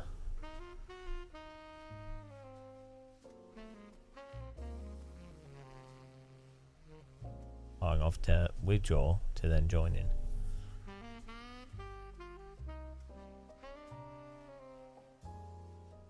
in. Let's go back to this comment on Reddit. So Here we go. Well, this is where he was at. So we did a comment on Reddit about how there's a lot of people doing sims that are deluded, and sims exploit that. And the best way to play iRacing is to just play it as a game and just accept what it is, not be deluded about what it is. So this guy was replying saying, he basically said that we think that, I'll read this comment again. Depends how you take sim racing. If you take iRacing, Need for Speed, but on racetracks, then yes, iRacing is on the same level as Forza GT.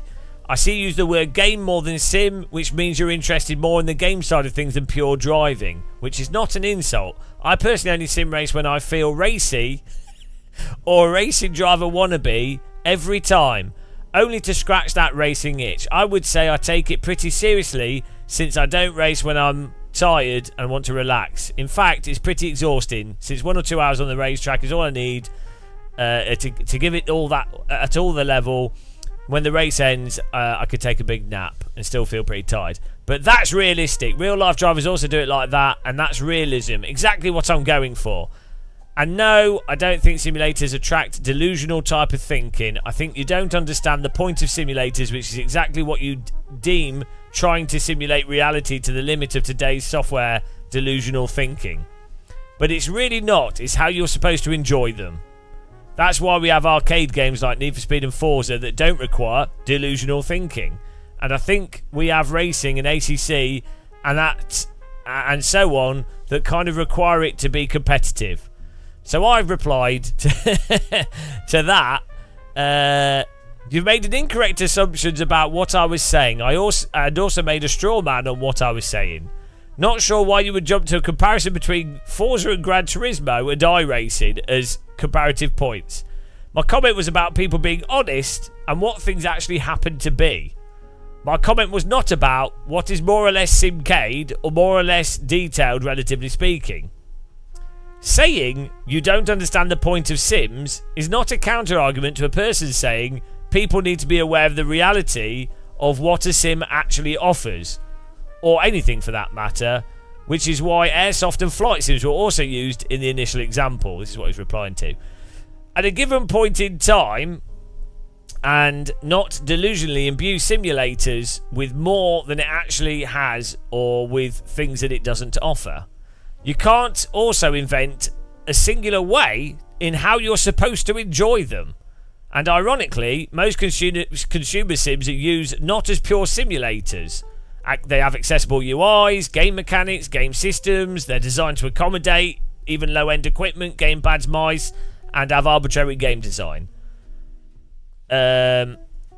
People also play them in a delusional way as well. Arcade games, that is. But also, the existence of arcade games does not support... it does not support and is unrelated to his previous point. And then my comment had nothing to do with ranking or anything else. So anyway,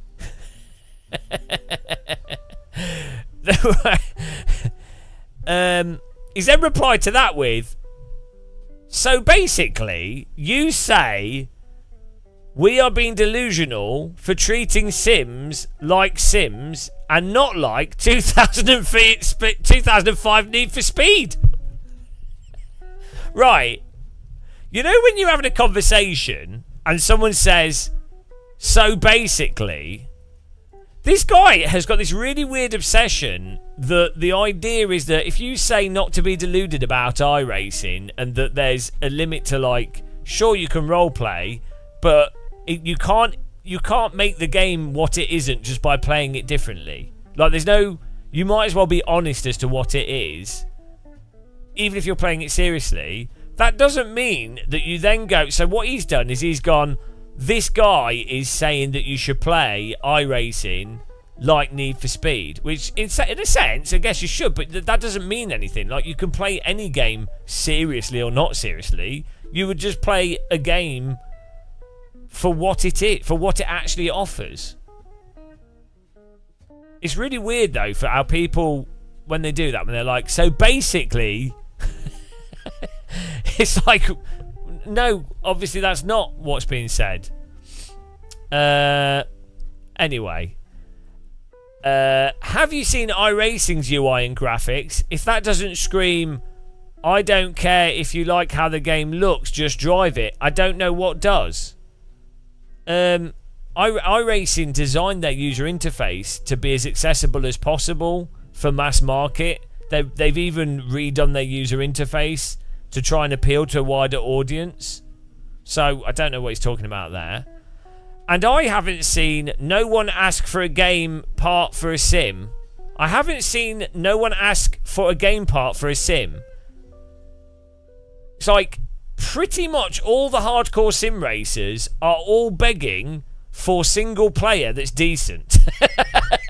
It's like the first sim dev that makes a decent single player mode for in a simulator will make an absolute killing. And Euro Truck Sim, even like No Hesse and stuff, people are dying for a single player that's decent in driving sims. And in fact, all the older driving sims used to have much better single player. It's really weird. This guy is absolutely accidentally describing exactly what I was pointing out is a deluded sim racer. I haven't seen no one ask for a game part for Sim. Saying ACC or iRacing lacks single player story mode with Need for Speed type characters. I don't know why he's obsessed with Need for Speed. The pace car is out of control. I don't know why he's obsessed with Need for Speed. Because at that point, you care more about that side of stuff than the driving. Well, not necessarily. Like, you can have a single player game with good driving as well. You see, now he's assuming my view. You see realism as a side note. At no point in any of this conversation have I said that you can't be realistic or the Sims can't be realistic or that realism isn't important. This is something he's just completely invented. You see realism as a side note and care more about the overall software more. I see driving as all that matters. It's weird because he's talking to someone that's obsessed with the car handling and physics and force feedback in Assetto Corsa. He couldn't be more wrong. I don't need a game side of things. I'm in fact not a gamer at all. I don't play other games. We'll have to break it to him that Sims are actually games and being played as games. He thinks it's something else. He's completely deluded. I only sim race because I'm a big motorsport fan. And yes, I do see consumer sims as simulation software. And I struggle to see anything wrong with that. No one said that they're not simulators either. It's not a binary thing. It's not a definitive. A simulator can also be a game. So, also, using the word delusional so much in 2 comments, plus targeting it so many types of people, maybe the problem is not ours. You know, if everywhere you go stinks, check your shoes. So, like, so you haven't. The original post that started this was me saying that iRacing has cleverly convinced a ton of people that it's not a racing game like other racing games, and thus that's why it's worth spending more money on it. And I was really careful. I even said, obviously iRacing is its own game with pros and cons. It does certain things better and worse than other titles. Regardless of its pricing model, which degrades its own service, it still can offer fantastic value for people wanting jump-in racing, especially those in America and North America and Australia.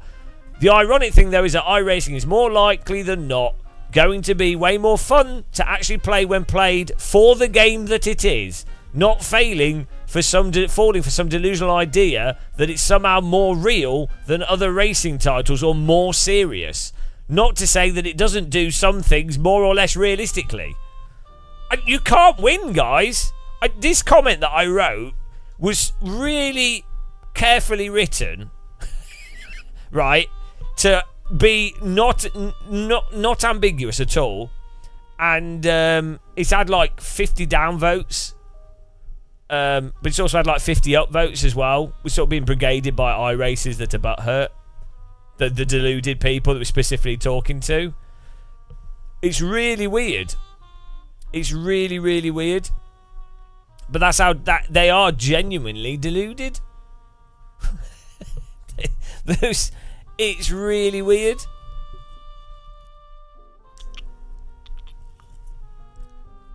Also, the comment was actually quite positive about iRacing. It was just about games in general, and how, you know, Sims in general as well. That you should there's an issue with people being deluded about Sims. Who just typed a comment in our chat?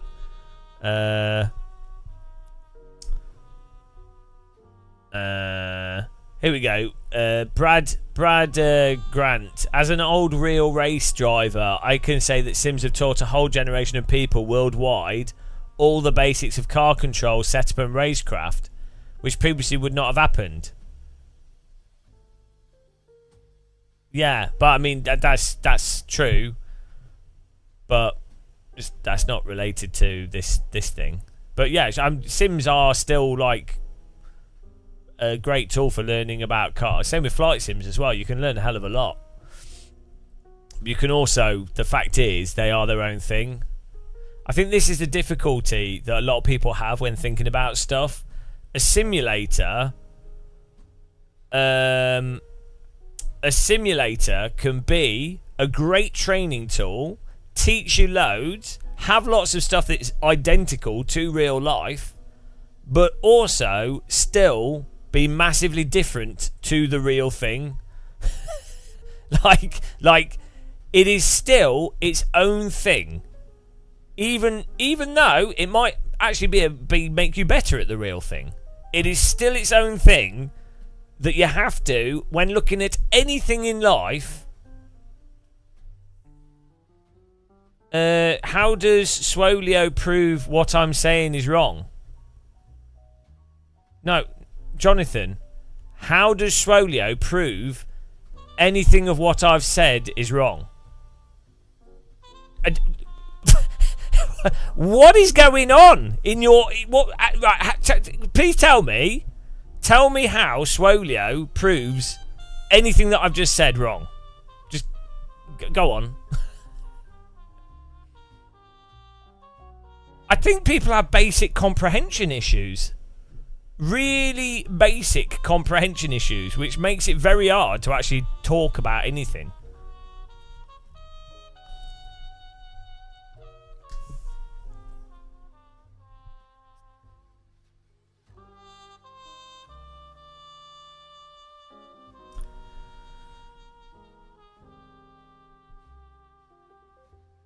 Yeah, Jonathan, at what point did I say that you can't get skills from sim racing?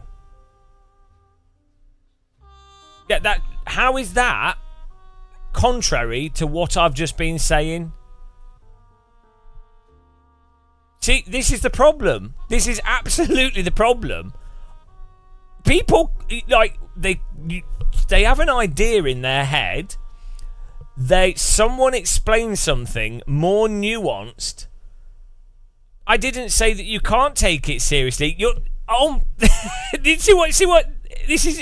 What you're demonstrating is the you can't talk about things in any vaguely nuanced way, because you've basically turned what I've said into a binary interpretation to then frame your argument that's actually a straw man and unrelated to what's being said.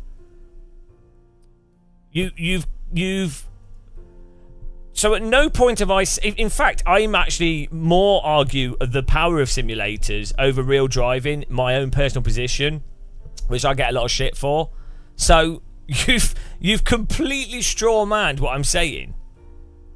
But this is what people do. And if there's anything is like slightly nuanced, it's impossible. You can't have a more in-depth, more nuanced view on anything, because people will have an initial conception, they will jump to the extreme binary interpretation of what's being said, and then they will respond with an incorrect straw man of what's being said, and more people than not will then jump on their straw man and agree or disagree with that, because the straw man is normally a simplistic binary view of something. And that is why conversation is shit on the internet. I write posts on Reddit because I find it a good way to like formalize my thinking about stuff and to communicate it more clearly. And then normally we'll chat about stuff in live streams. I'll talk a lot in live streams, and I get better at making the various arguments or conversation. Then I'll also do like Reddit posts where I know I'll get shit from people because I get to see what the general response is, which lets me understand where the general a certain part of sim racing culture is and a certain interpretation of sim racing is, which is often quite a deluded, non-educated view of sim racing. Like, they're not that experienced with sim industry and stuff. So I then understand how you're out, like a sort of mass of people or fans of various games will interpret what's being said. And then once I've done that, I can then do a video. Normally I'll do a video on something, and I'll be able to communicate it as clearly as possible in a video, and the video will be a more entertaining video. So that's why.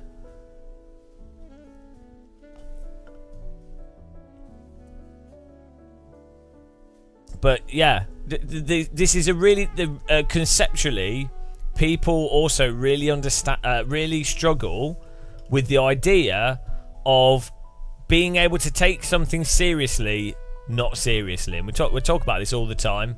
People really struggle with it in life. They get locked into a sort of hypnotic mindset of turning everything into a job and not being creative and playful and not actually enjoying it and focusing on the outcome and the some hypothetical thing in the future rather than focusing on the present moment. Well, I mean, I wouldn't be able to take the fitness or the heat of a Formula 1 car. I'm terrible at driving as well. I know quite a few rear-wheel drivers that are really good. The thing that makes a rear-wheel driver good is normally that they can go to any track and they're at pace very quickly, and they can adapt to changing conditions very quickly. I don't have that skill at all for driving. Well, maybe for drove real cars, maybe I would, but I don't think I do.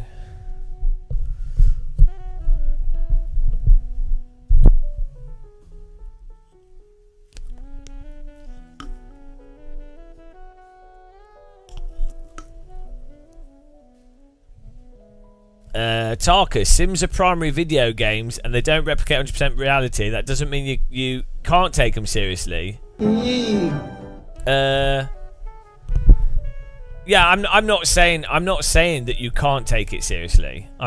Like, the thing is, you can take any game seriously, but there's no reason to take iRacing or AC or ACC more seriously than anything else that you decide to take seriously. And even when taking those things seriously, it doesn't mean that you can't take it seriously while still being honest.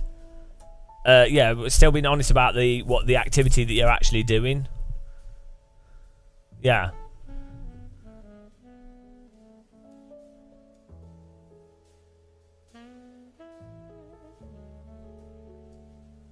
But yeah, it's not a surprise. Like, I genuinely think the unrealistic aspects of driving simulators make people better real-wheel drivers. So iRacing's time model at the limit, if you can drive iRacing and drive around its complete lack of feel, generally speaking, actually has not too bad force feedback, but like compared to real life, all sims have a complete lack of feel. That's what I mean. But if you can learn how to drive iRacing to be within 0.5 of pace and multiple cars in iRacing, and you're confident around laggy cars and stuff, and you're going to be way set up for driving real cars. The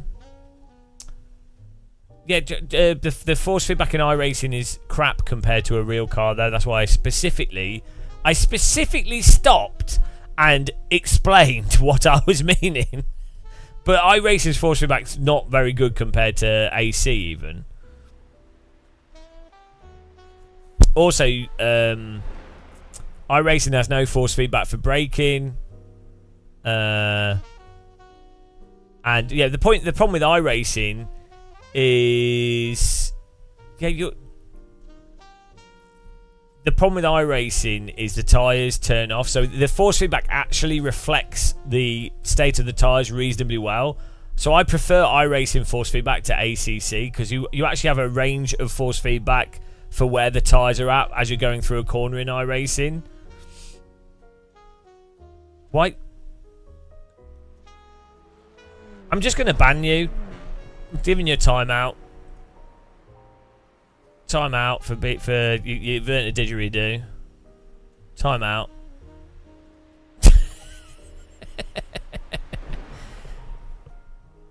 It's so like.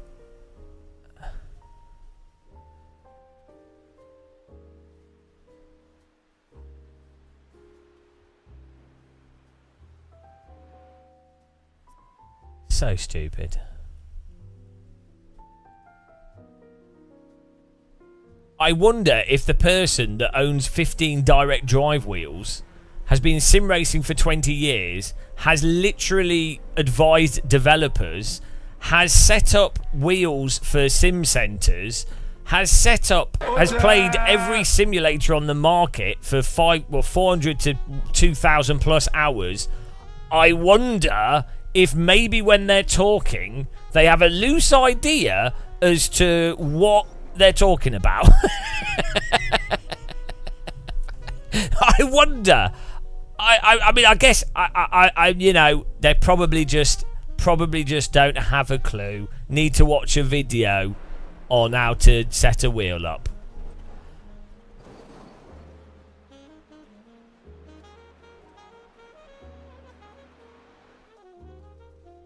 I mean, that's true, Terj. So stupid. So this is the thing. When I'm talking about force feedback with Sims, I'm talking about from the perspective of someone that's talking about the force feedback compared to all simulators and compared to what you feel in a real car. When's the top 5 USB video? When we get 100,000, be a top 5 USB special. Okay, let's go. I mean, LMU's still lacking a bit in content, so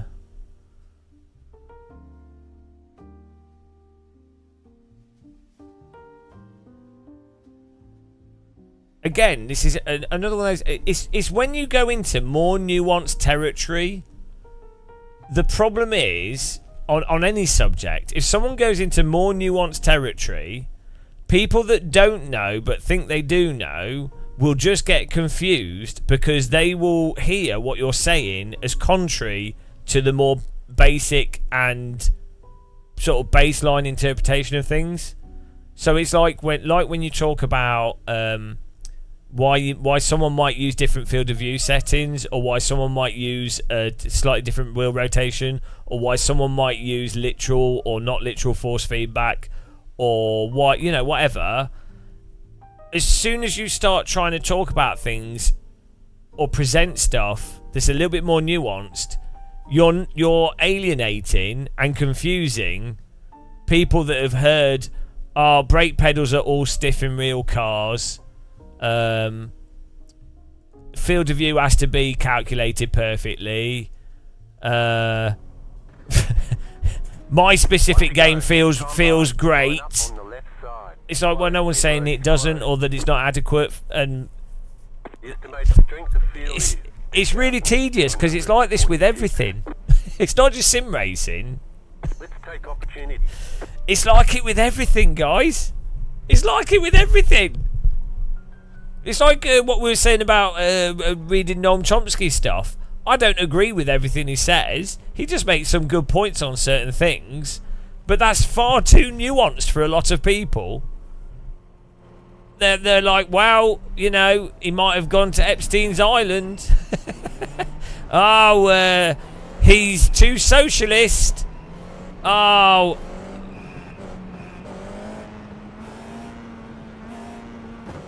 And those type of people that get confused with nuance also are weirdly the type of people often, not always, but often will be the first for when Joe Rogan or some authority says something, they will be like, oh, this is really interesting because I saw Joe Rogan have an expert on. Oh dear. Right, we're going to die here. It's time for F4 on the Nordschleifer. We've done 3 of these so far. We've managed to come 7th. I would like a podium. Get ready, going green. But surviving this is the hardest thing, really.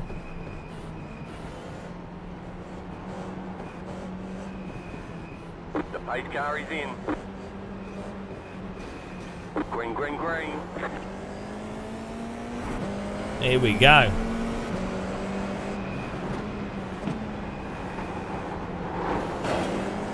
Right Oh, we've side. already been driven into. That's always good. Still there, hold your line. Still there, hold your line. Clear, right side. Clear.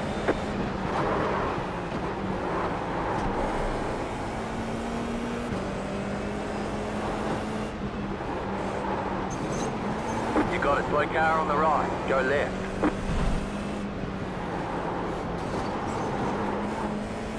Well, there goes. Oh, there's a bit of body work. Right side. Still there, hold your line. Why is he bump Clear on the drafting right. me? I really don't think you want to be that close to someone on the Nordschleifer on cold tyres on that part of the track.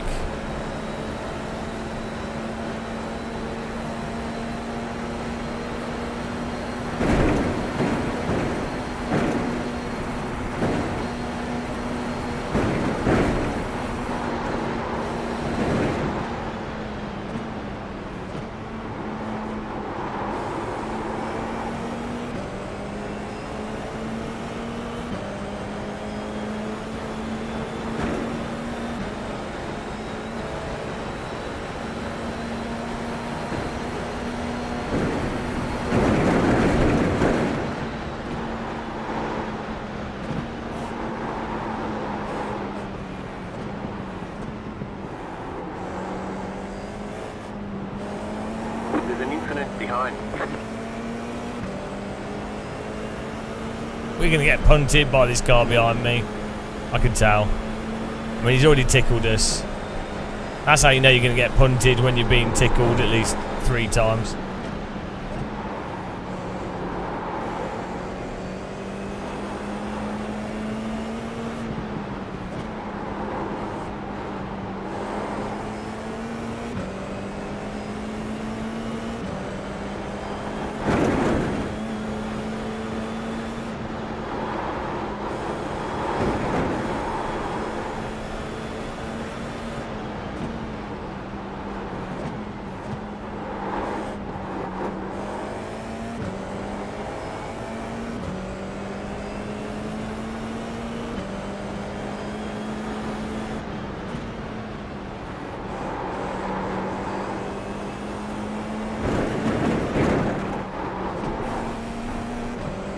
Right side. Stay on the left.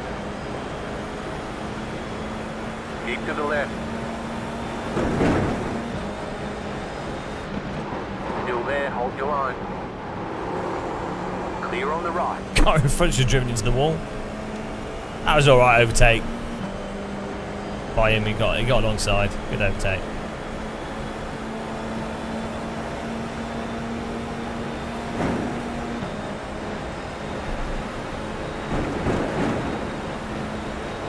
Car on your left. Keep to the right. Stay on the right. Keep to the right. Clear. It was well worth him doing that overtake, wasn't it? Because he totally benefited from it.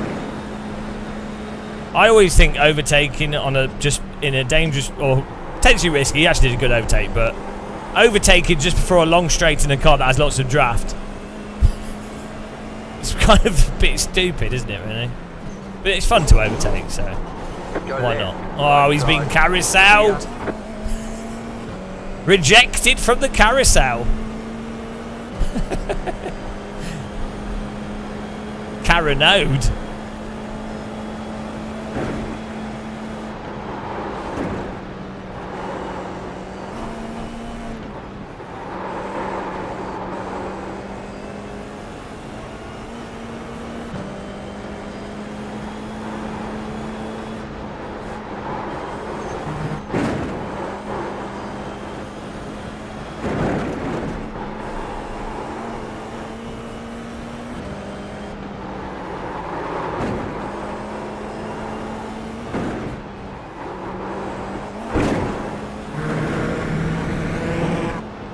Sounds like a hose pipe, that, Kermit.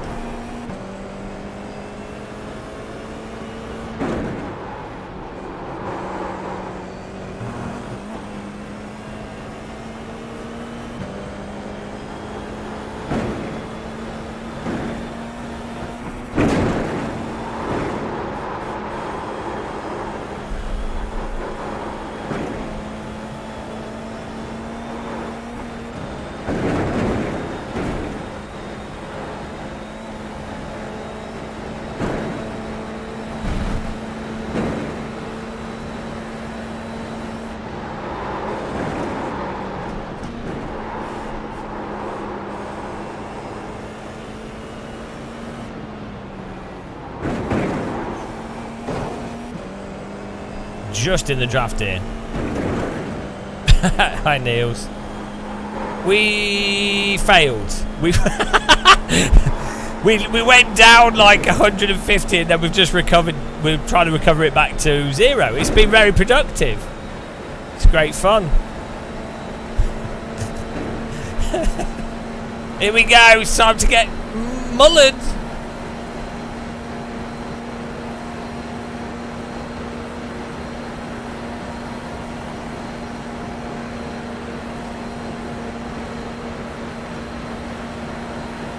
Right side.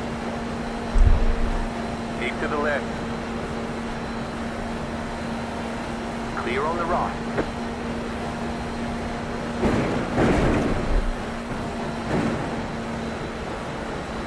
Two left to go. 2 to go.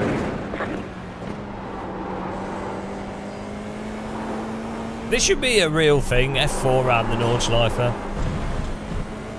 You're in 4th position. Ah, we're in 4th. Well, that's not. We're getting punted, aren't we? This is the new. This is the new way to get to 6K I rating. Nordschleife, F4 Nordschleife, the real test.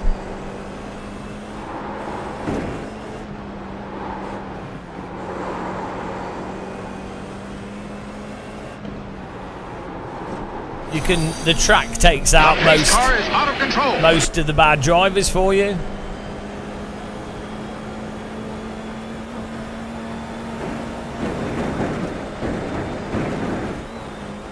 Woo! Thanks for following. Welcome, guys. Thanks again to everyone that supported us for this live stream. We had some nice donations, memberships. Appreciate people clicking the like button and just watching. Thank you.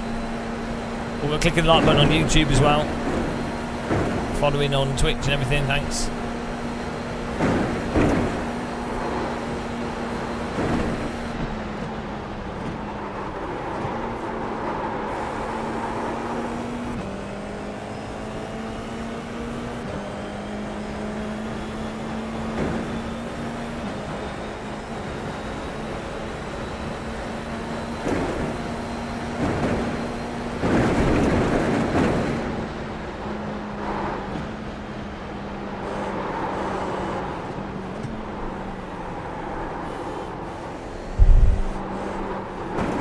Such a good track, this. Just such a good layout. Like, how did they accidentally produce how did they make this layout and get it so right? Was it just that the hills were perfect? Like this 50s to 70s tracks are all the best. Maybe it is because it's a road through the landscape, and so that accidentally produces better layouts.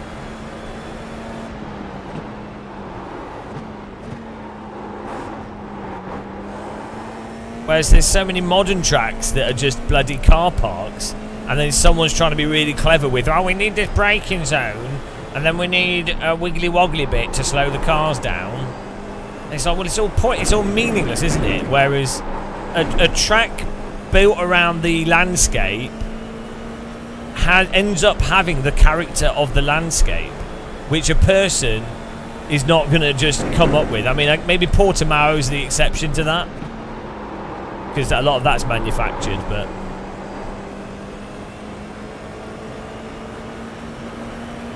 Right side. Stay on the left. Still there, hold your line. Still there.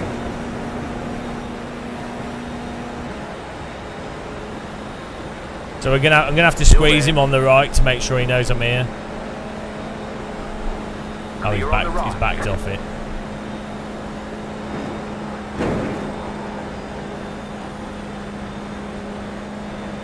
Oh, here comes the pace car is out of control.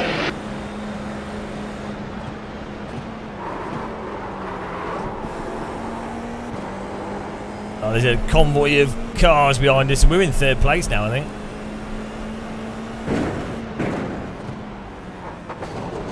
Oh, please don't wreck me, matey. Please don't ruin my chance of... Oh no, we're still in fourth. They just changed place. Please don't wreck me on the final lap. There's going to be a right draft down Dottinger Hoe. Nothing we can really do.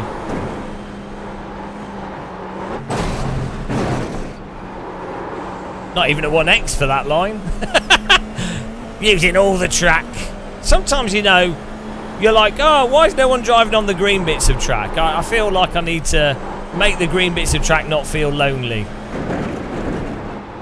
So sometimes I like to drive on the green tarmac, as I like to call it.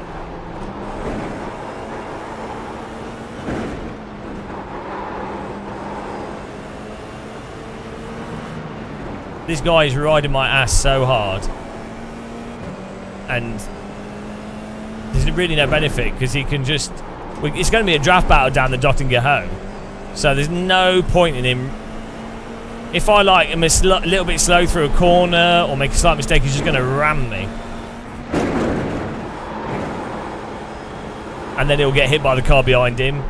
It's like a motorway traffic jam, just tailgating.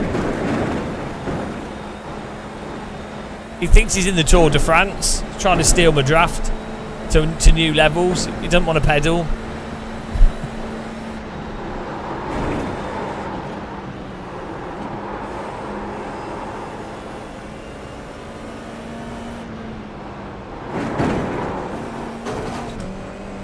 Oh, this is funny. We might have actually got away from the draft.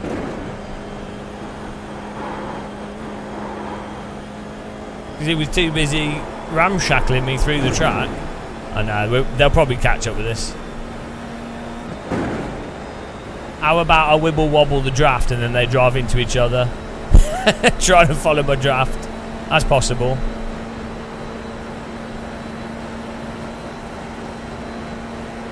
Let's give draft to the right car on the right, and then we give draft the car on the left, and then they drive into each other.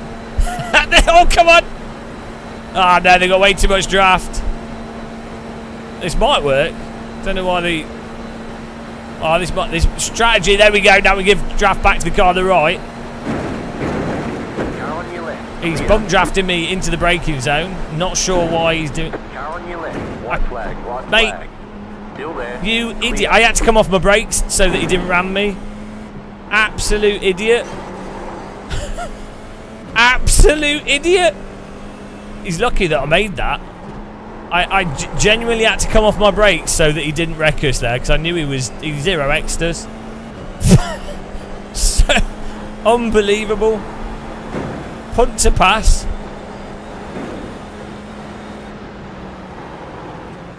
He's just jealous that I was giving draft. I was handing it out like a socialist draft giver.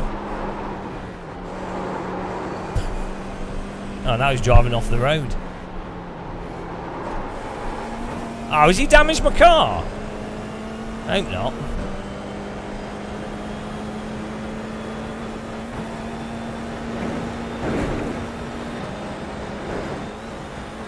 Should be alright. Oh no. Car behind's coming to punt us now. Right side. Still there. What is he doing? Keep to the left. Still there.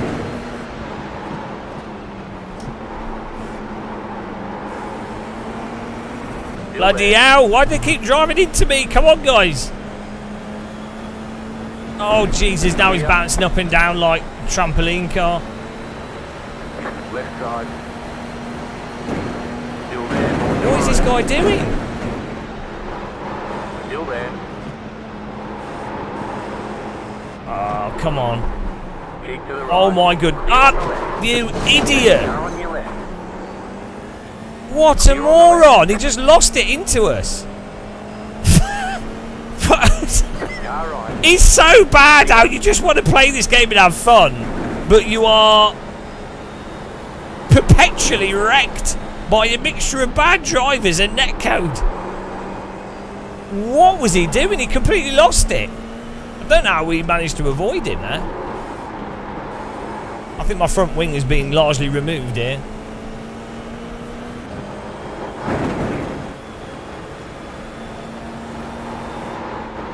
Yeah, front wing's gone. Thanks iRacing for your damage. Keep to the left.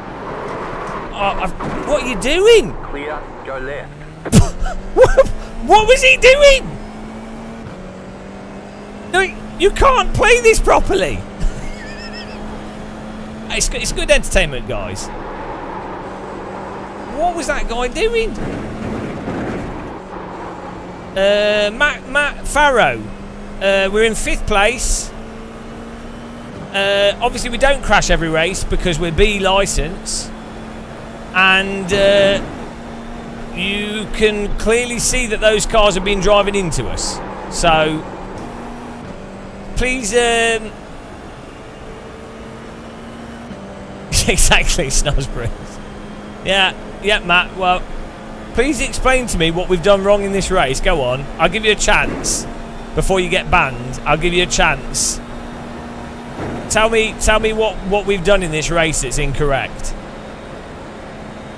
Come on.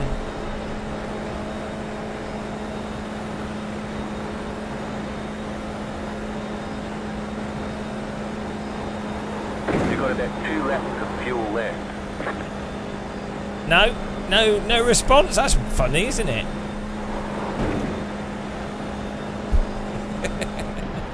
That's weird. Ah, the car's bollocks. We ain't got no front wing, guys. Got wheel damage. I ain't got a front wing. Forget the wheel damage. Car's not going into the corners. Car on your left. Clear on the left.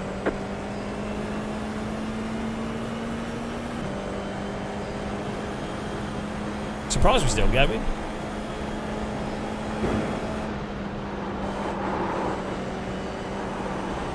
No, the guy that came in chat has gone very quiet. Also, comments like that ignore the fact that every single race, people are getting wrecked every race, apart from the people that are hot napping. It's...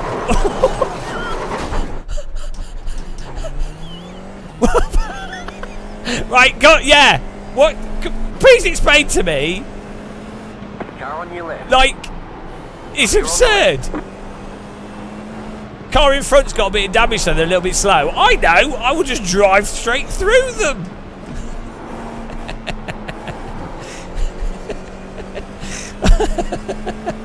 So stupid. The guy just completely drove through us. I'm pretty sure. I think maybe most of the players on iRacing aren't real people. I think they're like AI that are just following a train line, and iRacing does it to pad the numbers online. But they pretend it's real people, and then the voice chat is AI.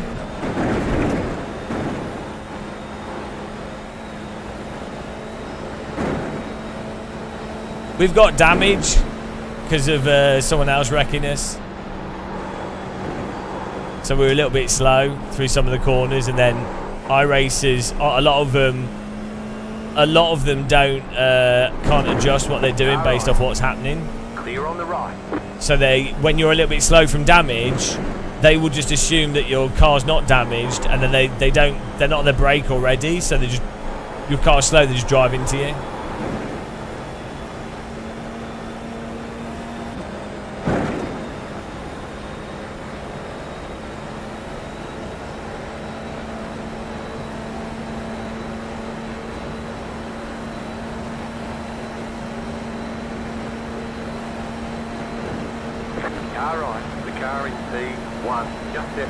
Not really anything I do here with the car's wrecked. 4, 5, clear on the right.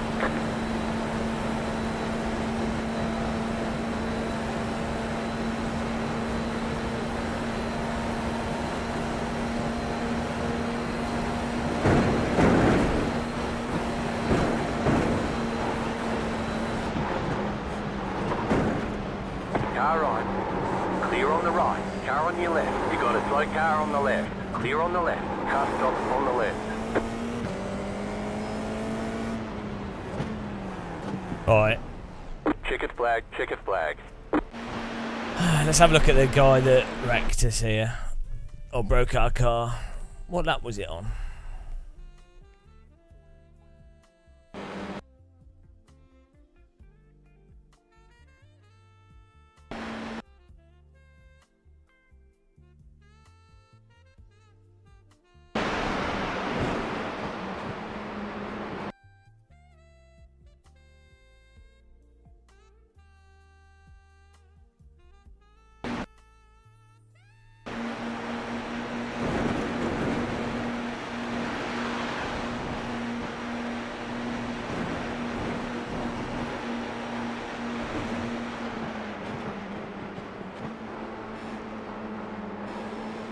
Oh my goodness, look how much he's lagging.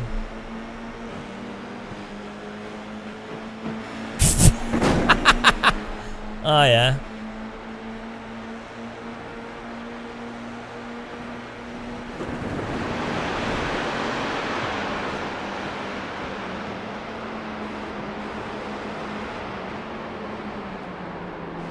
Yeah, he's just lost it.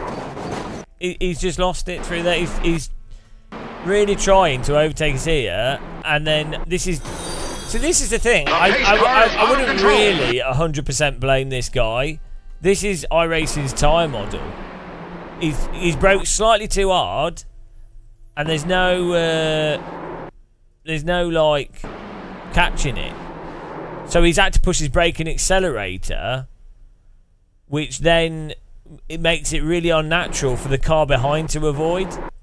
He's had to do a brake accelerator catch, which you just wouldn't do for this amount of slip in any other sim or real car. You'd probably just catch it. You probably just counter steer.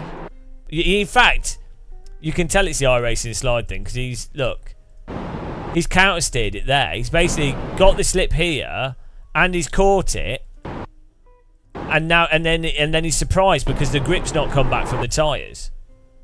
Look, he's sliding. He's actually caught it, but the grip's stuck off. So then he's like, "Oh, I have to use the brake and accelerator," which is then it's like, "Well, hang on, I can't deal with that. I don't know that the car in front is gonna."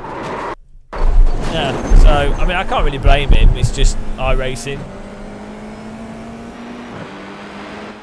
and that's what broke my nose cone. Slowed us down.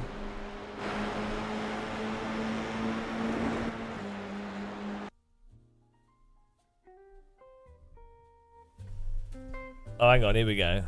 I'm not sure what happened here. Is that netcode? So hang on.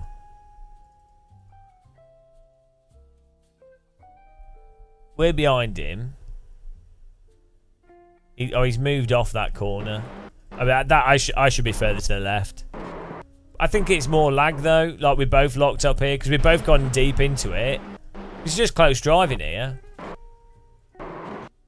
I should have been further over to the left though, to be fair. Because, I mean, it's literally just my nose cone there, so I should have been further over to the left.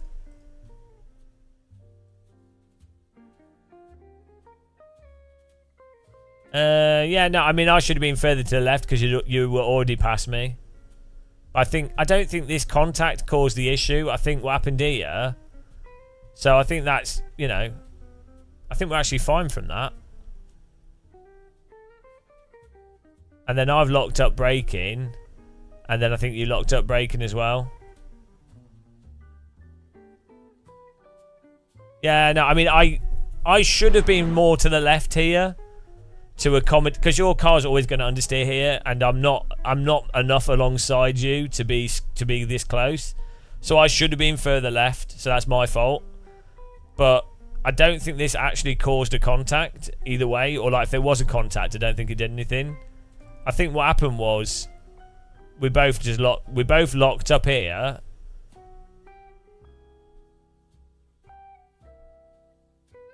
I don't think I touched it there.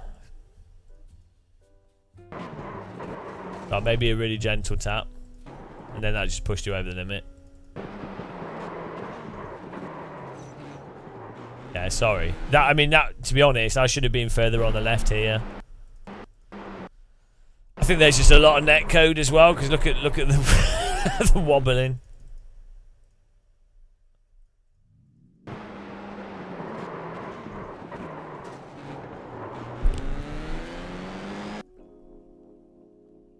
And it wasn't your fault. I don't think it was your fault. I should have been further to the left initially, and then we both broke late. Oh, later on. Oh yeah, I had damage, so it's fine.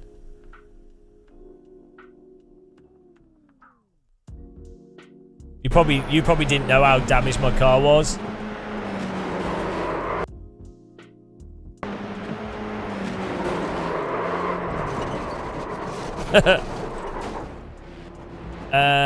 Yeah, I don't think I was. Oh yeah, I was understeering chronically, so I think that's why I went slow. Yeah, normally it is flat out. That's alright.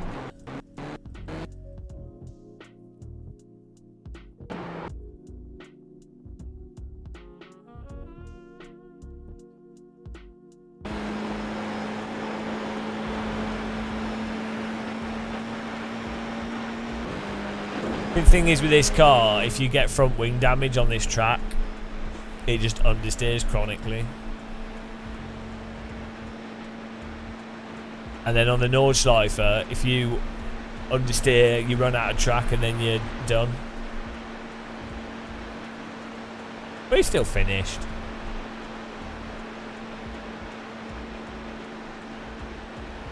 But yeah, that, I mean, to be honest, that race was ruined by iRacing's netcode and tyre model. This is the thing, it's easy to blame drivers, right? But so much of iRacing, so much of the shit that happens in the game is down to the Sims technology. Like this, the reason we got damage was 100% because of tyre model and netcode and the damage. Like, the fact that he caught it, tyres stay in slip, so he then has to brake and accelerate, which is impossible for me to like predict that that's what he's going to do. So I'm braking immediately. It's impossible for me to really do anything else because you can't anticipate the car in front braking and accelerating there, can you? You just can't anticipate it. And also the lag. Look at the lag of his car. Like the amount of smoothing. It'd be better if he was blinking on and off, but was more in the actual position where he is. And yeah, if you've got stuff like that happening, how can you also have damage from that? Like, it's so random. It's just totally random. Nothing you can do.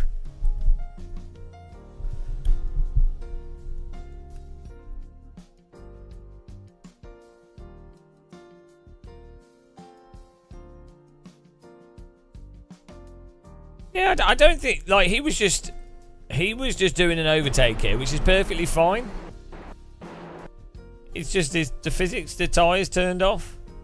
He thought he caught it. It's really funny. You see this over and over again.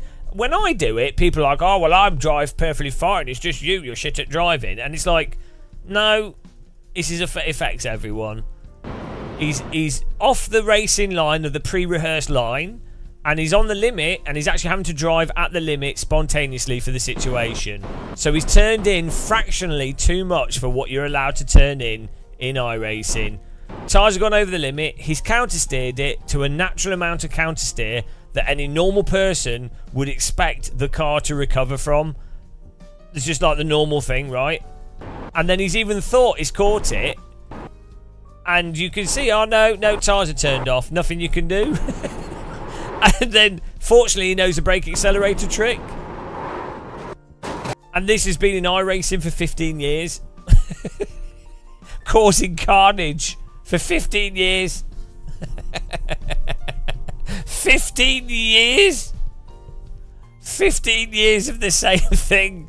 And, yeah. There you go. Bro has no idea. Which bro? Who are you talking to?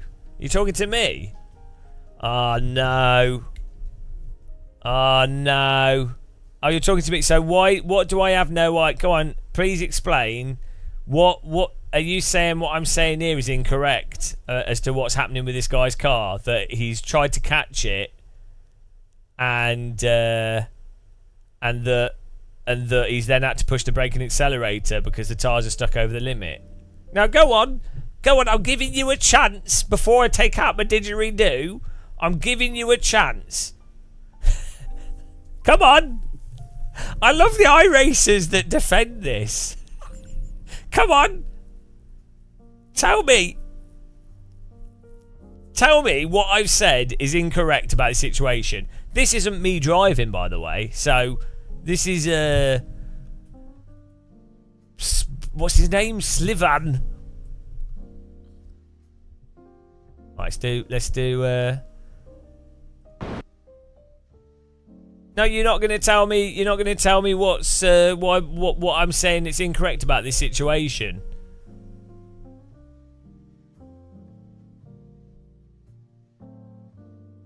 Yeah, pushing the brake and accelerator works in every. It should work in real cars. I mean, it does work in real cars. You just generally don't need to do it to the degree that you do in iRacing.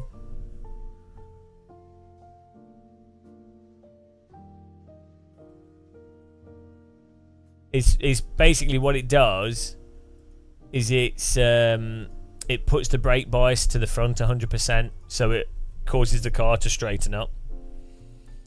No, this guy not gonna Pilkina. You're not gonna tell me why we were wrong. You're just gonna come in and be like, bro has no idea, and you're not gonna explain why. You're just gonna go, well.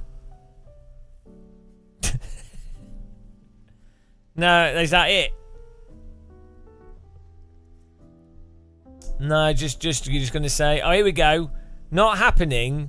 All you do is just assume based on your dim racing experience with, I assume, zero IRL experience. Therefore, there's zero information value. For as I remember, you give iRating pure hate. Hang on, so first of all, what you've commented there has no relation to what we were just talking about and what actually happened there. So, can you comment on what I actually said? I agree with that I'm a dim racer, because I think to do sim racing you do have to be a dim racer. So, I agree with that, and I'd like a t-shirt that says dim racer. And I do want a shirt that says dim racer on it. Because you know, that I have thought about that. It's pretty funny. But are you all right, Alan? Goodbye. So what about that situation? So, right, here we go. Hang on. The guy just lost it and did not correct it enough with appropriate pedal input. Yeah, but do you understand that in iRacing, you lose it at slip angles that would be recoverable in every other driving sim and any real world car? And he did actually countersteer really quickly, as you would expect someone to do to respond to that oversteer. And do you also accept that it's alright when the camera goes small you can't tell, that you don't typically in a real car push your brake and accelerator in dry conditions for a mild amount of slip? Exactly. In AC you just let go of the wheel. That's the beauty of it, yeah. Genius. In Microsoft Flight Sim, you let go of the flight yoke. So, there's zero informational value here.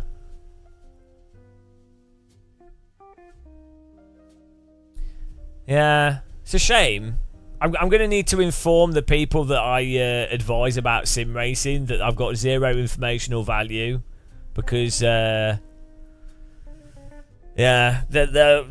we really have ruined stuff for a lot of businesses, unfortunately. All the businesses that I've consulted to and recommended various simulators for different projects, like AMS2 for like promotional stuff with VR headsets and certain things. I'm gonna have to tell all those businesses that actually what I said was rubbish. You don't use AMS2 for promotional stuff. Don't bother licensing it. It's you know, I don't know what I'm talking about, so I wouldn't know what's probably going to be a good accommodating simulator in a supermarket or for promoting something or promoting a VR headset. I wouldn't know. All the real world drivers that are like what's currently the sim that's used by most training centers for driver coaching, driver training, and mod development. I'm totally wrong explaining to them that AC is a really good platform for that. You know, Base Performance, idiots. Delara, idiots. Ginetta, idiots. You know, what? Yeah, do you know what I mean? I'm getting all these people. They're all gonna have to like when I've been asked by game developers what games should they maybe license or what companies would be worthwhile to buy for their future projects. When I've told them this is the nature of the games, the sim racing industry, and these are the titles, and these ones are likely that you're going to be able to license and buy, you know, that I'm going to have to, I need to phone them up now and tell them that, sorry, the information I told them was of zero value. Sorry, guys. Sorry.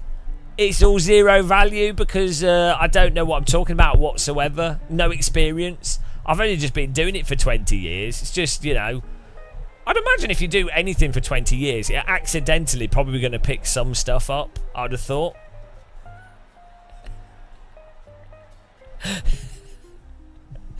Oh, hang on, I get it. Bold Git with stupid face has said something critical about your favourite game. It's upset you. I understand. Sorry, I apologise profusely, profoundly, and profoundly for daring to be critical.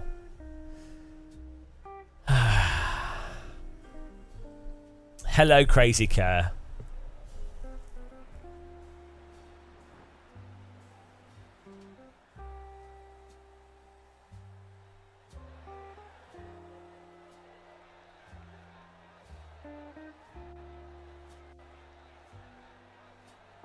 Well, that's true. Unless you're a Formula 1 driver, you couldn't know anything.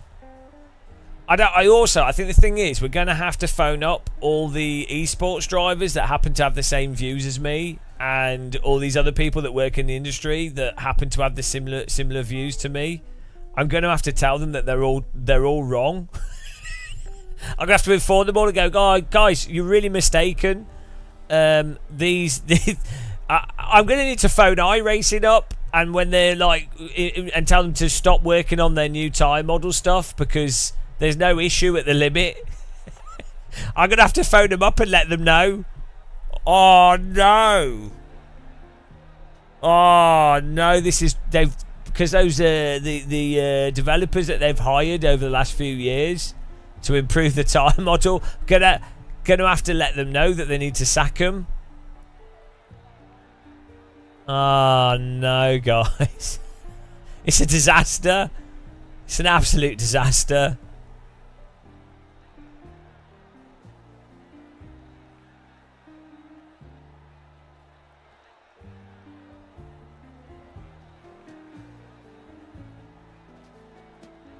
$15 to 20 years getting money, really showing the sim. Eh?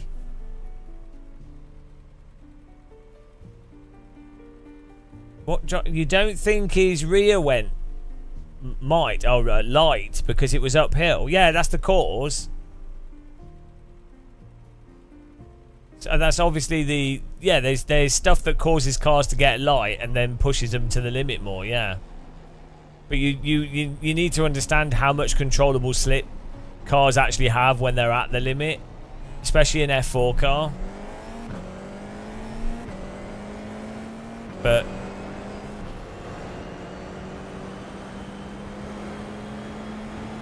Denzen, you're looking forwards to them improving the tyre model to blame.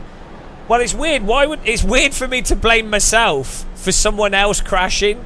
It's very difficult to blame yourself for when it's another person that's crashing for the physics issue. It's a little bit difficult. Like you know, it's all very well to accuse someone of not blaming themselves, but when they're talking about someone else and not themselves, it would be a bit strange for them to blame themselves. It's very hard to blame yourself for someone else's. So, I mean, I can start. I would just like to blame myself in advance, guys, for the burglary that just took place in central London at the jewellery store. I'm sorry. I just need to take blame for that.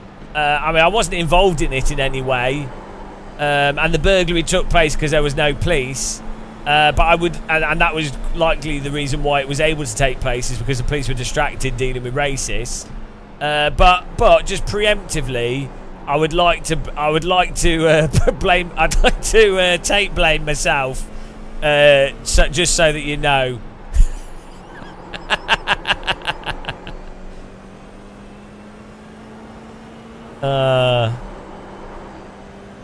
Hang on, he overloaded the fronts.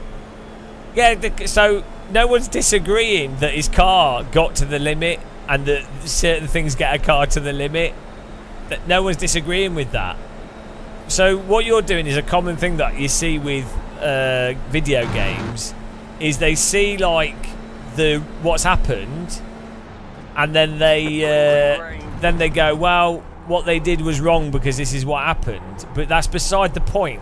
So it's like if I'm playing Microsoft Flight Sim and the plane stalls in a really unrealistic, wonky way, you could say, oh, you weren't going fast enough and so the plane stalled. And you would be correct.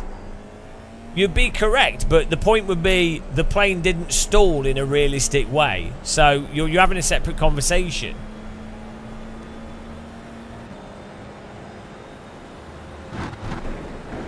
No, even if you carry loads of speed into a corner, into an apex, and you're sliding, you can hold like monster slip if you counter steer appropriately. But in that case, it seemed like he actually did correct it in what would normally be a totally reasonable correction.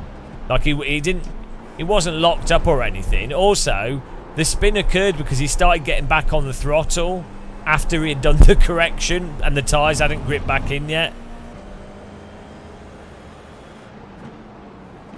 Yeah, but you can talk about everything in game terms, but the point is, if a game is doing stuff that's unrealistic and also prone to causing crashes, someone's totally valid in saying That's not, well, A, it's not realistic and it should be in a sim, but also B, this particular thing is causing a lot of issues. They're totally valid to say that, and it's invalid to then say, oh no, you're wrong because that's what the game is. It's like, well, we're not disagreeing what the game is.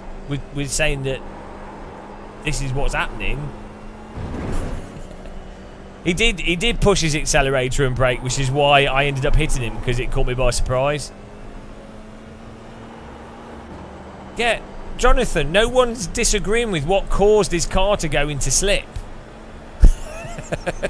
No one's disagreeing with that. We are relaxed. God damn it, we're all relaxed.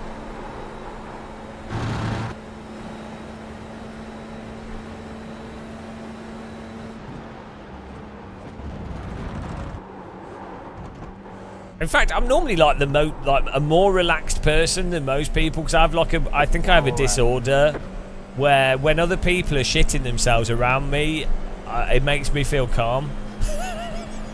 For some reason, it's probably like mega contrarianism.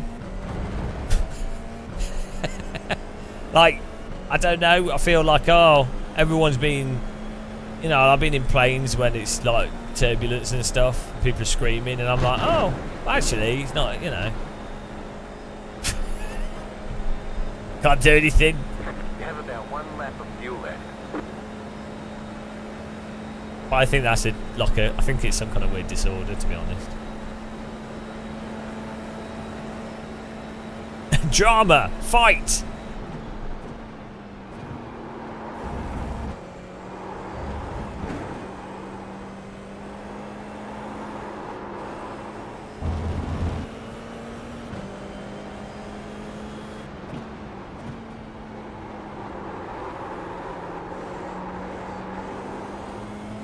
Well, I wouldn't say, I'm not particularly manly. No, I think what it is, if someone else is like more like genuinely having an anxiety attack, it means that you're probably going to be calmer than them anyway. And then also you're like, well, you don't want to add to their anxiety.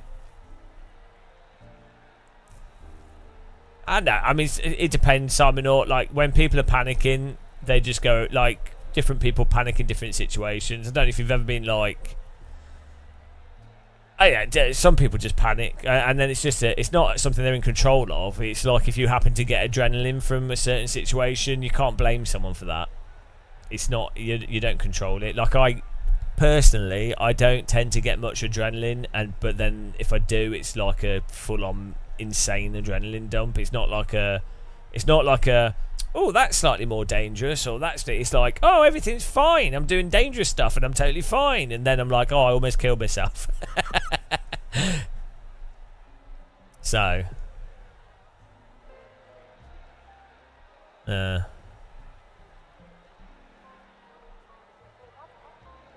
I'm either 100% calm or 100% irrational breakdown. There's no in between. What am I clicking on?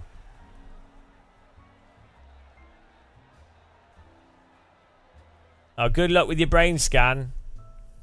When they find the part that shows that you've been watching this channel, just say, oh, watch Game of Muscle. They'll find like a logo in your head. The estimated strength of field is 3,684. Tom Blandiness. There are a lot of points. Yeah, well, the thing is, I mean, I always wear a seatbelt in a plane. I don't know why people don't. I will always put a seatbelt on, and I put it on really tight. Waiting on the final car. And then also, anytime the food tray is coming past me in a plane, I'm like, okay, well, I don't know why that's fine. I don't know why there aren't rails, because you do not want that hitting you. Green flag, green flag.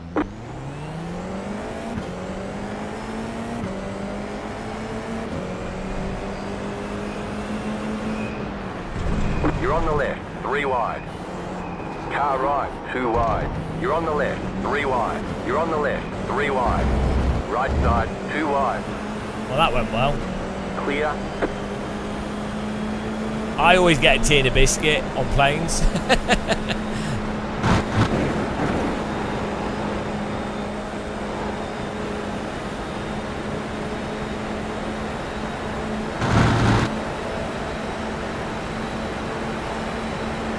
Car right. Stay on the left. Still there, hold your line. Left side, 2 wide.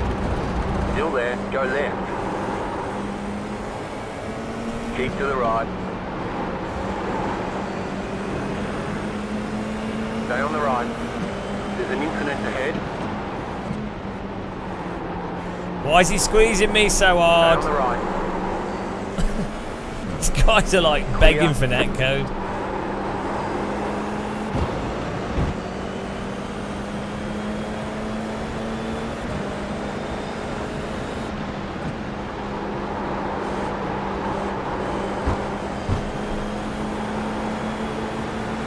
Right side. Stay on the left. What is he doing? There's an incident ahead. Clear. What is wrong with iRacers constantly just trying to pit you? If you hold your line. It's actually insane. It's every race. If you hold your line and don't reactively move out of the way of them, they just ram you.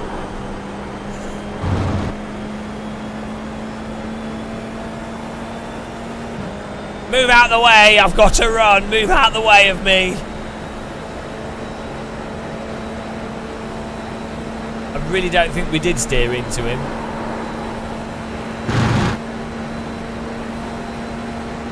He was steering into me. Car right. Clear.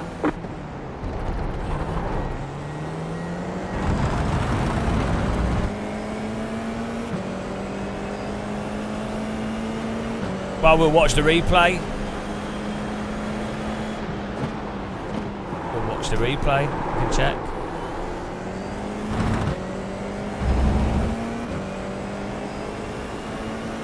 We'll watch the replay. Shame we can't do an instant replay. Well, we could set it up on OBS.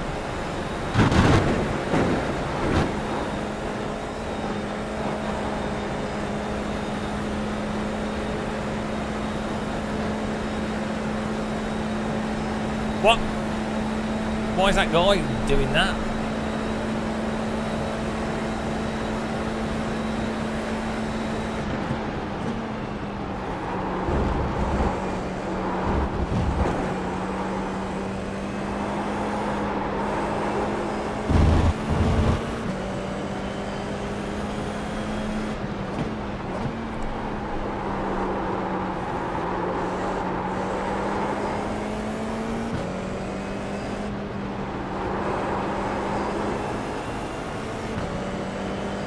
Back into the death of the gaggle.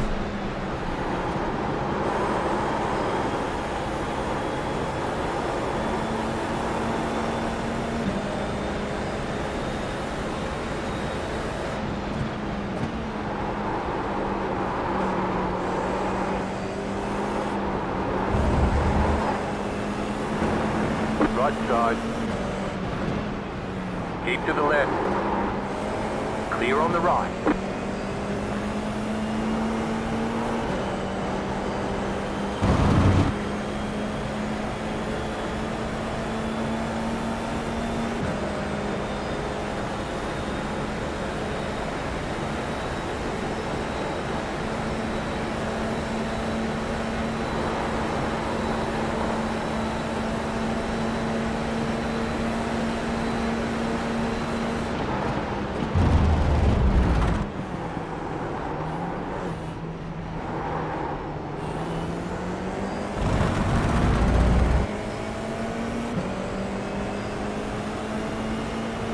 Oh, he's going to dive up the... I know he's backed off. Or he's going to do like a dive bomb up the inside.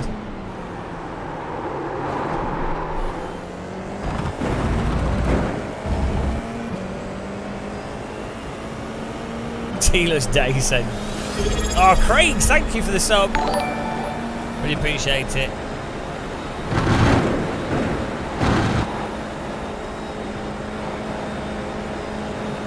Left side. Keep to the right. Keep to the right. He's going to drive into us. Still there. Are you ready?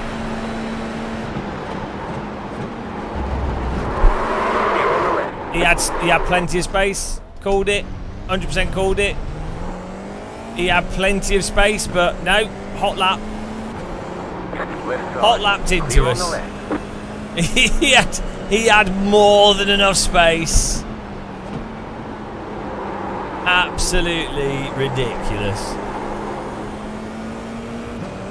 He probably netcoded us. The car's probably damaged now.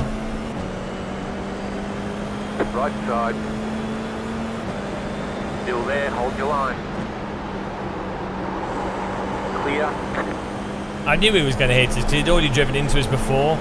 So basically... Left side. Keep to the right. You can really know who's going to drive into you because they drive into you repeatedly. Car on your left. Still there. Clear.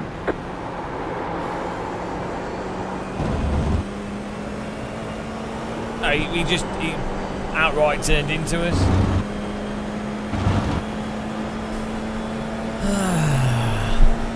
And probably netcode as well. Car right. Hello, random call sign. The pace car is out of control. I can't turn if you're pit manoeuvring me. I can't turn. I can't turn. Look at this.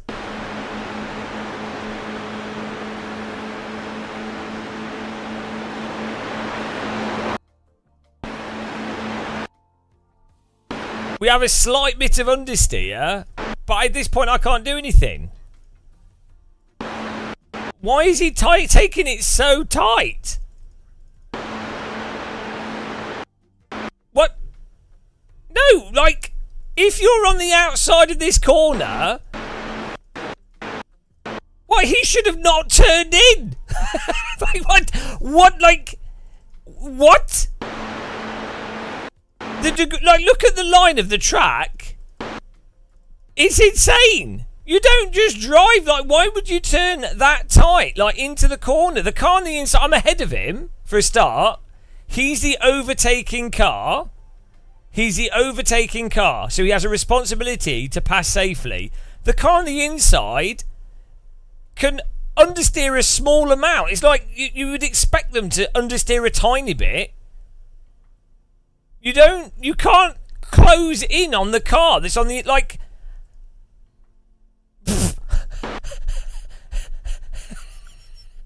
Well, like... He's not even at the point of the corner. He's not even overlapping us halfway. He's on our back wheel. So, and he's the car that's making the overtake. You can't, if you're the car that's making the pass, you can't. Like, I'm not doing anything crazy coming off the corner. This is the most mildest of slow understeer on a height. You'd expect the car on the inside to understeer a bit off this corner. You just expect it. It's like, the only fault here is that I should have squeezed him more going into the corner.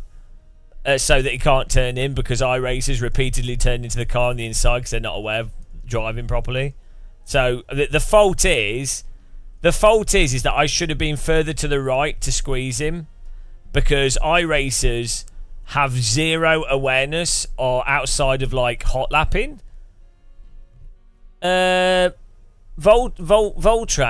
the mistake is the car on the outside turning into the car on the inside this aggressively on this corner. Things are looking good. What do you mean? The pace car is out of control. This is totally fine for the car on the inside. This is... You would expect the car on the inside to drive like this. It's fine. The car on the outside has, like... First of all, they don't have to close the corner. Secondly, they're in the commanding position of being able to move to the right. The car on the inside is understeering at this point. And then, thirdly, they are the passing car. If you're the overtaking car, you need to make sure you're not the one causing a... No, the car in front... Right, if anything... Right, this is... If anything, the car on the inside should actually be pushing the car on the outside. Should be understeering intentionally more. Should actually be unwinding to make it harder to... you know, for the car on the outside. If anything, the car on the outside cannot just assume that the car on the inside is going to magically not have any understeer whilst closing them, whilst they're only on the back wheel. You like... The pace car is out of control. I'm not even defending, I'm just driving through the corner. You also, the car behind knows that the car on the inside is going in at X speed and knows that the car on the inside is going to understeer a little bit because they know that they can see the car in front. It's not about if it's never my fault. That's beside the point. Right? Have you seen that? Right. Have you noticed how whenever I explain very clearly what's going on, the counterpoints are always like some bizarre ad hominem of like, oh, it's never that guy's fault. It's like, no, but you can see exactly what's occurred.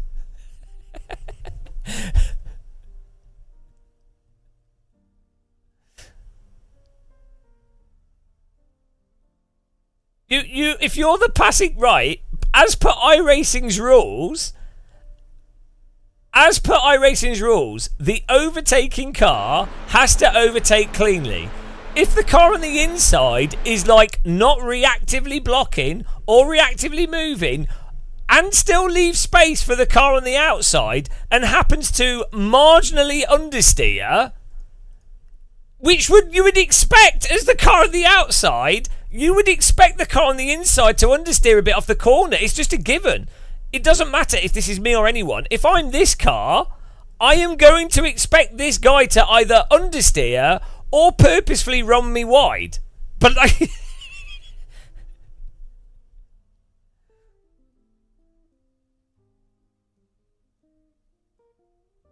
this guy has turned across the track. Like, this guy has turned into us as much as I'm understeering, and he's behind us in the corner. So so what's happened with this guy's car is he's assumed the car in front is definitely going to lift and brake because iRacers drive through assumption rather than what's actually currently happening. It's not about self-reflection. iRacers do not adapt to what is currently happening. They drive based off a preconceived idea of what they should do. A lot of iRacers, not all of them. It doesn't matter. Right. The car in front... The car in front in this situation, right, as long as they don't run this car off the track, right, the car in front can actually... This car is fully within their right to actually drive the line to the extent where this guy just can't turn into them at all and they'll be at the edge of the track. As long as this car here leaves enough space on the right that they don't...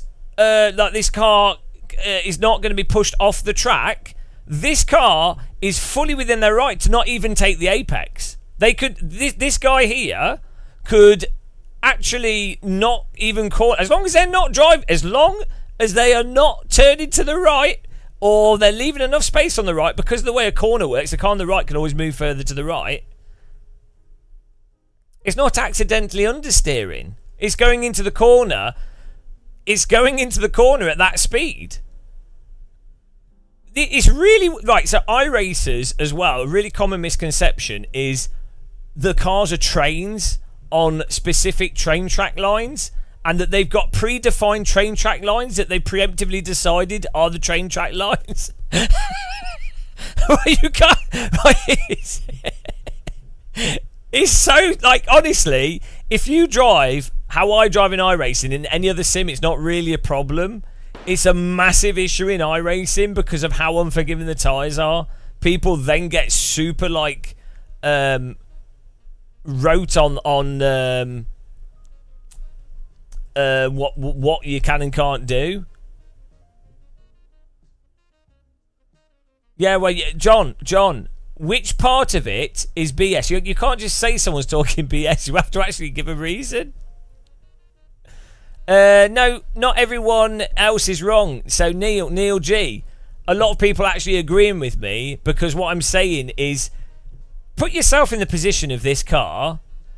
If you are overtaking a car that's on your inside, right?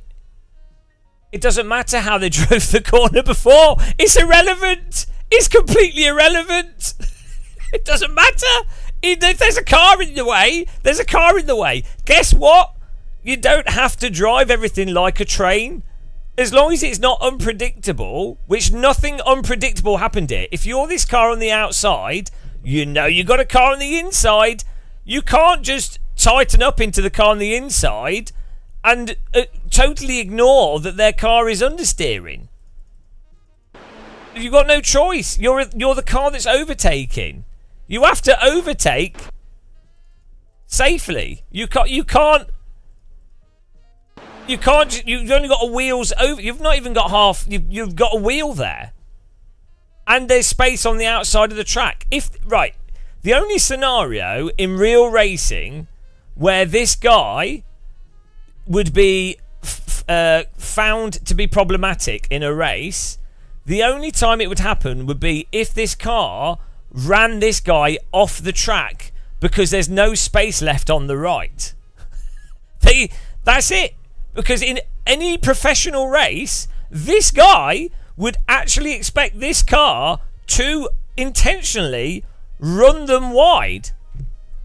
Because that would be defending. That'd be active drive. You just expect it. I would expect it. If I was doing a normal race and I'm this car, I would expect this car to actually run off the corner wide. Especially if I'm not unless I'm overlapping on both wheels.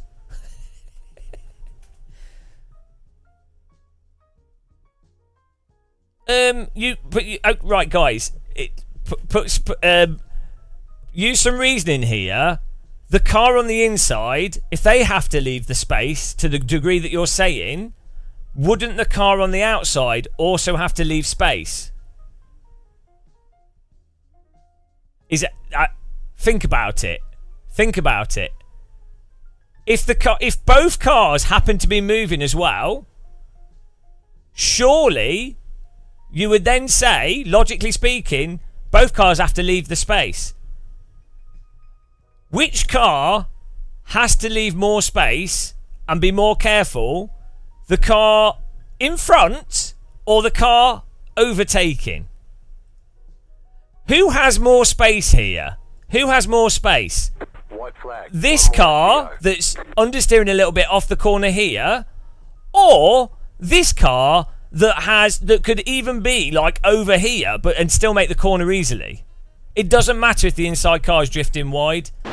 We're pinned before like anywhere near where it's relevant. This car has driven as if there's no car here. No, hang on. No, I'm not. I wouldn't have pushed him wider. I'd have held the same line that I was taking. I'm saying other people would push them wider. I don't push people wide. I'm actually really quite conservative. I'm saying that it's really common for iRacers to drive as if they are driving a train. I am driving normally. I'm driving totally normally.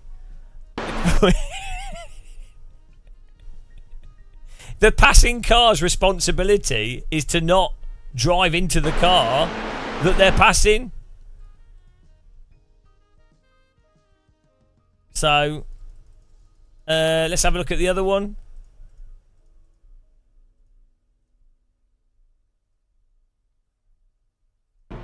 Yeah, well...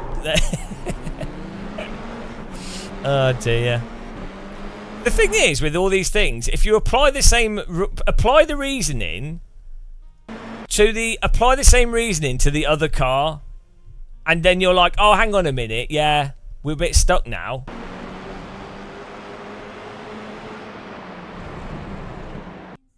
Alright, we just ban people that are stupid. If you make stupid comments and you don't add anything, you're timed out. Alright. You turned in too early, therefore you exited wide too early. Yeah, it doesn't matter. The car behind is not alongside, and also there is no too early. Doesn't matter. Car on the outside has space. It doesn't matter if the car in front doesn't hit the apex. This really breaks the minds of iRacers. That there is no such thing as a racing line, effectively. There is if you're hot lapping. If you're in a racing scenario and you're racing, the car in front could be anywhere on the track. The car in front is legally allowed to go into a corner faster than they otherwise would do. They're allowed, as long as they are not understeering the other car off the track into a way car is out of control. Where the other car has no way to avoid it, or the other car has to take evasive action, the car in front that's been overtaken can run wide into the corner. It doesn't matter if it's hard to expect. The car, it doesn't matter. It doesn't matter. The point is, an overtaking car has to be like, where's the car on the inside? I need to be aware of where they are. And as long as they're not turning into me, and as long as I've got room on the outside of the track, I need to use that room, or it's available to me. And it's not, I can't keep tightening into the car that's on the inside. So... there's no... you guys are never, you know... Maybe I know one of the guys that works for FIA. Maybe I can get him. I'll get him on the channel. We can have him decide it. We'll have him do it. Right. It's like you know the Lewis Hamilton Verstappen crash, right? Look at how many people debate that. Just look at how many people debate that situation, where they completely ignore all the actual variables.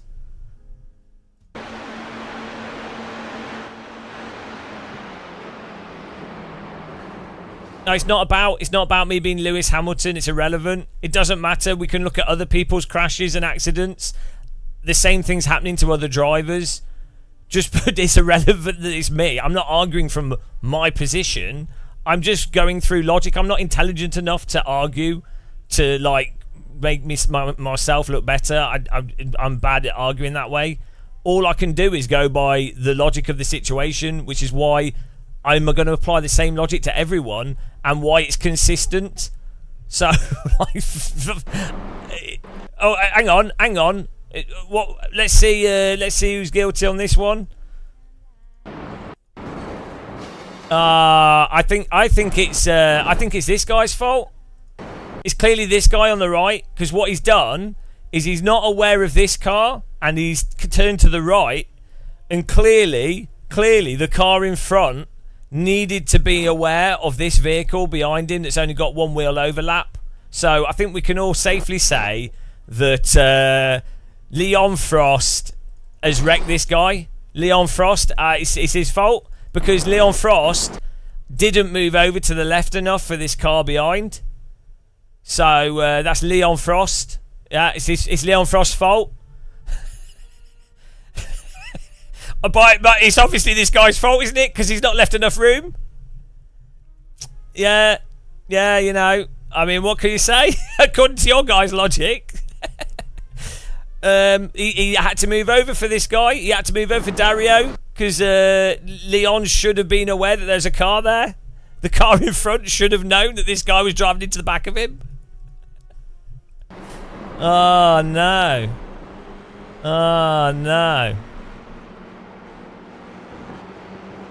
Oh no, we've got real wheel drivers agreeing with me. Oh, this is terrible.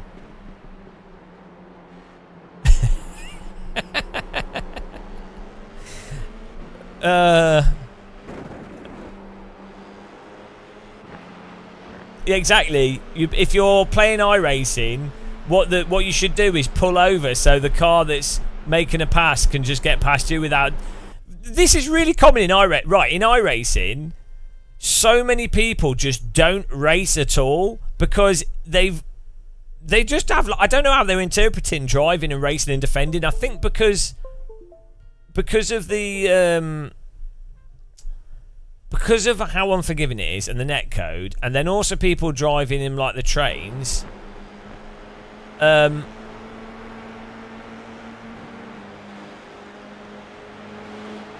Right, here we go. Here was the other incident.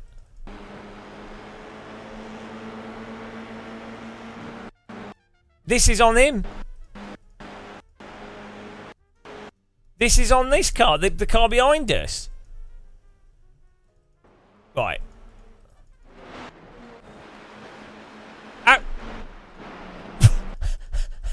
What is he doing?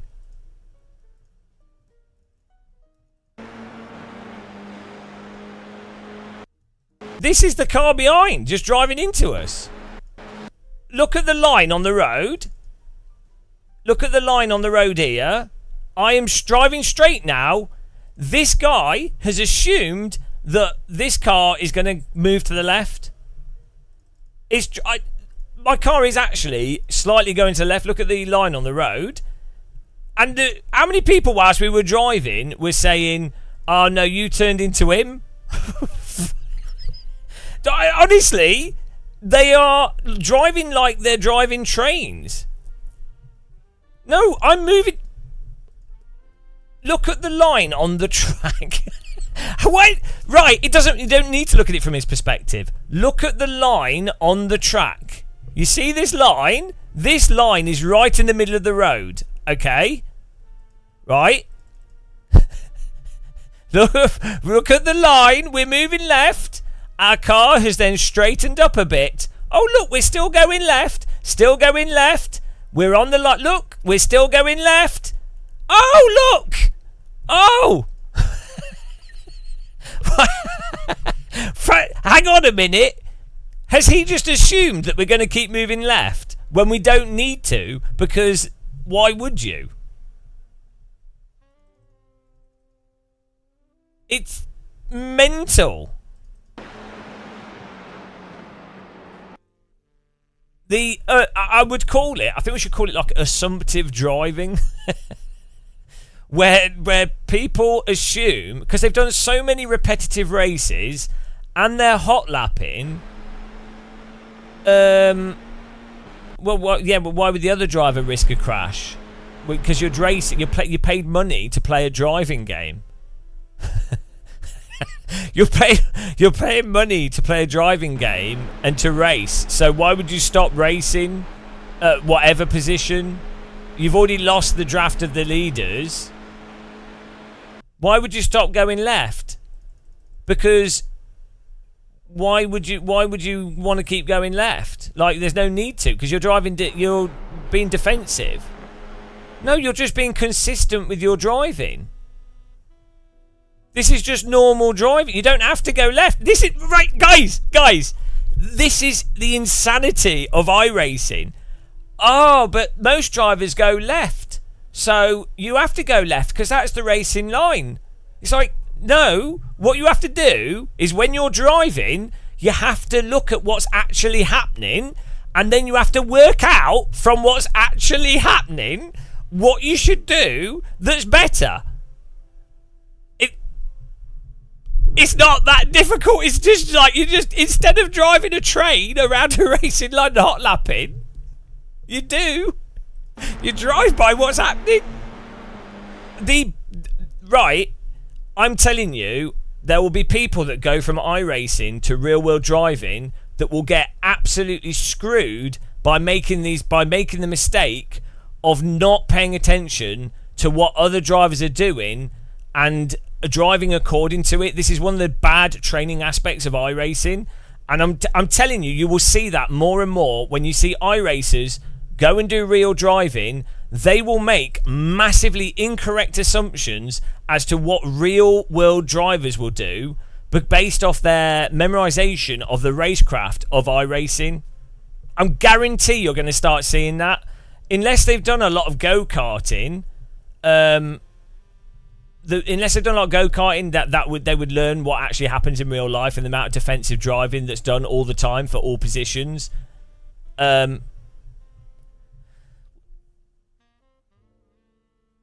This is a really negative. Like, I guarantee you. I think you've probably already seen this in videos. You'll have seen people that do iRacing that have gone to real world driving that will get they'll get rammed into and stuff, because they will assume that, for example, they might leave the track and rejoin the track into a car, because iRacers do that all the time, and they will think, why is the car on the track not moved out of the way?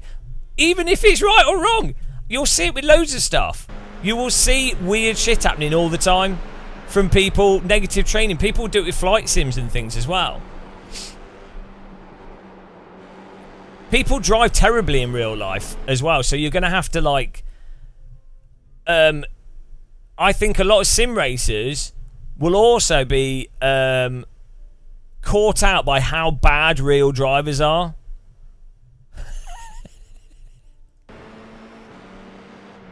You're going to get that a lot. You'll get it with flight sims. People will play loads of flight sims, and then they will go and do stuff in real life.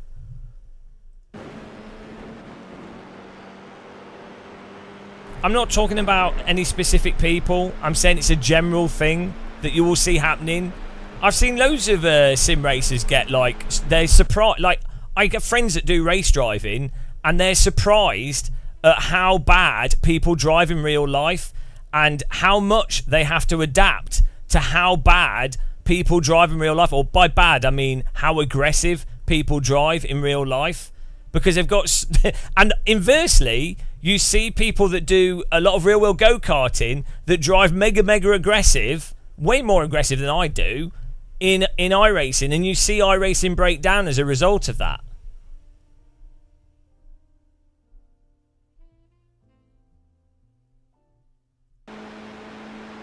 Yeah, I'm random call sign. Yeah, I don't disagree that my car's understeered. It's just a given. If you know that a car in front has gone into the corner that fast, they're gonna understeer a bit. Yeah. So the point is, it's not illegal for the car in front to slightly understeer.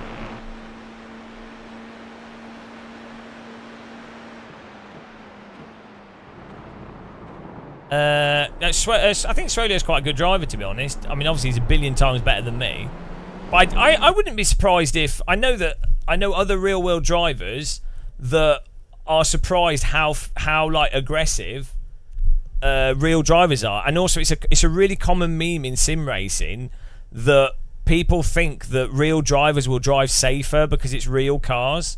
It's a really common assumption that's just completely wrong.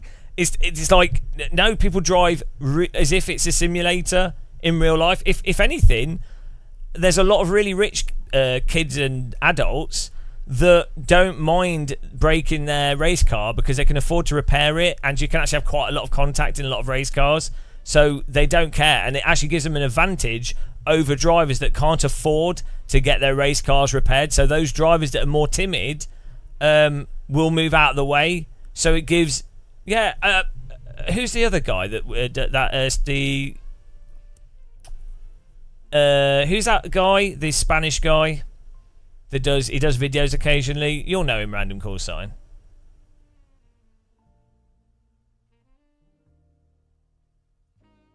What's that guy's name? He did the Delara Sim video. No, he did. No, he's a real world driver. He does F4. He's got an F4 car. I think he's Spanish. No, can't remember his name. The pace car is out of control. Why would I do a coaching session with Swolio? I don't play iRacing seriously. This is like a really stupid thing. Like, who's the Italian guy? I'm timing you out. If you say dumb stuff, you get timed out. Do you not think that? Right. Do you not think that maybe I know other driver coaches that I've talked to a lot? Do you not think that I know real-world drivers that are good drivers?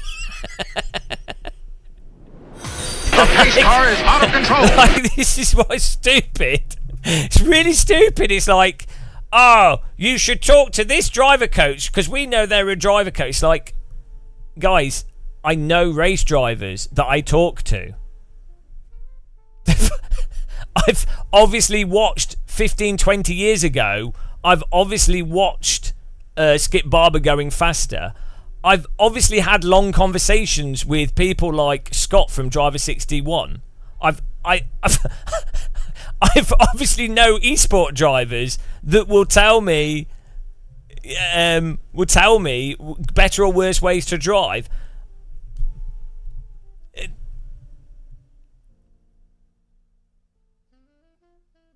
I'm not saying that he's attacking me, but it's the point is, oh Jesus, it's impossible to have conversations. That's a timeout.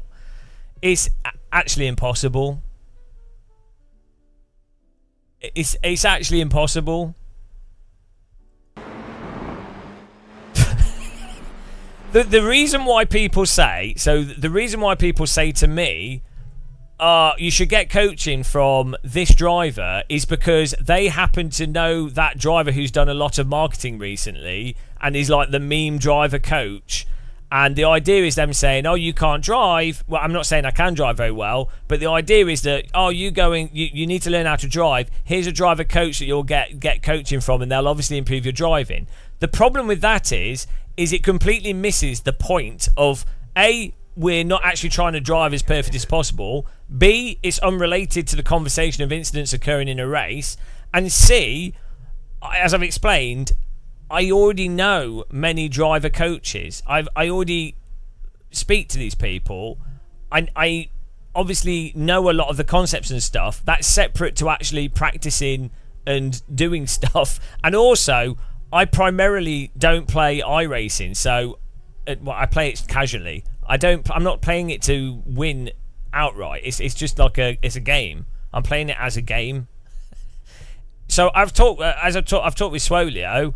I would enjoy if we do like when AC Evo comes out, if it drives well, I would enjoy doing coaching with Swolio with it's not for 30 minutes. I'd enjoy doing coaching with Swolio with a sim that's realistic, because it would actually be interesting and he would be able to apply his real world experience and say stuff that would be novel that I wouldn't have encountered before. But with iRacing is not, it's no point. I'm not going to take iRacing seriously because it's absurd. So the whole point is you by saying or go and get coaching with this guy, it's just ridiculous. But yeah, no, I've chatted with Swolio. If he does stuff with AC Evo and there's a chat and AC Evo's good and there's an opportunity to help promote his stuff through AC Evo, for sure.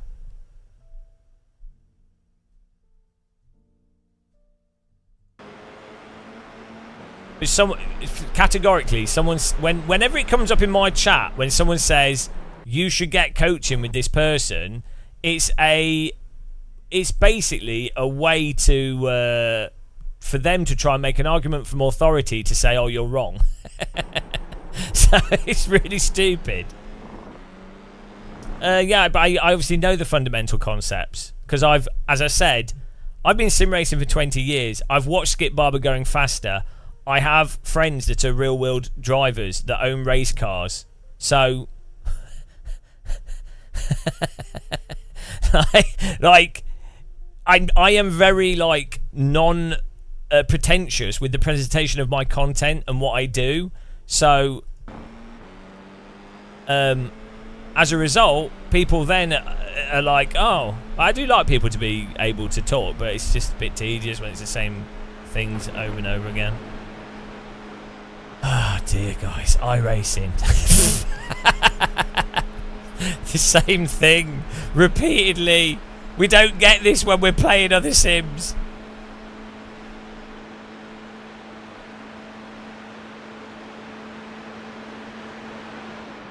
What was the other thing?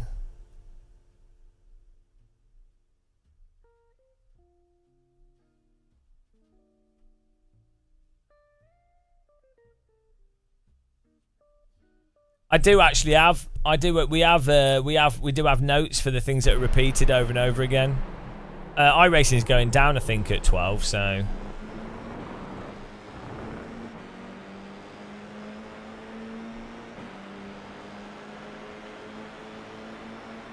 Dig, yeah, I think coaching can be good fun. If you have a simulator and you're stuck on a specific thing, or your goal is to specifically get better at that sim, or you feel like you're missing certain concepts, or you've hit a wall and you can't help, you're stuck with improving through your own education by yourself, then yeah, getting a driving coach can be really good fun. Right. Guys. Can you please explain how I'm wrong on this one? Because we need some experts here. Is this is clearly the car on the inside's fault, isn't it? like what on earth? Like the car on the inside should squeeze him, but like going into the corner, but why, if you're this car, do you drive into this corner as if there's no, like, racing incident, yeah? Yeah, there's a racing incident. Car on the inside has basically apex as physically tight as possible. This car should have just pulled over. That's true. Why is your line so shallow? Maybe it's to try and avoid the other car that's hitting you. But yeah, you are right. Generally speaking, you should probably squeeze them on the left for longer. You didn't flash the sirens. Right. The degree to which iRacers train line drive into people is insane. It's absolutely insane. And the fact that iRacers, a lot of iRacers, think this is like totally normal. It is just hot lapping, yeah.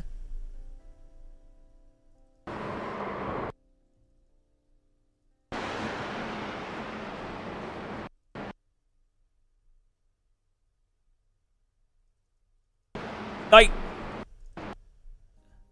where does he, even if, right, where does he expect this car to go?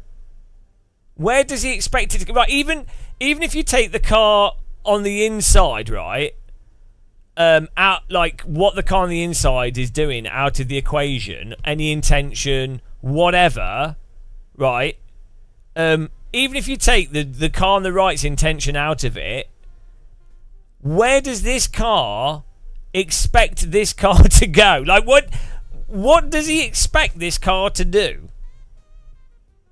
How on earth is this car, like, how does this end in anything other than an accident?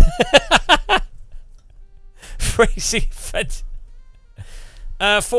Forza's weird. Forza has worse netcode than iRacing, I think. Like, well, last time I played it, unless they've tweaked it.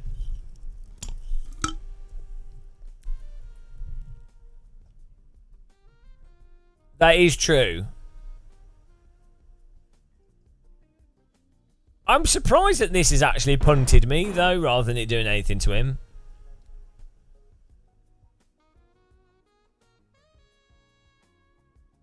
Yeah, no. The one thing that you can do, so it's like this guy's still at fault, but when you're the passing car, you have to squeeze the outside for longer into the braking zone to make it make your presence even more obvious to the car that's on the outside. But the difficulty is a lot of drivers, especially in F4, where certain series, a lot of drivers move to the right unpredictably into the corner, and they still drive into you. So it's really, really hard to get the distance right, that's a safe distance but close enough that they don't then turn into you. That's the thing that's really difficult, especially in iRacing. Got the races on the hour. We'll sign up to it. And then the reaction from the contacts is really over the top in many ways, so sign up.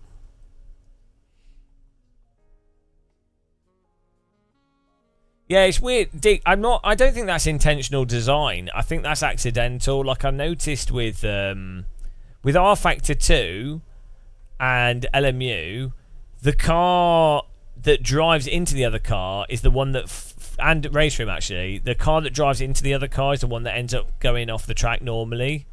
And I think it's to do with the car hitting them, the front suspension gets compressed, which then causes them to fly off, and it's different netcode. In ACC and AC, it's a 50-50.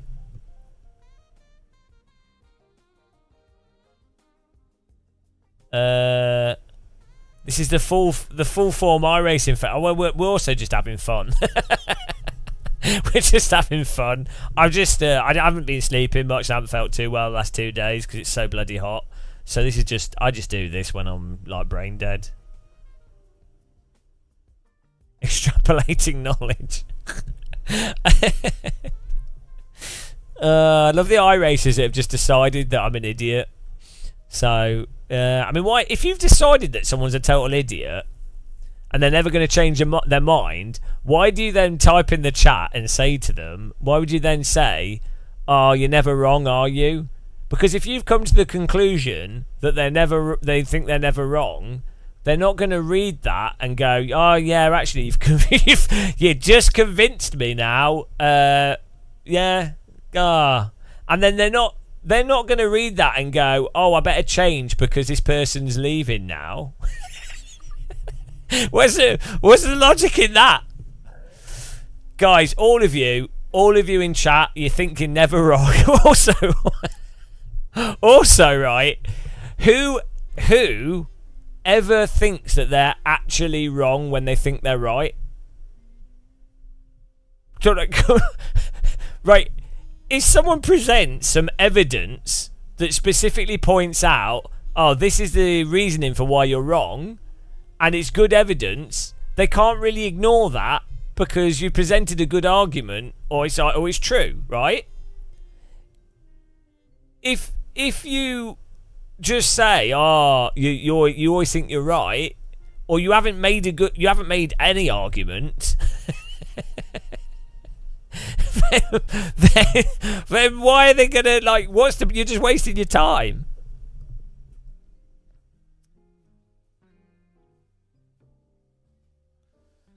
Math.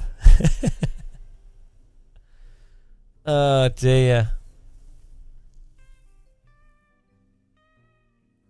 It's been alright actually. I've had quite good fun. It's been pretty funny. Well, we've got like regs in the chat that are funny, that get the stupid humour of it and the absurdity of it. The mixture of stuff that happens with these streams is the really common thing as well. First of all, iRacers assuming that we outright hate iRacing just because we're being silly and I'm pointing out the flaws in it. So that's common. That's always every stream. Then you have the people that don't understand the exaggeration for the sake of entertainment and like, I don't really care. Right. I honestly don't care who's right or wrong in a crash in a racing game. You know what I mean? Like really, at the moment in the UK, we have racists beating up coloured people or different minority groups. We have economy that's collapsing from a previous government that's run the country into the ground. We have a healthcare system that doesn't function properly. We have global warming occurring to level like in Germany there's like in the UK and in Germany there's like a rise of fascism, and we've got this guy. So DD girl with the DD wheel, what a babe, a beauty, a sexy lady. It's a DD girl with the DD wheel. Suffolk and Wantage become a member. It's a DD girl, a dreamy girl, beautiful, sim racing babe. DD girl, DD girl, what a lovely, lovely, lovely woman. Everybody needs a DD girl. Make sure you sing after breathing helium.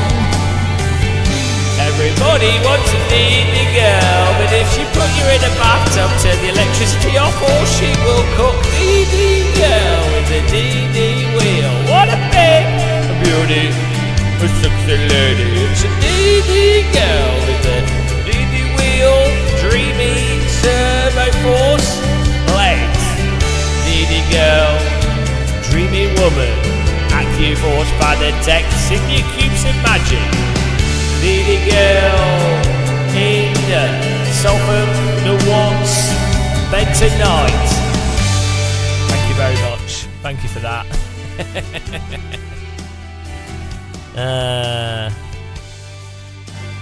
Saved by DD girl. Yeah. Thank you very much.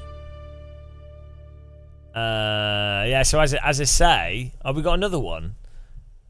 Here we go. Another dreamy DD moment. DD girl with a DD wheel. What a babe, what a beauty, what a sexy lady. It's a DD girl with a DD wheel. Put your candles in the air if you've got no hair. DD girl, dreamy girl, Hyera has been blessed by her motors. It's a DD girl with a DD wheel. AccuForce Fanatec, Simulcubes in Magic. Everybody needs a DD girl. Put a DD girl in your sim rig. She's so powerful and strong, but if she gets in your bath, turn off your electricity or she'll cook herself. DD girl with a DD wheel. AccuForce Fanatec, Simulcubes in Magic. It's a DD girl with a DD wheel. Rotating in Hyera's bed tonight. DD girl, dreamy girl, magical servo motor babe. Dreamy girl, DD girl, what a perfect woman. Alright, great, that's good, that's good. Thank you very much for that.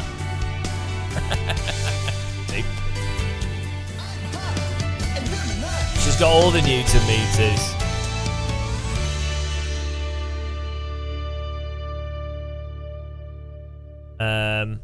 Yeah. So as we were saying, it's lost on quite a lot of people that watch this channel. I think some of the younger people that come in from iRacing and stuff, it's lost that this is sim racing is just a distraction from how terrible a lot of things are at the moment in the world. They assume that I'm like massively invested in who was guilty for a specific corner. It's like, no, it's just entertaining to talk about it. Insolvency girl. Thank you very much, guys. Really do appreciate that support there, though. We've two beautiful members, Suffolk Walked, Hyera.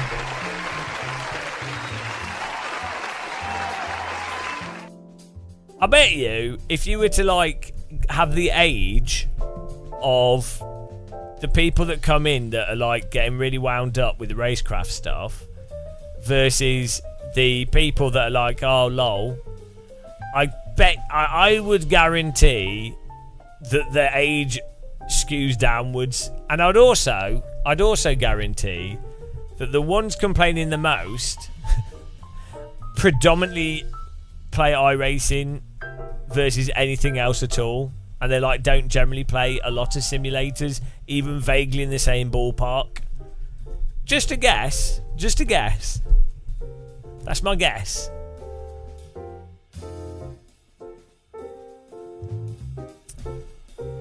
I'm ready for the Nürburgring though. By the way, guys, go and follow Random Call Sign.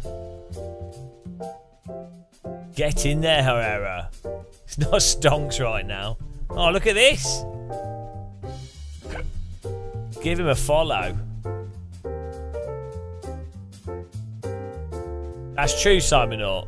It's not really surprising, is it? I'm pretty when it comes to being on the market data, I'm pretty on the button. Yeah. It's surprising how that works, isn't it? But it's true, so... You know what I meant, though? The ones getting the most wound up specifically play iRacing the most. It's the same with, like, the ones that get most wound up about any game are the ones that happen to be fans of it.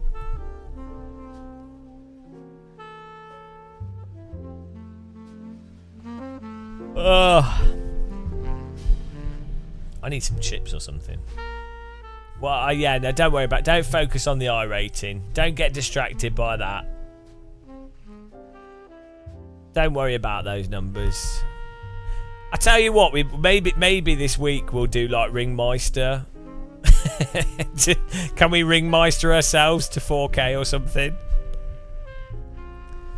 Exactly, Scuba Drunk, yeah. Oh dear.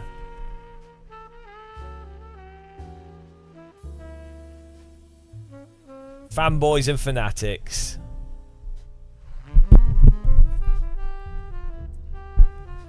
Oh no, there's dedicated iRacing discords of like people that hate us. There's a dedicated group of The pace car is out of control. There's a dedicated group of Game of Muscle haters that follow us around the internet. They also phone up companies that I work with and like email them to try and get us cancelled. And then those companies are like, why are you wasting our time? So, like, it's just stupid. Every now and again I'll get a message from like someone I've worked with and they'll go, why are these people messaging us? And I'll be like, yeah, we've upset them. I just don't. Oh dear. I don't know. They've not got anything better to do, to be fair. But you know, it's something for them to do, isn't it?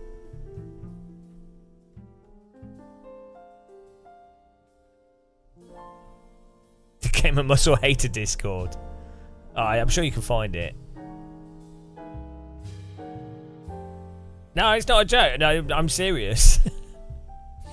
So we like had emails as well, like weird death threat emails as well. It's over sim racing. It's really weird. I think Random Call Signs had a few as well. I bet Jimmy's got like a whole bet Jimmy's Gmail is just filled with shit. I mean, it's good though, because it shows that you've been successful. So I appreciate it.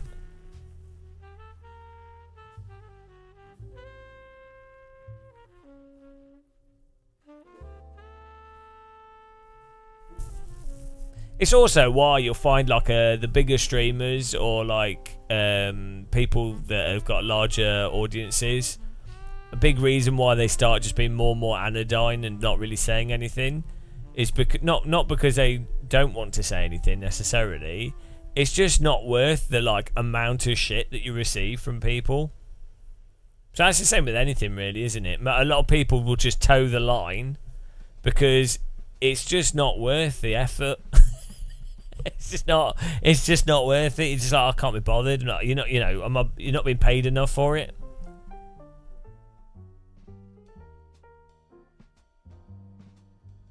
Oh, we're winning this. Easy.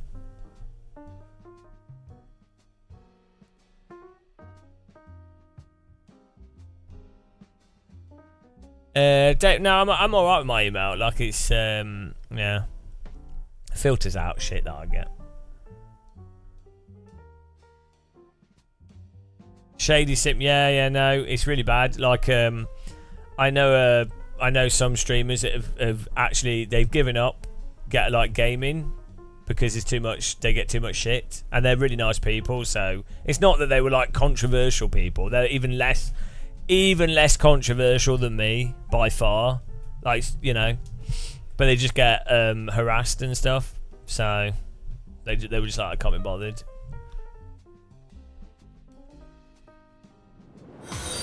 The pace car is out of control.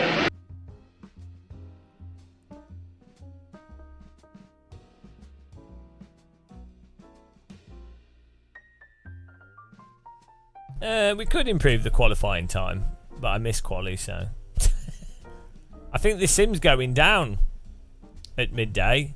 We might get one race in here, but I think our racing is going down. Or is it at 1 AM? UTC's 1 AM, isn't it, UK time? I'm not sure.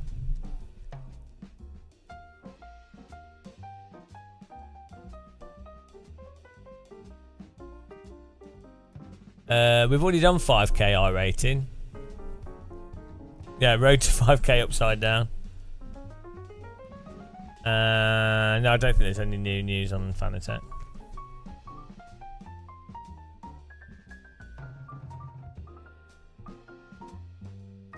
Well, what's weird is I'm not controversial. Like, I don't, like, I'm like a socialist.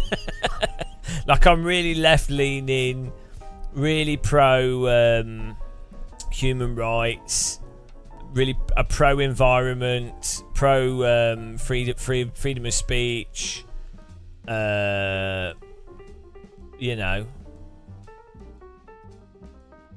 not like I find it like I'm very much a humanist, so all my stuff would be like I don't care about people's race, gender, whatever. I think it's irrelevant. Like, a human's a human. Imagine what it's like for people that have like incorrect, like, you could argue incorrect views on that, or different views on whatever issue, I don't know, like rightly or wrongly. Imagine what it's like for them. I guess you could say my views on wealth inequality are probably a little bit controversial to some people. Like, I think that there should be more taxation on inheritance. If you already own a property, you already own a house that you live in, and you already got, like, I think it's not unreasonable to tax stuff more when you're inheriting over £500,000, which is in some ways not much money, but for a lot of people is a shitload of money. I think there should be stronger employment laws in the UK. So the thing is, Germany and Europe is much further left leaning and has much more socialist policy than the UK. So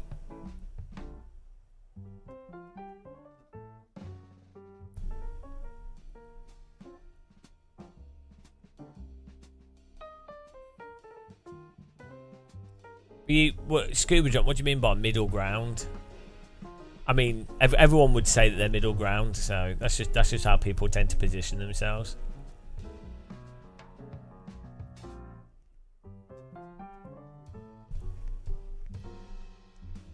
But at the same time, I do think that you need. I think you do need, like, some firm rules on things in general. I think you need, like, a really socialist, good safety net, but then I do think you need, like, rules.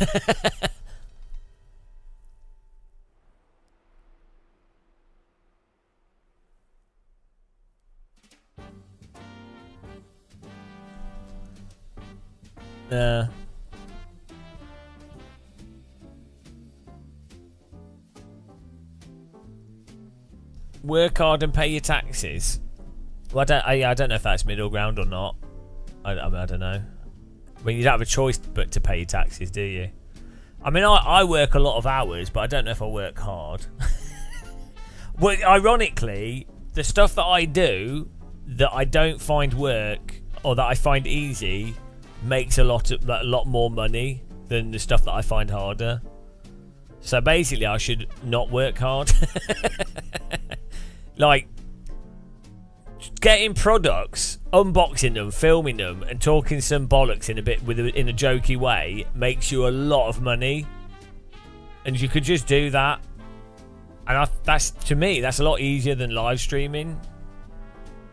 I find out live streaming is a lot harder, but I enjoy it. I like the difficulty of it. But in a sense, I can do live streaming. In some ways, it's easier because I don't know. It's weird. It's hard to define what's difficult. But yeah, I've always made more money on things where I put less work into them. I'm that bad at everything. I bet I'm just so bad that I should just not do stuff.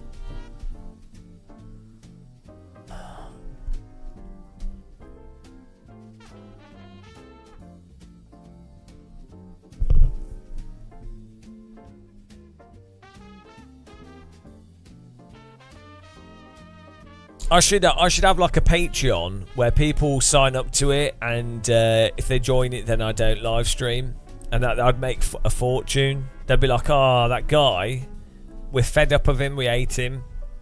So what we'll do is I'd rather pay money to shut him up." There you go. Hoovering on camera is well difficult, Dave. Do you realise how many years of training it takes to get that good at hoovering?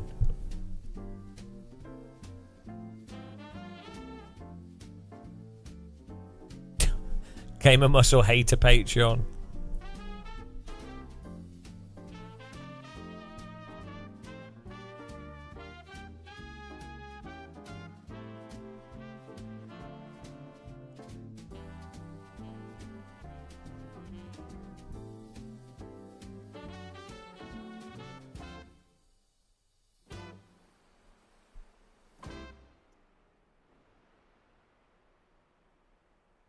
Make millions, yeah.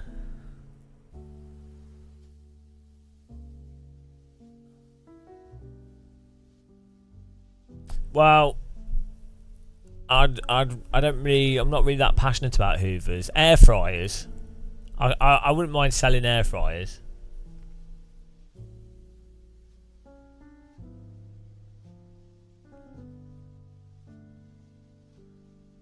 They're not as good as our new oven. We invented an oven this morning. What was it called? Spoven. The Spoven.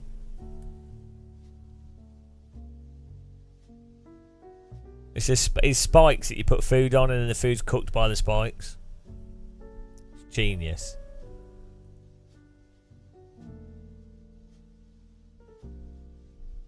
It's so humid today. I've got aircon on, guys, and I'm sweating.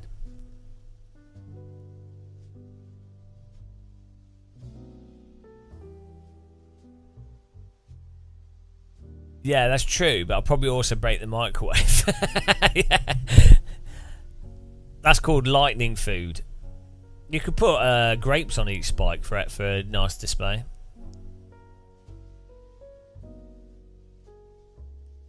Here we go.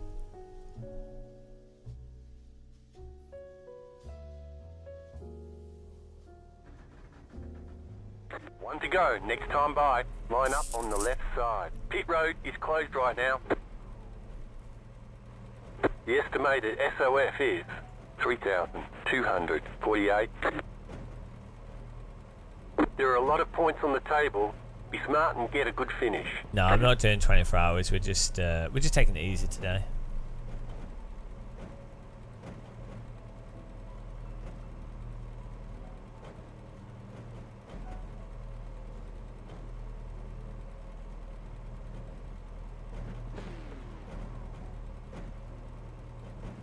Oh, it's been bloody hot in the UK.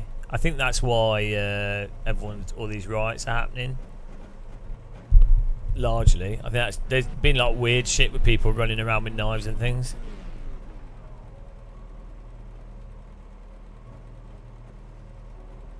Well, you don't want to be soggy, do you?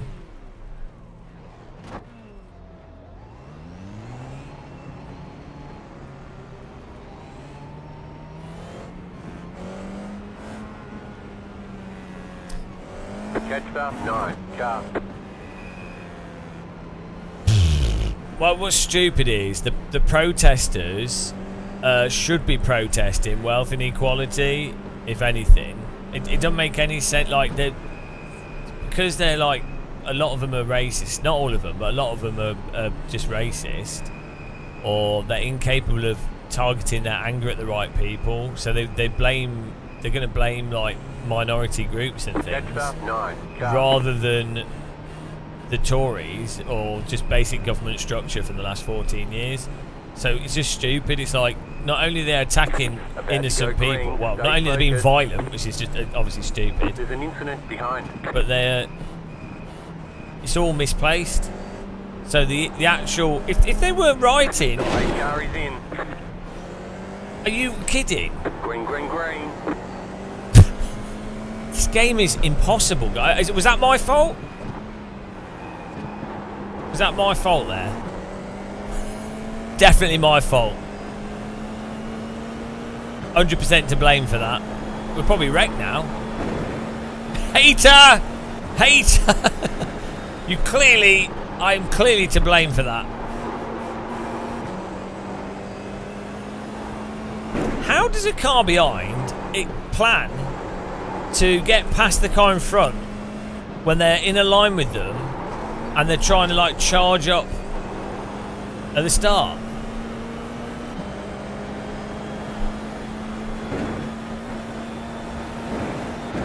I think we've actually got damage from that. Oh well. I'll make the most of it. Yeah, if it's 4X, you pretty much always get damage. Shame this isn't the Skippy. The Skippy's faster with no rear wing.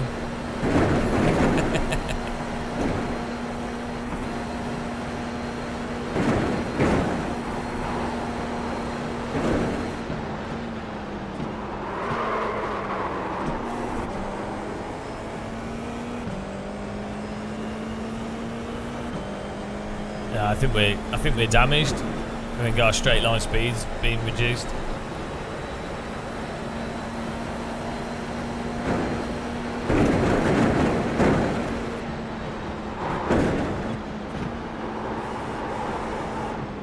We're doing alright in braking.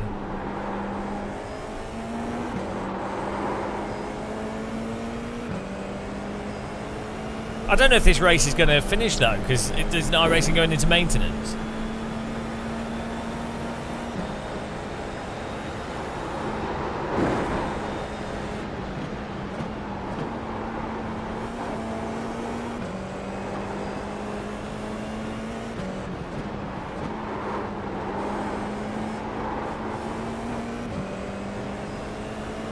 Well, the thing is, I can never admit when it's my fault. I never admit it, do I? So that's the problem with what I said there. So yet another example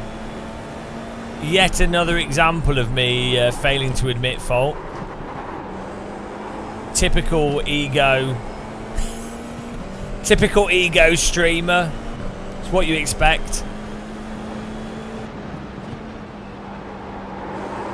Disgusting, really.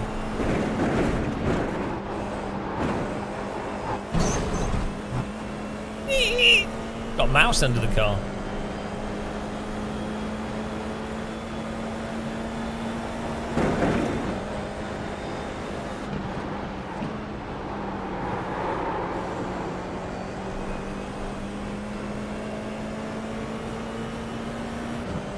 Oh, this car behind's going to get us up the hill here. There's not much I can do.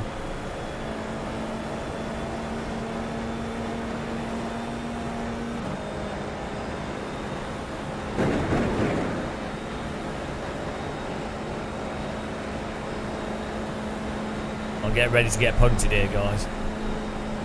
Prepare the punts.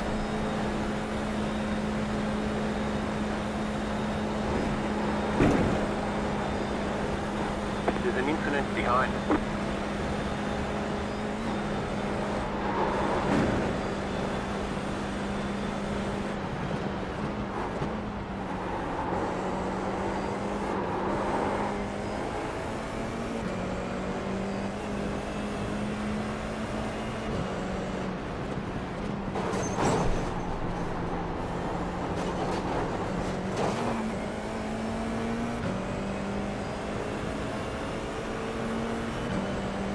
Car right, car on your left. Clear on the left, right side. What on earth is he doing? Clear. What on earth is that? It's actually insane. I'm afraid. What on earth?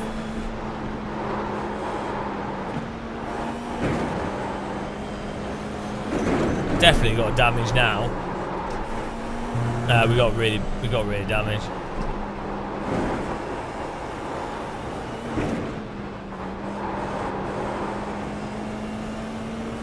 It's called this. You might not have noticed, but this track has corners on it, and you can't just stick your nose cone slightly by the side of the car in front and then demand that they don't turn into the corner at all. Like, that's...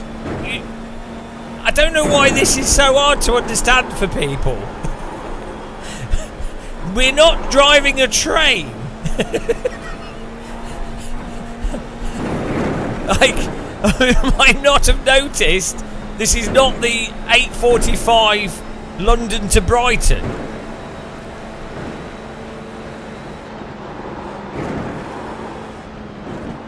Actually, I do have all the golden balls in Gran Turismo. I'll have you know.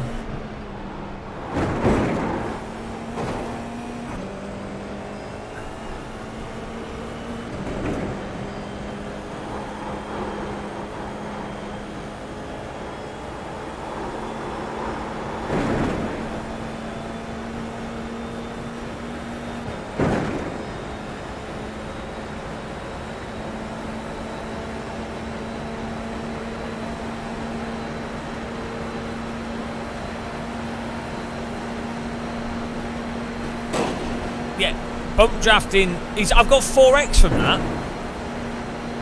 Is he mental? I'm going to get a DQ. Still there, hold your line. Would you ever bump draft on the Dottinger Ho in an F4 car? In real life?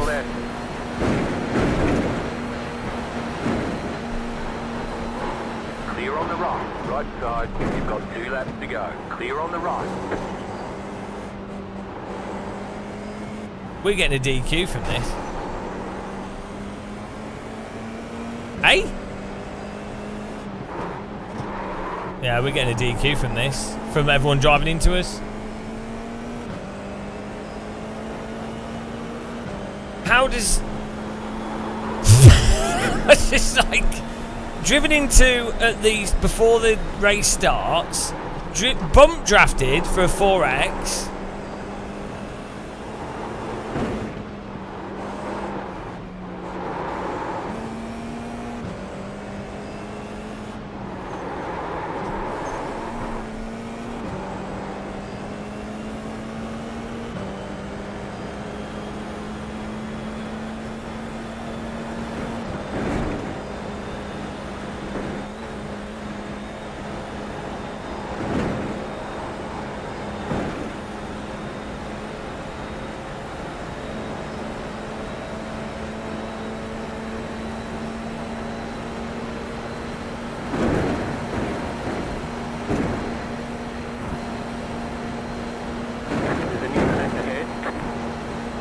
He's just driven into that guy as well.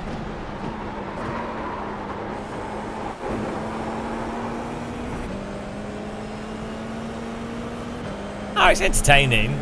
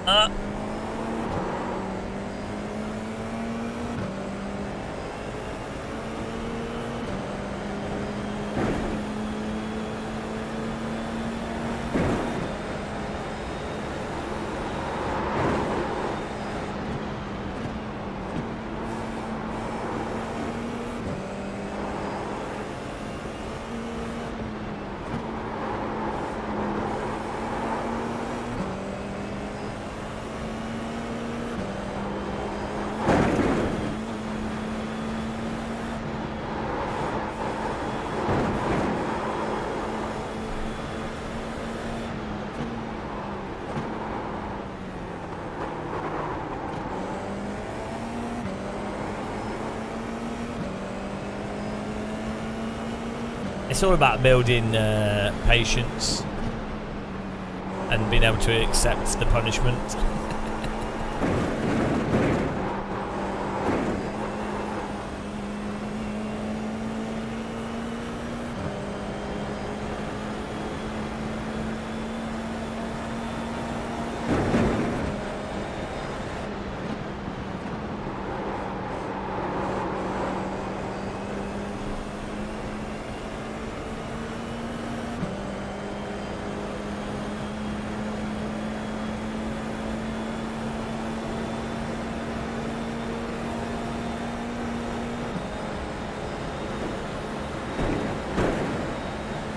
Hello, counter debate.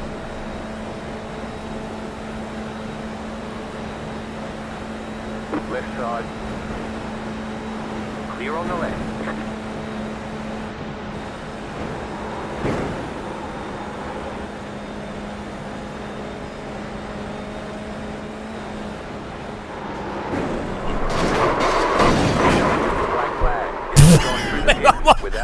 What do I do? What do I do?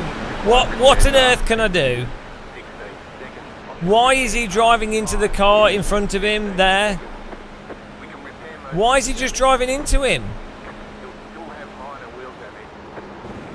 I can't do it. Like, why is he just driving into him? I have been punished in this race. Like, what is he doing? He's just completely punted him. And then the delayed lag for me to respond to that means that I can't actually avoid it. Right. The contact on us as well. I mean, really, it's actually insane, isn't it? Oh my goodness. Where was the punt on us?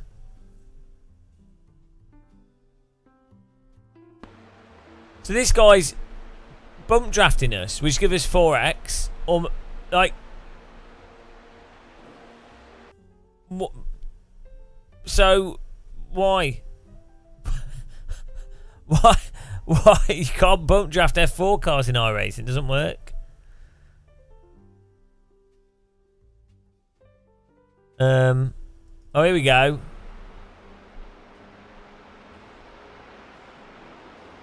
Why? Why is he sticking his nose in there? He's not even close to like being able to do a pass at all. This is entirely the car behind. The car behind, it doesn't make any sense. He's not in a position to overtake. Why is he sticking his nose in? It's like, why? Why even put yourself there? He's not even going to pass for the corner. It's like they're driving a train. They have zero like capacity for thinking about what they're doing. It's 6.3 KI rated. How do you put your car? Choo-choo. How do you do this? The car in front is obviously gonna be taking this line. There's no overlap, really. You can't just put your nose, a fraction of your nose here. What's the point? You're never going to get the overtake done. What? Where is he getting the... Even at this point here, where is he doing the overtake? Where is he getting the overtake done at this... Right. Where on earth... At any point here, where is he getting the overtake done? There's no possible way that he's getting an overtake done. Unless you were side by side or you even had wheel overlap, fine. But...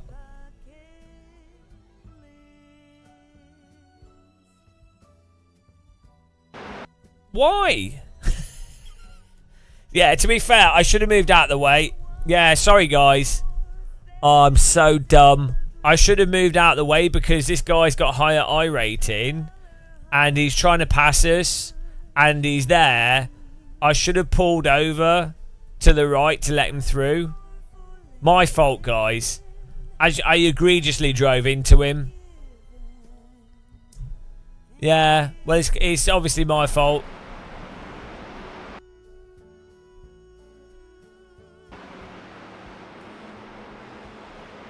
Yeah, I left the door wide open as well, yeah. And also, I mean, this bump, the being driven into down the straight for the bump drafting. Again, this is like such a good demonstration of how bad I am at racecraft. Because I should have really anticipated. The mistake I made is I drove in a straight line and instead of moving out the way, and that's allowed this guy to bump draft me multiple times, which has given me 4 or 8x. So car fight, yeah. So actually that's entirely my fault. So again, apologies for my terrible driving there. And then before the race even started, I have to admit fault, guys. I'm actually really bad because before the race started, I did this. I should have moved over out of the way so that this guy couldn't drive into me.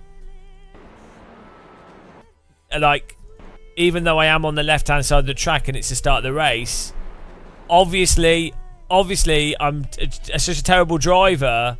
I'm really sorry, guys, for not pulling over to let the car behind me before the race starts just pass me. So, yeah. Clearly that was something I need to improve on. I might, maybe if I get some driver coaching, that might help. I think that's a good idea. I'm definitely going to get some driver coaching so that I know how to better avoid people driving into the back of me down the straight, driving into the side of me, or driving into me before the race has begun. It's entirely my fault for being such a shit driver. I'm taking it on board. Just apologies, guys. I'm really sorry for letting all the viewers down, but I'm learning.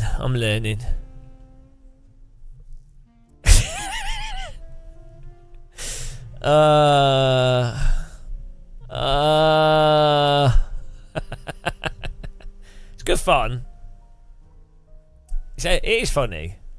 I know. Finally, I'm showing some humility. I'm not being sarcastic as well. That's the main thing. I don't know. It's almost as if, with the way the safety rating system works, people save up safety rating by hot lapping, and then they use the safety rating points for some races, and then go back to hot lapping again.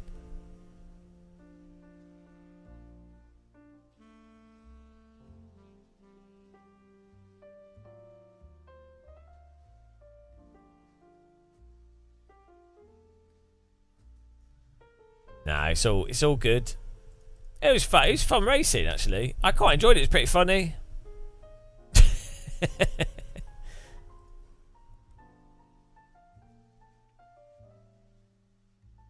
I think we got minus like 500 I rating. So no, I think we're like minus 300 actually. That's fine. I enjoyed it. Update it to the right place. Yeah, guys. I thought it was good. I thought it was a good live stream. I enjoyed it. Just a quick one today. I think I need to send you to a legend. You ready?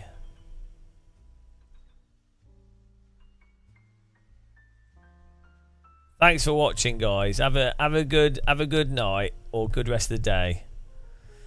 Give Mr. Curtains the legendary curtain. Man of curtains.